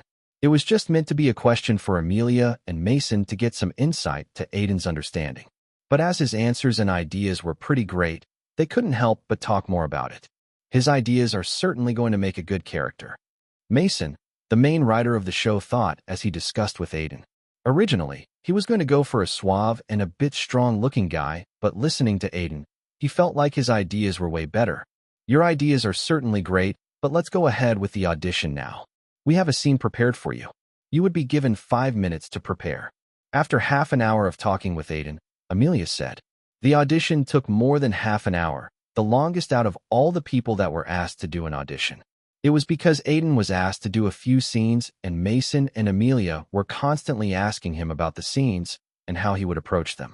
At the end of the audition, Bradley Carell, the producer, even told him that he was the most interesting actor who had auditioned today.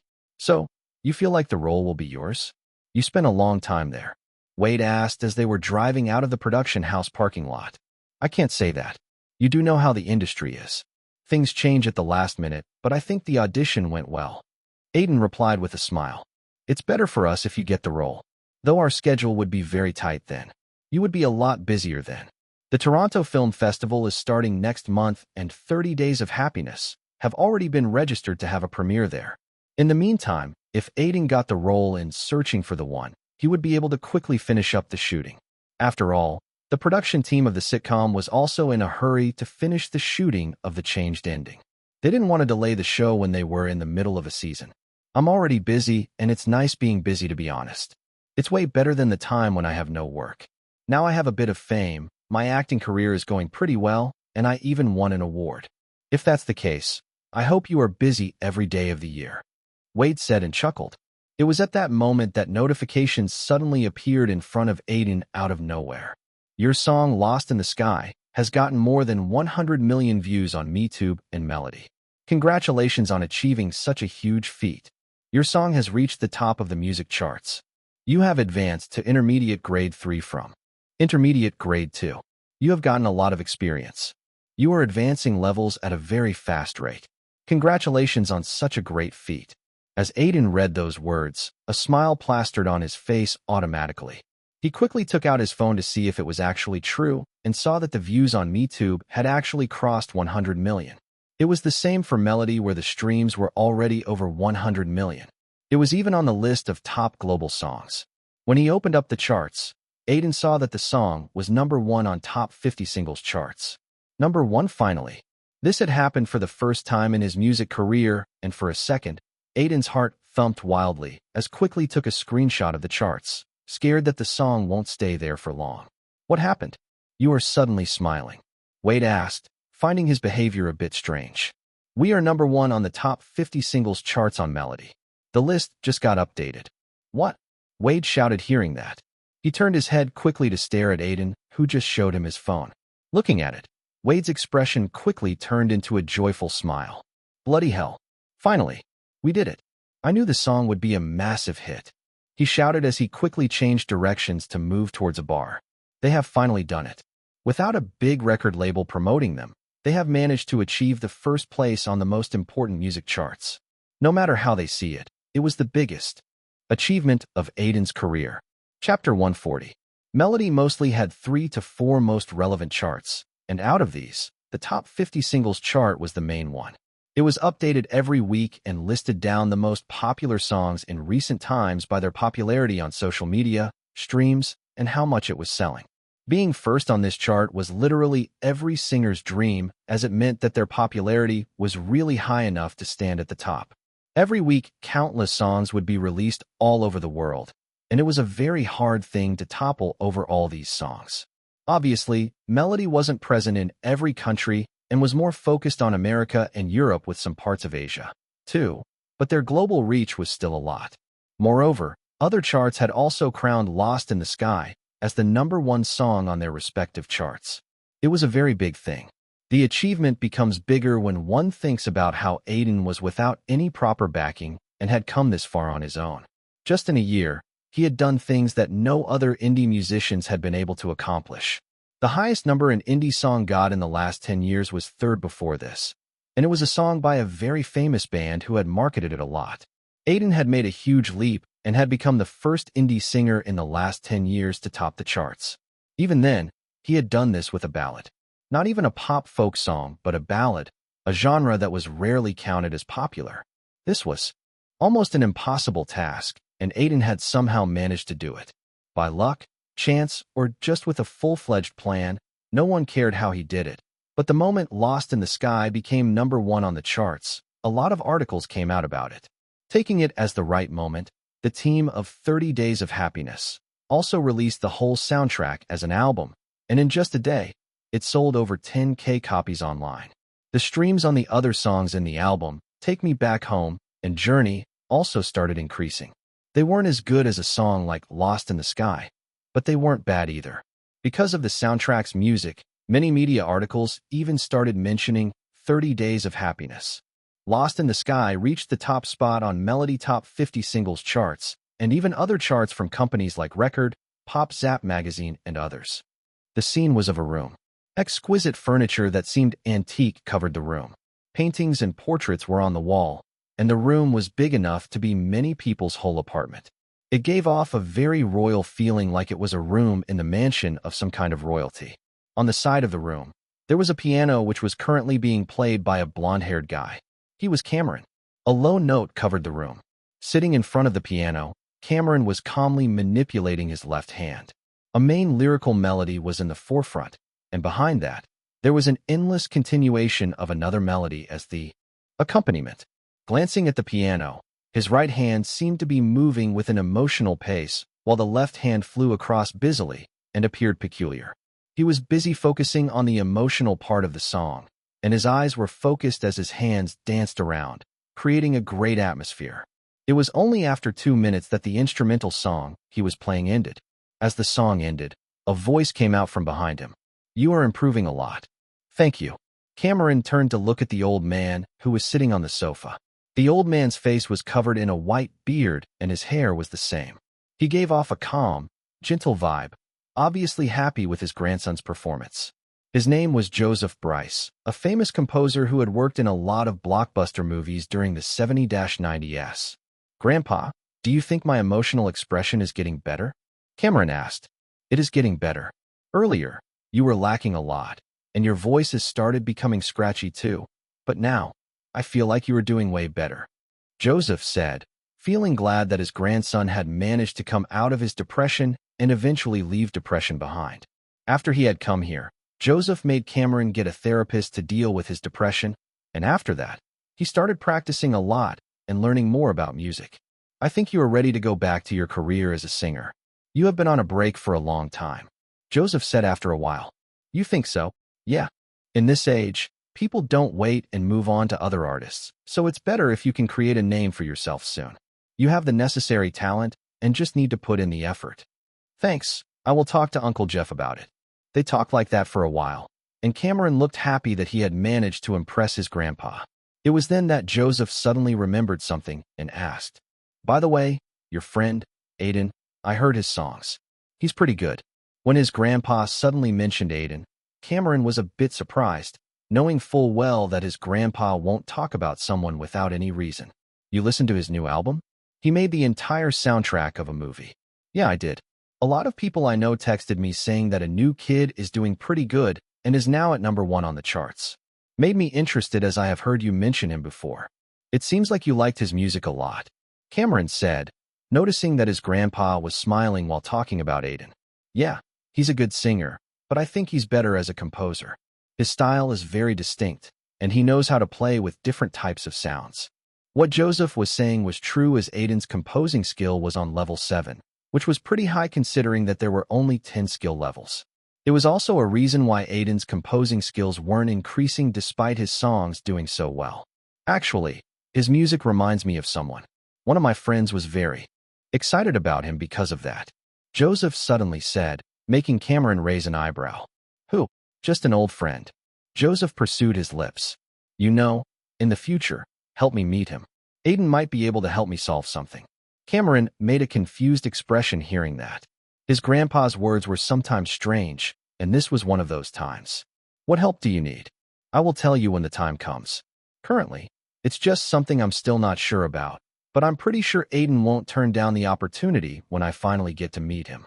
As Lost in the Sky was once again on everyone's mind, the production team of Searching for the One were in the middle of a meeting to finalize an actor from the pile of auditions they had taken in the last 2 days. Producers, writers, directors, marketing team members, and even some crew members were present in the conference room. On the table, piles of resumes were placed, and all of them had gone through a lot of audition tapes of the actors who had managed to impress them a bit in the audition. In the end, the answer was pretty clear. Aiden Silvereye, he's the one.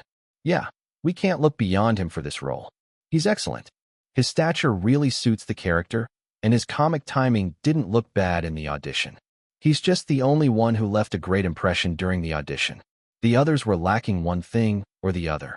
The team of Searching for the One was pretty united in their decision to choose Aiden. Normally, there would always be people who would think some other actors are better.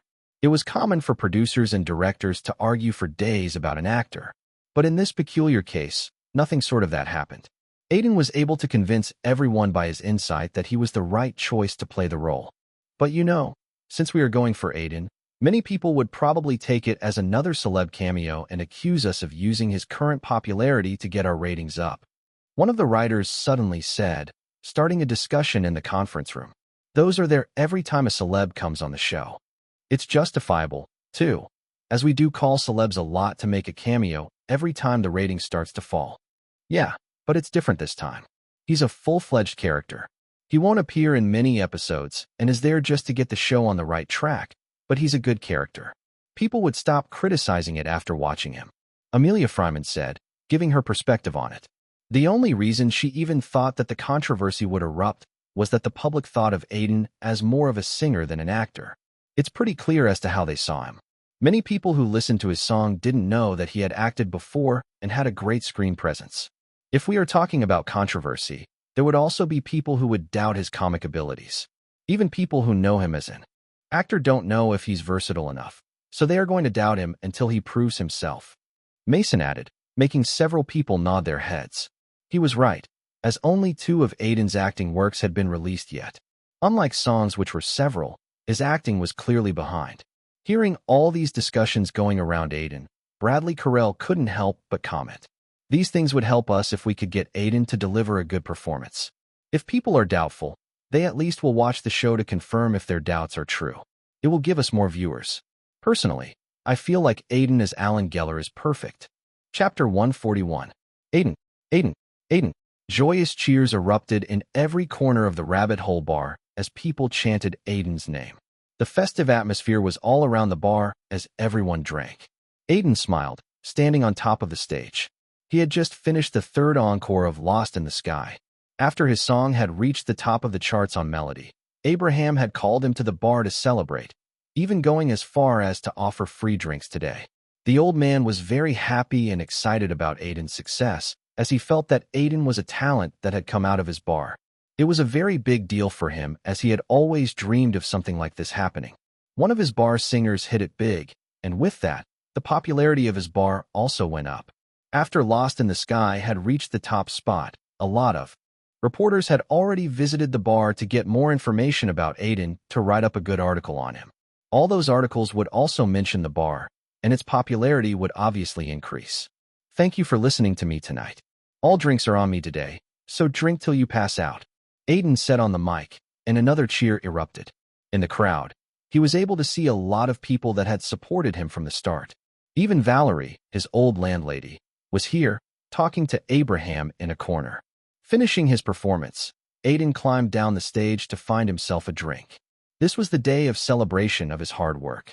There's no way he was going to not enjoy it. Jeff, give me the usual, Aiden said, sitting in front of the bar. Jeff, the bartender, nodded his head and smiled at him. Give me a minute. Many people are asking for a drink today, thanks to you. Everyone is happy for you, Jeff said, then paused as if thinking about something. Well, except one person. Who? Aiden tilted his head. Amy, the boss's niece. You remember her, right? Realization dawned on Aiden's face hearing that. He certainly remembered meeting her to reject her record label deal, only for it to turn ugly. You are just a name in the long list of failures. Aiden still remembered the words that she had told him. In the end, he had amounted to more than a failure. I do remember. How's she doing? Aiden asked, and Jeff couldn't help but chuckle. She's a mess. When you rejected her deal, she got some other singer to sign up with her, and her record label spent millions to create an ED, extended play, but it flopped like a balloon with a hole in it. At the same time, you kept going higher and higher, so she looked like a blood-sucking vampire every time I saw her. There's a lot of anger and frustration on her face. When you put it like that, I want to see her. You won't be able to today? She knows you will be here today, so she won't appear no matter what. Aiden laughed hearing that. He felt a bit about Amy, but it was not like he hadn't seen something like this happening to Amy. She was too full of herself and only wanted to exploit singers to earn money. He knew that most corporations were like that, but he also believed that karma would catch up to them one day. As he talked with Jeff about random things and how his life was going, the door to the bar suddenly opened. Wearing a suit, Wade walked in, and after looking around for a bit, he walked toward Aiden.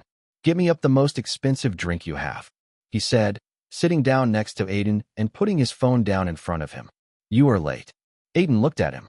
"Sorry, I was on a call." "Something important?" Instead of replying, Wade gave a bright smile, which made Aiden feel a bit creepy. Due to how Wade had the deposition of an alcoholic guy whose former job was being a hitman, his smile looked every bit creepy to Aiden. "Well, I got a call from Bradley.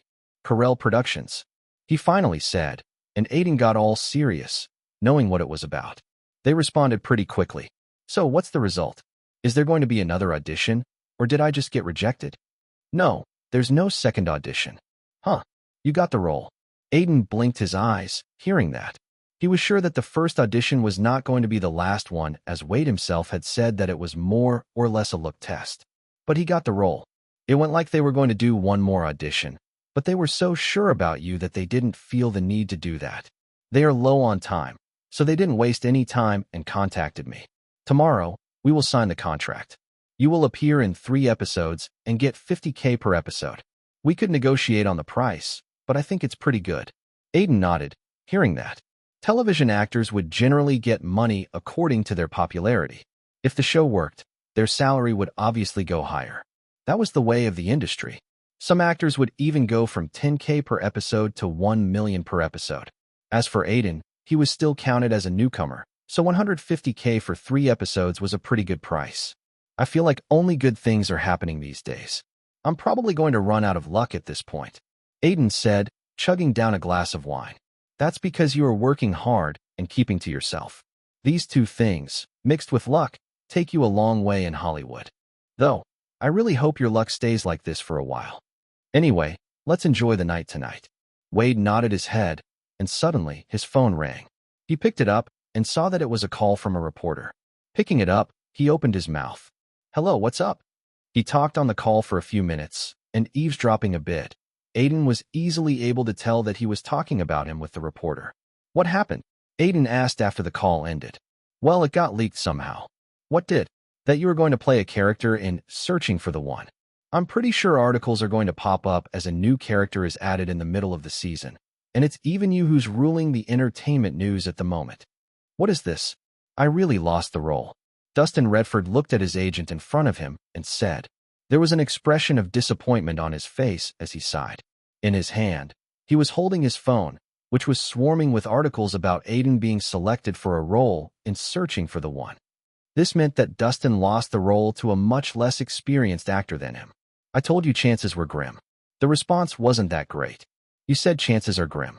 There was still hope that I would get the role. I really wanted it too. Dustin never liked not getting roles that he actually wanted to play. He was a big fan of the sitcom and always wanted to be a part of it. Sadly, it was not meant to be. After a bit of sighing, Dustin composed himself and shook his head. "It's fine if I don't get the role. I'm pretty sure there's a bigger role for me out there. Maybe they will call me next season. Oh yeah, I have a better idea. We should pitch a show to IBC with me as the main character. What do you think?" "I don't think it's going to work. We are not writers or producers, you know." His agent chuckled. No matter how Dustin was as a person, he was very positive. Even if he lost out on a role, he would always say that it's because there's a way better role out there for him that's waiting for him. Just because of this attitude, he survived even after a lot of failures in Hollywood. "By the way, what reason did they give for my rejection?" "It can't be my age as Aiden, and I don't look too different in age," Dustin inquired, and his agent's face fell. This was a question he wanted to avoid at all costs. "It's just because Aiden left a deeper impression in the audition." "That's what I heard." "Really?" "I'm pretty sure I left an impression too." "Isn't there any more reason?" "I was the most experienced and popular actor there. They would have at least told you in detail why I was rejected." "Well, there was one more thing." "What?" His agent hesitated a bit when Dustin asked that. In his mind, he wondered how to avoid this, but in the end, he knew Dustin's stubborn attitude well. They said you weren't handsome enough. Chapter 142. These days a lot of good things were happening for Aiden at the same time. Not only did Lost in the Sky reach the top on melody charts and other different charts, but the soundtrack album of 30 Days of Happiness was also selling great. Omar had even told Aiden that it might easily sell over 200,000 copies, and the numbers would just go higher if the movie was a success. This was very rare, as with MeTube and Melody, a lot of people would just listen to music there. It was just too accessible, so they would rarely buy physical album copies. At most, digital albums would sell more. If one makes comparisons, just last year, a very famous boy band released their fourth album. All of the songs had gotten hundreds of millions of views, but only 7 million physical copies were sold. It was very low, as over half of the songs had gotten over 100 million views. This was just the reality of the world filled with streaming platforms. That's why the soundtrack selling so many copies was a very big positive matter. Other than that, Aiden was also announced to be on Searching for the One, a very popular sitcom. Due to all this, his fan group was buzzing with different news every day. A lot of people were giving their views about Aiden and his strings of projects. Fedora the Explorer: I just read about Aiden being cast in Searching for the One. Is he making a guest appearance in it? I thought only veteran and more popular celebs did that. Man Eats Pants: it's confirmed that it's not a guest appearance. It's a full-fledged character. Apparently, they started to shoot again as the original season ending was not up to the level according to IBC. Skyneves: it's also because of the plethora of negative reviews and regular viewers leaving. Though I never expected this. I thought Aiden was busy enough with his song reaching the top spot on Melody. Writer of Morbius: he's trying to do a lot of things at the same time. It's a very exhausting approach, as he's basically juggling being an actor and singer, but it's working very well for him. I'm just a bit surprised due to how many projects he has been in since the start of the year. Doomsday Manager: it's definitely not the typical Hollywood formula. Purely talking about acting, actors are often advised to just show themselves enough, not more nor less. That's why most actors don't do more than 1 to 2 projects in a year and have good gaps between each of their movies. Aiden doesn't have that gap. Hope the quality is still the same. Yeah, but the increased visibility is really working for him. He was in Black Saints at the start of the year and has a festival movie next month. His appearance in a sitcom makes it 3 acting projects in 1 year. Actually, it seems more like he's always in the news because of his music. I really wonder why people are not exhausted of him till now. Does anyone know? Hollywood Insider: it's mainly because he doesn't have a PR, so he's not pushed down people's throats deliberately. Moreover, his projects are diverse enough. He plays a crazy, psychotic guy like Kai and then goes on to appear in a sitcom. Completely different types of things. One more thing is that people still don't know a lot about him aside from his projects, as he isn't that active on social media. Mysteriousness is a major factor as to why people like stars. Despite all of this, his image is squeaky clean. That's why his different approach is working in Hollywood. I have only seen this set on TV before. That's the street where the end of the first season happened, and that bar is the infamous place where the main characters gather to talk about their days. Aiden muttered, looking around the set. Searching for the One was set in New York, and the shooting was also happening here. For the shooting, the crew was using an old bar that they had renovated, and at the same time, there were sets made out of houses. There was even space for the live audience. It had been 2 days since Aiden had met the cast of Searching for the One in a script reading session. After that, he was directly on the set to start shooting. Yeah, we always wanted to make it look authentic, so not a lot of parts are shot in a studio. Amelia Fryman, the director of Searching for the One, said. She took another look at the staff that was working around the set, the actors talking on the side, and the studio audience. They were all called back to reshoot the last few episodes, but none of them looked to be complaining. There was a slight disagreement with the actors before eventually they agreed, as the new ending was much better than before. All of them also wanted the show to work well. Are you nervous? We will be starting with your scene. A lot of actors take time to adjust to the live audience. Amelia asked, looking at Aiden. Unlike other directors he had worked with, she was the type to get close to her actors to make sure they weren't troubled by anything. It was a pretty good thing as actors were able to relax and execute their roles without any pressure. Not a lot. I did theater in India, so I'm kind of used to performing in front of an audience. Aiden replied with a smile. Theater experience generally helps a lot. Anyway, just relax while acting. We can do reshoots and just try to emulate what you did in the audition. Yes, I will do my best. Aiden said, and Amelia talked a bit more before walking over to check up with the props director. The introductory scene won't be easy. The first scene that Aiden was doing was the introduction of his character, Alan Geller. He would meet up with Frank Russell in the bar that is present in the show from the first episode.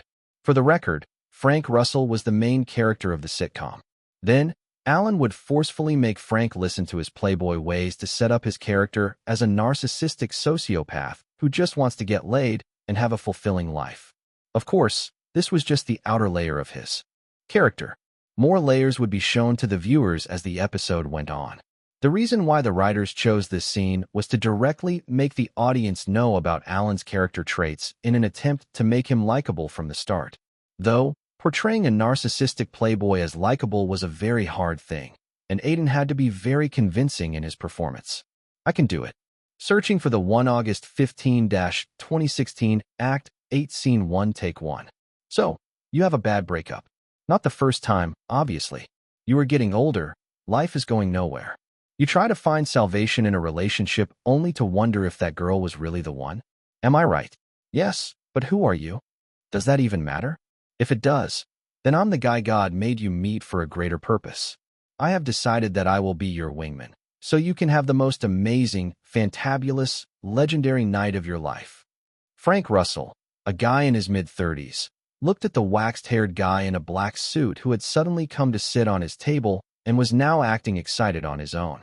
It had been a bad day for him as he had again broken up with his girlfriend and was now seriously considering whether she was actually the one for him. As he was drinking alone in a bar, this guy suddenly came to sit in front of him. Again, who the hell are you? Frank asked, squinting his eyes with a confused face. Alan Geller, nice to meet you. At his question, Alan just shook his head as the strange atmosphere in the air still remained. Frank Russell, and I have one more question. How do you know I have a breakup? It's easy. Alan smiled, putting his hand on the table. Your facial expressions, body stature, the act of drinking alone. All of it points toward only one thing, breakup. Though you getting erectile dysfunction was another option, I would rather not go there. Alan shrugged his shoulders as Frank kept looking at him like he was an idiot. He wanted to sit up and get some other place to drink in silence, but every other table was occupied. He was kind of stuck with the weird guy who had appeared out of nowhere. Yeah, okay. What were you saying earlier? Frank asked, taking another sip of the alcohol. I was talking about getting a legendary night for both of us. Me and you get girls. I help you get one, and I don't really think you can help me get one as I'm amazing enough to get a girl myself. Alan said like it was obvious. How? By talking to a girl. Are you not listening to what I'm saying? Frank chuckled hearing that. The man in front of him was acting like someone who had experience with all types of girls. If getting laid was such an easy job, then people won't be sleeping alone every night. How will you even get laid? Pickup lines are embarrassing and old-fashioned. Alan smirked like he was just waiting for that question. You don't keep up with trends. Change with the world. If you just do that, getting laid is the easiest thing. Alex explained, then asked, do you watch movies? Yeah. What do movies have to do with getting laid? Everything, my friend. People are as smart as the type of content they get. Movies are getting dumber and dumber with time. People follow that, so it's not rocket science. If you just give me one chance, I will get you a night that would be talked about in legends. As soon as Aiden finished the sentence, Amelia's shout rang in his ear as the immersion ended. Cut. That was a great shot. Chapter 143. Searching for the One had a very basic premise about a guy named Frank Russell, who was in his 30s, troubled by the fact that he wasn't settled in his love life and doubted whether he ever would. His insecurities were there because he always believed that he would earn a lot by the time he was in his 30s and would be married to his soulmate. But nothing like that had happened. So, the basic plot was all about him finding the right person for himself and his friends helping him in this quest. Even though the basic premise seemed very simple, the execution was something that made the show stand out among the plethora of other shows. When the show first aired, the characters instantly became fan favorites. The jokes were very good, and every gag made sense in the world that the writers had tried to create.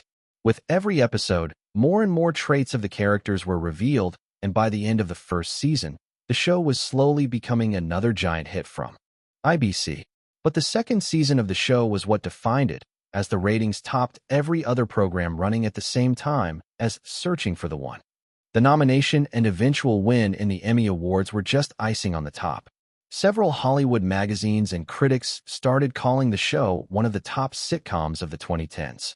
One critic from Vanity magazine even wrote, "There are a lot of sitcoms that come around in this age, but only a few stayed, and within those few good sitcoms, Searching for the One might be the best just because it refuses to become another sitcom with raunchy humor and choose to embrace pure love and gives it a lot of substance." This continued till the fourth season, but after that, fans and a lot of other people felt that the show was getting more and more repetitive. Even though a lot of episodes had gone by, the main character didn't seem to have gotten close to what he calls the right person. For him, it was just one breakup after another, and fans eventually got tired of it. The girl who would eventually become his wife was originally supposed to be shown at the end of the fourth season, but that never happened as the show was extended to not end at the fifth season. As the show was extended without any good planning, the characters' personalities eventually started going further away from what made them likable and fun. The writers were definitely at fault here, but it also happened because of the pressure from the channel. And no big breaks given in between seasons. Exhaustion eventually made them do bad work. Currently, in the seventh season, the show had truly lost its soul as characters seemed to be a caricature of what they used to be. Originally, the seventh season ending was Frank having another breakup with Hazel, the girl he had a crush on since the first episode. Throughout the show, the relationship between them had been pretty on and off. At first, viewers liked it, but soon, it was very evident that Hazel wasn't the right person for Frank. From what Amelia told Aiden, they wanted them to break up and have a good friendship between them, but because of how the characters had lost their personality, it had all become very messy. It was there that Aiden's character, Alan Geller, came into play.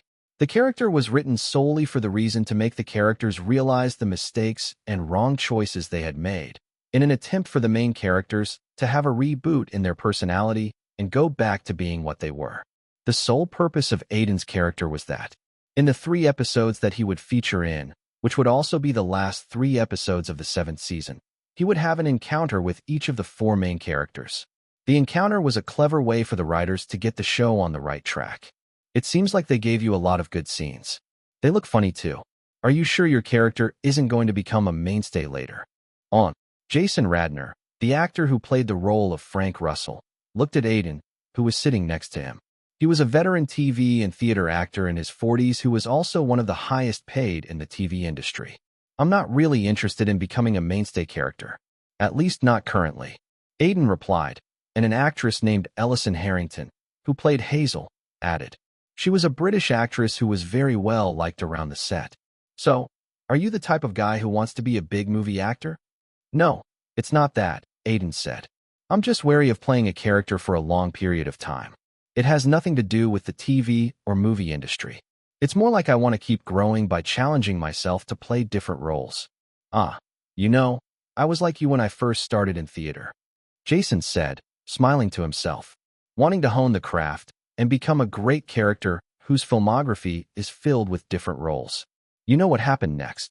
What? I learned that stability is a very good thing, especially in this world. For me, movies are like 5 to 6 months contracts. You do one and go to another. If they fail, you might not get your next role. It's like you are a freelancer, but TV at least is more stable. TV series are started keeping in mind whether they will go for next season or not. Of course, audience response is essential, but if it does take off, it's a gig for 8 to 9 years. When you get out of it, you have enough money to not care whether you're going to get your next role or not. When Jason talked about his experience, Aiden couldn't help but agree with him.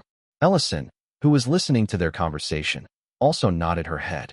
The movie business was way riskier, and Aiden understood that breaking into the TV industry might give him a great amount of stability. 2 or 3 years ago, he might even have tried to get a long role in a TV series. But there was another reason why he was so wary of doing the same role for a long time. It was because of his system. Aiden had noticed that playing different roles was the only way to increase his acting skills faster. If he got stuck in one role for a long time, his affinity with that character might increase a lot, but he didn't know if it would make him level up faster. Portraying different types of characters is important if I want to increase my acting skill level. He thought in his mind. I understand that. Stability is something I like to do, but currently, I just want to see if I can stretch my talent. Aiden replied to Frank, to which he laughed. I understand that, kid. Every actor thinks of doing that, but only a few are able to do it. Then, I could just hope I become one of the few who achieved it. Searching for the 1 August 15-2016 Act 8 Scene 4 Take 1. The scene was of a bar. People were drinking in groups, and every table was occupied. In front of the bar counter, a pretty girl was silently drinking alone. She gave the impression that she was waiting for someone. From time to time, a guy would approach her, but he would be turned down. 2 men were looking at her from a table. Don't look at her too much. It's creepy. Just look from the corner of your eyes. How's she for a target? She's pretty, but how are you even going to talk to her? She's refusing every guy who's approaching her. Frank asked, glancing between the girl and Alan. Frank, my friend, you underestimate me. There are a lot of ways to get every type of girl. But first, you need to know which type of a girl you are going for. Alan said and stared at the girl with peering eyes like he was trying to sense something about her. Seeing his weird behavior, Frank frowned. You told me not to stare creepily. Now you are doing the same. I'm not staring creepily. I'm trying to sense what type of a girl she is. Alan said, thinking to himself that it would take a long time before Frank would get used to his methods. How does that even work? I don't know about you, but it works for me because I'm awesome. My senses follow that. Alan smirked and then tapped the table. Anyway, she's the wannabe Skygram model type. One of the easier ones. You can't know that. I can. See her mannerism. Every 5 minutes, she clicks a photo and checks her phone. I'm guessing it's not because she's looking for a text. She's just checking if her likes have increased. Anyway, getting these types is simple. When Alan said that, with utmost confidence, Frank couldn't help but have too many questions in his mind. But he asked the one that he wanted to know the answer to the most. Okay, I don't believe you. So prove it. Tell me and show me how the hell are you going to get that girl. It's very simple, my friend. I will show you. Chapter 144. Searching for the 1 August 15-2016 Act 8 Scene 4 Take 3. You know, Frank, every few decades, civilization changes. New things come up. The way people do things changes, but let me tell you, a massive change happened when social media came. How so? The change was people becoming dumber. Do you understand how good of a thing it is for me? Us. Alan was speaking like he had the whole thing planned out already. Confidence was clearly shown on his face, but he also gave the impression of a scammer. When Frank looked at him, he did feel like Alan had the look of a scammer. His hair was set up very neatly, and he was wearing a black suit, making him seem like someone who had just been in an important meeting. But his words were something that would make anyone doubt him. How do people become dumb by social media? And what does it have to do anything with that girl over there? Frank finally asked, and Alan smiled like he was waiting for him to ask that question.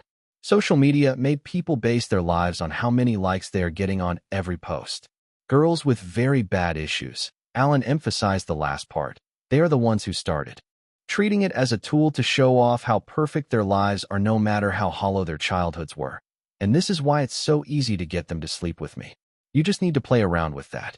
Even though Alan explained his tactics, Frank seemed confused, mixed with a feeling of being completely weirded out. Knowing that he couldn't explain it in words, Alan sighed and put out 2 fingers in front of Frank. Choose one. What do they even mean? Just choose. Having no choice, Frank sighed and chose the middle finger. Alan smiled like a supervillain whose plans were finally going to come true. Okay, climate activist. Climate what? My job. Anyway, leave it. Just wait here and let me show you. After saying that, Alan rose up from his seat and walked towards the pretty girl who was quietly drinking by the bar. It was then that the sound of cut came out as the scene ended. Okay, cut. The shooting of Searching for the One progressed like that. As the whole crew was working with a deadline hanging on their heads, they worked without any breaks. Every day, Aiden would get up early and straight away leave for the set. After a whole day of shooting, He would return back to his apartment and sleep, then return to the same process. The only salvation was that, unlike other actors, he wasn't sleeping in hotels as he lived in New York. As the shooting progressed, Aiden got more and more into his character as his affinity rose. He, Amelia, Mason, and some other writers would even talk a lot about some scenes and how they could get the character of Alan to shine even more. Aiden really enjoyed those talks, but one thing he got out of them was that a character like Alan Geller was kind of wasted as a character who was there just to fix the personalities of the main characters. The whole character was written as a deeply flawed guy who was scared of being alone. After Aiden had added some character traits to him, he had really become a great character with a lot of potential. Sadly, his role was short, and only a bit of the personality and background of Alan would be shown. There was no compromise on it, as IBC just wanted the show to be back on track without any trouble. But it didn't stop Aiden from thinking deeper into the character he was playing. About his backstory, his life other than being a playboy, how he had become a playboy, and his other relationships. Even the place he worked at. There was a lot of ambiguity around his character, as not a lot would be revealed in the 3 episodes that he would appear in. So, Aiden was obviously left without answers. Even if he asked the writers about it, they didn't have a clue as Alan's whole character was made in a hurry, and they never really gave a lot of thought to his background other than a few things. In a way, there was no backstory for him. Move the camera a bit more. I want a very long shot to start the scene, then we will do a close-up. Check the sound and lighting properly. We are shooting at night, so it needs to come up perfectly. Amelia Fryman shouted in her mic, as everyone on the set quickly checked everything. The moon was hanging in the sky, and the atmosphere was slightly cold. Currently, they were shooting a very important scene. In this, Frank would run out of the bar after Alan managed to set him up with a girl due to remembering memories of Hazel, who he had just broken up with today. Alan would follow him, and they would have a conversation on the stairs of the bar. This was the scene that would come at the end of the episode and would act as a medium for Frank to realize that he was doing everything wrong. At that moment, he would have a change of heart, and the episode would end with him contemplating his life choices. It was one of the scenes which would get the audience to know that Alan had more than a playboy side to him, as well as giving a bit more insight into his actual thoughts. Yawn. Your eyes look very sleepy. Are you sure you would be able to do the scene well? Yeah, don't worry. It's already midnight, so I can't help but feel sleepy. I don't think I will ever get used to midnight shoots. You will get used to doing it. The industry has a way of making actors get used to a lot of things, Wade said, but still looked a bit concerned about Aiden's sleepiness. As everyone was already tired, he was hoping that Aiden could give good shots and end the shooting for the night. After all, only one scene was left. Anyway, I was thinking that the IBC and production team of the show is kind of wasting Alan's character. He deserves way better, Aiden said, trying to start a conversation in order to stop himself from sleeping. Actually, I felt the same way after reading the script. He didn't really get a good closure, or anything is vividly explained about him. But he's that kind of a character, made to get the plot ahead. We can't really do anything. Yeah, I know that, but I was thinking that there's a lot of characters like him. My role in Shadows of War was like that too. Directors and studios could do a lot of things with those types of characters. They won't, though. It really comes down to popularity, and that sells in the market.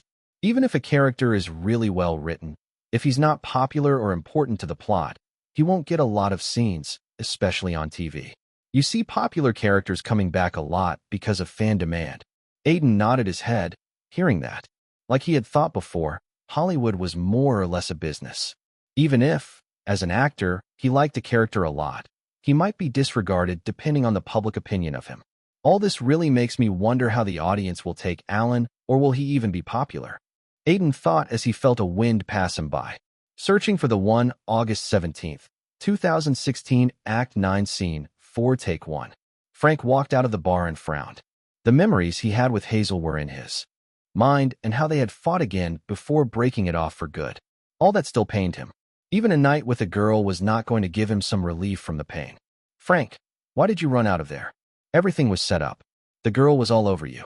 As Frank stood outside the bar, Alan came out and looked at him, wondering what was going on with him. I'm sorry. I don't really want girls. Really? Are you really? Alan stopped in the middle of his joke as he saw that Frank actually looked sad. Instantly recognizing that this was a serious matter, He let out a deep breath and looked at his friend, who he had only met 2 hours ago. What's going on with you? Oh, I lost the only girl who I thought was the one for me. We fought again, and this time, we broke up. I really want to go back to her and patch things up, but I know for sure we are going to fight again, Frank said, lowering his head and constantly sighing like he was unable to process his emotions. Why do you think she's the right person? Huh? How do you know she's the one? When Alan asked that, Frank was a bit stunned by the question. After hesitating to reply for a bit, he finally said, She's pretty, totally my type. She understands me, and I understand her. We are great together. I like spending time with her and... Have you never felt all that with any other girl? Alan interrupted Frank and asked. Unlike the playboy he was in the bar, this time his atmosphere was completely different, and there was a slight smile on his face, giving off a very reserved aura.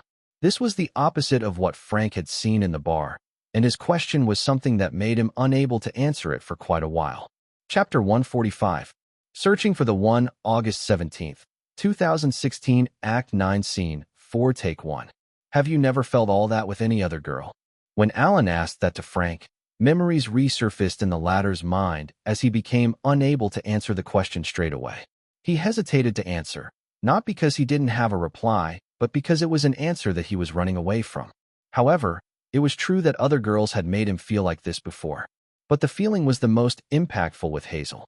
Somewhere in his mind, he knew that Hazel wasn't for him, but he had never acknowledged it. More like, he was scared of accepting this fact because he was tired of being alone. Why are you silent? Answer me, Alan insisted. Have you ever felt all that with some other girl? Yes, I have. This time, Frank replied, staring at Alan. Then, my friend, I don't think the girl you broke up with is the one you are looking for. You don't know that. I do. Okay, sit down. Let's have a talk, Alan said before literally pushing Frank down by his shoulder. The latter protested a bit before eventually sitting down on the stairs of the bar. People were still coming and going out of the bar, but both of them just looked at the sky, which was covered with clouds, before looking at each other. You know, I was once like you. Frank raised an eyebrow when Alan said that. A foolish romantic like you, trying to get a perfect girl for myself who might make me feel complete. As he said this, the tone of the scene completely changed to one of a deep, somber one. What happened after that? Frank asked. Well, it didn't work out, obviously. I lost my chance. That's why I decided to stop looking for a girl and be awesome instead. At the sudden narcissism at the end of the sentence, Frank chuckled. No, really, what were you saying earlier? Why isn't she the girl I'm looking for? Oh. Alan realized that he had gotten out of the topic for a bit and quickly said, just because she gives you the same feeling that other girls in the past have. Now, you might say this is the feeling that the right person would give you, but there are not so many right persons. There's only one, and she's not that. If she was, you wouldn't be sitting here with me. Alan shrugged like it was obvious. Frank thought about his words for a second and asked, don't you think she would become the right person with enough time? Maybe she's not the one right now, but you won't know in the future. That's a compromise, Alan straightly said. Your girlfriend won't become the right person with time if she's not the one to begin with. It happens instantly like you see it, and you know it. You get that special feeling which is the most distinct one in the whole world. What are the chances that I might actually get this person? Maybe I will never meet her. No, you will. Everyone does. Maybe in passing, but they do. It's on you if you recognize that this is the person and then you put effort to stay by her. Every relationship, every single one, needs a lot of effort, but in the end, it's worth it if you are happy. Think about it yourself. Are you actually happy with your current girlfriend? As Alan said that, the camera panned for taking a long shot of both of them, and another one took a close-up shot of both Frank and Alan's faces. It was then that Amelia's voice sounded out. Cut.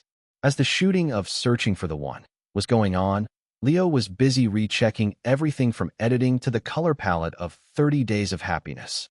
Next month, the Toronto Film Festival was going to start, and he wasn't exactly calm about it. In fact, he was so nervous that he watched the movie every day, trying to see if there were any big mistakes. His nervousness was mostly because of the fact that it was his first movie, and he didn't want it to fail. Leo was continuously dreaming of a scenario where his movie would get bashed by reporters, as they call him the worst director to appear in the last decade. At the same time, Rodrigo and Harold would be laughing at him. No matter what, Leo wanted to avoid a scenario like this. Because of this, Leo had become paranoid, and he was even wondering if his movie was even good enough for a release. Maybe it was better just not to release it. All these thoughts were resurfacing in his head as he kept doubting himself. Do. Suddenly, his phone rang as Leo was going through the beginning of the movie for the umpteenth time on his laptop. Pausing the movie on his laptop, he picked it up and saw that it was Omar. Hello, what happened, Omar? Anything important? Nothing much. I have prepared your visa for the Toronto Film Festival. Check everything and make sure everything is perfect. It's going to be a big moment for us next month.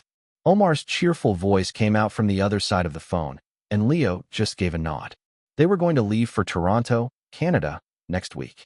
Omar wanted to leave early as it was the first time he was financing a whole movie alone. As for Aiden, he was going to come to the festival a bit later after finishing up on his current shooting.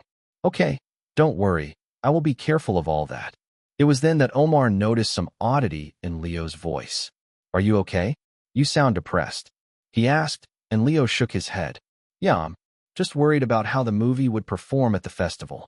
Whether we would get a good distributor and the response from the critics and reporters there. I am very worried that the movie won't impress them. Moreover, if it really fails to impress people, Aiden's efforts will all be for naught. There was a sigh at the end of Leo's sentence. Thanks to Lost in the Sky becoming so popular, a lot of attention had also been diverted towards the movie, and a lot of people were now anticipating the movie's release. Even a lot of reporters and critics were supposed to be at the premiere of the movie. You are still worrying about it. Omar's frowned on the other side of the phone. Look, Leo, the movie is good. I watched it myself. You don't need to worry about it. That's different, Omar. Critics and reporters would judge it as harshly as possible, especially if they don't like the movie. If the initial reviews are not good, we might have major problems getting a distributor. Even if we got one, the audience might not turn up. There's so much worry in my mind. Omar didn't say anything for a while. It was pretty common for directors and actors to worry about the reception their project would receive, especially with a newbie director like Leo. He could easily tell that Leo was going crazy with self-doubts. Leo, you made a good movie. Your job was that, and it ended there.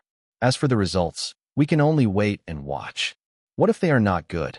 At that question, Omar casually replied, it would be good no matter what. You have improved your comic timing.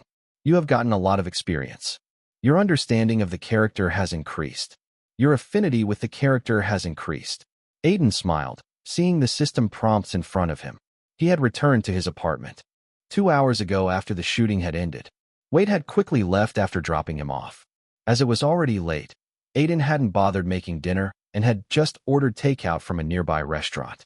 On usual days, Aiden would have slept directly or read the script again in an effort to increase his affinity with the character he's currently portraying. But today he was just sitting in front of his laptop with a blank document opened. For the past few days, Aiden had been thinking about the writing skill that he had received from his system. When he got the skill, Aiden realized that his system contained things other than acting and singing. In a way, it had shocked him. Unlike acting and singing, where he kept getting involved with one project after another, writing was something that was a completely different field, and he had never even tried writing a novel or a script before. Though he did want to try it. Aiden very well knew how miraculous his system was and how it could help him become a good author in no time. But first, he needed to grind levels on it. That's why, currently, Aiden was trying to think of a novel idea to write. He had indeed thought about a few topics he could write about. But when he had actually started to write, his mind would go blank, and even if he wrote a few pages, he deleted it afterwards, thinking that it wasn't good enough. As he was unable to think of a theme to write about, Aiden started going through his system. Prompts. I really need to decide on a topic. Maybe a romance book? Or an action spy series? It's better to start off with a short novel as I'm new to this rather than a full-fledged feature novel of hundreds of pages. Aiden thought in his mind as he kept staring at the blank document. It seemed that writing a novel was not going to be easy for him. Chapter 146.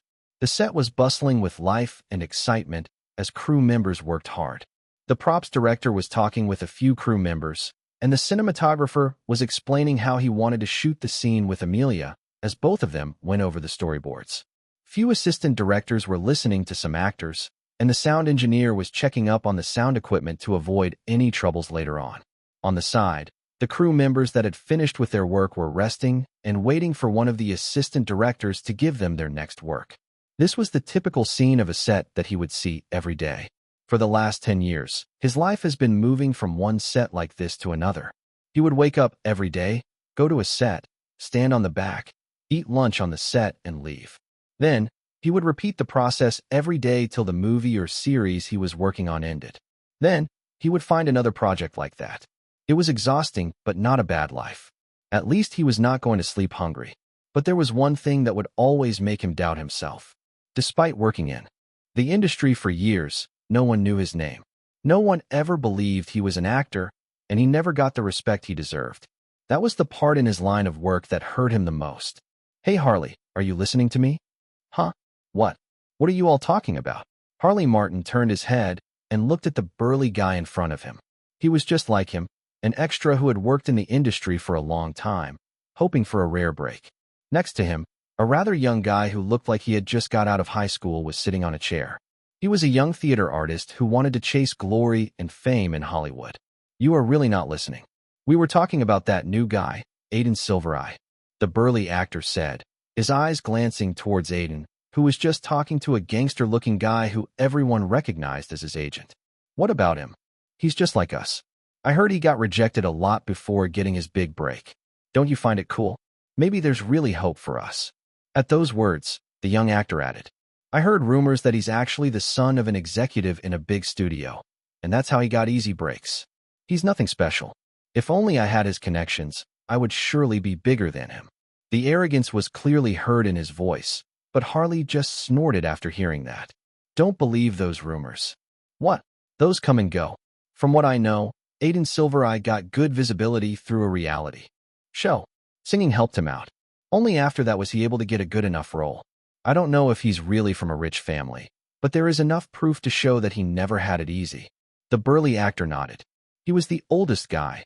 According to his experience here, it was easy for him to tell if a rumor was true or false.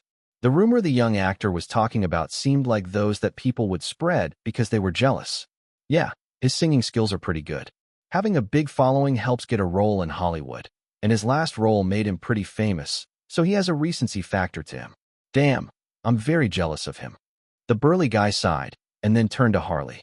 "Dude, what is your opinion on him?" When Harley heard that question, the first thought in his mind was, "I feel jealous. Very jealous." Harley was in his 30s starting this year, and he was close to being exhausted and giving up on his dream. He couldn't help it. It was tough to stay hopeful after a decade of failures. Compared to him, Aiden was a few years younger and seemed to be on his way to making a name for himself in Hollywood, if he already hadn't made one. There was a bit of admiration there for him, but the feeling that filled his heart was undoubtedly jealousy. But Harley didn't say that. "I like his acting. He seems focused, and it's true that he came out of a different country and is now doing good in Hollywood. We all know how the industry discriminates. So, it's commendable. I actually think the same too. He seems like a good bloke who's respectful." The burly guy said that, slapping his thighs, and Harley just nodded, leaning against his seat. Closing his eyes, he decided to wait until he had a shot. "Can we go over the scene? It's a short scene, but I think it would be easier for both of us if we go over it once." Harley blinked as he raised his head to look at the guy standing in front of him. He was the same person about whom he had a conversation with the others not too long ago. Aiden Silvereye. He thought in his mind for a second as his expressions froze. He had never expected Aiden to approach him like this, but he quickly shook his head and replied, "It's fine with me, but it's just a small scene, and I only have a few lines, you know. I am pretty sure it would be fine even if we don't rehearse." "Yeah, but it's just better to be prepared." Harley nodded when Aiden said that, though a dazed expression still covered his face. It was the first time an actor who was playing an important role had approached him like this.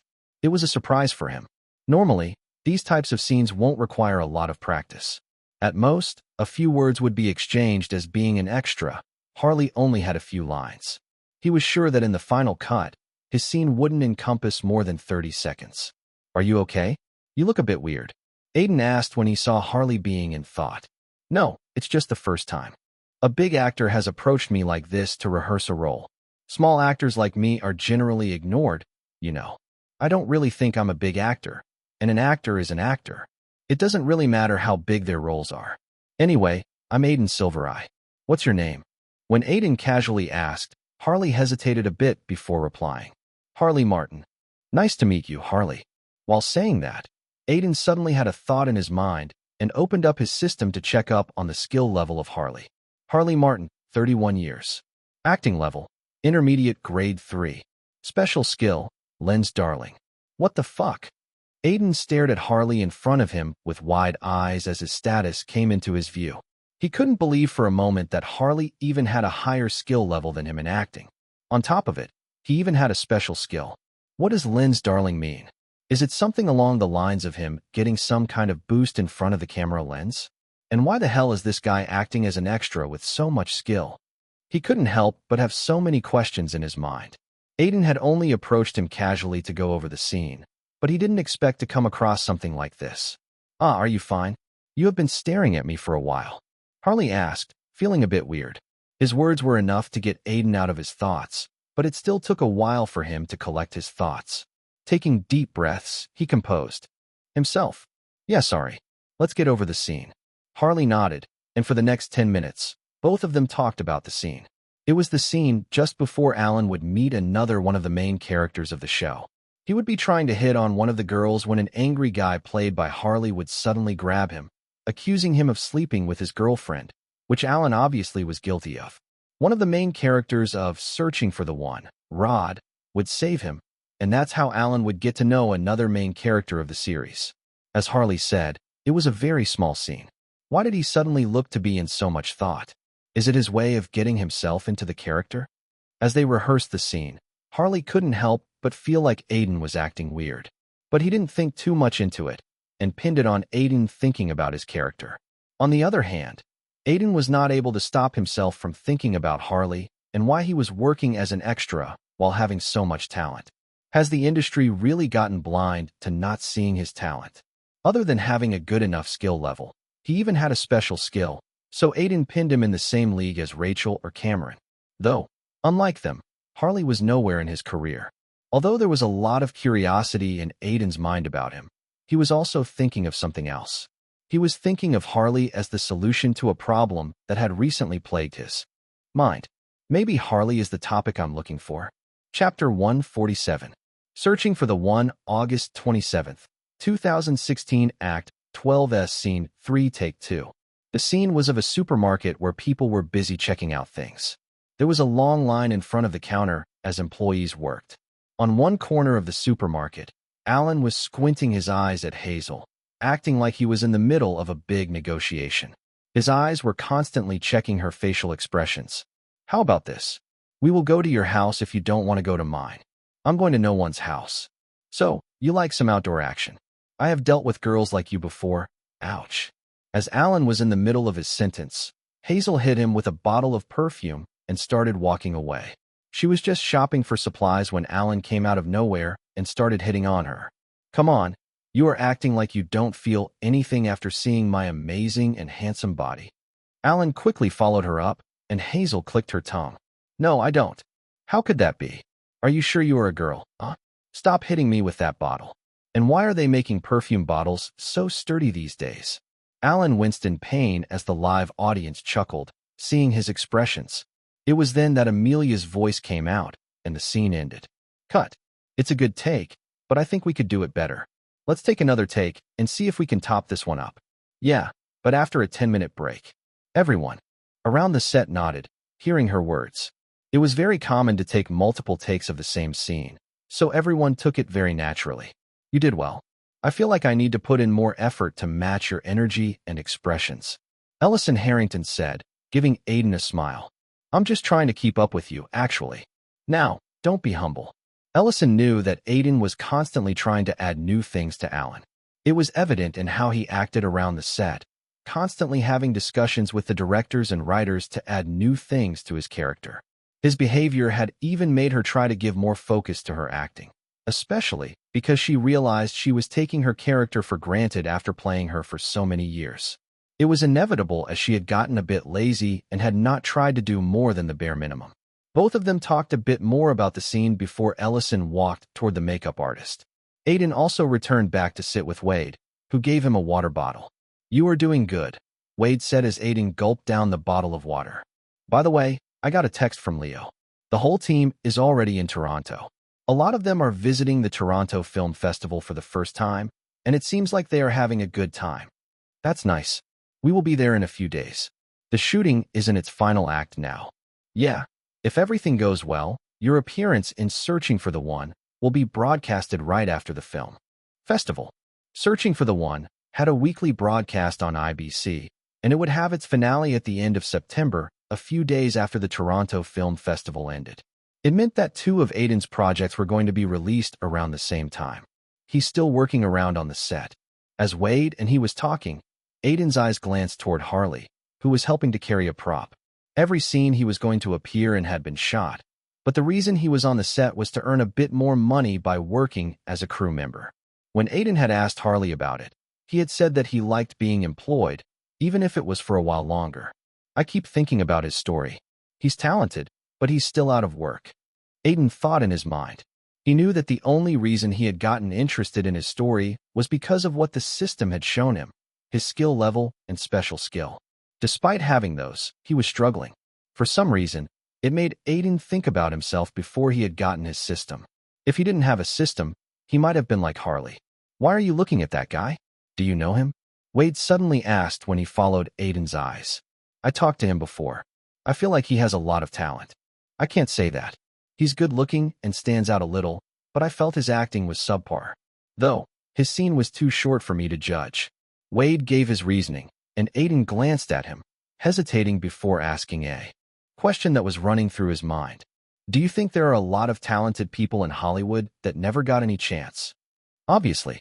This is Hollywood. One thing it doesn't lack is talent. Actually, every industry has a lot of talented people, but rarely does someone get famous. There are too many factors other than being talented." As an agent, Wade had seen a lot of people becoming famous, even helping to make people famous as an agent. But one thing was very clear. Unless one was an absolute genius, he needed a lot of luck and connections to get anywhere. He even felt that some people were just destined to achieve success, while others weren't. "I don't think you should think a lot about it," Wade suddenly said, looking up at Aiden. "What? Knowing you, you feel bad about him and want to help him out. But currently, you are at that stage of your career where you should help yourself out first. A flop or two, and you would be sidelined. So think about yourself." Aiden realized that Wade thought he wanted to help Harley, but that wasn't really the case. He knew that he was nowhere near powerful to help other actors. "I'm not really thinking about helping him," he explained. "It's more like I'm very interested in his story." "His story? Yeah, I was thinking about it. There are just too many struggling actors in Hollywood, especially those with a lot of talent. No one has actually talked or written about them in an extensive way.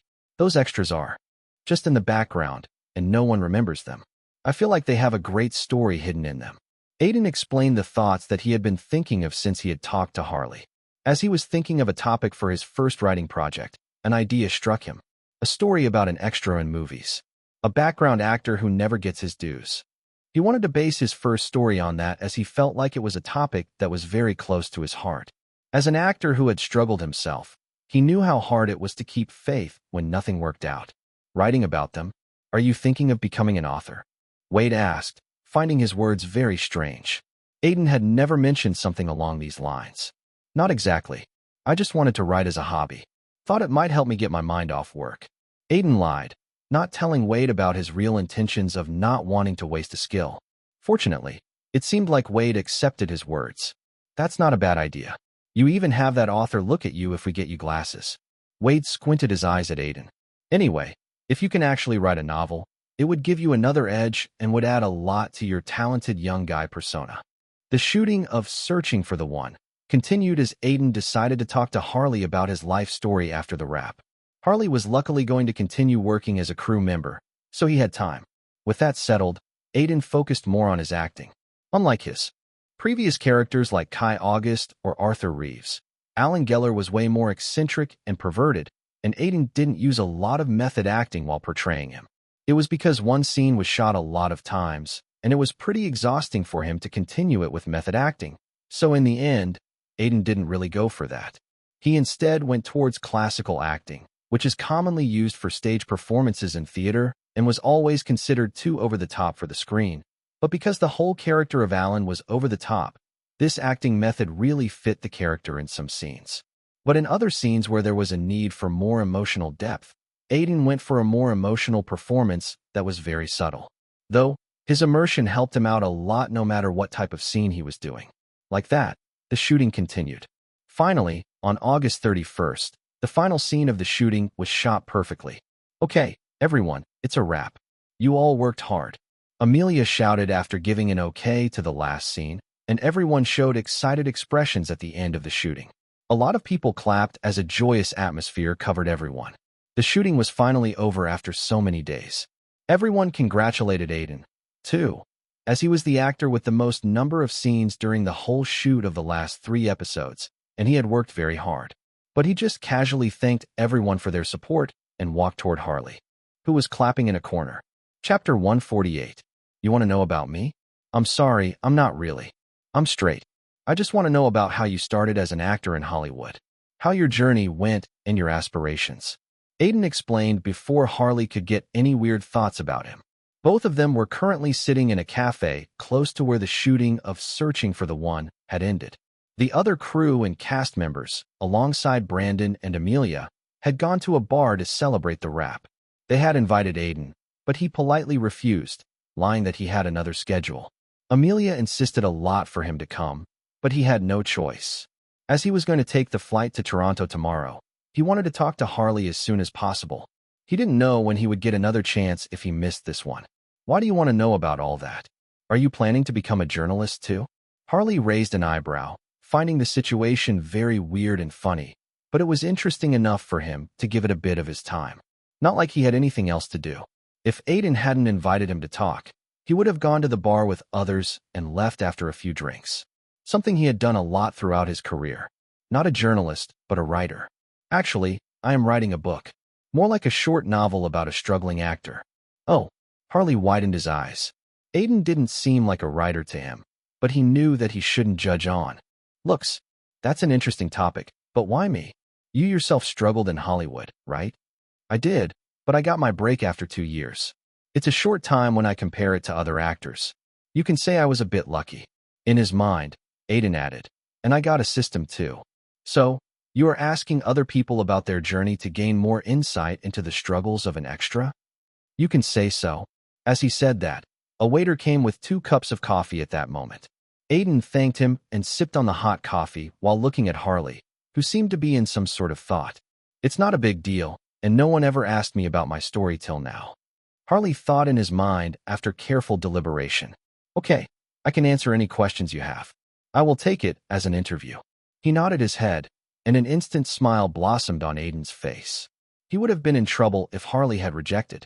Without wasting any time, he took out a small notepad in which he had written down some questions he wanted to ask him. In those, he decided to ask the most important question first. How did you exactly get into movies and acting? It was love at first sight. Harley chuckled. The first movie I watched was World of Cinema. You must know about it. It instantly attracted me to movies and acting. That's a good movie, Aiden said, and Harley nodded, nostalgia clearly visible in his eyes. World of Cinema was a movie released in 1992. It was about a young guy's friendship with an old director and how he got introduced to movies and decided to become an actor in the end. It was a very inspirational movie and one of the best coming-of-age stories, so much so that it managed to win the Best Picture award at the Oscars and other award shows that year. Anyway, the movie instantly attracted me towards acting. I became crazy about movies. I actually begged for a job at a DVD rental shop to watch free movies on break. That was my salary, actually, Harley said excitedly, and Aiden just listened, asking questions from time to time. I got into theater after that. It wasn't any good role. I just needed to stand in the back, but there was a lot to learn. I would listen closely to the talks of lead actors, trying to get clues to become a better actor. That went on till high school before I got too impatient and ran to LA. You ran away from home? I left a letter. My old man wasn't happy as he wanted me to be a policeman like him, but I was busy chasing my dreams. Harley let out a sigh at the end of the sentence as from then on, The story became a bit depressing as he finally experienced Hollywood for himself. In one word, it was rough. Extremely. For the first few months, I was homeless before a good man gave me a job in his store. I was at least able to eat after that. I still made rounds of studios and saved money to register myself in the Actors Guild, but it wasn't much help. Every open audition I was rejected. You never got a good role? Aiden asked. He felt like Harley's passion must have moved at least one person. I did. More than once. But they were mostly taken away for more popular actors, or even actors who were related to some of the producers or the directors. They said that it's Hollywood. Don't believe you are in a movie until you see yourself on the big screen. My life moved like that, and I eventually settled for being an extra. Aiden recalled what had happened with Tyler Reed and him when Harley said that. He felt like he was very lucky that he had managed to hold onto the role of Kai. You never thought of giving it up? Maybe doing something else? It must have been very hard on you. I thought. I still think about it every day, but it's not an option. I have given too much to it, and I want proof that I have succeeded. I'm still trying. I have not gone home for the last few years during Christmas because I have nothing to show for myself. I don't even know if I will be able to go back home or not because my career is stuck. After that, Harley and Aiden talked for more than 2 hours. In the middle, Aiden also talked about his struggles and how he would sleep in his taxi early on. But most of the talk revolved around Harley. He extensively told Aiden about everything he had done to get a better role. He had tried to get into a talent agency and also a free market agent, but more often than not, they had turned out to be frauds. There were even times when he had signed a contract for a supporting role in a movie, but a more popular actor had torn it and kicked him out of the movie because both of them had an argument on the set. As he was without any connections, he didn't have any power to do anything despite being right. He talked about another incident with a girl he used to know a long time ago. She was like him, a struggling actress, but after getting rejected for years, she had broken down in front of him and had cried her heart out. The next day, she left LA, giving up all hope of ever making it as an actress. At the end of the talk, Harley looked at Aiden and gave a weak smile. You know, I'm very jealous of you. You are in the spot I have always dreamed of. I know it's a lot to do with talent and luck, but you achieved what I always wanted to, getting my own identity in Hollywood. But it's not only jealousy. I admire you too. Aiden lowered his head when he heard that and took a deep breath. His thoughts were a bit jumbled after hearing Harley's life story. One of the major reasons why I'm here is because of my system and the chances I got. Without it, I might be worse than you. Aiden thought in his mind and decided one thing. I will write a great story about Harley, so at least people will read about his struggles. That's the least I could do. Something inside him was really coming out at the moment. It was like the writing skill was telling him to write the best book he could about Harley, to tell him that his struggles weren't for nothing. At that moment, some system prompts suddenly appeared in front of him. You have taken a step towards being a writer. A small amount of experience has been given. You have listened to the life story of a person you are taking inspiration from to write your story. A unique skill has been unlocked thanks to your actions. The skill's synchronization has been unlocked. Now, you can get into the same mentality as the character you are writing about if you know about him enough. Congratulations on unlocking one of the rare skills of the system. Your writing talent will get a huge boost thanks to synchronization if the right conditions are met. Looking at the system prompts in front of him, Aiden couldn't help but blink his eyes in surprise. He had never expected to get a skill like this right out of nowhere just because he had listened to the life story of Harley. In his heart, he got the feeling that this skill was similar to immersion and silver light. Both of those skills came due to empathy, but this one was different. Still, he felt like it would help him as much as the other skills. Chapter 149. It was early September. The hotness and humidity of summer were still a bit in the air, but there was also coldness, making it a perfect atmosphere to go out. Especially in a place like Toronto, Canada. Yes, Aiden and Wade finally took their first steps into the Toronto Film Festival. After his discussions with Harley, Aiden had spent a sleepless night thinking about the idea of his novel. The next morning, Wade dragged Aiden to the airport, and he slept throughout the flight. Yawn. You are still sleepy. Yeah, I was thinking about my novel the whole night. I slept on the flight, but it seems like it wasn't enough. Aiden said as he and Wade walked through the airport. He was able to see a lot of reporters here and there, and people from different countries. Although the Toronto Film Festival focused a lot on Canadian movies, it was highly rated all over the world, though it was not among the top 3 film festivals. Despite that, Vanity magazine has quoted, "Although the Toronto Film Festival is not too old, the importance and quality of movies along with the number of stars that grace it make it the best film festival after Cannes. That's why, for Aiden, it was a crucial chance to show the movie he had worked on for months. I told you a hobby is good, but don't let it ruin your sleep." Thankfully, the premiere of 30 Days of Happiness isn't today, Wade said as they walked. "Yeah, I was planning to go watch some indie movies.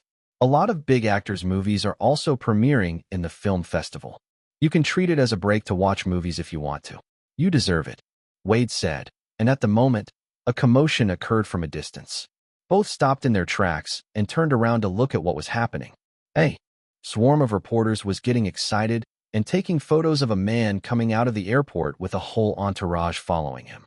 He was wearing a very expensive-looking white fur coat and had an annoyed expression on his face. "Aaron Hart," Aiden muttered, looking at the man. At the same time, he experienced the difference between himself and an A-lister actor. Only a few reporters had even recognized Aiden and clicked a picture of him. It was completely opposite to the scene in front of him. Aaron Hart was the same actor who had acted in Shadows of War and had always behaved rudely with Aiden. He had done that movie only to get an Oscar, but due to his scandals, he had fallen out of favor from the jury and had lost out on it. "You two acted together in a movie, right?" Wade asked, glancing at Aiden. "Yeah, but we never really talked. He was rude to most people on the set, and only the director knew how to handle him. He has worsened since then, especially because he lost out on Oscars. He really covets it. There are a lot of rumors he's becoming more and more abusive after that, and would divorce his wife soon too. Apparently, he assaulted her physically." Aiden's eyes widened when Wade finished his sentence. Then, suddenly, he understood one thing. "So, reporters are swarming him because of all those negative rumors." "Yeah, it's not because he's an A-lister. Though, the rumors escalated so much because he's won. His team had been a mess trying to get him a better image." Aiden nodded his head, understanding the whole crux of the matter. "Which movie of his will be at the film festival?" he asked, raising an eyebrow. "Blood Valentine. Apparently, it's very highly rated according to rumors and internal screening. The director is very famous in Canadian film circles. Aaron literally did the movie to get critical acclaim through film festivals before going for the Oscars. All his life, he mostly did commercial movies after all. Then, he must be after the People's Choice Awards. The People's Choice Award is one of the main awards in the Toronto Film Festival. Moreover, it is called a ticket to the Oscars, as movies that had won this award in the past had gone on to win Oscars eventually. The lead actors in the winning movie had also gotten at least nominations, if not the award. Yeah, well, don't think about him a lot. Try to avoid him if you come across him. Media is going to surround him no matter where he goes, so he will be in a bad mood and might just start a fight." Aiden nodded his head, very well aware of Aaron's tendencies. However, he felt like he should be with a therapist instead of being at a film festival. "I will just try to enjoy the film festival. It's a chance for me to watch a lot of movies," Aiden said as he and Wade walked out of the airport. A car was already waiting for them to take them to their hotel. As the Toronto Film Festival was going on, a lot of reporters had also reached Canada to attend it.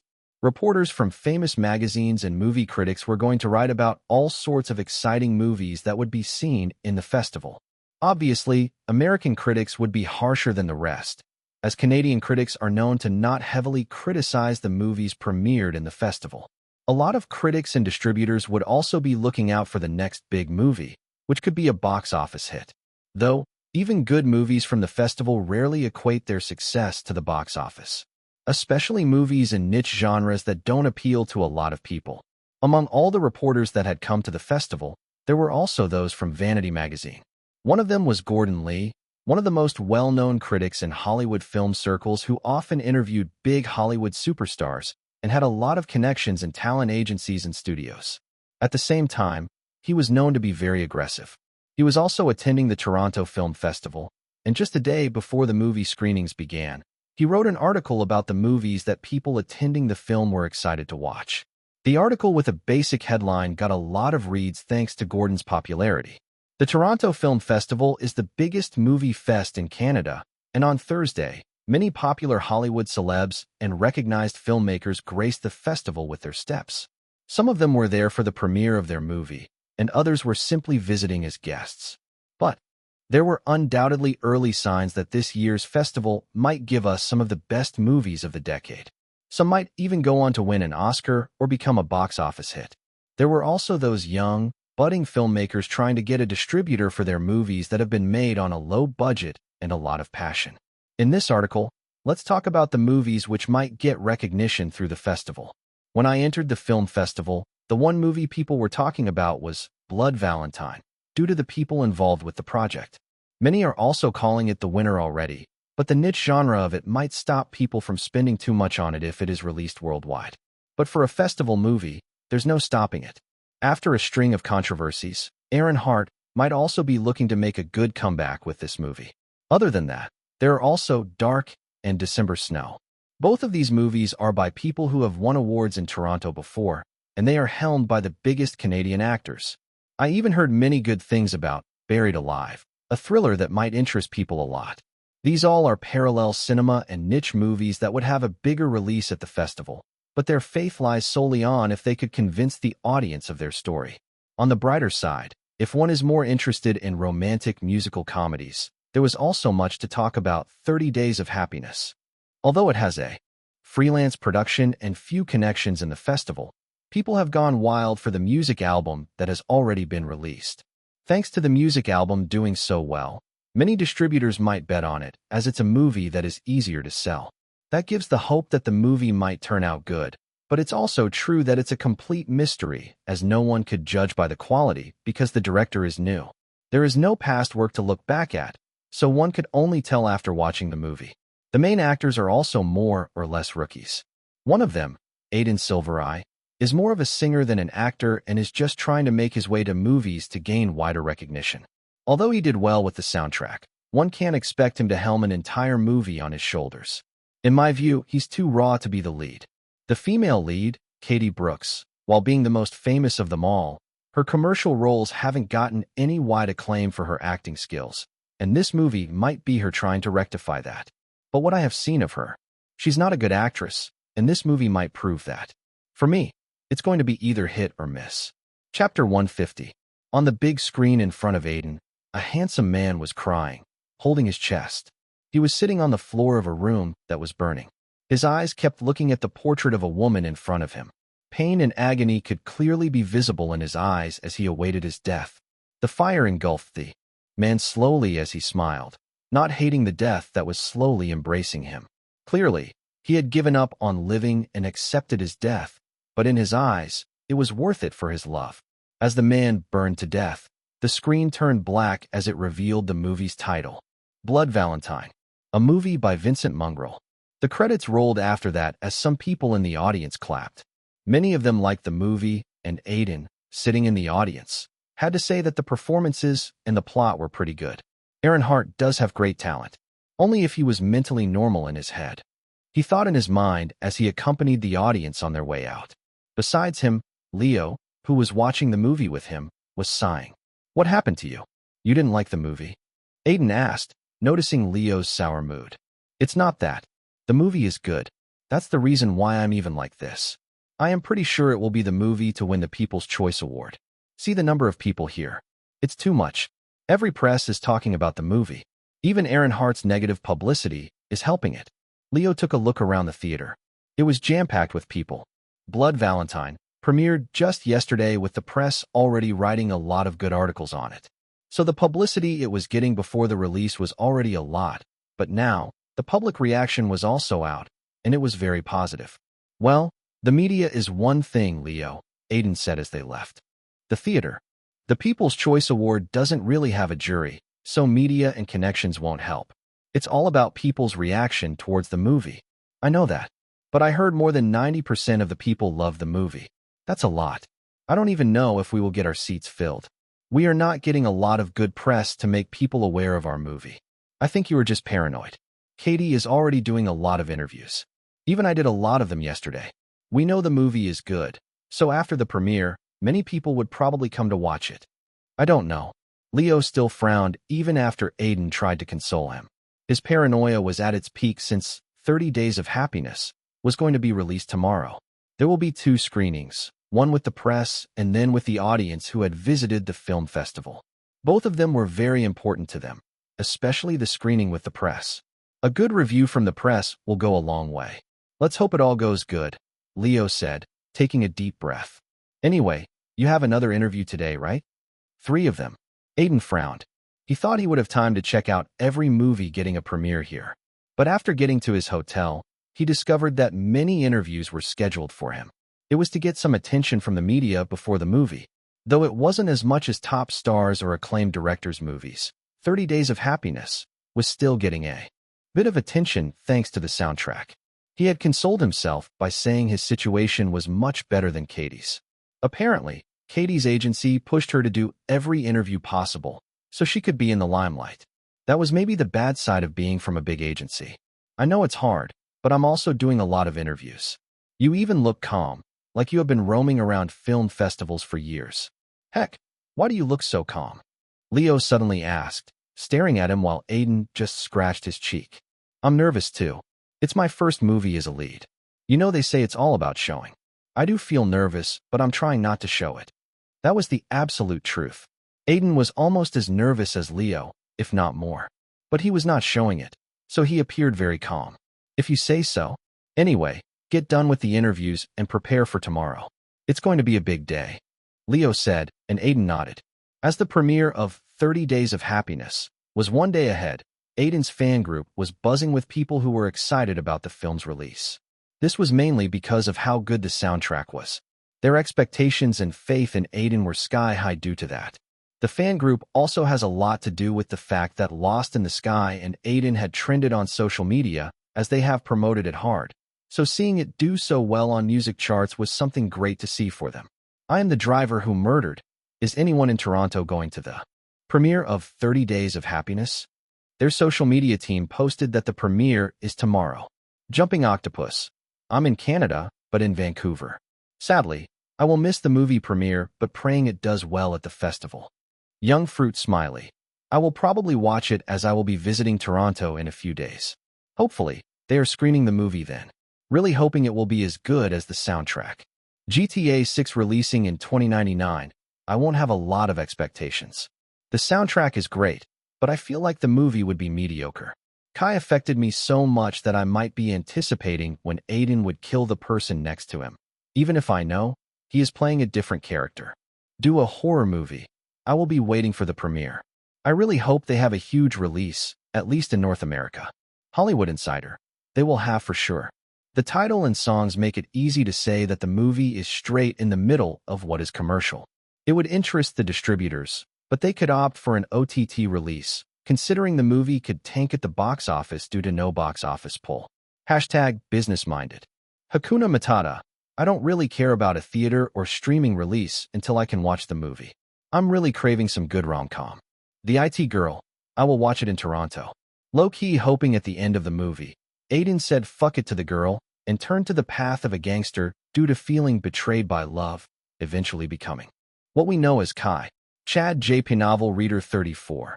Sadly, it's not called I was rejected by my crush, so I became a gangster. Aiden finished up his interviews quickly after parting ways with Leo. In the interviews, most of the questions were pretty dull, and almost every interviewer focused purely on the soundtrack of the movie. It was like they treated Aiden as a singer rather than an actor despite him being the lead. This was something that Wade had warned him about. Despite his acclaimed role in Black Saints, the media didn't take Aiden as much of an actor, mainly because he did not have a lot of work to show for himself.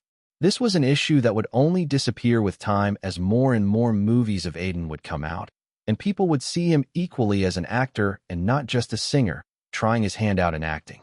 The next day, Aiden woke up early to prepare himself for the premiere. The press premiere was scheduled at 9 a.m., and the audience premiere in the afternoon. He didn't know why it was so early, but he had to comply with it.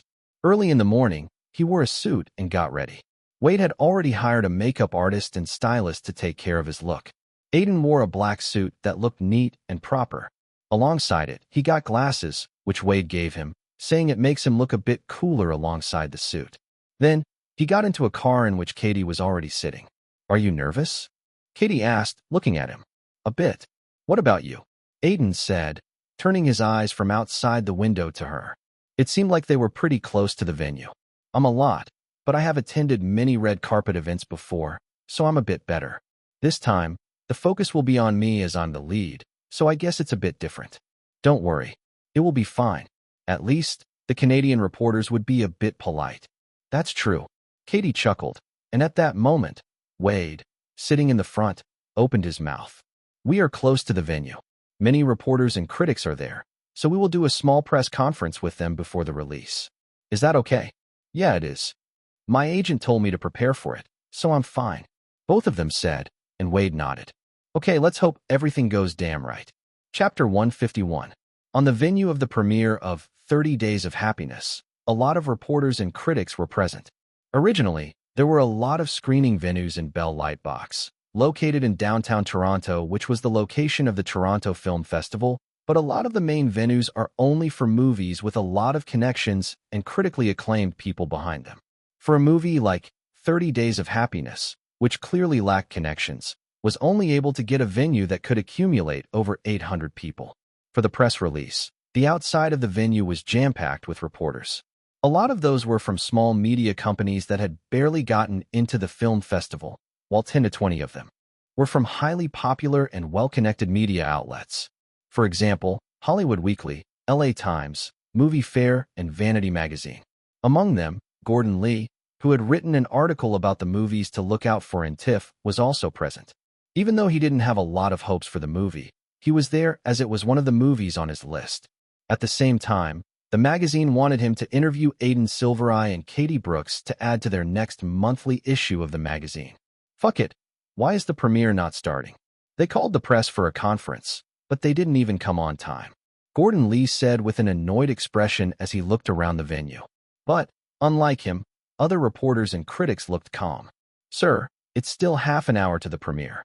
I think they will come in the next 10 minutes. The cameraman standing next to him said, but Gordon clicked his tongue. I know that, but those are new actors. Rookies should come before the press and critics. Even the director is no one. I might be wasting my time here today. In his words, the cameraman stayed silent, knowing it was far better to not say anything. Gordon had a habit of treating people with respect only if they were famous or had lots of good performances to show for themselves. He thought of everyone else as beneath him. It was an elitist mentality that he had gotten because he had made contacts with a lot of big shots throughout his career. I just hope everything goes well. This bastard has a habit of asking rude questions to young rookies. As the cameraman thought that in his mind, a small commotion started in the red carpet event as two people got out of the car. They were Aiden Silvereye and Katie Brooks. Behind them, another car stopped and other people, including the supporting cast and the director Leo Shaw, appeared. Click, click. White flashes suddenly appeared everywhere as all the cameramen started clicking their pictures. At that moment, Aiden was glad he was wearing glasses. My eyes would have gone blind otherwise, he thought, and moved on the red carpet with Katie. A lot of reporters took their pictures together, wondering silently in their minds whether anything was brewing between them. Though there was no proof, it was something worth writing about, as a lot of celebs would date while working together. The chances of the arrow shot in the dark hitting the bullseye wasn't too far-fetched, at least in the mind of the reporters. Some reporters who had no shame and just wanted some good headlines even started asking about it. The two of them. Are the two of you dating? Please give a scoop on your relationship. Just a bit. Can you kiss in front of the cameras? Just for the movie. Hey, someone get this guy out. He's asking just anything. Like that, the red carpet event went on, and soon, a staff member escorted Aiden, Katie, and Leo to their seats for the small press conference before the premiere. The supporting actors were too busy giving one-to-one interviews to other reporters, and anyway, the media was more focused on the leads and the director. Hello, I'm Amanda Bailey from the LA Times. My question is for Aiden. The first question was asked by a middle-aged lady. Do you think this is a very big risk for you to be the lead of a movie, considering you are 2 movies old? It was a very good question, and Aiden smiled, taking his time to answer it. I did think of it. It was a risk. My agent and I discussed whether it was better to play supporting roles for a while before going for the big role. But in the end, I really believed in the script, and I liked the character so much that I didn't want it to go to someone else. He said before adding, and not like people in this industry have gotten ahead by playing it safe. She quickly wrote down the answer on her notepad, and after that, more and more questions were asked by reporters. Do you think the movie will succeed? Are you confident? The soundtrack you composed has been called one of the best to come out in the last few years. Do you think being the movie score's composer gives you a certain edge in playing the lead? Director Leo, this was your first movie? There were rumors of a disagreement between you and Nighthawk Studios. What do you have to say about that? Katie, how was the experience of going from playing supporting roles in big commercial movies to shouldering a movie? Do you think it will get good ratings from critics? Like that, the press conference continued. As the questions were asked, Aiden became sort of relaxed as most of these questions were related to the movie. Once in a while, a reporter would try to ask a question related to their private lives, but it wasn't something they couldn't handle. At that moment, Gordon Lee raised his hand. Hello, I'm Gordon Lee from Vanity Magazine, and my question is from Katie Brooks. When Katie nodded toward him, he gave off a smirk. Do you feel like your real acting skills would come out in this movie? What? The question made Katie widen her eyes toward him, and even other reporters felt like the question was a bit crass. I mean, we have seen you mainly in commercial movies. There, you didn't quite show your acting chops, and it was clear that other actors were overshadowing your performance. Do you think in this movie the same thing would happen? Or would we see a side of yours that could act well? Do you regret taking a project that might need acting skills instead of going for another commercial one? When Gordon finished his question, he was smirking, appearing like he had not asked anything rude. He had asked it with a very polite tone, but the words were full of thorn. The other reporters were silent, and Katie's mind had gone blank. Not getting praise for her acting was one of the biggest stigmas of her acting career.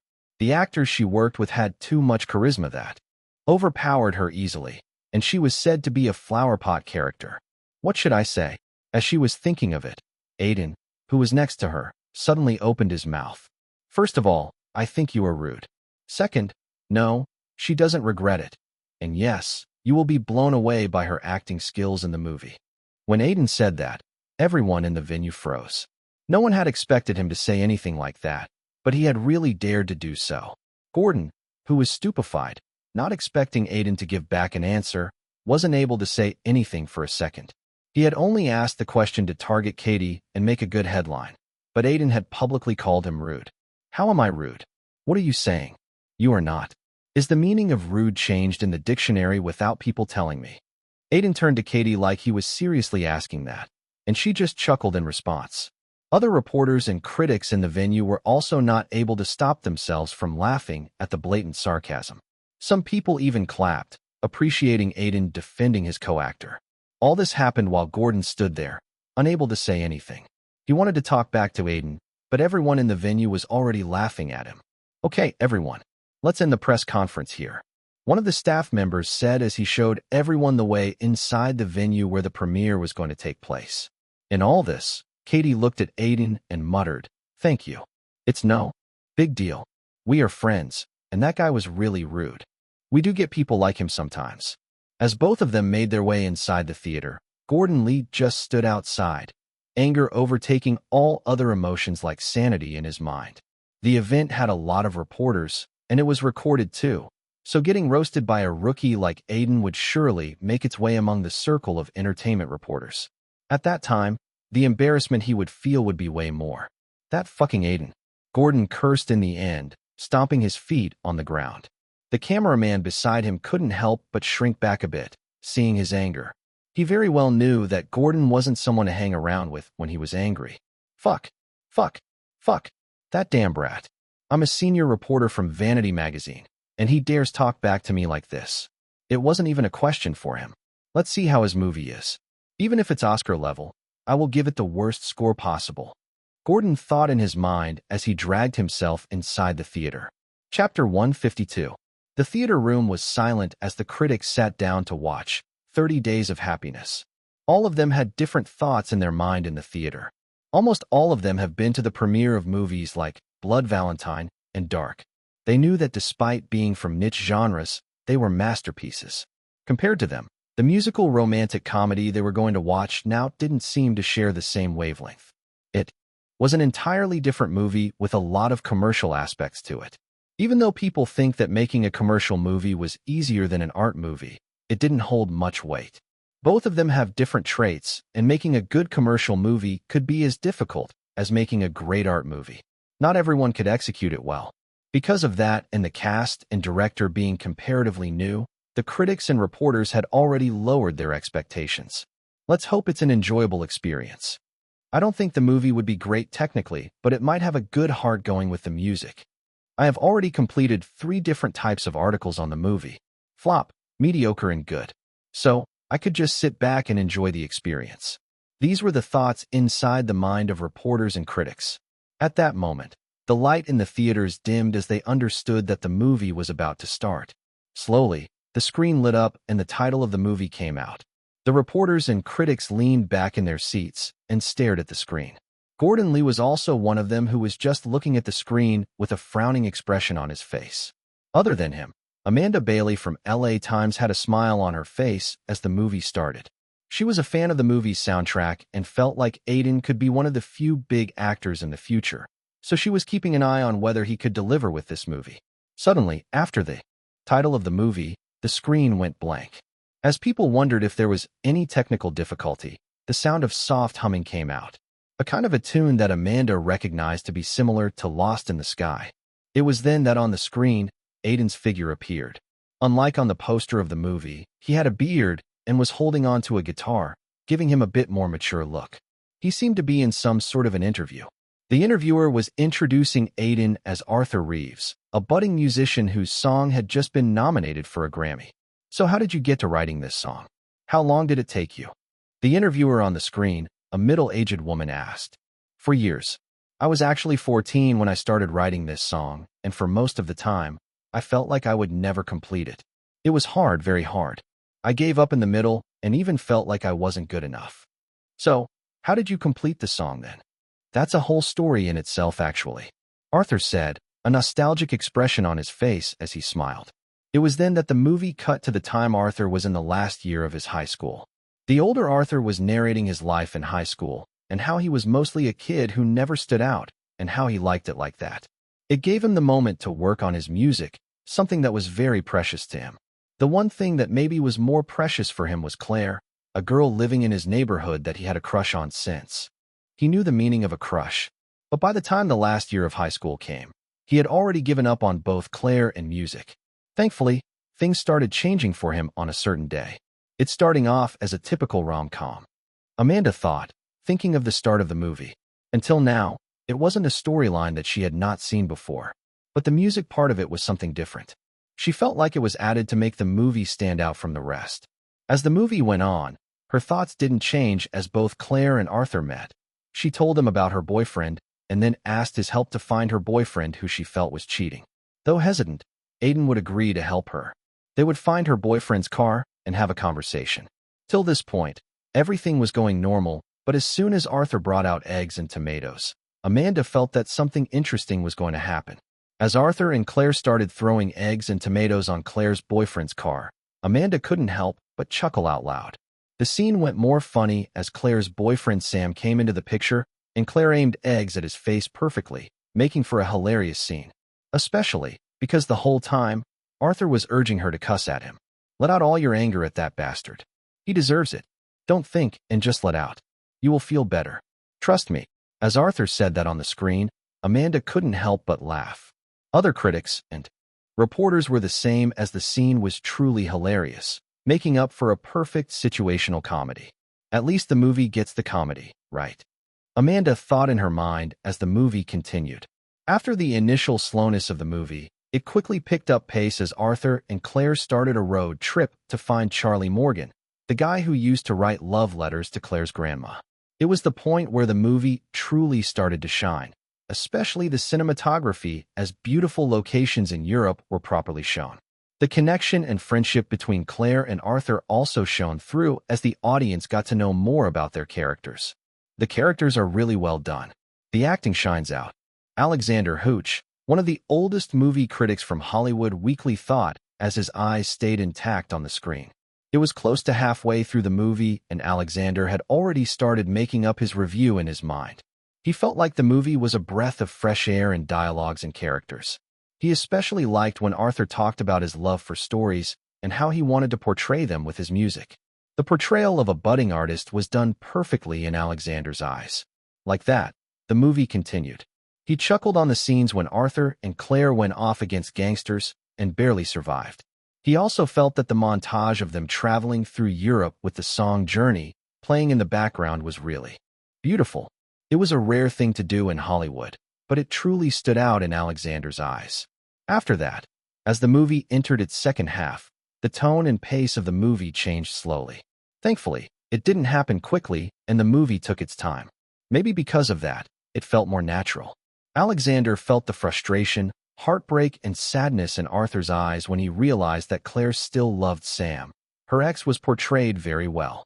It happened in the scene when Arthur would accidentally look at Claire's phone in which she had typed out a long message to Sam but had never sent. Realizing it, it would break him. This would eventually lead to a fight in a restaurant, and after that, Claire would reject him by saying that he never was more than a friend, and Arthur's hope for a relationship would be lost.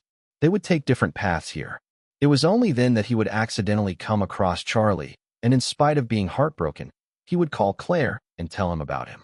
This was close to the ending of the movie, and the scene after this was something that Alexander felt was one of the best. It was one where Charlie and Arthur would have a talk about relationship and life.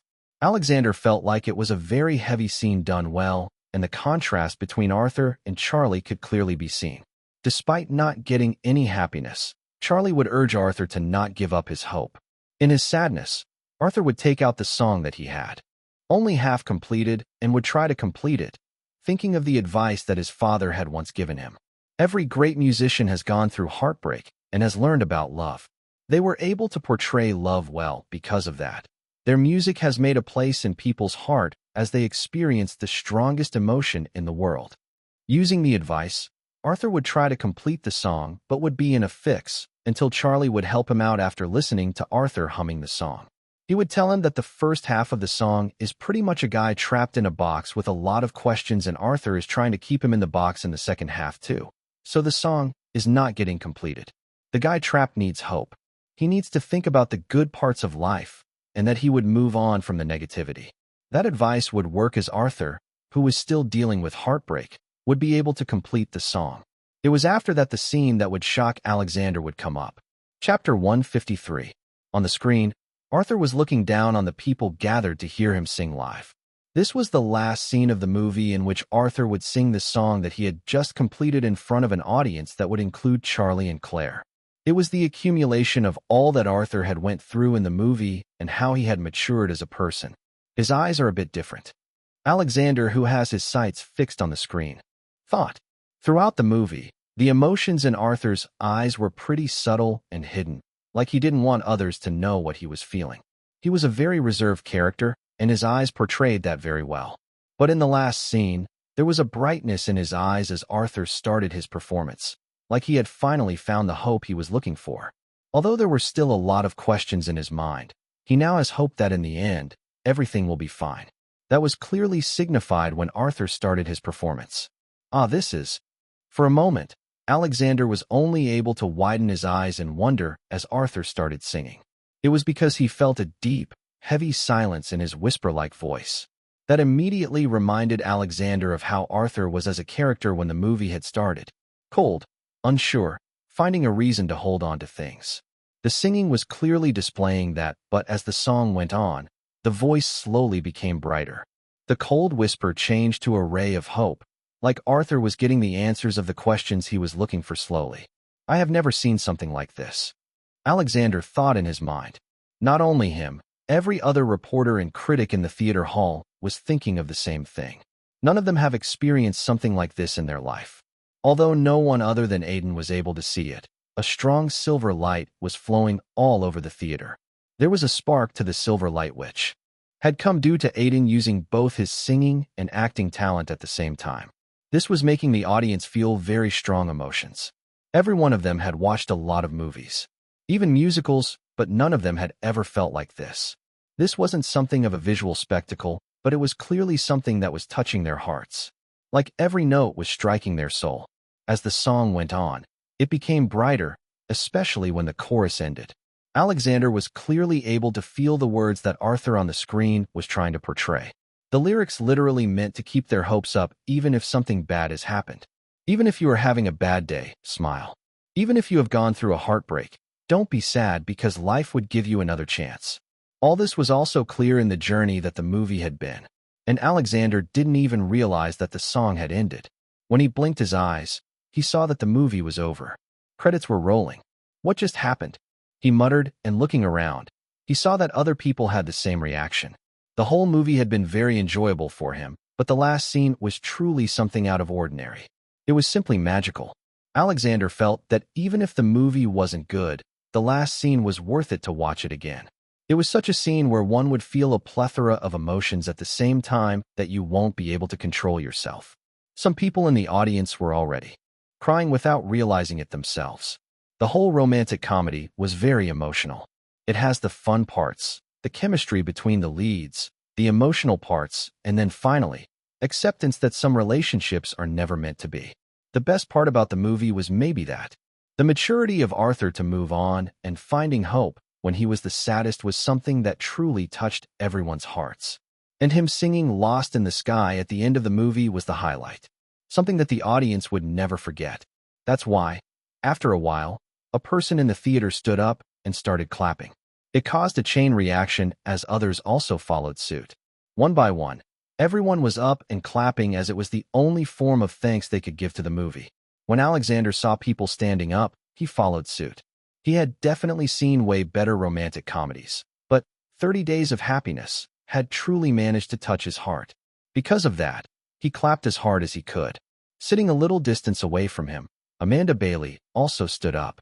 There were already tears in her eyes due to the last scene, but she clapped, her eyes looking towards Aiden, who was smiling seeing the reaction. Maybe the only person in the room who was not standing was Gordon Lee, and even he had been affected by the movie. It had managed to make him emotional, but due to his clash with Aiden and ego, he refused to stand up. Aiden, they are giving us a standing ovation. Hey, standing ovation. Leo, who was sitting next to Aiden, said, his hands shaking due to the excitement he was feeling at the moment. I can see that, Leo. They love the movie. Yeah, we did it. We fucking did it. Saying that, Leo stood up with the whole cast and faced the audience that was giving them a standing ovation. The effort he had put in for months had bore fruit, and he couldn't stop his tears from falling out. Once, he had felt that everything was overdue to Rodrigo backing out of the movie, but now, things have changed. His decision wasn't wrong. The standing ovation that he was receiving was proof of it. As soon as the press release of 30 Days of Happiness ended, rumors spreaded all over the Toronto Film Festival. Some people weren't able to believe it. After all, 30 Days of Happiness was not a movie that people were looking forward to a lot. They were doubtful if the movie would be good or not. A debut director was someone that could not be trusted easily, especially with an independent production and a young cast. The only reason people even knew about it was because the soundtrack had gotten very popular. Despite that, everyone believed that the movie would be very average. That's why, when they heard what had happened in the press release, they weren't able to believe it. Many even thought it was a joke. The movie got a 5-minute standing ovation. It was a very big deal as it proved that the movie was one of the best to premiere at the Toronto Film Festival. It should be noted that only Blood Valentine had gotten a 5-minute standing ovation till now. Dark, a noir thriller did get a standing ovation, but it was only for 2 minutes. This meant that the movie was as good as Blood Valentine, a movie that was in the lead to win People's Choice Awards. It was a huge thing for the cast and crew of 30 Days of Happiness. In their minds, they were now directly competing with a big movie. Other than that, a lot of reviews from the critics also came up. This included reviews from big media outlets working in both America and Canada. 30 Days of Happiness starts out as an average rom-com that one might watch if they are bored, but when the movie picks up its pace, it shows what good writing and characters are capable of. It keeps moving in his narrative, and the best part about the movie is that both the main characters' growth is clearly seen. Aiden Silvereye stands out as Arthur Reeves, especially in the last scene. This might become the big solo movie of his budding career. Amanda Bailey, LA Times. Alexander Hooch, Hollywood Weekly. Freddie Wilder, The Box Magazine. Ibrahim Jaffer, Canada Tomorrow. Like that, A lot of critics who have been present during the release wrote their reviews, but one person was missing. Gordon Lee hasn't posted any review yet. Chapter 154. The bright laptop screen was flashing in front of Gordon Lee. For the last half an hour, he was typing and deleting words, unsure of what to do. He was obviously trying to write a review for 30 Days of Happiness, despite his unwillingness to do it. But he had no choice. Vanity magazine had especially asked him to write a review of every movie that he was going to the screening for. Their next issue was going to be all about the Toronto Film Festival. On top of it, the other critics and reporters that had been to the screening had already posted their reviews, praising the movie a lot. So, there was pressure on him to finish the review. Just the humiliation he had felt during the press conference was stopping him from doing a review. Aiden's expression was still vivid in his mind as he was insulting him. If the movie was bad, Gordon would have already written a full review on it, roasting the hell out of everyone involved with it, especially Aiden. But the reality was quite the opposite. The movie wasn't bad at all. In fact, it was a refreshing change in the world of cliché rom-coms.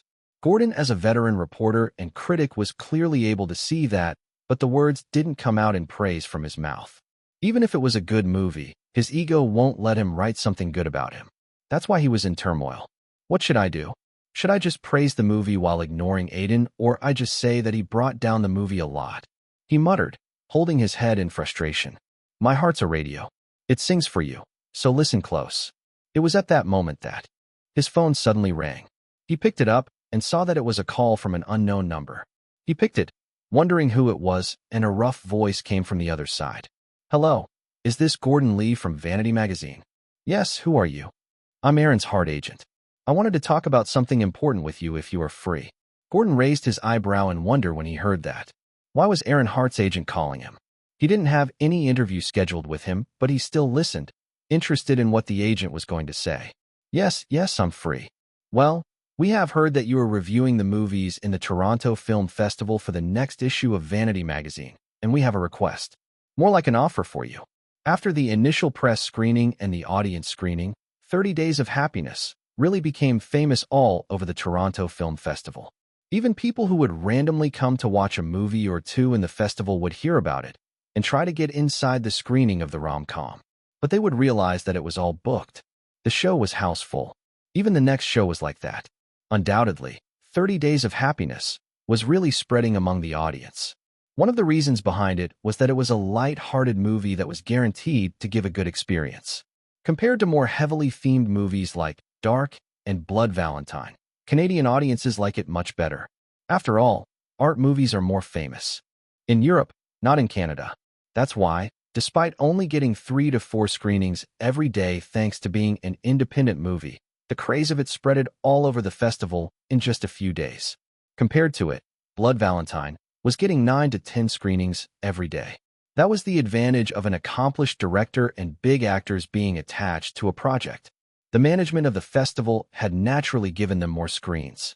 Even they didn't imagine that 30 Days of Happiness was going to do this good. I'm so tired. Aiden sighed, closing his eyes and taking a deep breath. Raising his head, he saw Wade sitting in front of him who was looking at him with an expression of sympathy. We can't do anything. I'm getting constant calls for interviews one after another. Hollywood Weekly, US Weekly, Canada Tomorrow, Movie Frenzy, every major magazine and media outlet wants an interview of you. It's better to do them as this is the time to increase your popularity. Every critic mentioned you in their review, calling you the highlight, so all the attention is on you. Yeah, but a lot of them are also because of how important music was to the movie. As I did it, it attracted more attention. That's just lucky for us. I originally never thought the movie would be received like this, so it's a golden chance for you to evolve from a golden worm to a butterfly. Aiden chuckled hearing that. For some reason God only knew, Wade loved comparing him to a worm. He was almost treating it as a joke now. Can't you get over that worm thing? Why? Because it's weird. It's funny. Wade chuckled then shook his head. Anyway, at first, I was excited for this movie because I thought it would add nicely in your filmography as an independent movie. Success of it at the box office is something that can't be predicted, so I was just hoping for it to have good critical acclaim, but I think we should change our plans a bit now. The original plan that Wade had made was making 30 Days of Happiness a good addition in Aiden's filmography.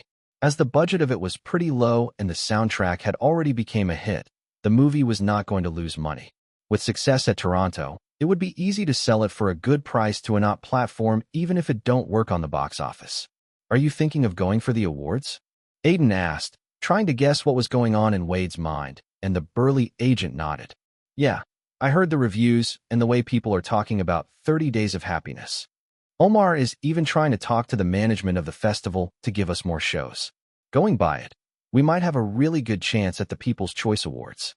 That won't be easy, considering it's pretty much the ticket to Oscars, and you do know what goes on behind the scenes of Oscars. Though the Oscars was called the most prestigious award in the movie industry with everyone wanting to get their hands on it, it was a known fact that the Oscar jury was not the most righteous when it comes to selecting movies for nominations and awards. All of them have their own biases, and because of that, if you want to win Best Picture, making a good movie isn't enough. You also need to have connections with the jury. I'm not saying that 30 Days of Happiness would win an Oscar. It's a good movie, but it's not on the level to get the prestigious award, especially with no connections. Still, getting the People's Choice Award is doable. Wade explained his point of view. The People's Choice Award was an award that didn't have a jury, and to select the winner, an audience balloting happens every year. This award was one of the reasons Toronto has grown out from the shadow of other festivals. Yeah, I know that. In the past, even independent movies have won the award, but we are competing with Blood Valentine. That movie has a lot of audience and critic approval, Aiden said, then suddenly thought of something. Though, I'm pretty sure they will be pretty panicked at the moment. What do you mean? Wade raised an eyebrow. I mean, Blood Valentine was already touted as the winner even before the festival began, so it must be a shock to them that 30 Days of Happiness is doing so well. Especially Aaron Hart. I really wonder how he's taking it. Smash. The sound of something breaking came out as Aaron Hart looked at the pieces of his phone on the ground. Next to him, his agent was slowly getting away from him, knowing that his violent tendencies were coming back. It was never a good thing to stay close to Aaron when he was like that. His agent had already gotten a few bad experiences. That fucking nobody. The reason Aaron was so agitated was because he was going through the online reviews of other movies at the festival and saw a lot of positive reviews for 30 Days of Happiness. When he asked his agent, he told him how he had come off as a surprise.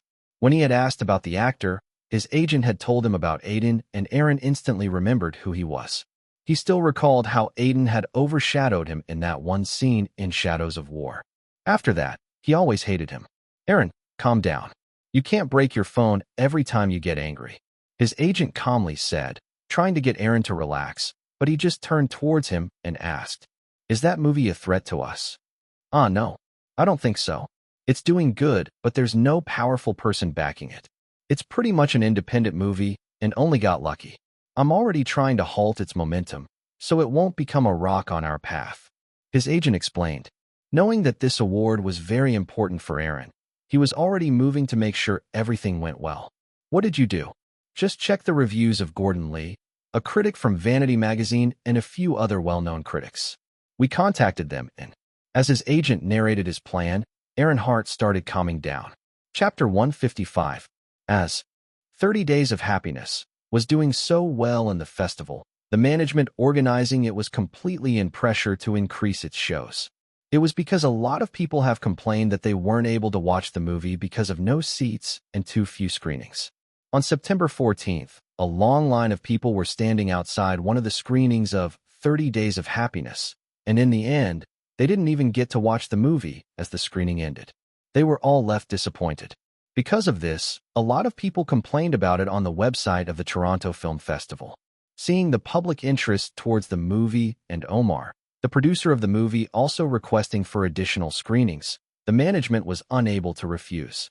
It was a bit unfair to the other independent and low-budget movies that were screening at the festival, but they all understood that 30 Days of Happiness was only getting more screenings due to it getting widespread recognition.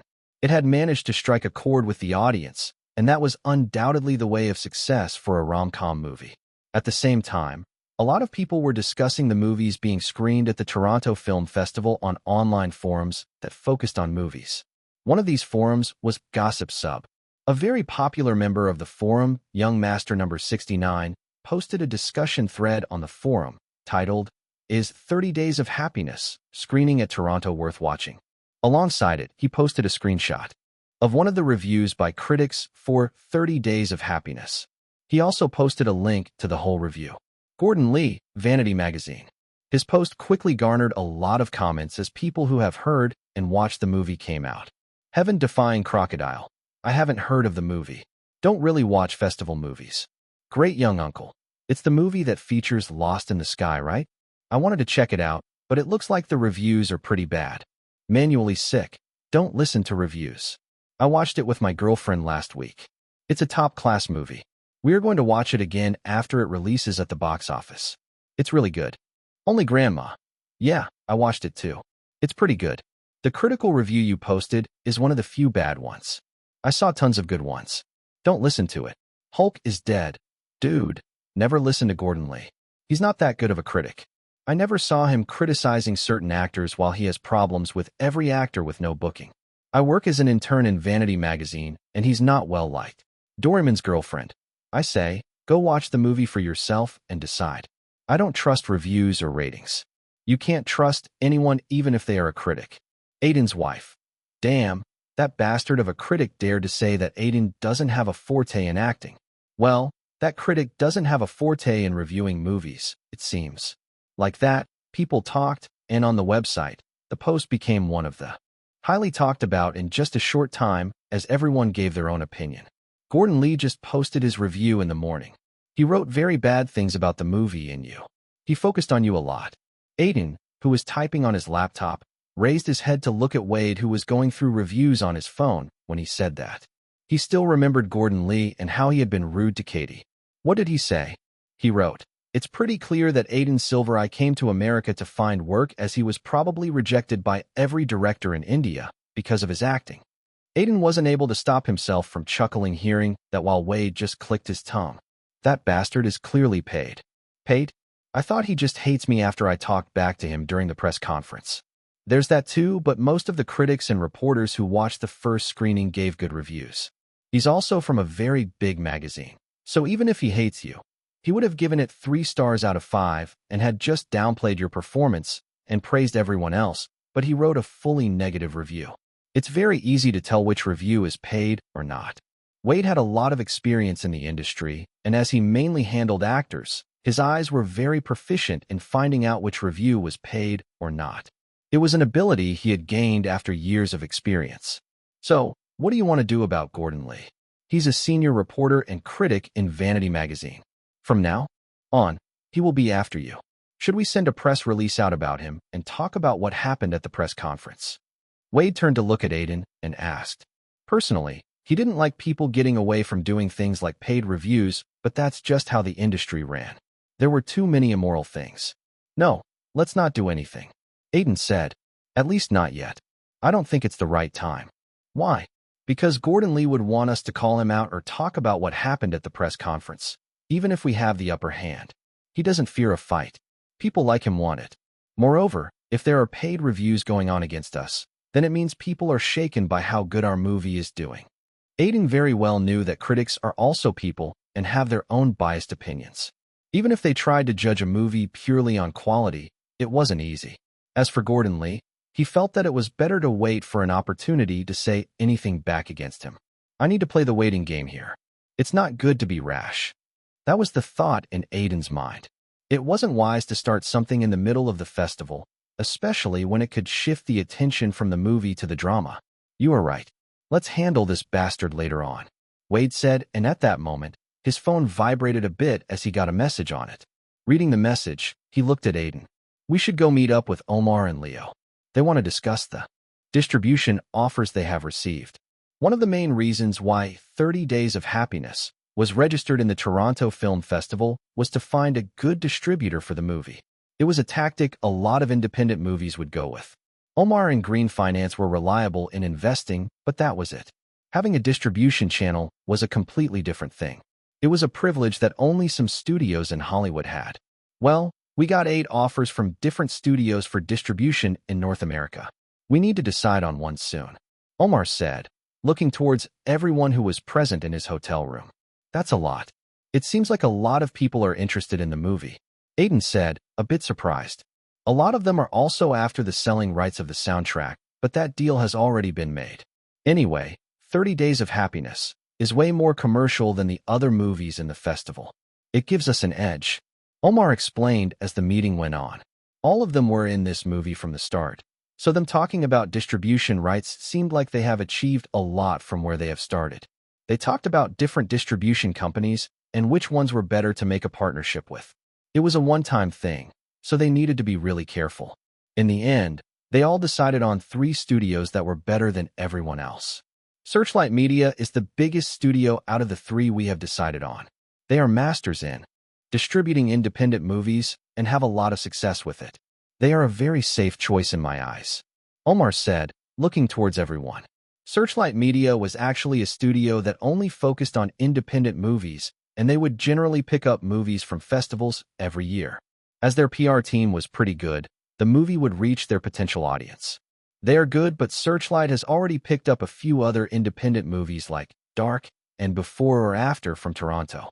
Even if they are a safe choice, they won't divide all their resources towards us. We will actually have a disadvantage as the director of Dark is pretty successful with indie movies. They would surely give him more resources. Wade gave out his opinion and Omar pursued his lips, thinking seriously about it. Only Leo didn't speak as he was not good at business deals, whereas Aiden silently listened. That's true, Omar said.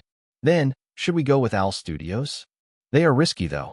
Yeah, but the studio is pretty good and we would have more control as they would cooperate well with us. Like that, both Omar and Wade talked, but their discussion would always end in confusion as there were good and bad aspects about all the studios. In the end, Omar looked at Aiden, who was just silently listening. Aiden, what do you think? Chapter 156. All 3 of them are interesting choices. Aiden thought, analyzing the 3 studios that they have finalized in his mind. As he had a share in the movie, Aiden was being very careful as different distribution companies would have different marketing strategies and resources for them. If they choose the wrong one, the movie could fail at the box office, even if it was praised a lot by people in the film festival. In the past, there were surely cases like that, and now that the market was more volatile than ever with people wanting to see more high-budget, CGI-filled movies that are a spectacle. Because of that, even small-budget movies are not able to work, especially because people could watch a good TV show or movie in their home now. Searchlight Media is a studio that at least won't get us a loss, but the film might not reach its potential then. They already have too many movies. Owl Studios are good, but they hold a very weird record with half their movies being successful and half being total disasters. Last is Eternal Life Movies. They have a good record, but their last 5 movies are big flops. They are on verge of bankruptcy, so this might be their last chance. After thinking everything in his mind, Aiden looked at Omar and Wade to ask a question. Are we going to market the movie for the Oscars? Hearing that question, Omar was surprised for a bit, but he soon understood where Aiden was coming from. The last 3 winners of People's Choice Awards at Toronto had gone on to win Best Picture at the Oscars, with the cast getting nominations.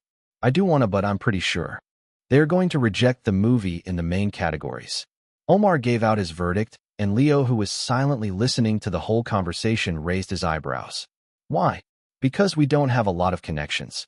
Even if movies that won in Toronto got awards during Oscars, they all belong to big studios like Zero International and Titan Studios. Aiden said, and everyone in the room nodded. Award shows were more complicated than people think, especially Oscars. So what do you think we should do? Just give me your honest opinion. Omar asked, and Aiden didn't spend a lot of time thinking of a reply. I think we shouldn't actively go for Oscars. If we win the People's Choice Award, then the attention would be on us, but we very well know that we won't get big nominations, so it's better to focus on getting a good box office right now and then eventually do PR to win awards at other award shows like Golden Globes. So, you are saying to go with Eternal Life Movies. They are the best in my eyes, Aiden said, and as he knew that he needed to explain the reasons behind his decision, he took a breath and explained. Actually, Owl and Eternal Life both are fine choices. Both of them are giving us a good deal and have a good PR that could help us bag some awards. But I went with Eternal Life just because they have nothing to lose. You are going to take advantage of the fact that they are desperate, and we are their last choices. They would probably pour everything to make 30 Days of Happiness, a success. Wade said, his voice getting brighter by every word. Yeah, that's my opinion. Though you could discuss more among yourselves. I only know a little about the film business. Aiden looked at Omar and said, but it seemed like the decision was already made.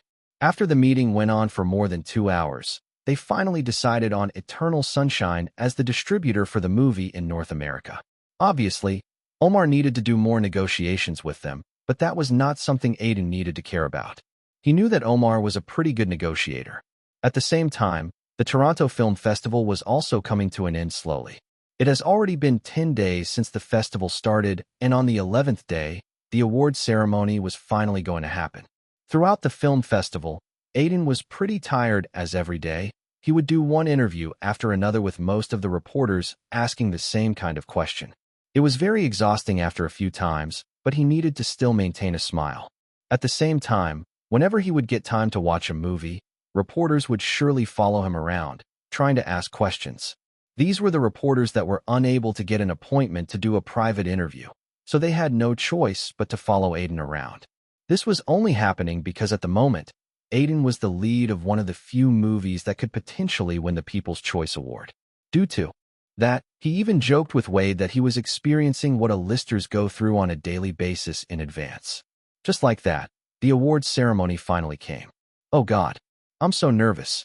I feel like I would make some clumsy mistakes due to how nervous I am. I even nearly tripped on the red carpet. Katie muttered, sitting next to Aiden. Around them, a lot of celebrities that have attended the film festival were present.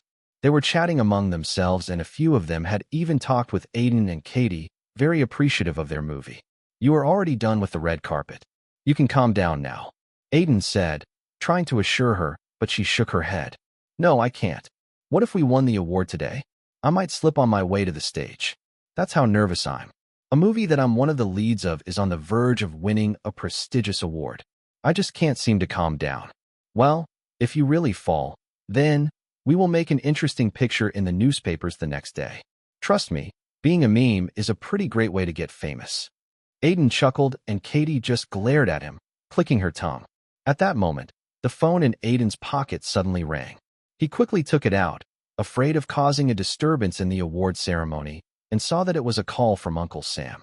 Looking around him, he guessed that the award ceremony still had a bit of time to start. Katie, I need to take this call. Ah, okay. Just don't take too long. The ceremony will begin any minute.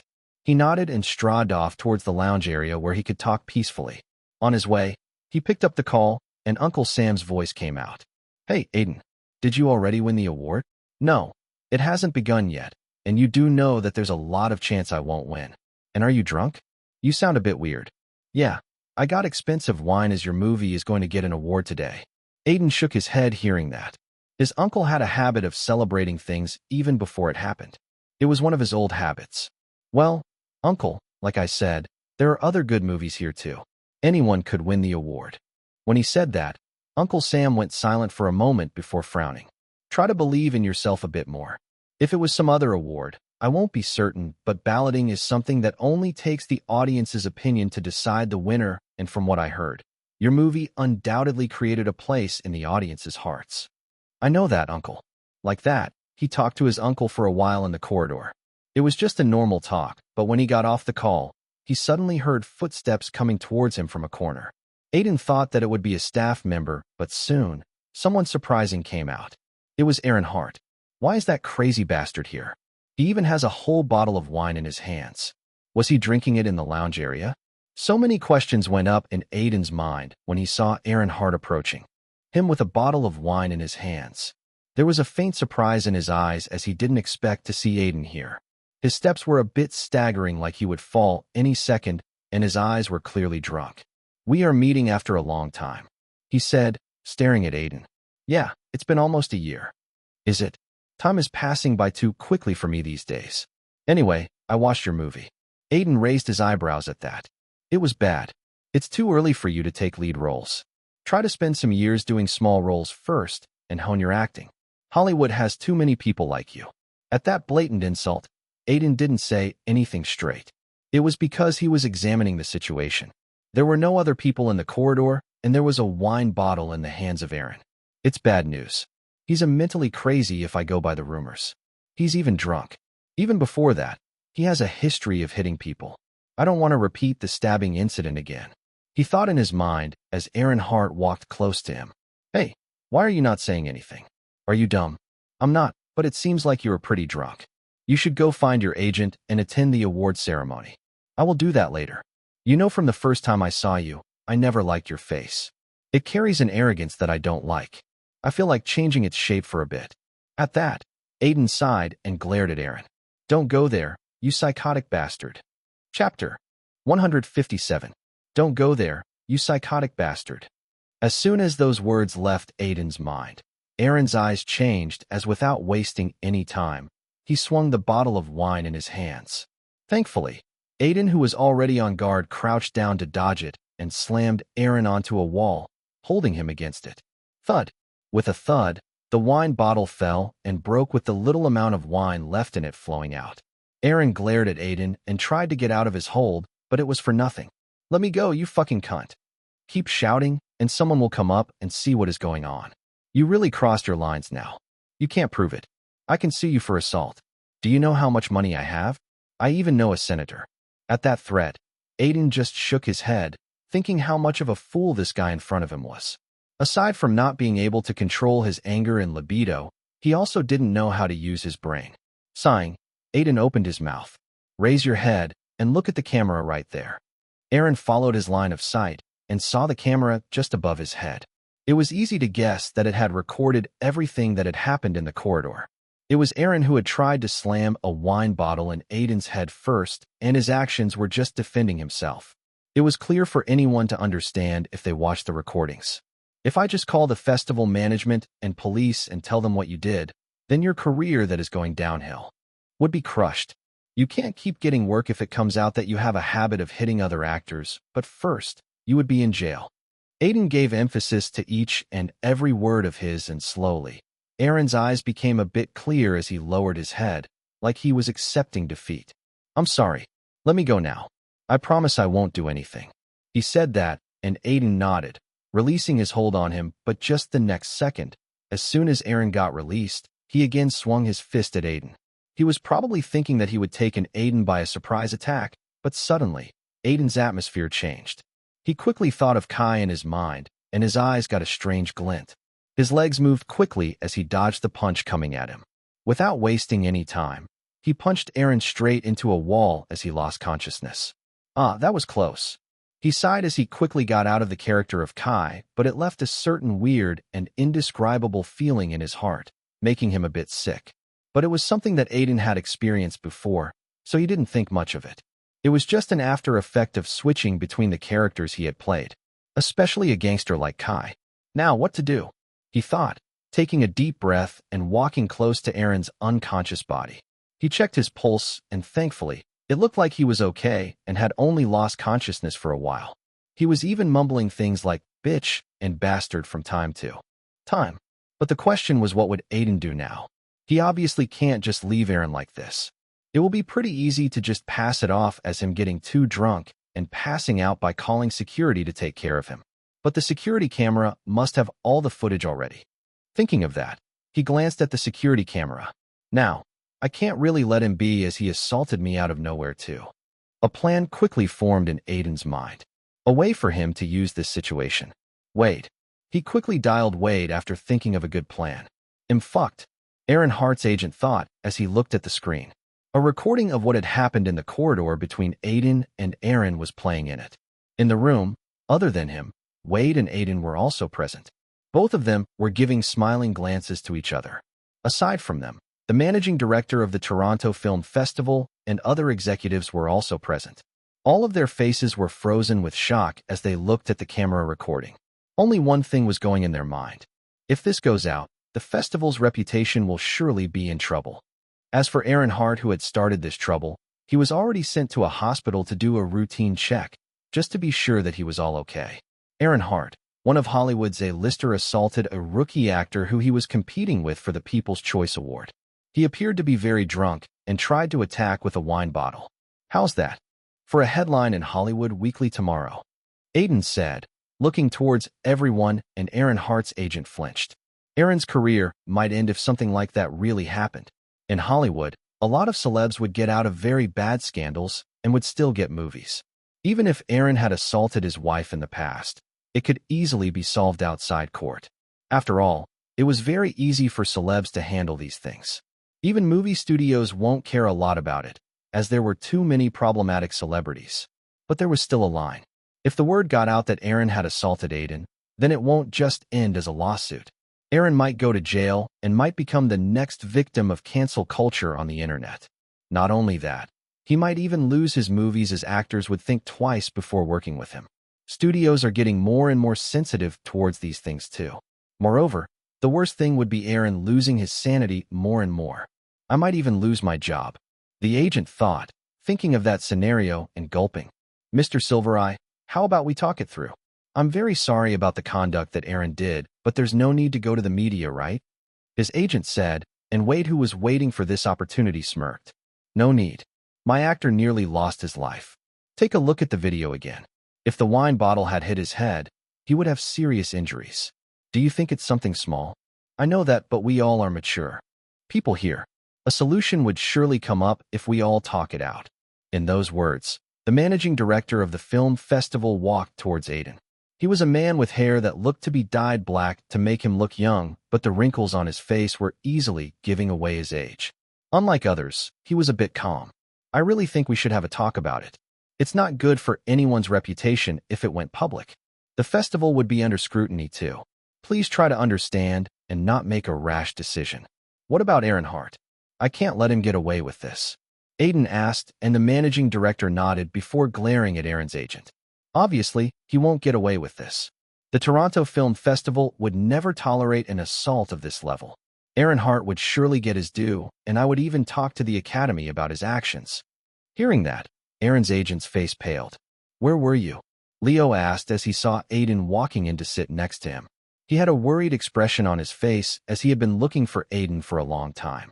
Even Wade was nowhere to be seen. Were you talking with your uncle for over an hour? Katie also asked, curious. No, I just got a bit busy. Sorry. Anyway, it looks like I'm on time. Aiden said, sighing. The conversation with the managing director and Aaron's agent has halted due to him needing to attend the award ceremony. Wade was currently handling it on his own as Aiden attended the ceremony. You were just on time. The jury awards are already given, and only the People's Choice Award is left. Next one is that. Leo explained, brushing the sweat off his forehead.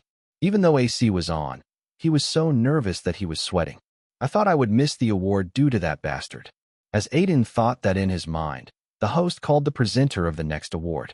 So, now let's move on to our next award. This one is very special as it's chosen by the people itself.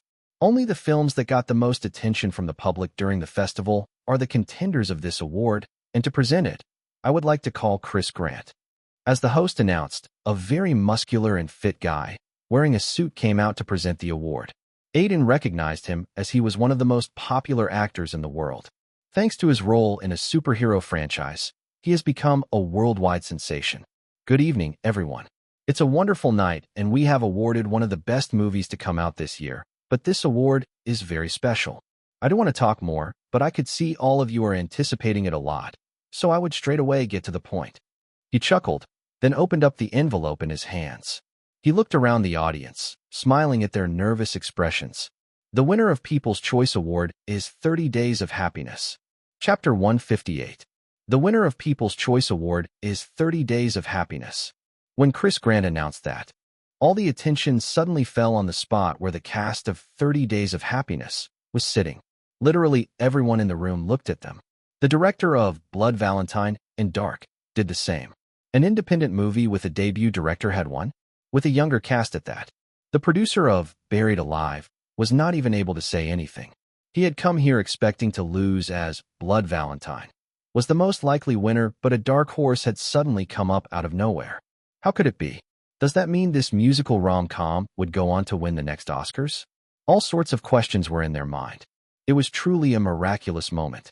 Aiden, did Chris Grant really take our movie name, or am I just hallucinating due to being too nervous? Leo turned to Aiden and asked. Besides them, Katie was already beginning to tear up. No, it's true. We won. We actually won. As soon as Aiden said that, thunderous applause rang out as everyone started clapping for them. The reality finally started to set in. They have won, and there was no denying it.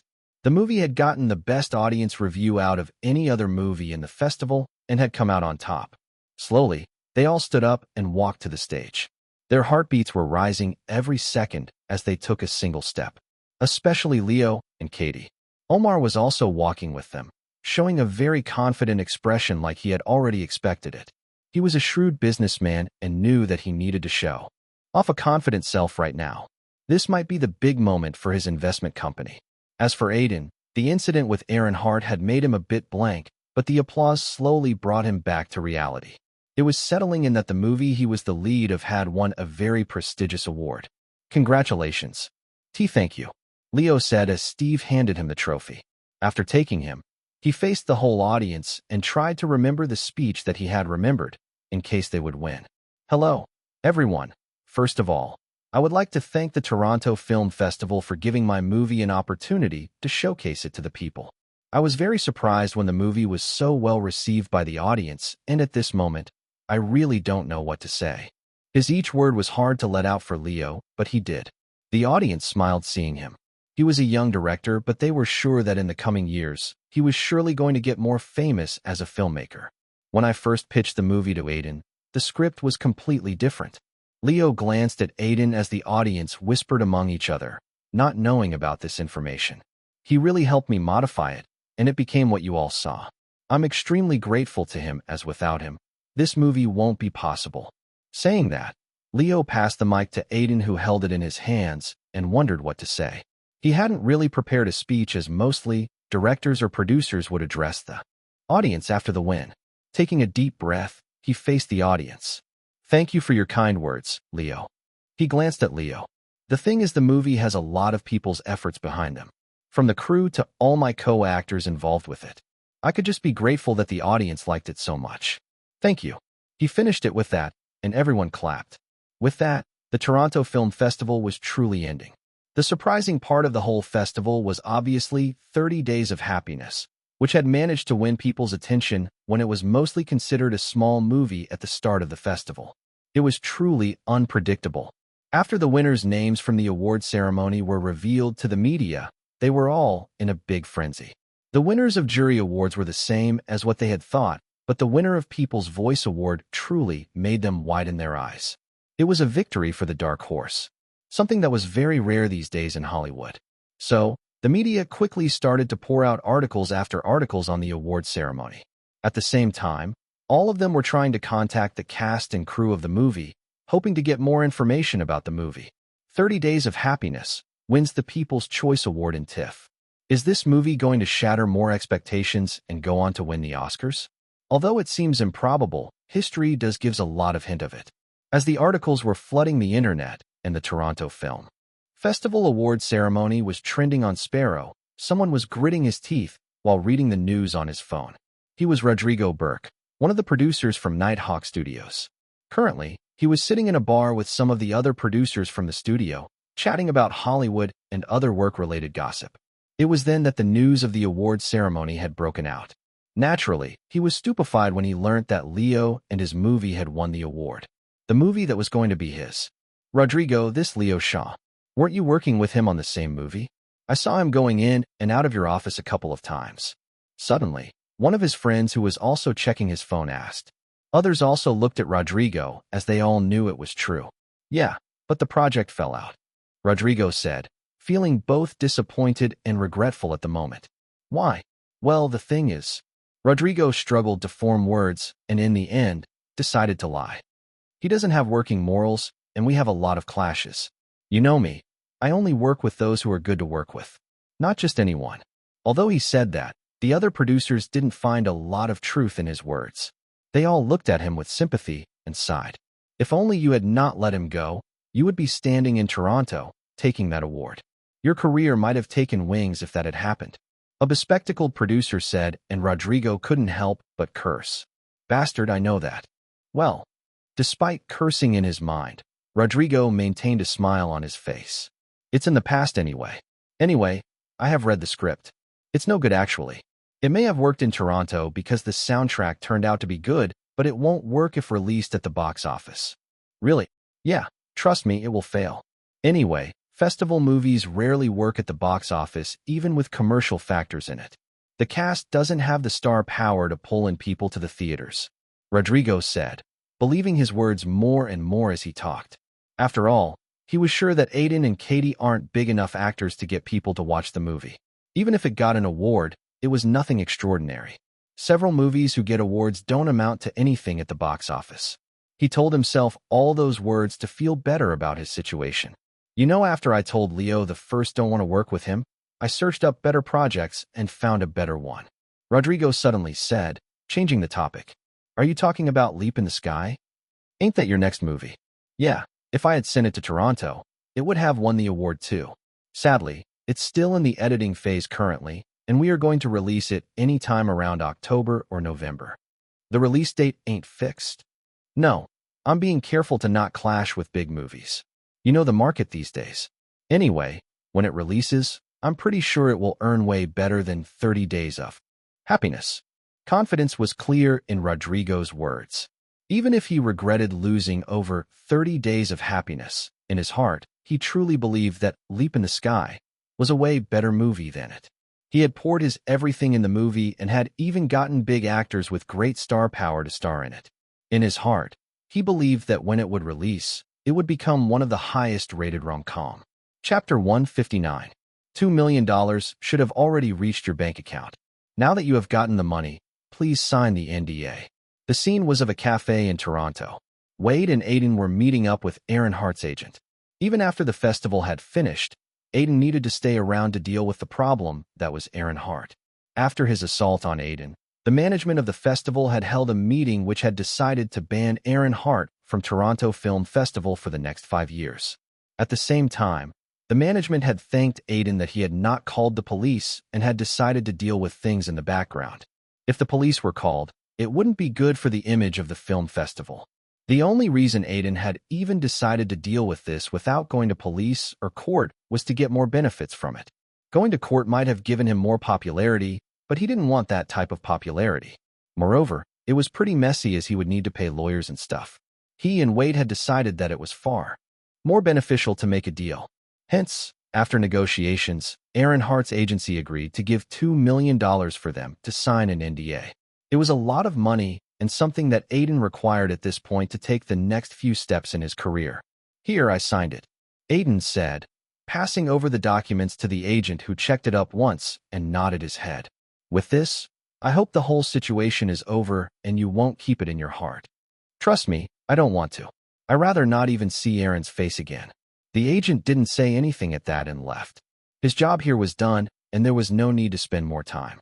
After the agent left, Wade turned to Aiden and whispered, "You are a millionaire now." Yeah, it must be the easiest $2 million one would have made.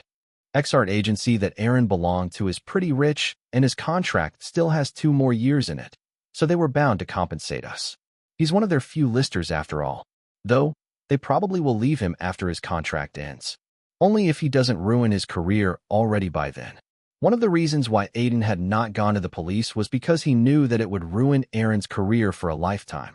But that was not something Aiden wanted to be a part of. He knew very well that his career was going to ruin sooner or later on his own. After all, Aaron Hart was a classic example of fame destroying someone. If one doesn't control things like fame and money, they easily lose their sanity.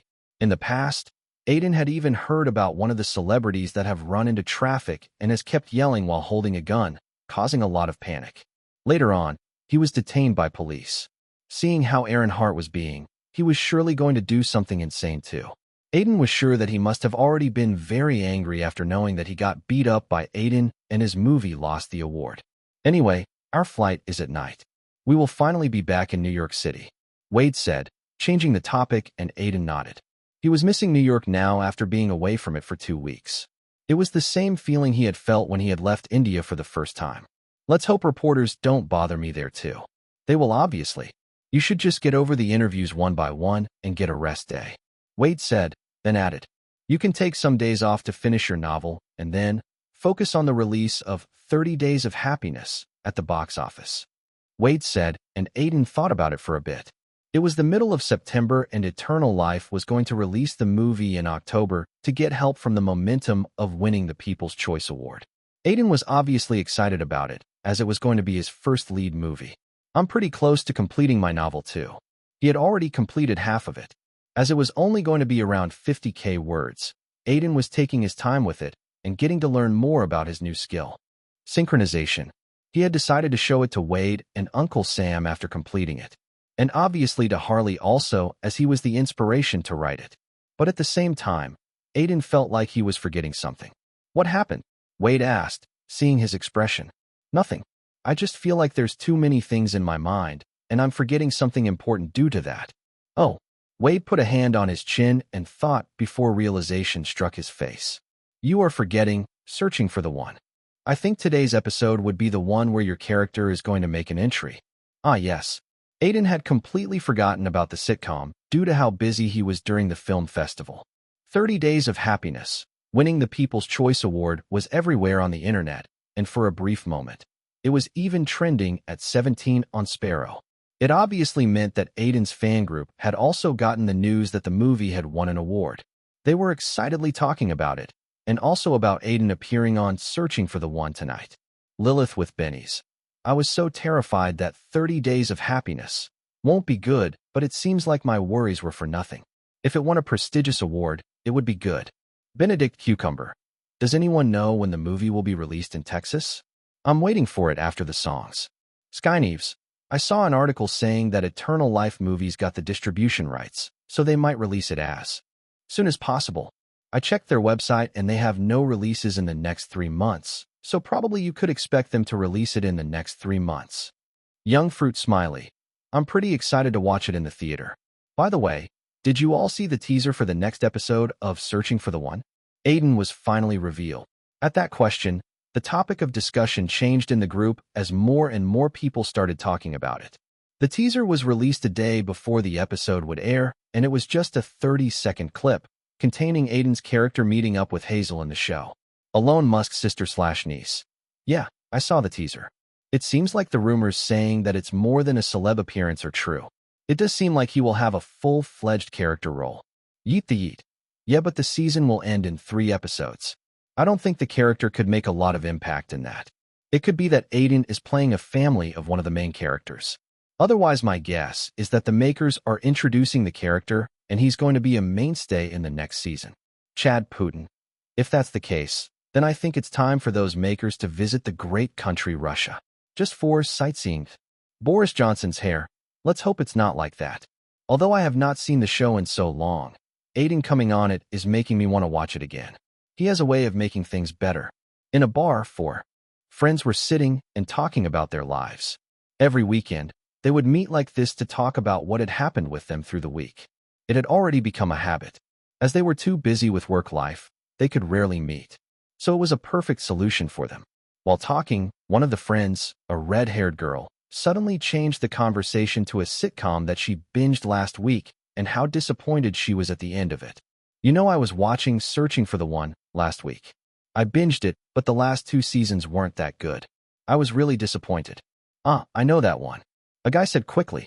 It's pretty good, but as the quality is dropping down, fans are hating on the writers every week on social media, saying the show lost its soul.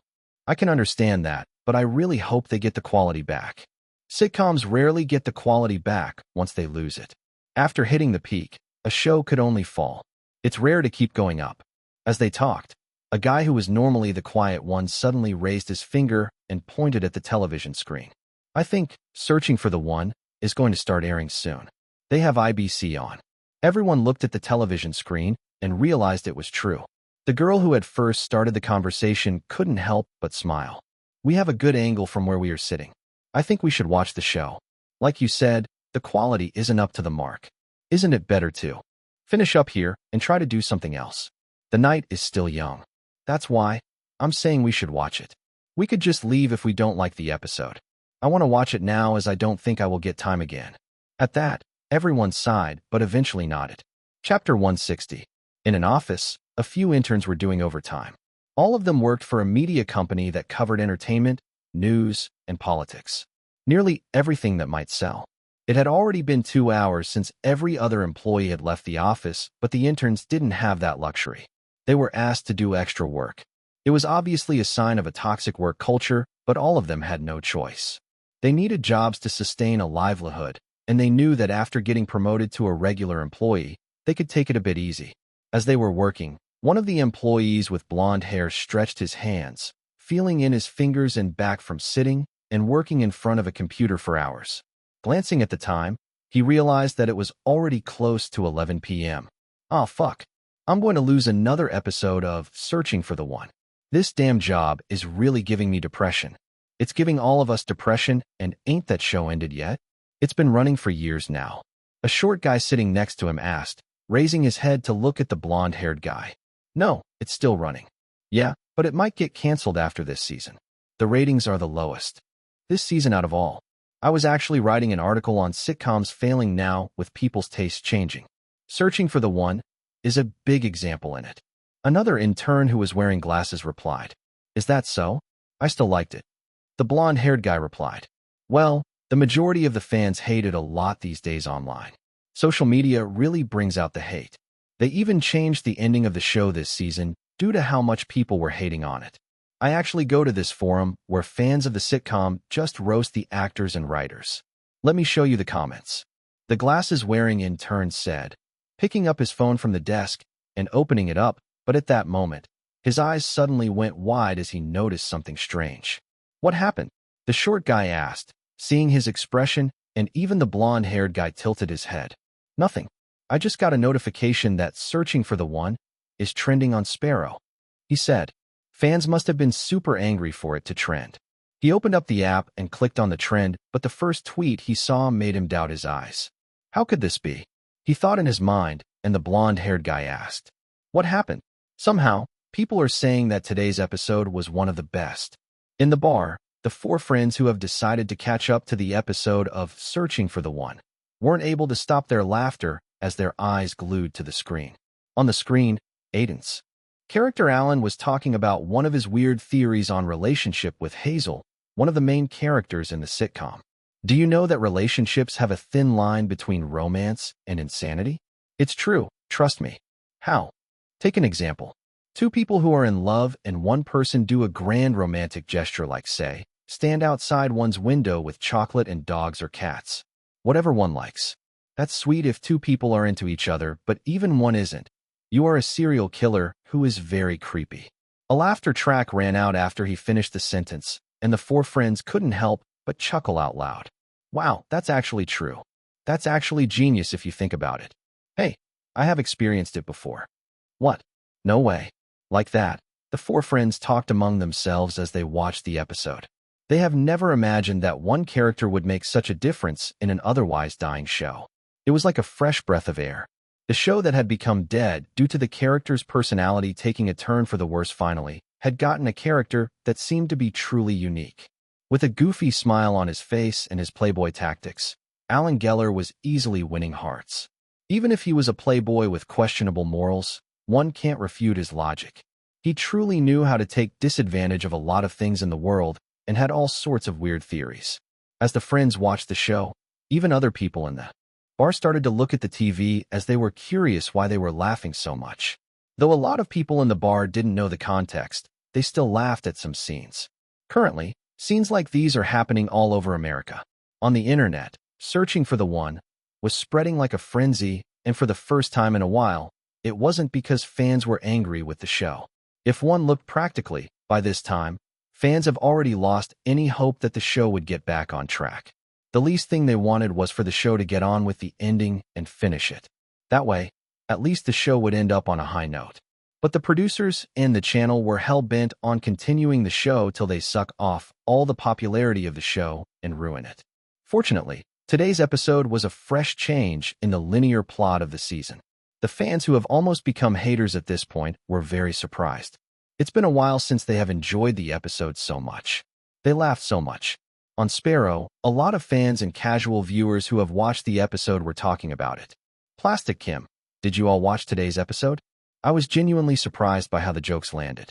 They were pretty funny and damn, I never knew they still had such a character. They are somehow revealing him at the end of the season. Father of Joker. Not gonna lie, the episode was one of the best. Playboy characters in sitcoms are really the best. How you doing? Finally a worthy competitor. Influencer running for president.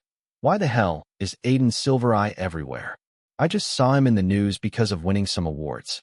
Last month, his song was all over the internet, and now he's appearing in my favorite sitcom. What is he? A ghost? Gossip Trump. I love the ending of the episode. Alan finally tells Hazel that she has issues with her family that makes her never have a good relationship with someone. Until she solves it, nothing's going to work out. That Martian on Sparrow. I accidentally watched the episode today because my wife was watching it and forced me to watch, but I was genuinely surprised. An hour well spent. I will probably check out the next episode too. Alan Geller rules. Kung Fu Bear. I'm going to use a legendary night talked about in Legends from now on. Love the episode. Fan of sitcoms. Finally, Searching for the One is back. I hope the writers keep it up, and Aiden Silvereye is too talented and versatile. As the episode was airing, the crew, writers, producer, cast and director of Searching for the One was also keeping an eye on it. All of them knew how big of an episode this was going to be, so Amelia had called everyone and gathered them to watch it together at her house. Only Aiden wasn't here as he was still on the flight coming to America from Canada. As the episode went, the crowd enjoyed it, especially the cast who once again realized how well Aiden suited the role of Alan. At the same time, they were also keeping an eye online, trying to see live reactions.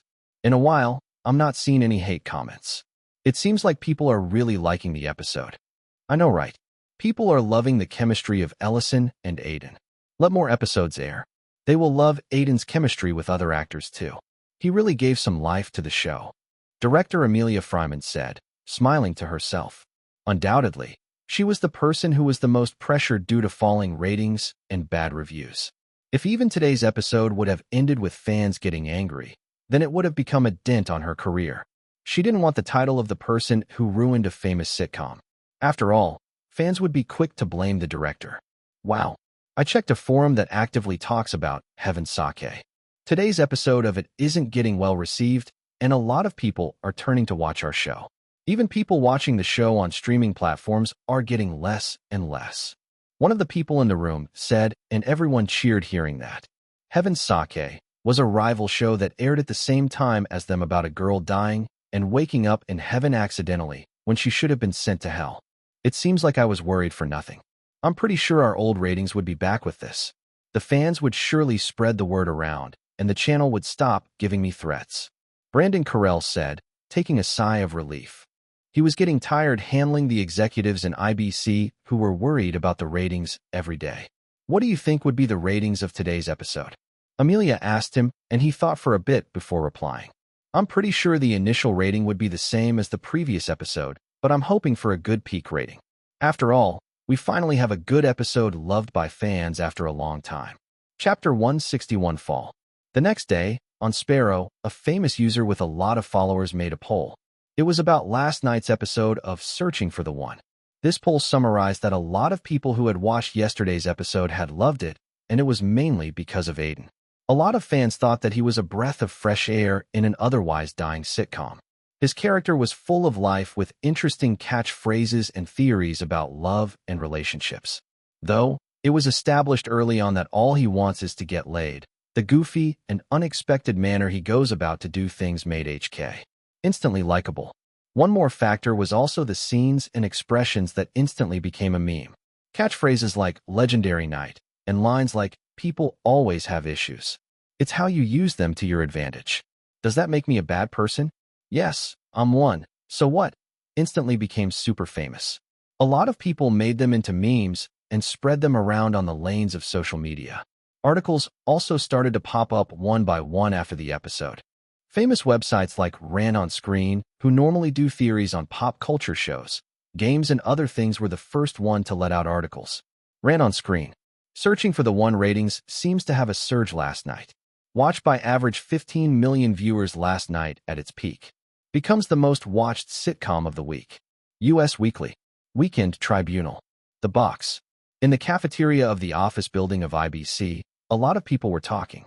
IBC was one of the most popular TV channels in America, so every day, The atmosphere in it was always very busy, like people had a train to catch.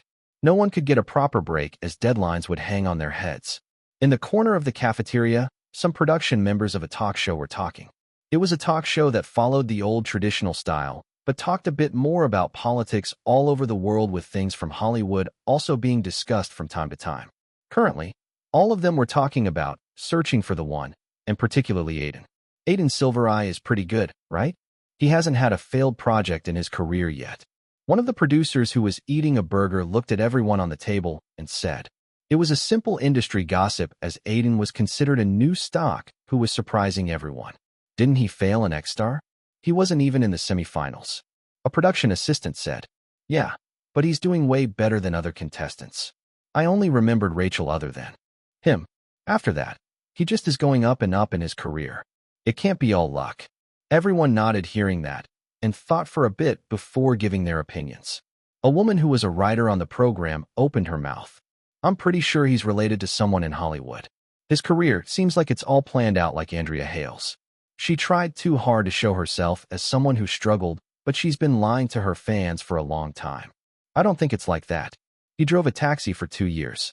It's a known fact, and a major publicity he got is due to that stabbing incident.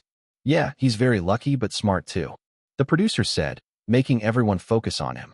Taking a bite of his burger, he explained why he said that. He's talented, but we all know that's like the least you need to survive in Hollywood without something backing you. They all nodded at that. So, Aiden used it to get roles, but he only did those that are basically risk-free. If Black Saints had failed, Ray Hardy and other veteran actors would have taken the blame.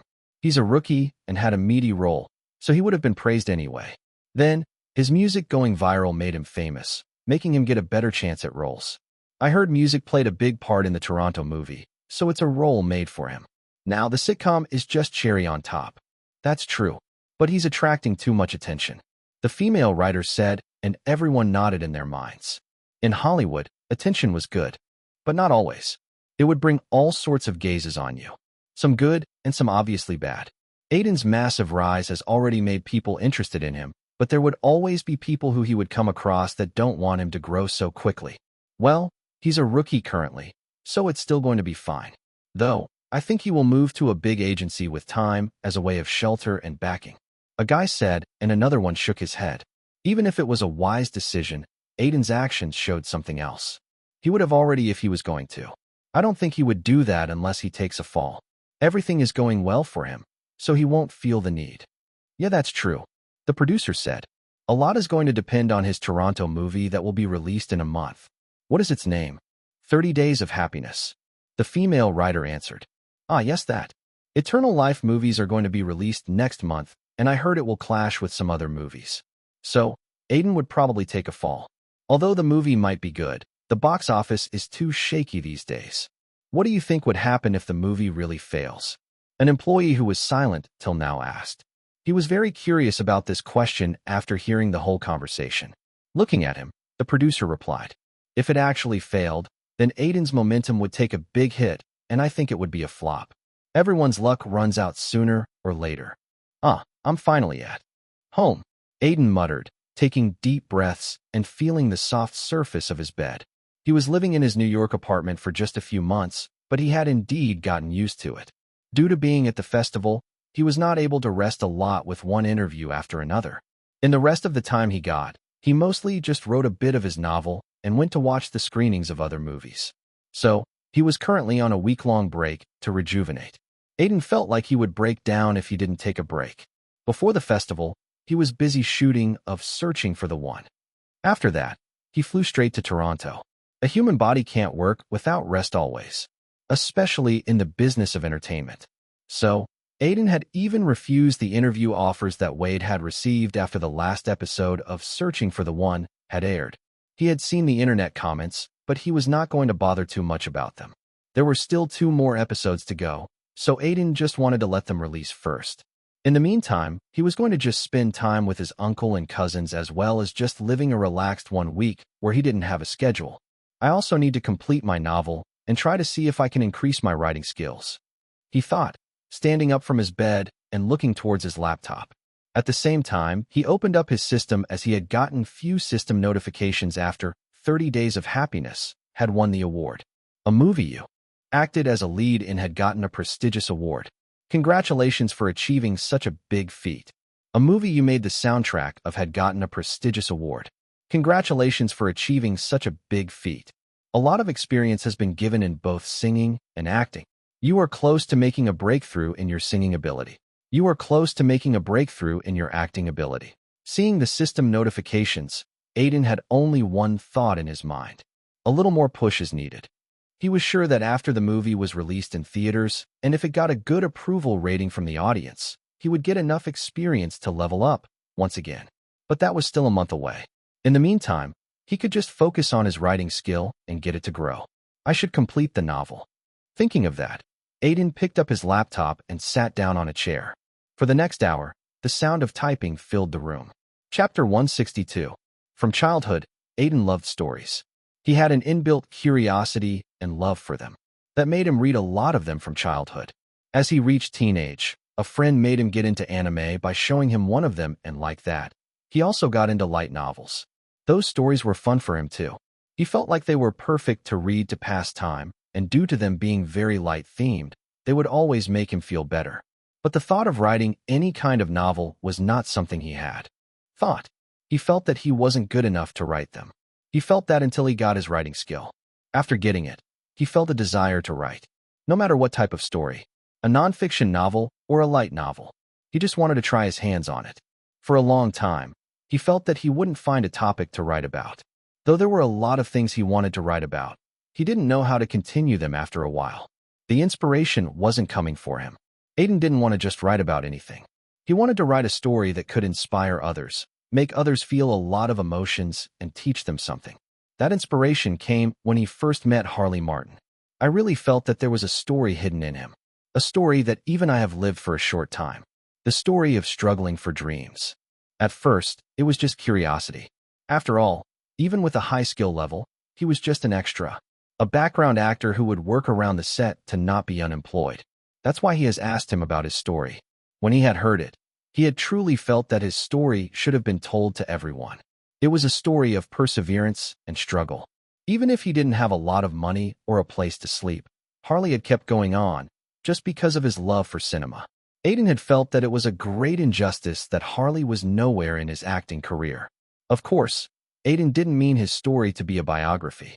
He was just taking inspiration from Harley's life to base the main character around him. He was also going to add the experiences that he had gone through in his struggling days. In his quest to write the story, his synchronization skill was helping him a lot. No, this scene looks a bit weird. I need to portray a bit more emotion here. Currently, Aiden was typing out his novel in his bedroom. The clock on the wall was showing that it was already midnight, but his focus was on his laptop's screen like he had forgotten about the time. His skill's synchronization was in effect here. As he was writing the lines, his eyes looked a bit different. Normally, his eyes would be black, but currently, there was a bit of blackish glow in them. This was an effect of his skill. The skill function was pretty simple. It was making Aiden think like Harley while writing the main character that was based on him. He was feeling like he and Harley were the same person, making it very easy to write down his dialogues and emulate his way of talking and personality. In a way, it was similar to his character Affinity, but it activated only if he got inspiration from a real person while writing. At the same time, it didn't have any downside to it either, like Aiden's personality changing into the character. It was a pretty safe skill because of that. No, I'm making Harley's character too headstrong, and his love for cinema needs to be shown more, and the character of the director is very one-dimensional with no backstory. I need to give his actions a bit more dimension. A love interest might halt the flow if I don't do it right. She just needs to connect to the story in a good way. The ending needs to be perfect. I don't want to portray that even after all the struggles one won't get a good ending. Harley needs to have a good ending, and I need to give readers inspiration to follow after their dreams. That's what this book represents. Like that, Aiden wrote whole night, occasionally taking a few breaks to go through his ideas again and to read other books to gain inspiration. At the same time, he was also thinking what to do after he finishes up the novel. He wasn't writing for just himself. He wanted to publish it, and in his eyes, the book was written very professionally, but he didn't know if the story was good enough to be published. He decided to show it to his friends to take their view on it. These days, young writers have really lost their way. An old man thought, frowning. His eyes were reading the lines of a book in his hand, but he was severely disappointed by what he was reading. Frowning, he was unable to read another word and put the book on the table. The book he was reading was called Birds in the Black Sky. It was a story that had recently won an award in a competition, but in the eyes of the writer, the story was severely lacking. The story was based around the main character's fear of light, and because of that, he would only go out at night and would meet interesting people and have an adventure, eventually conquering his fear. The premise of the novel was very interesting, but the old man felt like the execution was severely lacking. The motivation of characters, his life outside his fear of light, and even his romantic interest felt very random to the old man. Obviously, it wasn't bad. The book was good enough to win a prize after all. The author had done well, but it wasn't at the level that the old man had thought it would be. Because of his high expectations of the book, the old man was left disappointed in the end. "It's been so long since I have read a great non-fiction novel," he muttered, turning his head to look at the bookshelf to his right. In the bookshelf, all sorts of famous and underrated novels were there that the old man had collected over the years. On top of the bookshelf, several awards were attached to the wall. All sorts of prestigious awards were there. International Book Award, Wright Prize, Good Novels Novel of the Year. All these literary awards were there. These were the awards that the old man had written in his life. Yes, he was a writer, and a world-famous one at that. Not only has he written novels that have won prizes, his stories have also been adapted into movies in Hollywood, making him one of the millionaire authors. From nonfiction books in genres like mystery, romance, and drama to fiction books in the genres of epic fantasy and sci-fi, the old man had tried everything but had gotten success more often than not. But these days, he is not in a good mood. It was because he felt like the writers coming through in this age were not as good. The quality of stories were becoming worse, and even if there were good writers, most of them were very old. He had already retired from writing some years ago and just rarely wrote for himself. Still, he had a desire to read good stories, and there were not a lot of them. It was a very sad state that he felt the world was going through. "My desire to read a good novel is just increasing, but I don't think I will find a good one." Thinking that, he sighed. "I didn't know you were writing a novel. When did you ever start writing novels?" Aiden was currently sitting in Uncle Sam's office. He had come to meet him, carrying his now completed manuscript in hand. He had printed it on his way to his uncle's restaurant. Yes, he had completed it last night, and without wasting any time, he wanted to get views on how it was. He had called Wade too, but it seems like he was busy with some other things, so he naturally came to his uncle. "Just a month ago, I felt like I should try different things." Wade was fine with it as he said that it just adds to my image. Aiden replied, and his uncle nodded. "Yeah, but only if it's good." Uncle Sam chuckled. "I thought the only time you would try writing a novel would be when you would write your autobiography to get the tag of a best-selling author," Uncle Sam said in a mocking voice. He was not mocking Aiden, but celebrities who would write their autobiography. Even if it wasn't good, it would easily get the tag of a bestseller due to the popularity of the celebrity. These days, even some famous MeTubers would do that. "Well, I'm not like that. I just had a story to tell, and I wrote it. Now, read it and tell me how it is," Aiden urged, and Uncle Sam squinting his eyes. "You do know I'm busy too, right?" "Uncle, you are not working. You are playing a FPS on your computer. I can clearly see that," Aiden said, pointing at the computer on his desk that was clearing, showing the pause screen of a FPS game. "Ah, yeah? Let me read it. Chapter 163. He has written a novel? That's interesting, but I don't think it would be any good." That was the thought inside Uncle Sam's mind when Aiden had come to him with his manuscript. It was not too thick, coming off as a short novel that might be easier to write for a beginner. But still, Uncle Sam didn't feel like it would be good. After all, he knew that Aiden had never talked about writing before. He read novels, but writing was not something he seemed interested in. So, it was very random. Uncle Sam knew that his nephew was very talented in acting and singing, but both these things have been developed through his childhood. Though, he did believe that Aiden had natural talent in acting that he had developed over the years. As for music, it was only because of his mother that he had gotten into it, learning how to use instruments and later getting into composing songs. Luckily, it had worked out pretty well for Aiden as he had learned a lot, eventually earning a lot of fame as a singer and songwriter. Still, writing was very different. Uncle Sam himself used to be a part of Hollywood before. He knew writers too, and a lot of them would find it hard to come up with a story and later develop it. In their words, it was harder to continue a story than to develop it. Even after that, a story would go through several edits before the final version would come out. It was the same for script writing too. It was too hard of a skill. That's why it's better to think of this novel as a beginner's attempt. Uncle Sam thought, reading up the title of the story. Question mark. He raised his head to look at Aiden at the title of the novel. Yeah, I thought that it fits the novel a lot. At first, I went with, but I thought suited it way better. Is this about movies? A background actor. Uncle Sam didn't ask much and nodded. He felt that it was a good choice that Aiden was going for a novel that connects to the movie industry. It meant that he would have a lot of things to write about. I'm now a bit more curious about the novel. Thinking that, Uncle Sam flipped the title page and started reading the story. The story was obviously about an actor who was obviously based on Harley. Aiden had kept the first name Harley as a nod to him being the inspiration for the novel. The full name of the main character was Harley Wright. He was a struggling actor in LA, in the middle of a divorce, and the only support being his lazy dog Maxwell. He does a number of jobs to sustain a living in the City of Angels while trying to do any auditions he could find, working as an extra on sets. The only time he feels like he's living is when he sits in an old theater outside town as they play a random movie every week. One day, a famous actor insults him on the set. Distressed, he goes to the theater to watch a movie and meet Rocco Matthews, an old man who claimed to be a movie director. They bond over their love for movies, and Rocco invites Harley to a bar where he told him that he has cancer and was very close to death. Before dying, he wanted to shoot a last movie. Rocco asked Harley to audition for the lead role as he didn't care that he was a nobody when it comes to fame. After he goes home, Harley searched about Rocco and finds out that he was a very acclaimed director who was once on the way to win an Oscar for Best Director. But somehow, his career fell through after that, as every movie he made after that was a flop, and now he was considered one of the worst directors. Reading all this, Harley would have a lot of doubts about Rocco, but he would eventually go to the audition and somehow bag the role. The true story would start there as both Rocco and Harley try to make a movie while gaining a friendship.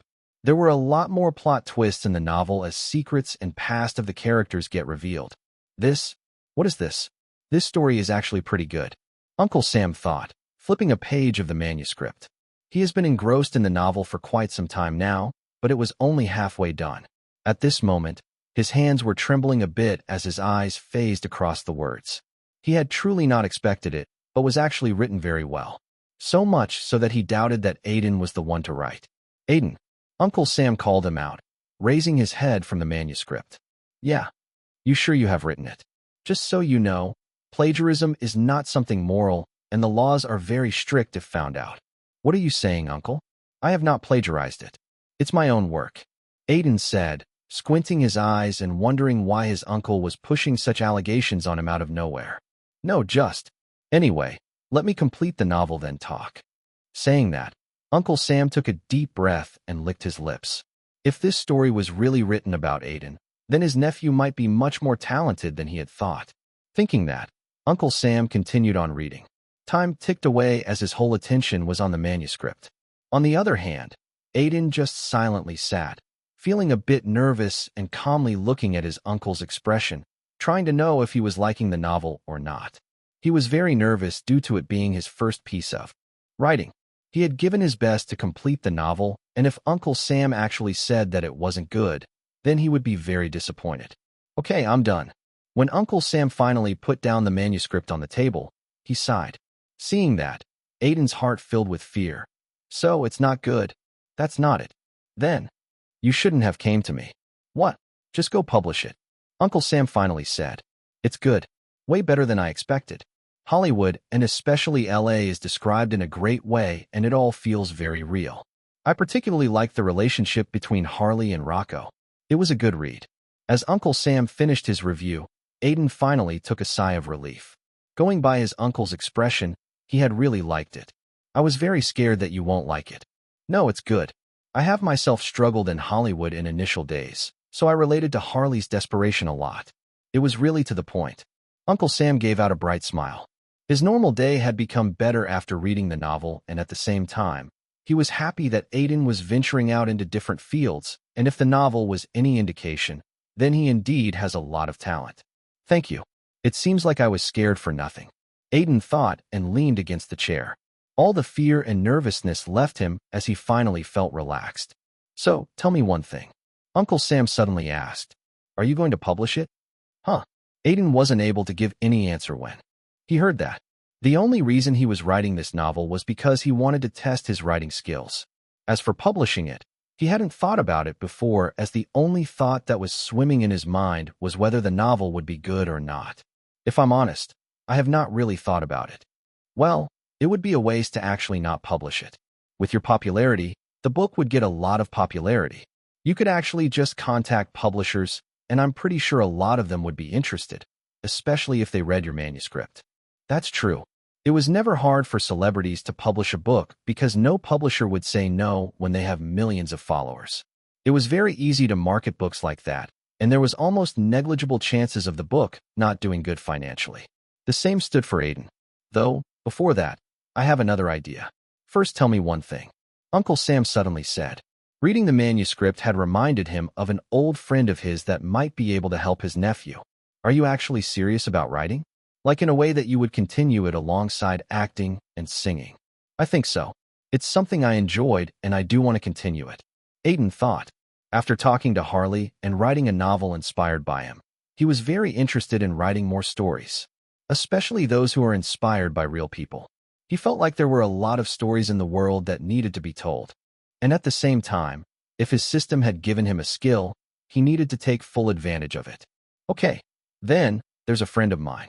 He might be able to help you in writing by giving you pointers on your novel. He's a veteran writer and would be able to guide you. As you are on your break, you should go meet him before you get too busy. Uncle Sam explained. Chapter 164. As Aiden was busy with things related to his novel, searching for the one, new episode was going to air. This was the episode which was going to be the second last of the season, and next week, the season finale would air. Before this season, the ratings of Searching for the One was 8.1 out of 10 on sites like Do You Like the Movie and Rotten Apples. But as the season went on, the rating further decreased to 7.5, showing the decrease in quality in the series, and a lot of fans have now even started to give 1 star just because of their frustration with the storyline. One of the critics from US Weekly even quoted, "The producers of Searching for the One are really wasting $50 million per season just to get the overall ratings of the show worse." It was a tight slap on the faces of the producers of Searching for the One, and a lot of people in the industry were even guessing that it was going to go even lower, becoming another example of how a channel's greed drowned a good show. People were even comparing it to a show that had dropped down from 8.5 to 7 in ratings straight in its last few seasons because a main actor was replaced after some troubles on the set, making the audience feel like it was a completely different show. All of it changed with the entry of Aiden on the show. Of course, just 1 episode and an appearance of a new character wasn't enough to suddenly up the approval rating, but from 7.5, it did increase to 7.6, showing growth.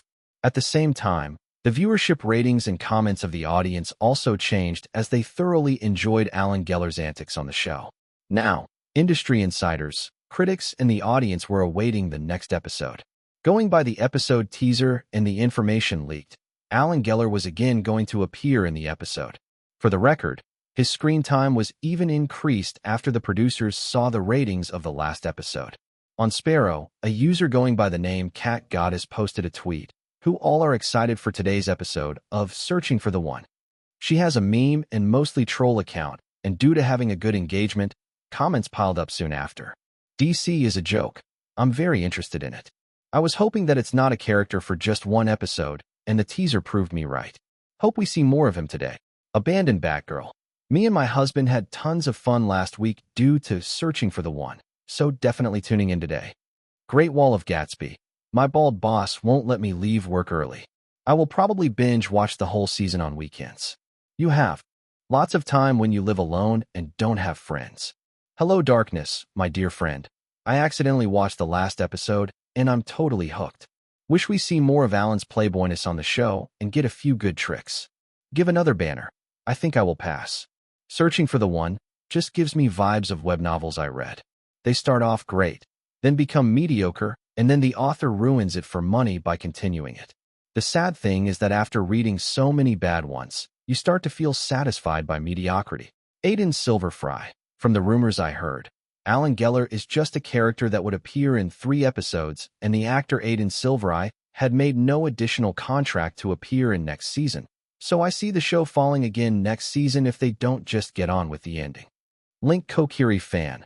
Whatever man, I don't really care about next season. I just want this season to finish on a good note, and for Alan Geller to shine. Going by the comments, it was very easy to see for anyone that due to Aiden, people's interest in the series was coming back. Though, only time would tell if it was going to stay like this or not. This is a very big house. It would almost suit a horror movie if changed a bit. Aiden thought as he moved inside the house. Rather than a house, it was a big mansion that seemed like it belonged to an aristocrat. Paintings were attached on the wall, and there was no dust around, like the house was cleaned. Every day, he was following an old man who was his Uncle Sam's friend. His uncle had just given him an address and told him to meet the old man. Richard Allen. That was the name of the old man. I have read his books. He's one of the top authors in the world. Aiden thought, and while following him, he secretly checked up his status, wondering what level he was at. Richard Allen, 67 years old. Writing level, level 9. Special skill, eyes of a writer. When Aiden read through Richard's status, there were 2 things in his mind. He's old. His system was showing that Richard was already 67 years old, but he looked like he was just in his 50s. With a bushy beard, burly body, and sharp eyes to go with them, he looked like a cool mentor character from an anime. The second thing that he thought was, he's freaking level 9, and what is that skill? Sigh. I really hope I get a feature to know what a skill could do eventually. It's hard to guess every time. If there were only 10 levels in writing, then Richard was already close to the peak, and with his special skill, he was sure that he was one of the best writers in the world. Thinking of that, he got a bit nervous and felt like he wanted to prove himself to Richard. Your name is Aiden, right? Richard suddenly asked as they turned around a corner. It was the first time he was talking to him. Yeah, Aiden Silvereye, sir. Just call me Richard. Aiden nodded as Richard stopped outside a room. Glancing at Aiden, he opened the door and moved inside. The room was probably one of the biggest rooms in the mansion, and just a glance was enough to tell Aiden that it was the room where Richard generally wrote his novels. An old typewriter was put on the desk beside a computer, and there were lots of awards, alongside 3 bookshelves filled with different types of novels. For a second, he felt fascinated by the room as Richard gestured him to sit on the sofa. You don't really look like Sam. That was the first thing Richard said after sitting down. Your atmosphere is more calm too. Sam is like a mixture of chaos and goofiness. You are different. My uncle said the same thing actually. Aiden said, and Richard shook his head before getting to the point. Let me make it clear for you. The only reason I decided to meet you is because Sam was the one to adapt my first book into a movie when I was new to Hollywood. I just didn't want to say no to him when he asked me to read your manuscript. I understand that. Uncle Sam and his studio Silver Films was one of the most promising studios back when it was running and had helped a lot of people out as they were always promoting new talent. I still read your manuscript. How was it? Aiden asked, looking at Richard, and he just frowned. In one sentence, it has a lot of potential that was wasted. In an office room, Omar was shaking hands with an old woman who was wearing glasses. Her hair was completely white and wrinkles covered her face, displaying her age. It's a great pleasure to meet you again, Mr. Omar. You can talk to me casually, Miss Spencer. If that's the case, then just call me Sophia, she said and walked to the sofa where both of them sat down. It was their 3rd meeting. 2 of the meetings have happened in Toronto when both of them have met to discuss the distribution of the movie. Sophia Spencer was the CEO of Eternal Life Movies, the studio that was distributing 30 Days of Happiness all over America. After a bit of chit-chat, they started the main topic about the movie. I think it's best to go with October 18th for the release date for 30 Days of Happiness.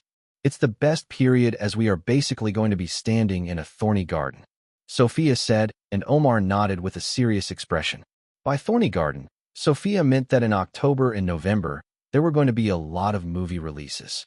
Earlier, they had discussed postponing it to December, but that was even worse. All top studios were going to release their big movies around the holiday season. especially big fantasy, sci-fi, and superhero movies. It was better to avoid them as much as they could. We don't have a choice. It's the best period in the next 6 months, and at least we have a lot of momentum coming from the Toronto Film Festival. Yeah, and Searching for the One is doing great. Aiden's popularity is really increasing, but our biggest competitors are the other movies releasing in the same week as us. Sophia said as the meeting continued as they thought more about what could make 30 Days of Happiness a hit on the box office. Chapter 165, Inner Demons. You were talking about Leap in the Sky, right? Omar asked, looking at Sophia, and she nodded with a grave expression on her face. Yes, but not just that. Boys Club and Laws of the Land are also going to be released around the same time. Leap in the Sky might be our biggest competitor, but there are others who could slow us down too. It seems like we have too many movies to fight with. Omar chuckled, thinking that luck was not in their favor. Out of all these, Boys Club was a movie by a pretty well-known director, and it was his venture in his new production house he had opened with all new faces in the movie. It was a huge risk in Omar's eyes, and going by the trailer, it looked average. At least he hoped it would turn out average. As for Laws of the Land, it was a full-blown Western movie with horses, cowboys, and angry men, but there was not a lot of chance for this movie to do well at the box office, even if it looked good. The trend of cowboy movies was long over, and it mostly only attracted niche audiences that obviously won't fill up the whole theater. The director of this movie was only making it due to his love for cowboy action movies and nothing more. These are just small fishes. The big shark is Leap in the Sky. The movie had Nighthawk Studios behind it, well known for their aggressive marketing campaigns, and it even had big leads, so it was already attracting good attention from the audience. Didn't 30 Days of Happiness also have something to do with Nighthawk? I heard rumors like that. Sophia suddenly asked, making Omar nod his head in agreement. Yeah, Leo was doing this project with Nighthawk before, but they had a falling out. That's when my investment firm came into the picture. Actually, Rodrigo Burke was the producer of 30 Days of Happiness, and now he's producing Leap in the Sky. Leo and Aiden had told everything about Rodrigo to Omar, so he knew what had happened. Surprisingly, Harold Wood was the lead of Leap in the Sky. He was the same actor who Rodrigo wanted as the lead of 30 Days of Happiness instead of Aiden. Rodrigo must have tried hard to get a good script quickly to make a movie in order to make Harold star in it. If that's the case, then he won't be happy that a movie that won in Toronto got out of his hands. Yeah, he's a petty type of person. He is surely holding a grudge and would do everything in his power to make sure that his movie crushes ours at the box office. Yeah, then we need to be pretty good with our marketing to stand against Rodrigo and Nighthawk. Sophia said with a determined expression, and at that moment, Omar shook his head. We need to be better than good. Doing the bare minimum will not get us anywhere, especially when we have a good movie with everything great about it. It's your last chance, right? Even though it might come off as rude, Omar didn't hesitate to say it, and for a second, Sophia's eyes did waver a bit. You do know you are being too casual. I'm just trying to be straightforward. Even if I say the reality in a roundabout way, it won't change. There were a lot of reasons behind Eternal Life Studios' current situation, but one of the reasons was strictly Sophia. She had chosen a lot of wrong movies as the CEO to produce and distribute. Of course, there were good, successful ones, but the overall record wasn't good. One of the reasons so many of their movies had flopped was because they did the bare minimum and just thought that the content would win. A good movie would eventually be successful, but reality was often not the same. Sophia leadership was a big problem behind their current misery. Look, I want 30 Days of Happiness to do good. I have seen Leo and Aiden bet a lot on it, and I don't want to remember it as a flop 10 years later. That's why Eternal Life needs to give their best. You know you would be able to revive if this is successful. Omar looked at Sophia, and she frowned, but didn't say anything. His words were very blunt, but they were right. It's really my last chance. Sophia thought in her mind. As a CEO, she felt responsibility for the employees, and like Omar said, if this worked, they might actually be able to revive, chase their former glory again. Sighing, she opened her mouth. I know. Eternal Life movies would give their all to make sure 30 Days of Happiness becomes a big hit. Even if I have to give away everything, I will make it a bit. Now we are on the same page. Omar smirked as the meeting between them began for Real. In one sentence, it has a lot of potential that was wasted. When Aiden heard that, his expression shook for a moment. He had readied himself for any criticism that Richard would give him, especially because he knew that being so high-level meant that he would be able to pinpoint things that could be better with his story. But even Aiden was a bit stunned hearing that. "What do you mean?" he asked. "I mean," Richard sighed, "there's a lot of potential I see in this. A lot, but you are showing your characters as victims. I have been in Hollywood as a screenwriter. I know how it feels, but you are trying to make your characters victims in order to portray them as morally better persons," Richard said, standing up and pulling out a copy of the manuscript that Uncle Sam had sent him. He sat in front of Aiden and sighed. "Look, kid, I will explain it in detail. What kind of character do you think Rocco is?" "An asshole." Aiden gave a one-word answer after thinking for a bit, and Richard finally smiled. "True. He's an asshole, but he's a main character and his friendship with Harley really shows, but maybe due to that. In the end of the novel, you really gave him all sorts of reasons behind his actions to make him morally." "Right. I did. That's where it went wrong. When I was reading the novel, I felt that Rocco was like a demon." "Do you have demons?" "Ah, demons. Everyone has. Inner demons. Rocco for me is that demon," Richard explained with a very serious tone, making Aiden think more and more about it. He had created Rocco as a bad guy, an alcoholic who doesn't give a damn about things. Because of his attitude, he had gotten into troubles a lot of times, almost jeopardizing his career and family. When Aiden thought hard on it, it does seem like that at the end of the novel, Aiden had provided a lot of reasons behind his actions. "You are saying I should not give reasons. Let people judge him. As the author, your job is narrating. Readers are going to think of a single story in many ways, but give them that freedom," Richard said, and Aiden couldn't help but nod. In his mind, he was still thinking of Richard's interpretation of Rocco as a demon that rests in everyone. Everyone wanted to do what they wanted without caring about anything, get a lot of money and do anything with it. In a way, Rocco was a representation of it. "Can you explain a bit more about the demon part?" Aiden asked, and Richard sighed but nodded. "Think of it like a guy mocking you in a bar. A lot would not say anything, scared to start a fight, and some would fight. But Rocco is someone who won't just fight. He would break the head of the guy who mocked him. Law? Police? He knows them, but he doesn't fear them or care. It's because he had cancer. He knows he don't have a lot of days to live, so he don't give a fuck. In his state, he became a complete demon from an asshole. Right, but ain't that dark?" "It is, especially because one expects a cancer patient might be seen in a bright light, but ain't that what's unique about? I liked it because it was real, but you ruined it for me in the end." Richard clicked his tongue, like he was seriously annoyed by it. He had read a lot of books these days, and only was any good in them, and Aiden had ruined the end parts of it. He certainly didn't enjoy it as a reader. "Give me a chance. I will change it." "Huh?" Richard looked at him with a raised eyebrow hearing that. "It's just a draft. I can make changes. You sure you won't ruin it more?" "No, please trust me. I think I have the idea now," Aiden said with utmost sincerity. The short conversation with Richard had somehow cleaned up his mind. At first, he was trying to give moral reasons for the actions of his characters, but he now realized that explaining the actions doesn't change them. He needed to let the readers judge the action. It was then system notifications appeared in front of him. "Your writing skill has advanced to level 7 from level 6. A huge amount of experience has been given due to making a breakthrough. Congratulations on achieving such a feat." Chapter 166. After Aiden's writing skill increased to level 7 from level 6, he felt like the ideas in his head were getting more and more clearer. It was the same feeling when he had felt his composing skills increasing in skill levels. He felt like he would be able to write the novel better now. The original ideas he had about Harley, Rocco, the movie they were making, and their friendship were getting more solid in his mind. He had once read a famous writer say, "No one cares what you have written in your first or second draft. As one gets to know more about their story, it improves, and most of the time, the stories that the readers see are way different than the first draft as all the rough edges are removed."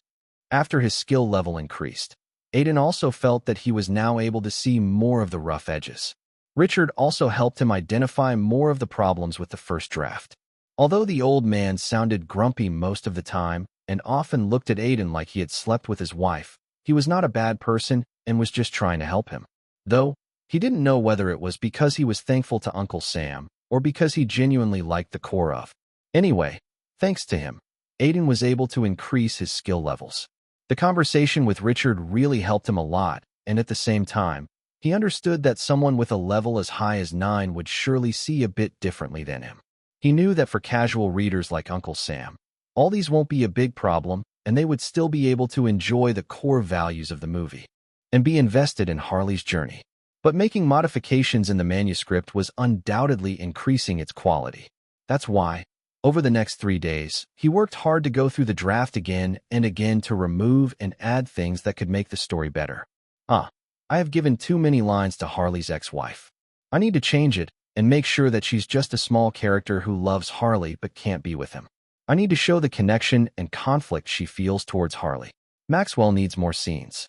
He's the pure part of the book, and I need to give more emphasis on him being the only support of Harley in hard times. I should show glimpses of Rocco's past and cut down the parts where I have explained his reasons. The characters need to look more humane. Like that, he edited the whole novel. Aiden was even working in between his other works like photo shoots and interviews with reporters. Wade was even worried that he was just going to overwork himself. After 3 days of constant work and only thinking about his novel, his manuscript was finally looking way better. Aiden even got system notifications, indicating that he had indeed made better. You have realized your mistakes and corrected them. You have taken a step towards becoming a great writer. The quality of your work has increased after all the modifications. This is the utmost you could at your current skill level. You have completed your first work as a writer. Congratulations. Seeing his system notifications, Aiden was relieved that he hadn't made the novel worse in his attempt to edit out things. After completing his novel, without wasting any time, he went to Richard's house that was situated in one of the most expensive areas in New York. Although his system had told him that his novel's quality was way better now, he didn't know how Richard was going to see it. "How's it?" he asked, looking at Richard who was sitting in front of him. Aiden was in the same room where Richard had told him that his novel has potential that was wasted. Richard had just finished reading over the edited manuscript, but he hadn't said anything about how he had liked it. Well, Richard took a glance at the manuscript in his hand. For a moment, Aiden felt the atmosphere freezing, but he soon continued his words. "It's way better than before. I liked it." "Really?" "Yeah. I feel like the emotions portrayed by Harley and how you described him are the best parts of the novel, and you removed a lot of unnecessary things. My main fault with this book was Rocco, and after you corrected it, it feels like a new book itself. You have done well." Aiden took a sigh of relief when Richard said that, and maybe for the very first time, there was a light smile on his face. This kid learns quickly.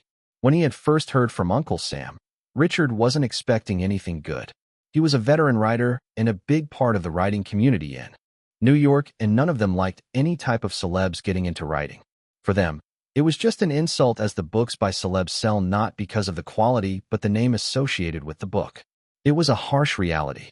It was one of the reasons why the prestigious writing communities generally did not let actors enter them. That's why Richard wholeheartedly believed that was going to be bad, but he had surprised him a little. He does have talent. Just need a bit of grooming. Richard thought in his mind and opened his mouth. "What are you going to do next?" I don't know," Aiden replied, and Richard titled his head. "Aren't you going to publish this book?" "I believe that a good book needs to reach people. I do want to, but I'm still a bit confused about it. I don't know any publishers, and even if I went to one, they're going to publish the draft just because of my popularity. Even people would buy it because of that. I kind of want to avoid it." Currently, Aiden's feelings were a bit conflicted. He did want to use his popularity, so the book reached as many people as it could, but would people buy it for its content then? Won't he just join the ranks of other celebs who people think write books to earn a bit more money on the side and add in their portfolio that they are an author? There were these types of thoughts in Aiden's mind. "Well, I understand that," Richard said, putting a finger on his chin. Suddenly, an idea came to mind. "Oh, I have an idea. For you then." "What?" "Have you heard of Vikings Publishing?" "Yes, they are pretty old publishers. Vikings Publishing was one of the oldest and most popular in America, publishing millions of books till now, and they had a lot of contacts in Hollywood too, helping a lot of their books get adapted into movies and series." Aiden remembered their logo, which was a tough-looking Viking with a big beard holding a sword. Every year around this time, They held a competition where you could enter with your book. It's a pretty big competition for rookie writers, and even some established ones enter it using different pen names. If you come in the top 3, then your book will be published. That seems nice. Yeah, you can even negotiate the contract. Just enter it and win it. So you could say that your book isn't getting published due to you being a celeb, but because it's a genuinely nice book. At the time as Aiden was talking to Richard, the broadcast of Searching for the One was going on. The same group of friends who were watching the show in the bar had gathered in an apartment to catch the next episode of it. All of them were very excited as the episode began. It's beginning. It's beginning. Come quickly. Yes, yes, I'm coming. I really hope they do this episode justice. Obviously they would. Just by the teaser, I know that Alan will do his best in this episode too. You already got a crush on him after an episode. As they talked, the episode began, and it started with Rod, another one of the main characters of the show, going towards a client meeting. He was one of the most popular characters of the show, but in the current season, he was on the verge of divorce. The episode went on as Rod entered the meeting, and that's when Alan entered the scene with a smirk on his face. It's revealed that he's the head of a subsidiary company of a very big corporation. Damn, so he's rich. I think so. At least that explains all those expensive Armani suits we have seen him wear. As the episode went on, Alan and Rod finished their meeting, and he invited him to a bar because he was bored, where they started to talk about their lives. On the screen, Alan was talking with Rod. So you are married? Yeah, it's been 4 years since that day. Do you want to see my wife's photo? We are having a baby. No, I don't. Alan gave him a glare. What made you even give up a happy single life and get married? Wait, is she rich? No, and actually, she's my first. Heresy, Alan said, standing up and looking down at Rod, who seemed confused about his over-the-top behavior. Like that, the episode started. Chapter 167. U.S. Weekly. Pop Hazard Magazine. LA Times. Weekend Tribunal. Searching for the One broke its record ratings yesterday night as the show officially got on track. Fans can't wait to watch its finale next week, and there's a lot of anticipation among us, especially when the teaser showed Alan Geller meeting up with Frank Russell. There's a high chance that the episode next week would make a record for IBC in ratings. The Dominique. After the second episode that featured Aiden was broadcasted, the response from fans was great, and even a lot of casual viewers loved it. Especially, Alan's character displaying a lot of weird character traits was the point that made everyone laugh a lot. And then the talk he had with Rod at the end about marriage and divorce made people think that it was very true. The clip of it even went viral on the internet. In the clip, Alan was talking with Rod about the fear of being a father and thinking that the marriage was falling apart. You love your wife. You love your kid that's going to be born, but you feel like you can't handle it more. You want to give up, right? Alan asked as he looked at Rod, who nodded. I just don't think I'm ready for it. I have not had a proper conversation with my wife that doesn't contain baby, diapers, and savings for his college. I'm sick of it. Really sick, and I feel like, what? That I'm not good enough to be a perfect father. My own father was great, and I don't think I could really be that. It's scary, and I want to run away. Hearing that, Alan shook his head and sighed. He just stared at Rod and smiled. You are thinking of it wrong. No one is a perfect father from the start. There's expectations on him. Those expectations are on your wife too, and trust me, no one becomes a father like that. Having a kid and being a father are very different. You can't be perfect from the start. You can only try to adapt to the role slowly. This whole clip was short, but it already had 790K views on MeTube, and it was just increasing. The whole episode finally made Rod get over his worries and thoughts about divorce, and he made up with his wife, finally getting his character into the path the audience liked. At the end of the episode, the character of Alan was made to meet Frank, the main character of the show, and it made people anticipate the next episode. The ploy of using Alan to correct the wrong things with the sitcom was clearly working, and as Alan had a wholly different personality and due to Aiden's performance, he was also gaining a lot of popularity. Both fans and critics loved the character and Aiden's portrayal of him. I hope the ratings of the last episode are good. Aiden thought, scrolling through comments and reactions of last night's episode of Searching for the One. At the moment, he was in Wade's car, going towards another one of his schedules. Along the way, he was checking how the last episode was received as he was busy talking to Richard about last night. For the record, Aiden had decided to enter the competition by Vikings Publishing. It felt like the right choice. Did you read the scripts I sent you? How are they? Wade suddenly asked, making Aiden look at him. Now that the filming of all of Aiden's projects was done, he had been going over a few offers that were interested in casting Aiden. If he was being honest, the interest in him was increasing a lot. I read some. I like that gangster flick. The script is well written, but it sounded similar to Black Saints. The dark comedy one was good, too, but I'm not really sure about it. Aiden said, then stopped in his words like he was thinking about something. Actually, I'm not really sure about my next project or something I want to do. The scripts are good, but they are not interesting to me. Don't tell me you want to just focus on writing from now on. Early retirement? Wade asked, joking, and Aiden shook his head. No, I have finally started getting more and more recognition and offers. As for writing, treat it as a side hobby. Yeah, but why are you not finding the scripts interesting? Do you want to take a break from acting? You already have 3 acting jobs this year anyway. Normally, actors won't go from one project to another. Well, unless they were inspired by a certain actor who did a string of B-grade movies to pay off debts. Yeah, but I don't think I need a break. It's more like I'm waiting for that right project to come my way. Anyway, if I didn't get it, I could just start work on the album. Yeah, we do need to have a meeting about it. Do you have any ideas on the songs? I could look at some of the songs I sang in X-Star. Try to make them better, and I do have a few other ideas. That's good, Wade said. There were a lot of things in his mind for Aiden going forward. More acting projects and a focused approach to singing were required at this point from Aiden. In his mind, Aiden was in a very fragile place in his career. His name was in public, songs were hits, he was on a famous sitcom, and his movie had even won an award. All this in just a year.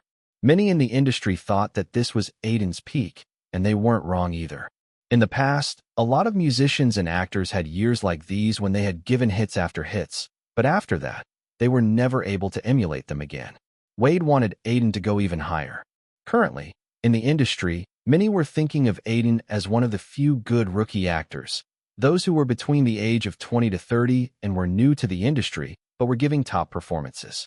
Top stars of Hollywood had started from being rookie actors until one of their roles made them evolve into a top star.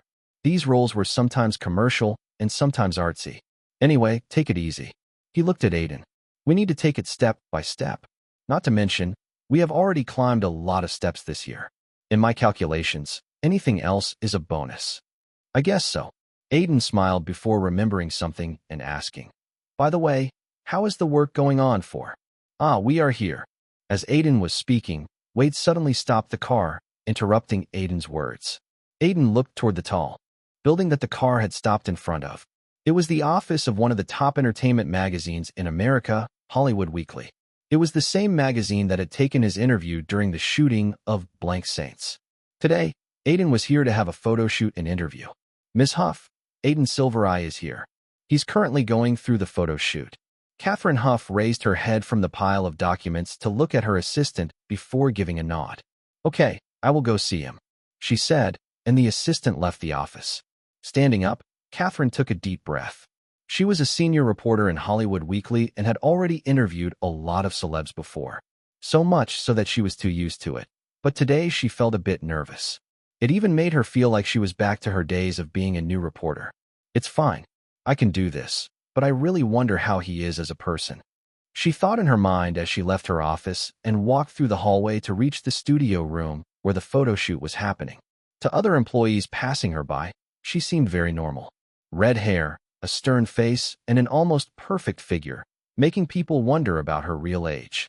But inside her mind, a lot of questions were roaming. How Aiden is as a person. When did he start thinking that he wanted to be a celeb? What was the inspiration behind his songs? What does he think about his current popularity? These were not the questions she had prepared for the interview, but questions that she genuinely was curious about. He's there. As she entered the studio room, she saw Aiden talking with the French guy who was their photographer for the shoot. He was explaining a pose to Aiden. After he finished, Catherine walked up to Aiden and introduced herself in a professional tone. Hello, I'm Catherine Huff. I will be taking your interview today. She was trying hard to be professional, but in her mind, she was only thinking one thing. I'm also your big fan. Yes, the reason Catherine was so nervous was that she was Aiden's fan. Chapter 168. There's a time in every person's life when their life seems to have got stuck. Nothing good was happening, and it was like they were in a dark hole with no signs of light. Some time ago, Catherine was going through the same time. Her life had become very stale and depressing, and she had even started sessions with a psychologist due to too much stress in both her personal and professional life. It had mainly happened due to her divorce, which completely ruined her life and made her experience the meaning of a midlife crisis. Even in her workplace, she was not able to focus much. She felt like life didn't have any meaning, and no matter what she did, she would never achieve happiness. It was at that moment that Lost in the Sky had gone viral. At first, she had only seen her colleagues and other juniors talking about it, and most of them had told her that the song was really good and the singer was a rare talent that would go a long way. Hearing all those praises, she became curious about Aiden and tried to find information about him. After all, it was an entertainment reporter's job to keep up with what was going on in the industry, and if Aiden was really someone who could go a long way, then it was better to have an eye on him. It was then that Catherine listened to Lost in the Sky for the first time. At first, she thought that it was a good song and nothing more than that. But when she focused more on the meaning behind the lyrics, she felt that they were very poetic and seemed to be telling a story. The song was basically telling her that even if bad things were happening at the moment, she would rise above them one day, and everything was going to be okay. Even if the current chapter of one's life was sorrowful and hurtful, the might be better. Those words have really stayed with her, and for some reason, in a tough time, they had given her hope that it would be fine. Sometimes in life, even small things are able to uplift someone and at least give them a small thread of hope. Lost in the Sky was exactly that for Catherine, and because of that, she had become Aiden's fan. She had gone through his songs and movies, not because she was a reporter, but as a fan of Aiden. That's why, when the editor-in-chief of Hollywood Weekly had said that they were going to put Aiden on their cover for the next issue due to his movie winning at the Toronto Film Festival, she was excited to be the one to interview him. So, let's start the interview, Catherine said, looking at Aiden in front of her. Now that she was taking the interview, Catherine wasn't letting her admiration of Aiden ruin the interview. She was acting as professional as she could be. They were sitting in a room with cameras all around them. The lighting had been kept to a minimum, enough that the focus was more on Catherine and Aiden. Aiden, who had just gone through a photo shoot, was smiling as he anticipated the questions. So what exactly is your song Lost in the Sky about? It topped the charts last month, but people know very little about it. Can you describe what you wanted to integrate into it? She started off with a simple question, and Aiden thought for a bit before opening his mouth. It's a mixture.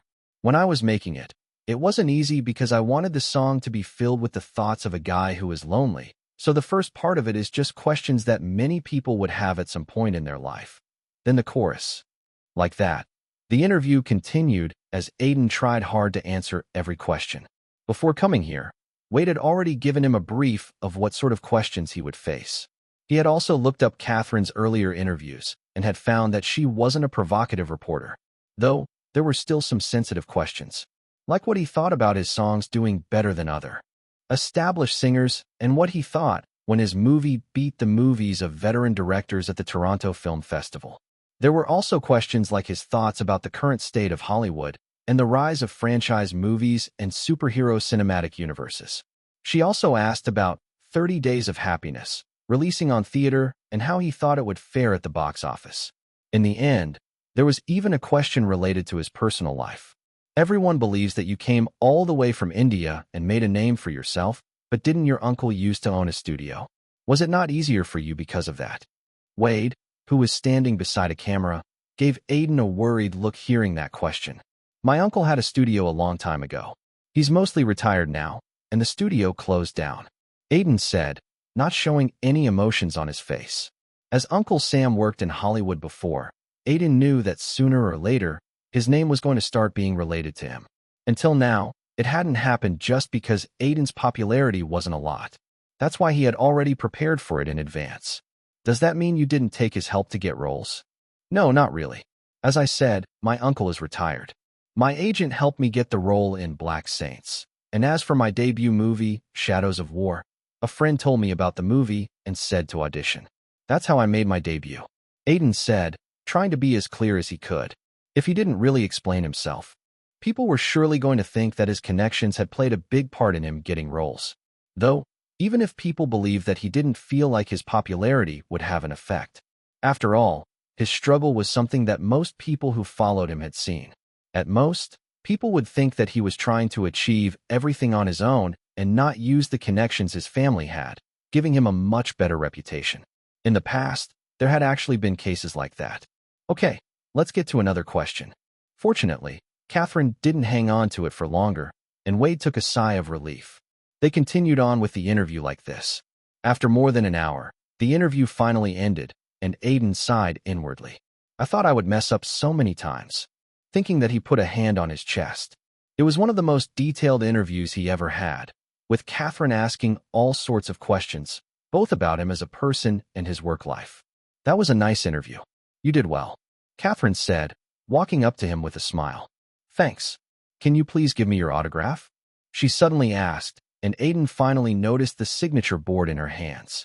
Without wasting any time, he took out his pen and started scribbling away his autograph on it, though he was still a bit clumsy at it due to little practice. I'm actually a big fan of yours. Lost in the Sky is the first song on my playlist. Really? Aiden was a bit surprised when he heard that because Catherine hadn't acted like she was his fan till now. Yes, I also bought the soundtrack album of 30 Days of Happiness, and will watch the movie when it is released. Catherine stated and talked a bit more about why she had liked the song and how she felt that Aiden was going to be a big star in the future. Hearing all that, Aiden could only feel flattered.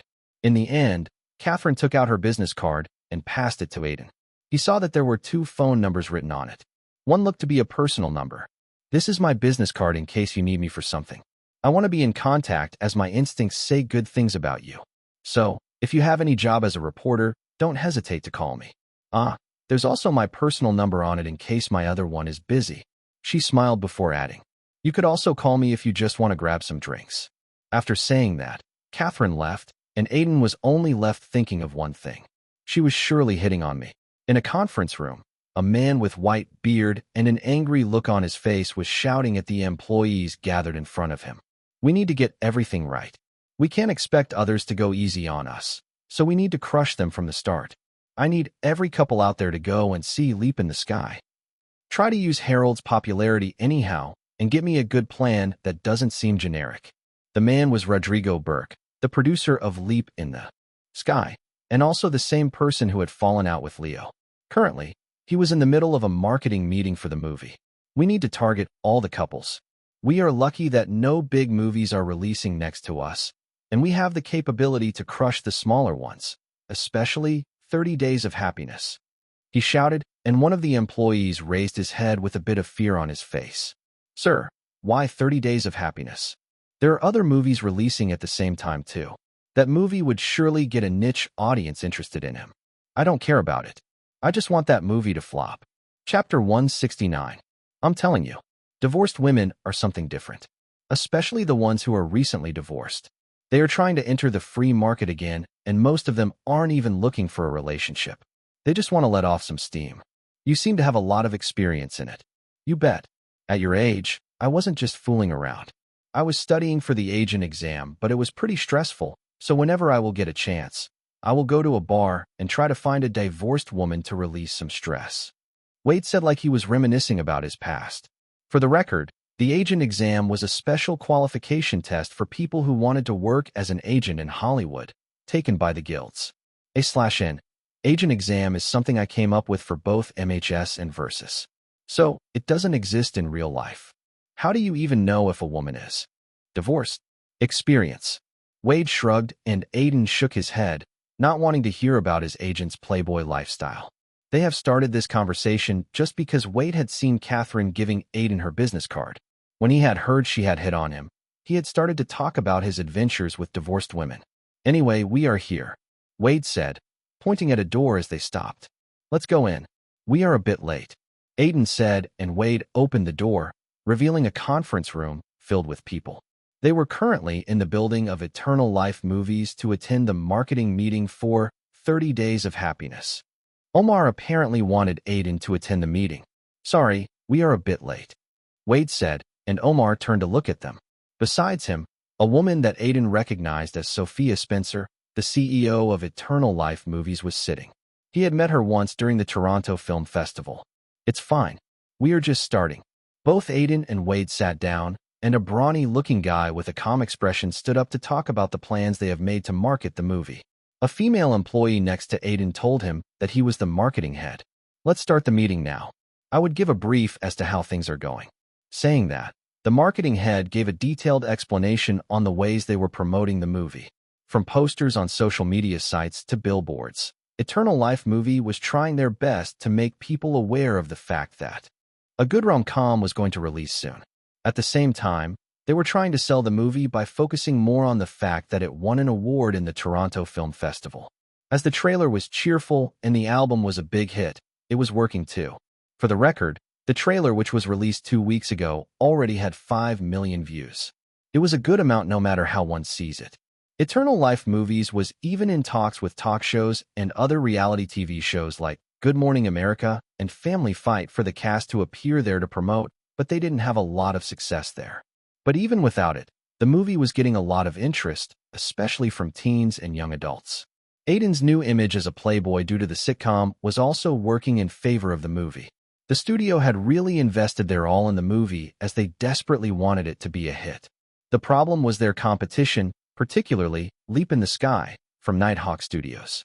Due to Nighthawk Studios having a better relationship with the theater chains and being a bigger studio, added with the fact that Harold Wood is like one of the big stars in a rom-com genre, Leap in the Sky would probably open up in more than 2,500 screens. They are seriously going for a wide release in America. How many screens is our movie getting? Around 1,000. Mostly thanks to it winning in Toronto.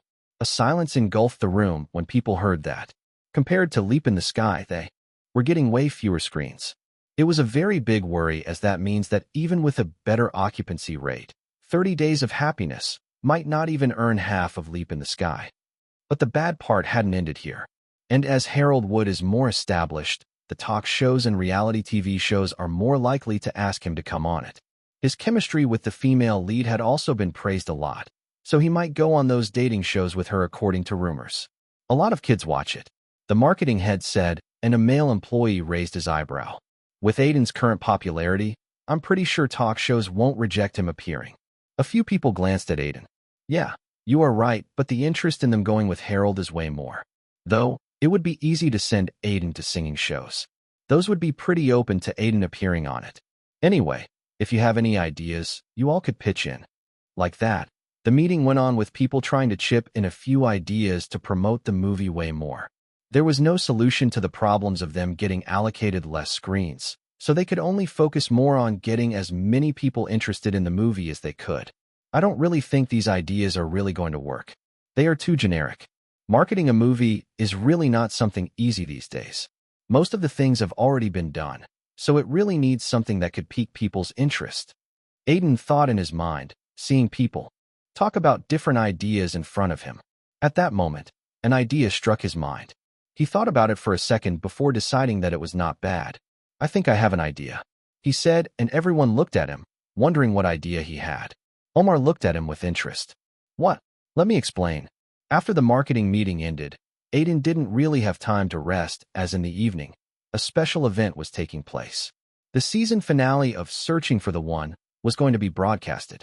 For that, producer Brandon Carell and the director Amelia Fryman wanted the whole cast and crew to watch it together because of how big of a moment it was. One of the reasons was also because there was a lot of chance that this episode was going to be the most watched episode till now. The possibility of it had only increased because the social media team of the sitcom had spread rumors that something special was going to happen at the end of the episode. The media sites had been used to spread it around, getting the curiosity of a lot of people. It was a great strategy used by them. When Aiden reached the restaurant that was booked to watch the screening, everyone swarmed him with smiles on their faces. "Our star is here. We thought you wouldn't come, but it's great to see you here. Thanks to you, our show is back on track. Hey Aiden, my friend was talking about how good 30 Days of Happiness is. He watched it in Toronto. It seems like you are going to have another achievement under you. You are looking more handsome tonight. Let's have a drink together." Seeing his popularity, Aiden was surprised for a minute, but he understood that it was because everyone on the internet who had watched the show was talking about Alan Geller. Thanks to that, Aiden's popularity among the crew of Searching for the One had also increased. Aiden, you are finally here. Amelia Fryman came close to him as Aiden was replying to the swarm of people around him. She looked a bit tipsy, but there was a soft smile on her face. It looks like everyone is very excited, he replied, giving her a small hug. Yes, they are. It's all thanks to you. Your character brought back the fans for us, and it's being received greatly. They also like the fact that the main characters are realizing the wrong things in their life and becoming the same as before. You must have seen the comments online. I did. Anyway, we can talk more at the table. You don't mind sitting with the cast, right? No, he said, and for a second, his eyes roamed the restaurant, trying to find Harley, but he wasn't there. Probably because no extra actors were invited. When he reached the table, Ellison and Jason greeted him. So, you are finally here. I thought you would be too busy doing magazine shoots and interviews after your success. Jason, the actor who played the lead role of Frank Russell, said while Ellison glared at him. Don't listen to him. He's just jealous. Because your name is trending so much on social media. Jason just shrugged at that as Aiden sat down. They talked a bit more about how their lives were going and how happy they were with the reception of the recent episodes. As the cast had come back to reshoot the last 3 episodes, they were pretty happy that their efforts weren't for nothing. It was then that a guy suddenly said, "It's starting. The episode is finally here. Keep an eye on the real-time ratings. Let's hope it's good." The logo and theme song is here. Chapter 170. 14.7 million people. That was the highest number of people that watched an episode of Searching for the One. That episode was long back from the 2nd season, the peak of the show. After that, the show had hovered between 12 to 14 million views every episode, but in recent seasons, the numbers had gone down to around less than 10 million. It was only in the last 2 episodes that the ratings improved. In the first episode that Aiden appeared in, it went to 10.7 million, and in the second, it went straight to 13.9 million. It was a massive jump, and thanks to the season finale, there was a huge chance that the ratings would actually surpass the record. That's why everyone was very excited. Okay, the first scene is here. Quiet down, everyone. Talk among yourselves, but don't make it too noisy, Amelia said, raising her voice, but people were still chatting. Frowning, she took a deep breath. Quiet now. Her loud voice even managed to surprise the waiters who were serving food here and there. It was like the voice of a Viking who was giving a speech to motivate his fellow Vikings before going into a battle. But it had the desired effect, as everyone nodded and the unnecessary noise ended. There's a reason why her husband sometimes looked scared of her, Jason muttered to Aiden while chuckling. I'm glad I didn't get on her nerves while shooting. You did well. Smiling, Aiden just focused on the big screen. It seemed like the screen was installed just for today, as the producers themselves had paid for it. On the screen, the first scene was going on. Frank was walking on the road, his head down. He would look at couples walking down the street and stare at them for a second before going on his way. It was clear that he was thinking about the fight he had with his girlfriend and questioning the longevity of their relationship. As he reached the bar and ordered a few drinks, Alan Geller finally made an entrance as few people in the restaurant cheered and whistled. Even the waiters were glancing at the screen from time to time. I should look up at the real-time comments, Aiden thought, taking out his phone and opening up Sparrow. Clicking the hashtag related to the sitcom, he saw people tweeting in real time. Voldemort's father. Are you all watching Searching for the One? Alan just made an entrance, and I have a feeling this is going to be a legend. Wait for it, Derry. Episode. My son is loving it too. What movie you want next? My whole family is watching the episode together. We normally just fight around, so it's very rare for me to see all of us laughing together. Burying bread in the pit. I really wonder how Aiden is so good. My son loved him as Kai, so he's surprised by seeing Aiden like that. He's saying Kai survived and became funny. Horny Penguin. I really hope they bring back Alan next season. He's a heck of a fun character, and I love how he gives great advice at the end of episodes, something you won't expect from his character. It seems like most of the comments are positive. Thinking that, Aiden felt like all his effort had bore fruit as people were really loving the show and his character. Taking a bite off the chicken in front of him, he focused on the screen. It was the scene of Alan showing Frank how he got girls. On the screen, he approached the bar where the girl was sitting and stood next to her and ordered a drink. Then, keeping an eye on the girl sitting next to him, he muttered, "People would never going to care about the environment. I'm sick of these bastards. When would humans realize that without their efforts, the Earth is going to suffer more? He said that in a very dramatic manner, like the entire world's problems were on his shoulder. Hearing that, the girl turned to him and asked, "What? Nothing. I'm just a climate activist. Just seeing people not caring about the environment pains me a lot." "Oh, it must be hard for you." "Yeah, it's very hard. You know." Like that. The conversation began as the girl became more interested in hearing about him as Alan continued his act of being a climate activist. Standing a few feet away from him and listening to the whole conversation, Frank was only able to mutter one thing. "Son of a bitch, you could do that." "What? I can't believe it. You can really do that. That's really funny. Just don't try that in real life, or you might go to jail." "Yeah, but it does make sense. Not like you're gonna meet after one night. So you could just lie about anything." Alan really has a way with his weird acts. In the office of a media company, a few of the reporters were talking while watching the episode of Searching for the One in their lounge area. A few of them were also checking up the internet for reactions. Until now, their verdict was simple. The episode was going to be a huge hit. People have loved it. The viewership was increasing and the show was spreading all over America and Europe. From the rumors, even some Asian countries' viewership has increased. All thanks to one character and changing the storyline. This has proven that small things are fully capable of making big impacts. Like this, don't you think they would actually break their record? You mean ratings? Yeah, I'm pretty sure. Fuck, the editor would surely ask us to write so many articles on it. Hey, don't talk about that. Just enjoy the episode in your break. At least you would be happy writing articles about it if you like the episode. Like that, the reporters chatted around with their eyes glued to the screen. At that moment, one of them muttered, "I'm pretty sure it would cross 15 million viewers like this." In a train, 3 friends were going home after a day in college. It was a long and hard day as all of them were busy finishing off their assignments in the library. 2 of the friends were talking while the third one was just smiling while holding his phone. One of the friends noticed it and couldn't help but ask, "Hey, what are you doing? Did that library assistant actually give you a reply back?" There was a hint of mocking in his voice. "No, I'm just watching Searching for the One. Today's the season finale, so I'm watching it." "Ah, yeah? My girlfriend was talking about it too." "Is it really good?" the third friend asked. "Yeah, see for yourself. It's nearly at the end," the guy said, shoving the phone a bit sideways so both his friends could watch. Both of them looked at the screen where the last scene was going on. The scene where Alan was giving advice to Frank about love and relationships. Who's this guy? I feel like I have seen him in memes. He's Alan. A pretty funny character they introduced some time ago. He's already a fan favorite now. The other 2 guys nodded at that and kept their eyes on the screen. After 5 minutes, it ended and the season finale officially ended. Although they have not watched a lot and the last scene was pretty emotional rather than being funny, both of them didn't hate it. In fact, the show seemed good. I think I will watch it. Sounds good. Anyway, my girlfriend was going to make me watch it anyway. I will check it out too, I guess. I'm hearing good things about it on the internet.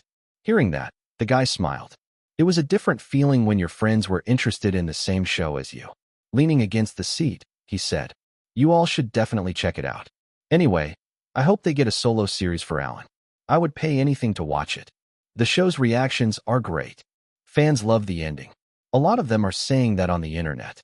They are glad that Frank is taking the right step in his quest to find his one true love. Look at these comments. I think this is the best episode of this season, and it was very wholesome. We are going to get the ratings in 2 minutes." The whole restaurant was rowdy as the episode ended. The cast and crew loved it. The audience loved it, and the online reaction was just blowing up. It couldn't be better than this. In that happy and excited atmosphere, Aiden was struggling with something. "Can you get off me? You are hugging me for more than 2 minutes. Let me thank you a bit more. If you really want to thank me, then increase my payment." When Aiden said that, the others around him chuckled out loud. Currently, he was being hugged by Brandon Carell, the producer who had gotten completely wasted. To show his thanks, he was now hugging Aiden while he tried his best to get him off. "Hey, Brandon, you never really thanked me like this before," Jason said, and Brandon glared at him, finally getting off Aiden, who took a sigh of relief. "I did way back in the first season. After that, your paychecks kept getting higher and higher. So, it's all about money for you. Obviously, As they were talking in a joking manner, a commotion started in the restaurant. The ratings are here. The viewership ratings are here. How much are they? Fucker, tell us. I can't wait for them. Just say if we broke the record. Everyone looked at the guy who was on the phone with the IBC control room about the ratings. Some even threw pieces of chicken on it in a drunken state. I'm telling you. I'm fucking telling. They are. Chapter 171. Searching for the One breaks all records in the season finale of an otherwise average season.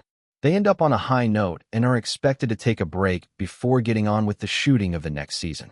Vanity Magazine, Hollywood Weekly, Global HQ, Link Magazine, Variety, 15.2 million viewership. That was the number of how many people watched Searching for the One. It broke all records with the season finale. Everyone who got to know about it after the episode was shocked, and why they won't. It was a massive number, especially considering that the episode was released on the streaming platforms at the same time too. In recent times, a lot of streaming platforms are competing against the traditional TV channels for shows, and their shows are also getting more and more popular with people being able to binge them at any time. It was one of the reasons why young actors preferred acting in a show in Netflix more than on a TV show. It was undoubtedly a danger to TV shows with their ratings falling. But Searching for the One finale proved that TV was still good and you could still break records in it. There were even rumors that the top brass of IBC was so happy that a lot of their employees had gotten bonuses. It was almost like the holiday season had begun early. The cast and crew of Searching for the One was also the same. They were dancing in joy as in the end, everything had turned around for the show. At the same time, the last episode of the season also hinted that the next season might be the last one. The last scene was just Frank narrating that after the talk with Alan, he thought a lot about himself and what he wanted. Also, the lines that he was going to find his love one way or another kept resounding in his mind. Then, there was a still of a girl holding a yellow umbrella with her face hidden. In the background, Frank was saying, "A month later, I actually found that girl." With that, the season ended and it caused a lot of excitement among fans. They were waiting for Frank to finally get the girl and be settled, and now, it was finally here. Though, an official announcement was still to come. Aside from that, one more thing happened that attracted a lot of attention. After the episode ended, the official social media handle of Searching for the One released a poll about who was the best character of the show. The results surprised everyone. Frank, 25,789 votes. Alan, 25,780 votes.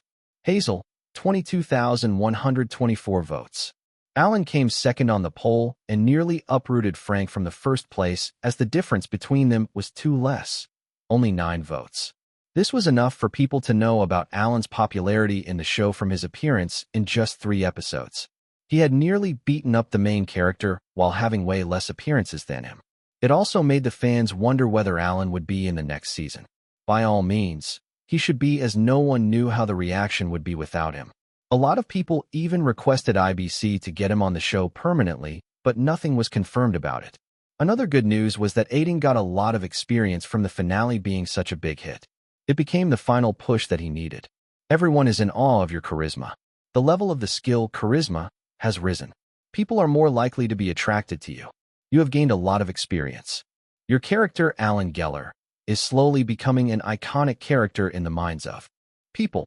You have advanced to intermediate grade 3 from intermediate grade 2. You have gained a lot of experience.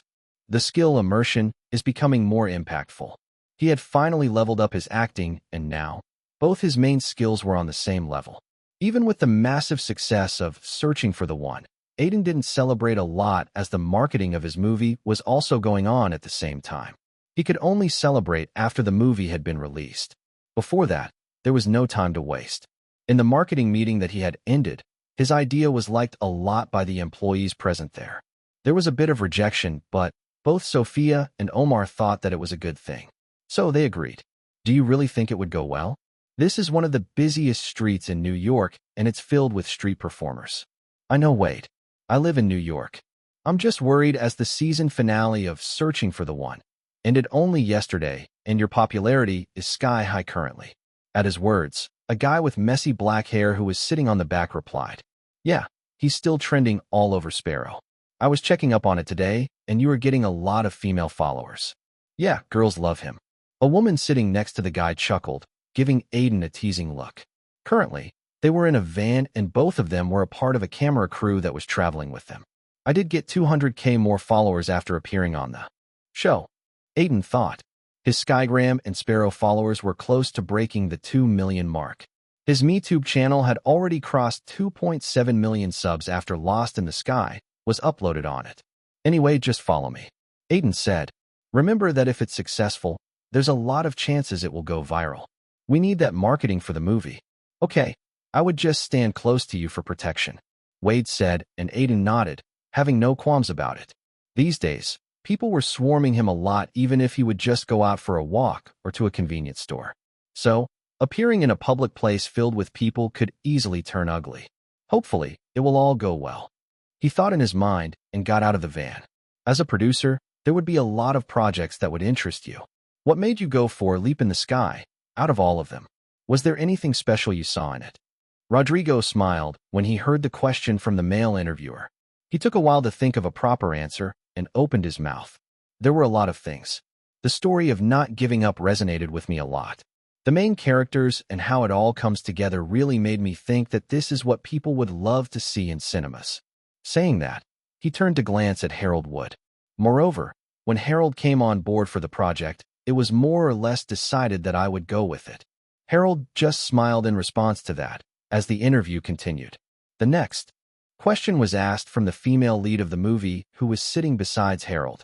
The cast, director, and producer were doing one of the numerous interviews for their movie. Though they were smiling, they were pretty tired inwardly. Well, except Rodrigo, who was liking all the attention. It was a good thing that I decided to participate in the promotions myself, Rodrigo thought to himself as the interview continued. He was in a pretty happy mood as the promotions for the movie were going pretty well with the expectancy rate of audience on the first day pretty high. The movie was taking a lot of advantage of Harold Wood's teenage fan base, and it was also showing effects. If everything went well, the movie was bound to make a business of around $50 to $80 million, which was pretty good and would make the movie a super hit. Rodrigo would also earn more from the streaming rights. It's great that we got a spot with no big releases. That was the thought in his mind, and after the interview ended, he walked outside the studio with a big grin on his face. It was then that he saw his assistant running towards him. What happened? Rodrigo asked, looking at the worried look on his assistant's face. This was surely not a good indication. Sir, there's a bit of a problem. I could guess that by your expression. Tell me what happened. See this. The assistant pushed the iPad to Rodrigo, who realized that a video was being played on it. It seemed to have been uploaded recently and was swiftly gaining a lot of views. After seeing the whole video, Rodrigo's eyes widened in shock. When did this start? He asked his assistant. We don't know, but a lot of people are sharing similar videos on Skygram and Sparrow, even on MeTube. Hearing that, Rodrigo could mutter only one thing. Fuck. Chapter 172. There's a lot of people here, Aiden thought, looking over at the crowd in front of him. A lot of people were passing him by. Some distance away, there were some street performers performing for a small group of people that was crowding in front of them. There were a lot of musicians here. No one seemed to recognize him in the busy streets. It was because Aiden was wearing a mask that covered his mouth and nose. Only his eyes were visible. On his back, there was a backpack containing a small speaker. It was obvious that he was here to do a street show. You think the trick would work? Wade asked, next to him. In his hand, there was a cup of coffee that he was holding. Probably. At least I have faith in it. That's good enough. Get ready. Aiden nodded and saw that the staff that they had come with had already prepared the mic, picking up his guitar from the van. He took his position and got ready to sing. Some people who were passing by gave him looks, but no one stopped, thinking of him as another street performer. Let's go, he thought, and took out his mask. Then, his fingers started strumming the chords of his guitar. A silver light slowly started to come out of him as the melody intertwined with his voice. Please tell me if this is an illusion. Why am I still finding the reason? Oh, am I just searching for something that isn't there? Reaching my hand out to nowhere. Okay, I have bought everything. Eggs, bread, flour, toilet paper, dog food. A woman was checking up on the list written on her phone. It was the list of the items she needed to buy today for her home, and she was just cross-checking it on her way home, in case she had forgotten anything. Mom, you forgot to buy me pizza. Next to her, A small 10-year-old kid tugged at her dress. I didn't forget. You are not getting any. But why? Pizza is so tasty. You eat enough of it whenever your father watches his game. She snorted and her kid puffed up his cheeks, clearly disliking her mom not buying him pizza. He was about to start another argument with her when his attention suddenly got taken away by a melody. He tilted his head in the direction where the music was coming from. A voice soon followed it, and the kid widened his eyes, very shocked by it. It was a very soft and melodious voice. Even his mother noticed it and thought that it was a pretty good tune, and she seemed to have heard the song somewhere. As she knew the street well, she thought that it was just another one of the street performances. But her kid was already entranced. Mom, it's fine if you can't buy me pizza. Let's go. Watch whoever is singing. Huh? It's already late, you know. Just 5 minutes is enough. The mother got in a dilemma hearing that. She wanted to say no, but the song was actually good. Other people around her also seemed to be walking towards the music, wanting to know who was singing in such a good voice. In the end, she sighed. Okay, let's go see it. She held her kid's hand and brought him to the spot where a lot of people were already gathered. The crowd gathered was way more than other musicians, and a lot of people were whispering to each other. Even some of the musicians who were performing in the distance were staring. Hey, isn't he that guy? Yeah, he looks exactly like that. I didn't know he could sing. No, he could sing. I saw him in X-Star, and he was too good. His latest songs are awesome. I loved him in Searching for the One. Do you think he's a playboy in real life too? I think so. Right, he's very handsome. There's a camera crew there. Is he shooting a music video? I don't know. Then, what's he doing here? Let me shoot a video and post it on social media. It would blow up. Listening to these comments, both the mother and kid got more curious. They tried to move through the crowd, and after a minute, finally reached a spot where they were able to see the face of the musician. Instantly, the mother was able to recognize him. I think I have seen him before. Ah, yes. This song. It got viral a few months ago, right? This guy is the singer of it. What's he doing here? As questions arose in her mind, she noticed that her son was already fully engrossed in the song. Glancing at Aiden, who had his eyes closed, she also focused more on his singing. Can I still believe in a better tomorrow? I'm trapped in between the darkness of your sorrow. Take my hand. Let's go find ourselves in the dark, running away from the sharks. As Aiden sang, the mother and son felt like the words were directly affecting their hearts. She had heard the song before, but the live singing had an effect that a studio album didn't. At least Aiden's voice was like that. His live singing was way better than his studio one. It was because the audience would be able to feel the emotions at a very personal level. The effect was way more in a song like Lost in the Sky, which was a beautiful melody that asked a lot of questions about life. Everyone that was listening to the song was already immersed in it, and a few people were making videos. It was then that someone tapped the shoulder of the mother. Excuse me. Huh? Yeah. She looked at the young girl in front of her. Please take it. The young girl gave her a pamphlet and left. In her hands, there were more pamphlets that she was distributing. If one noticed, they would see more people doing the same. What's this? The mother looked at the pamphlet and saw that it looked like the poster of a musician's show. Come catch Arthur Rees perform at your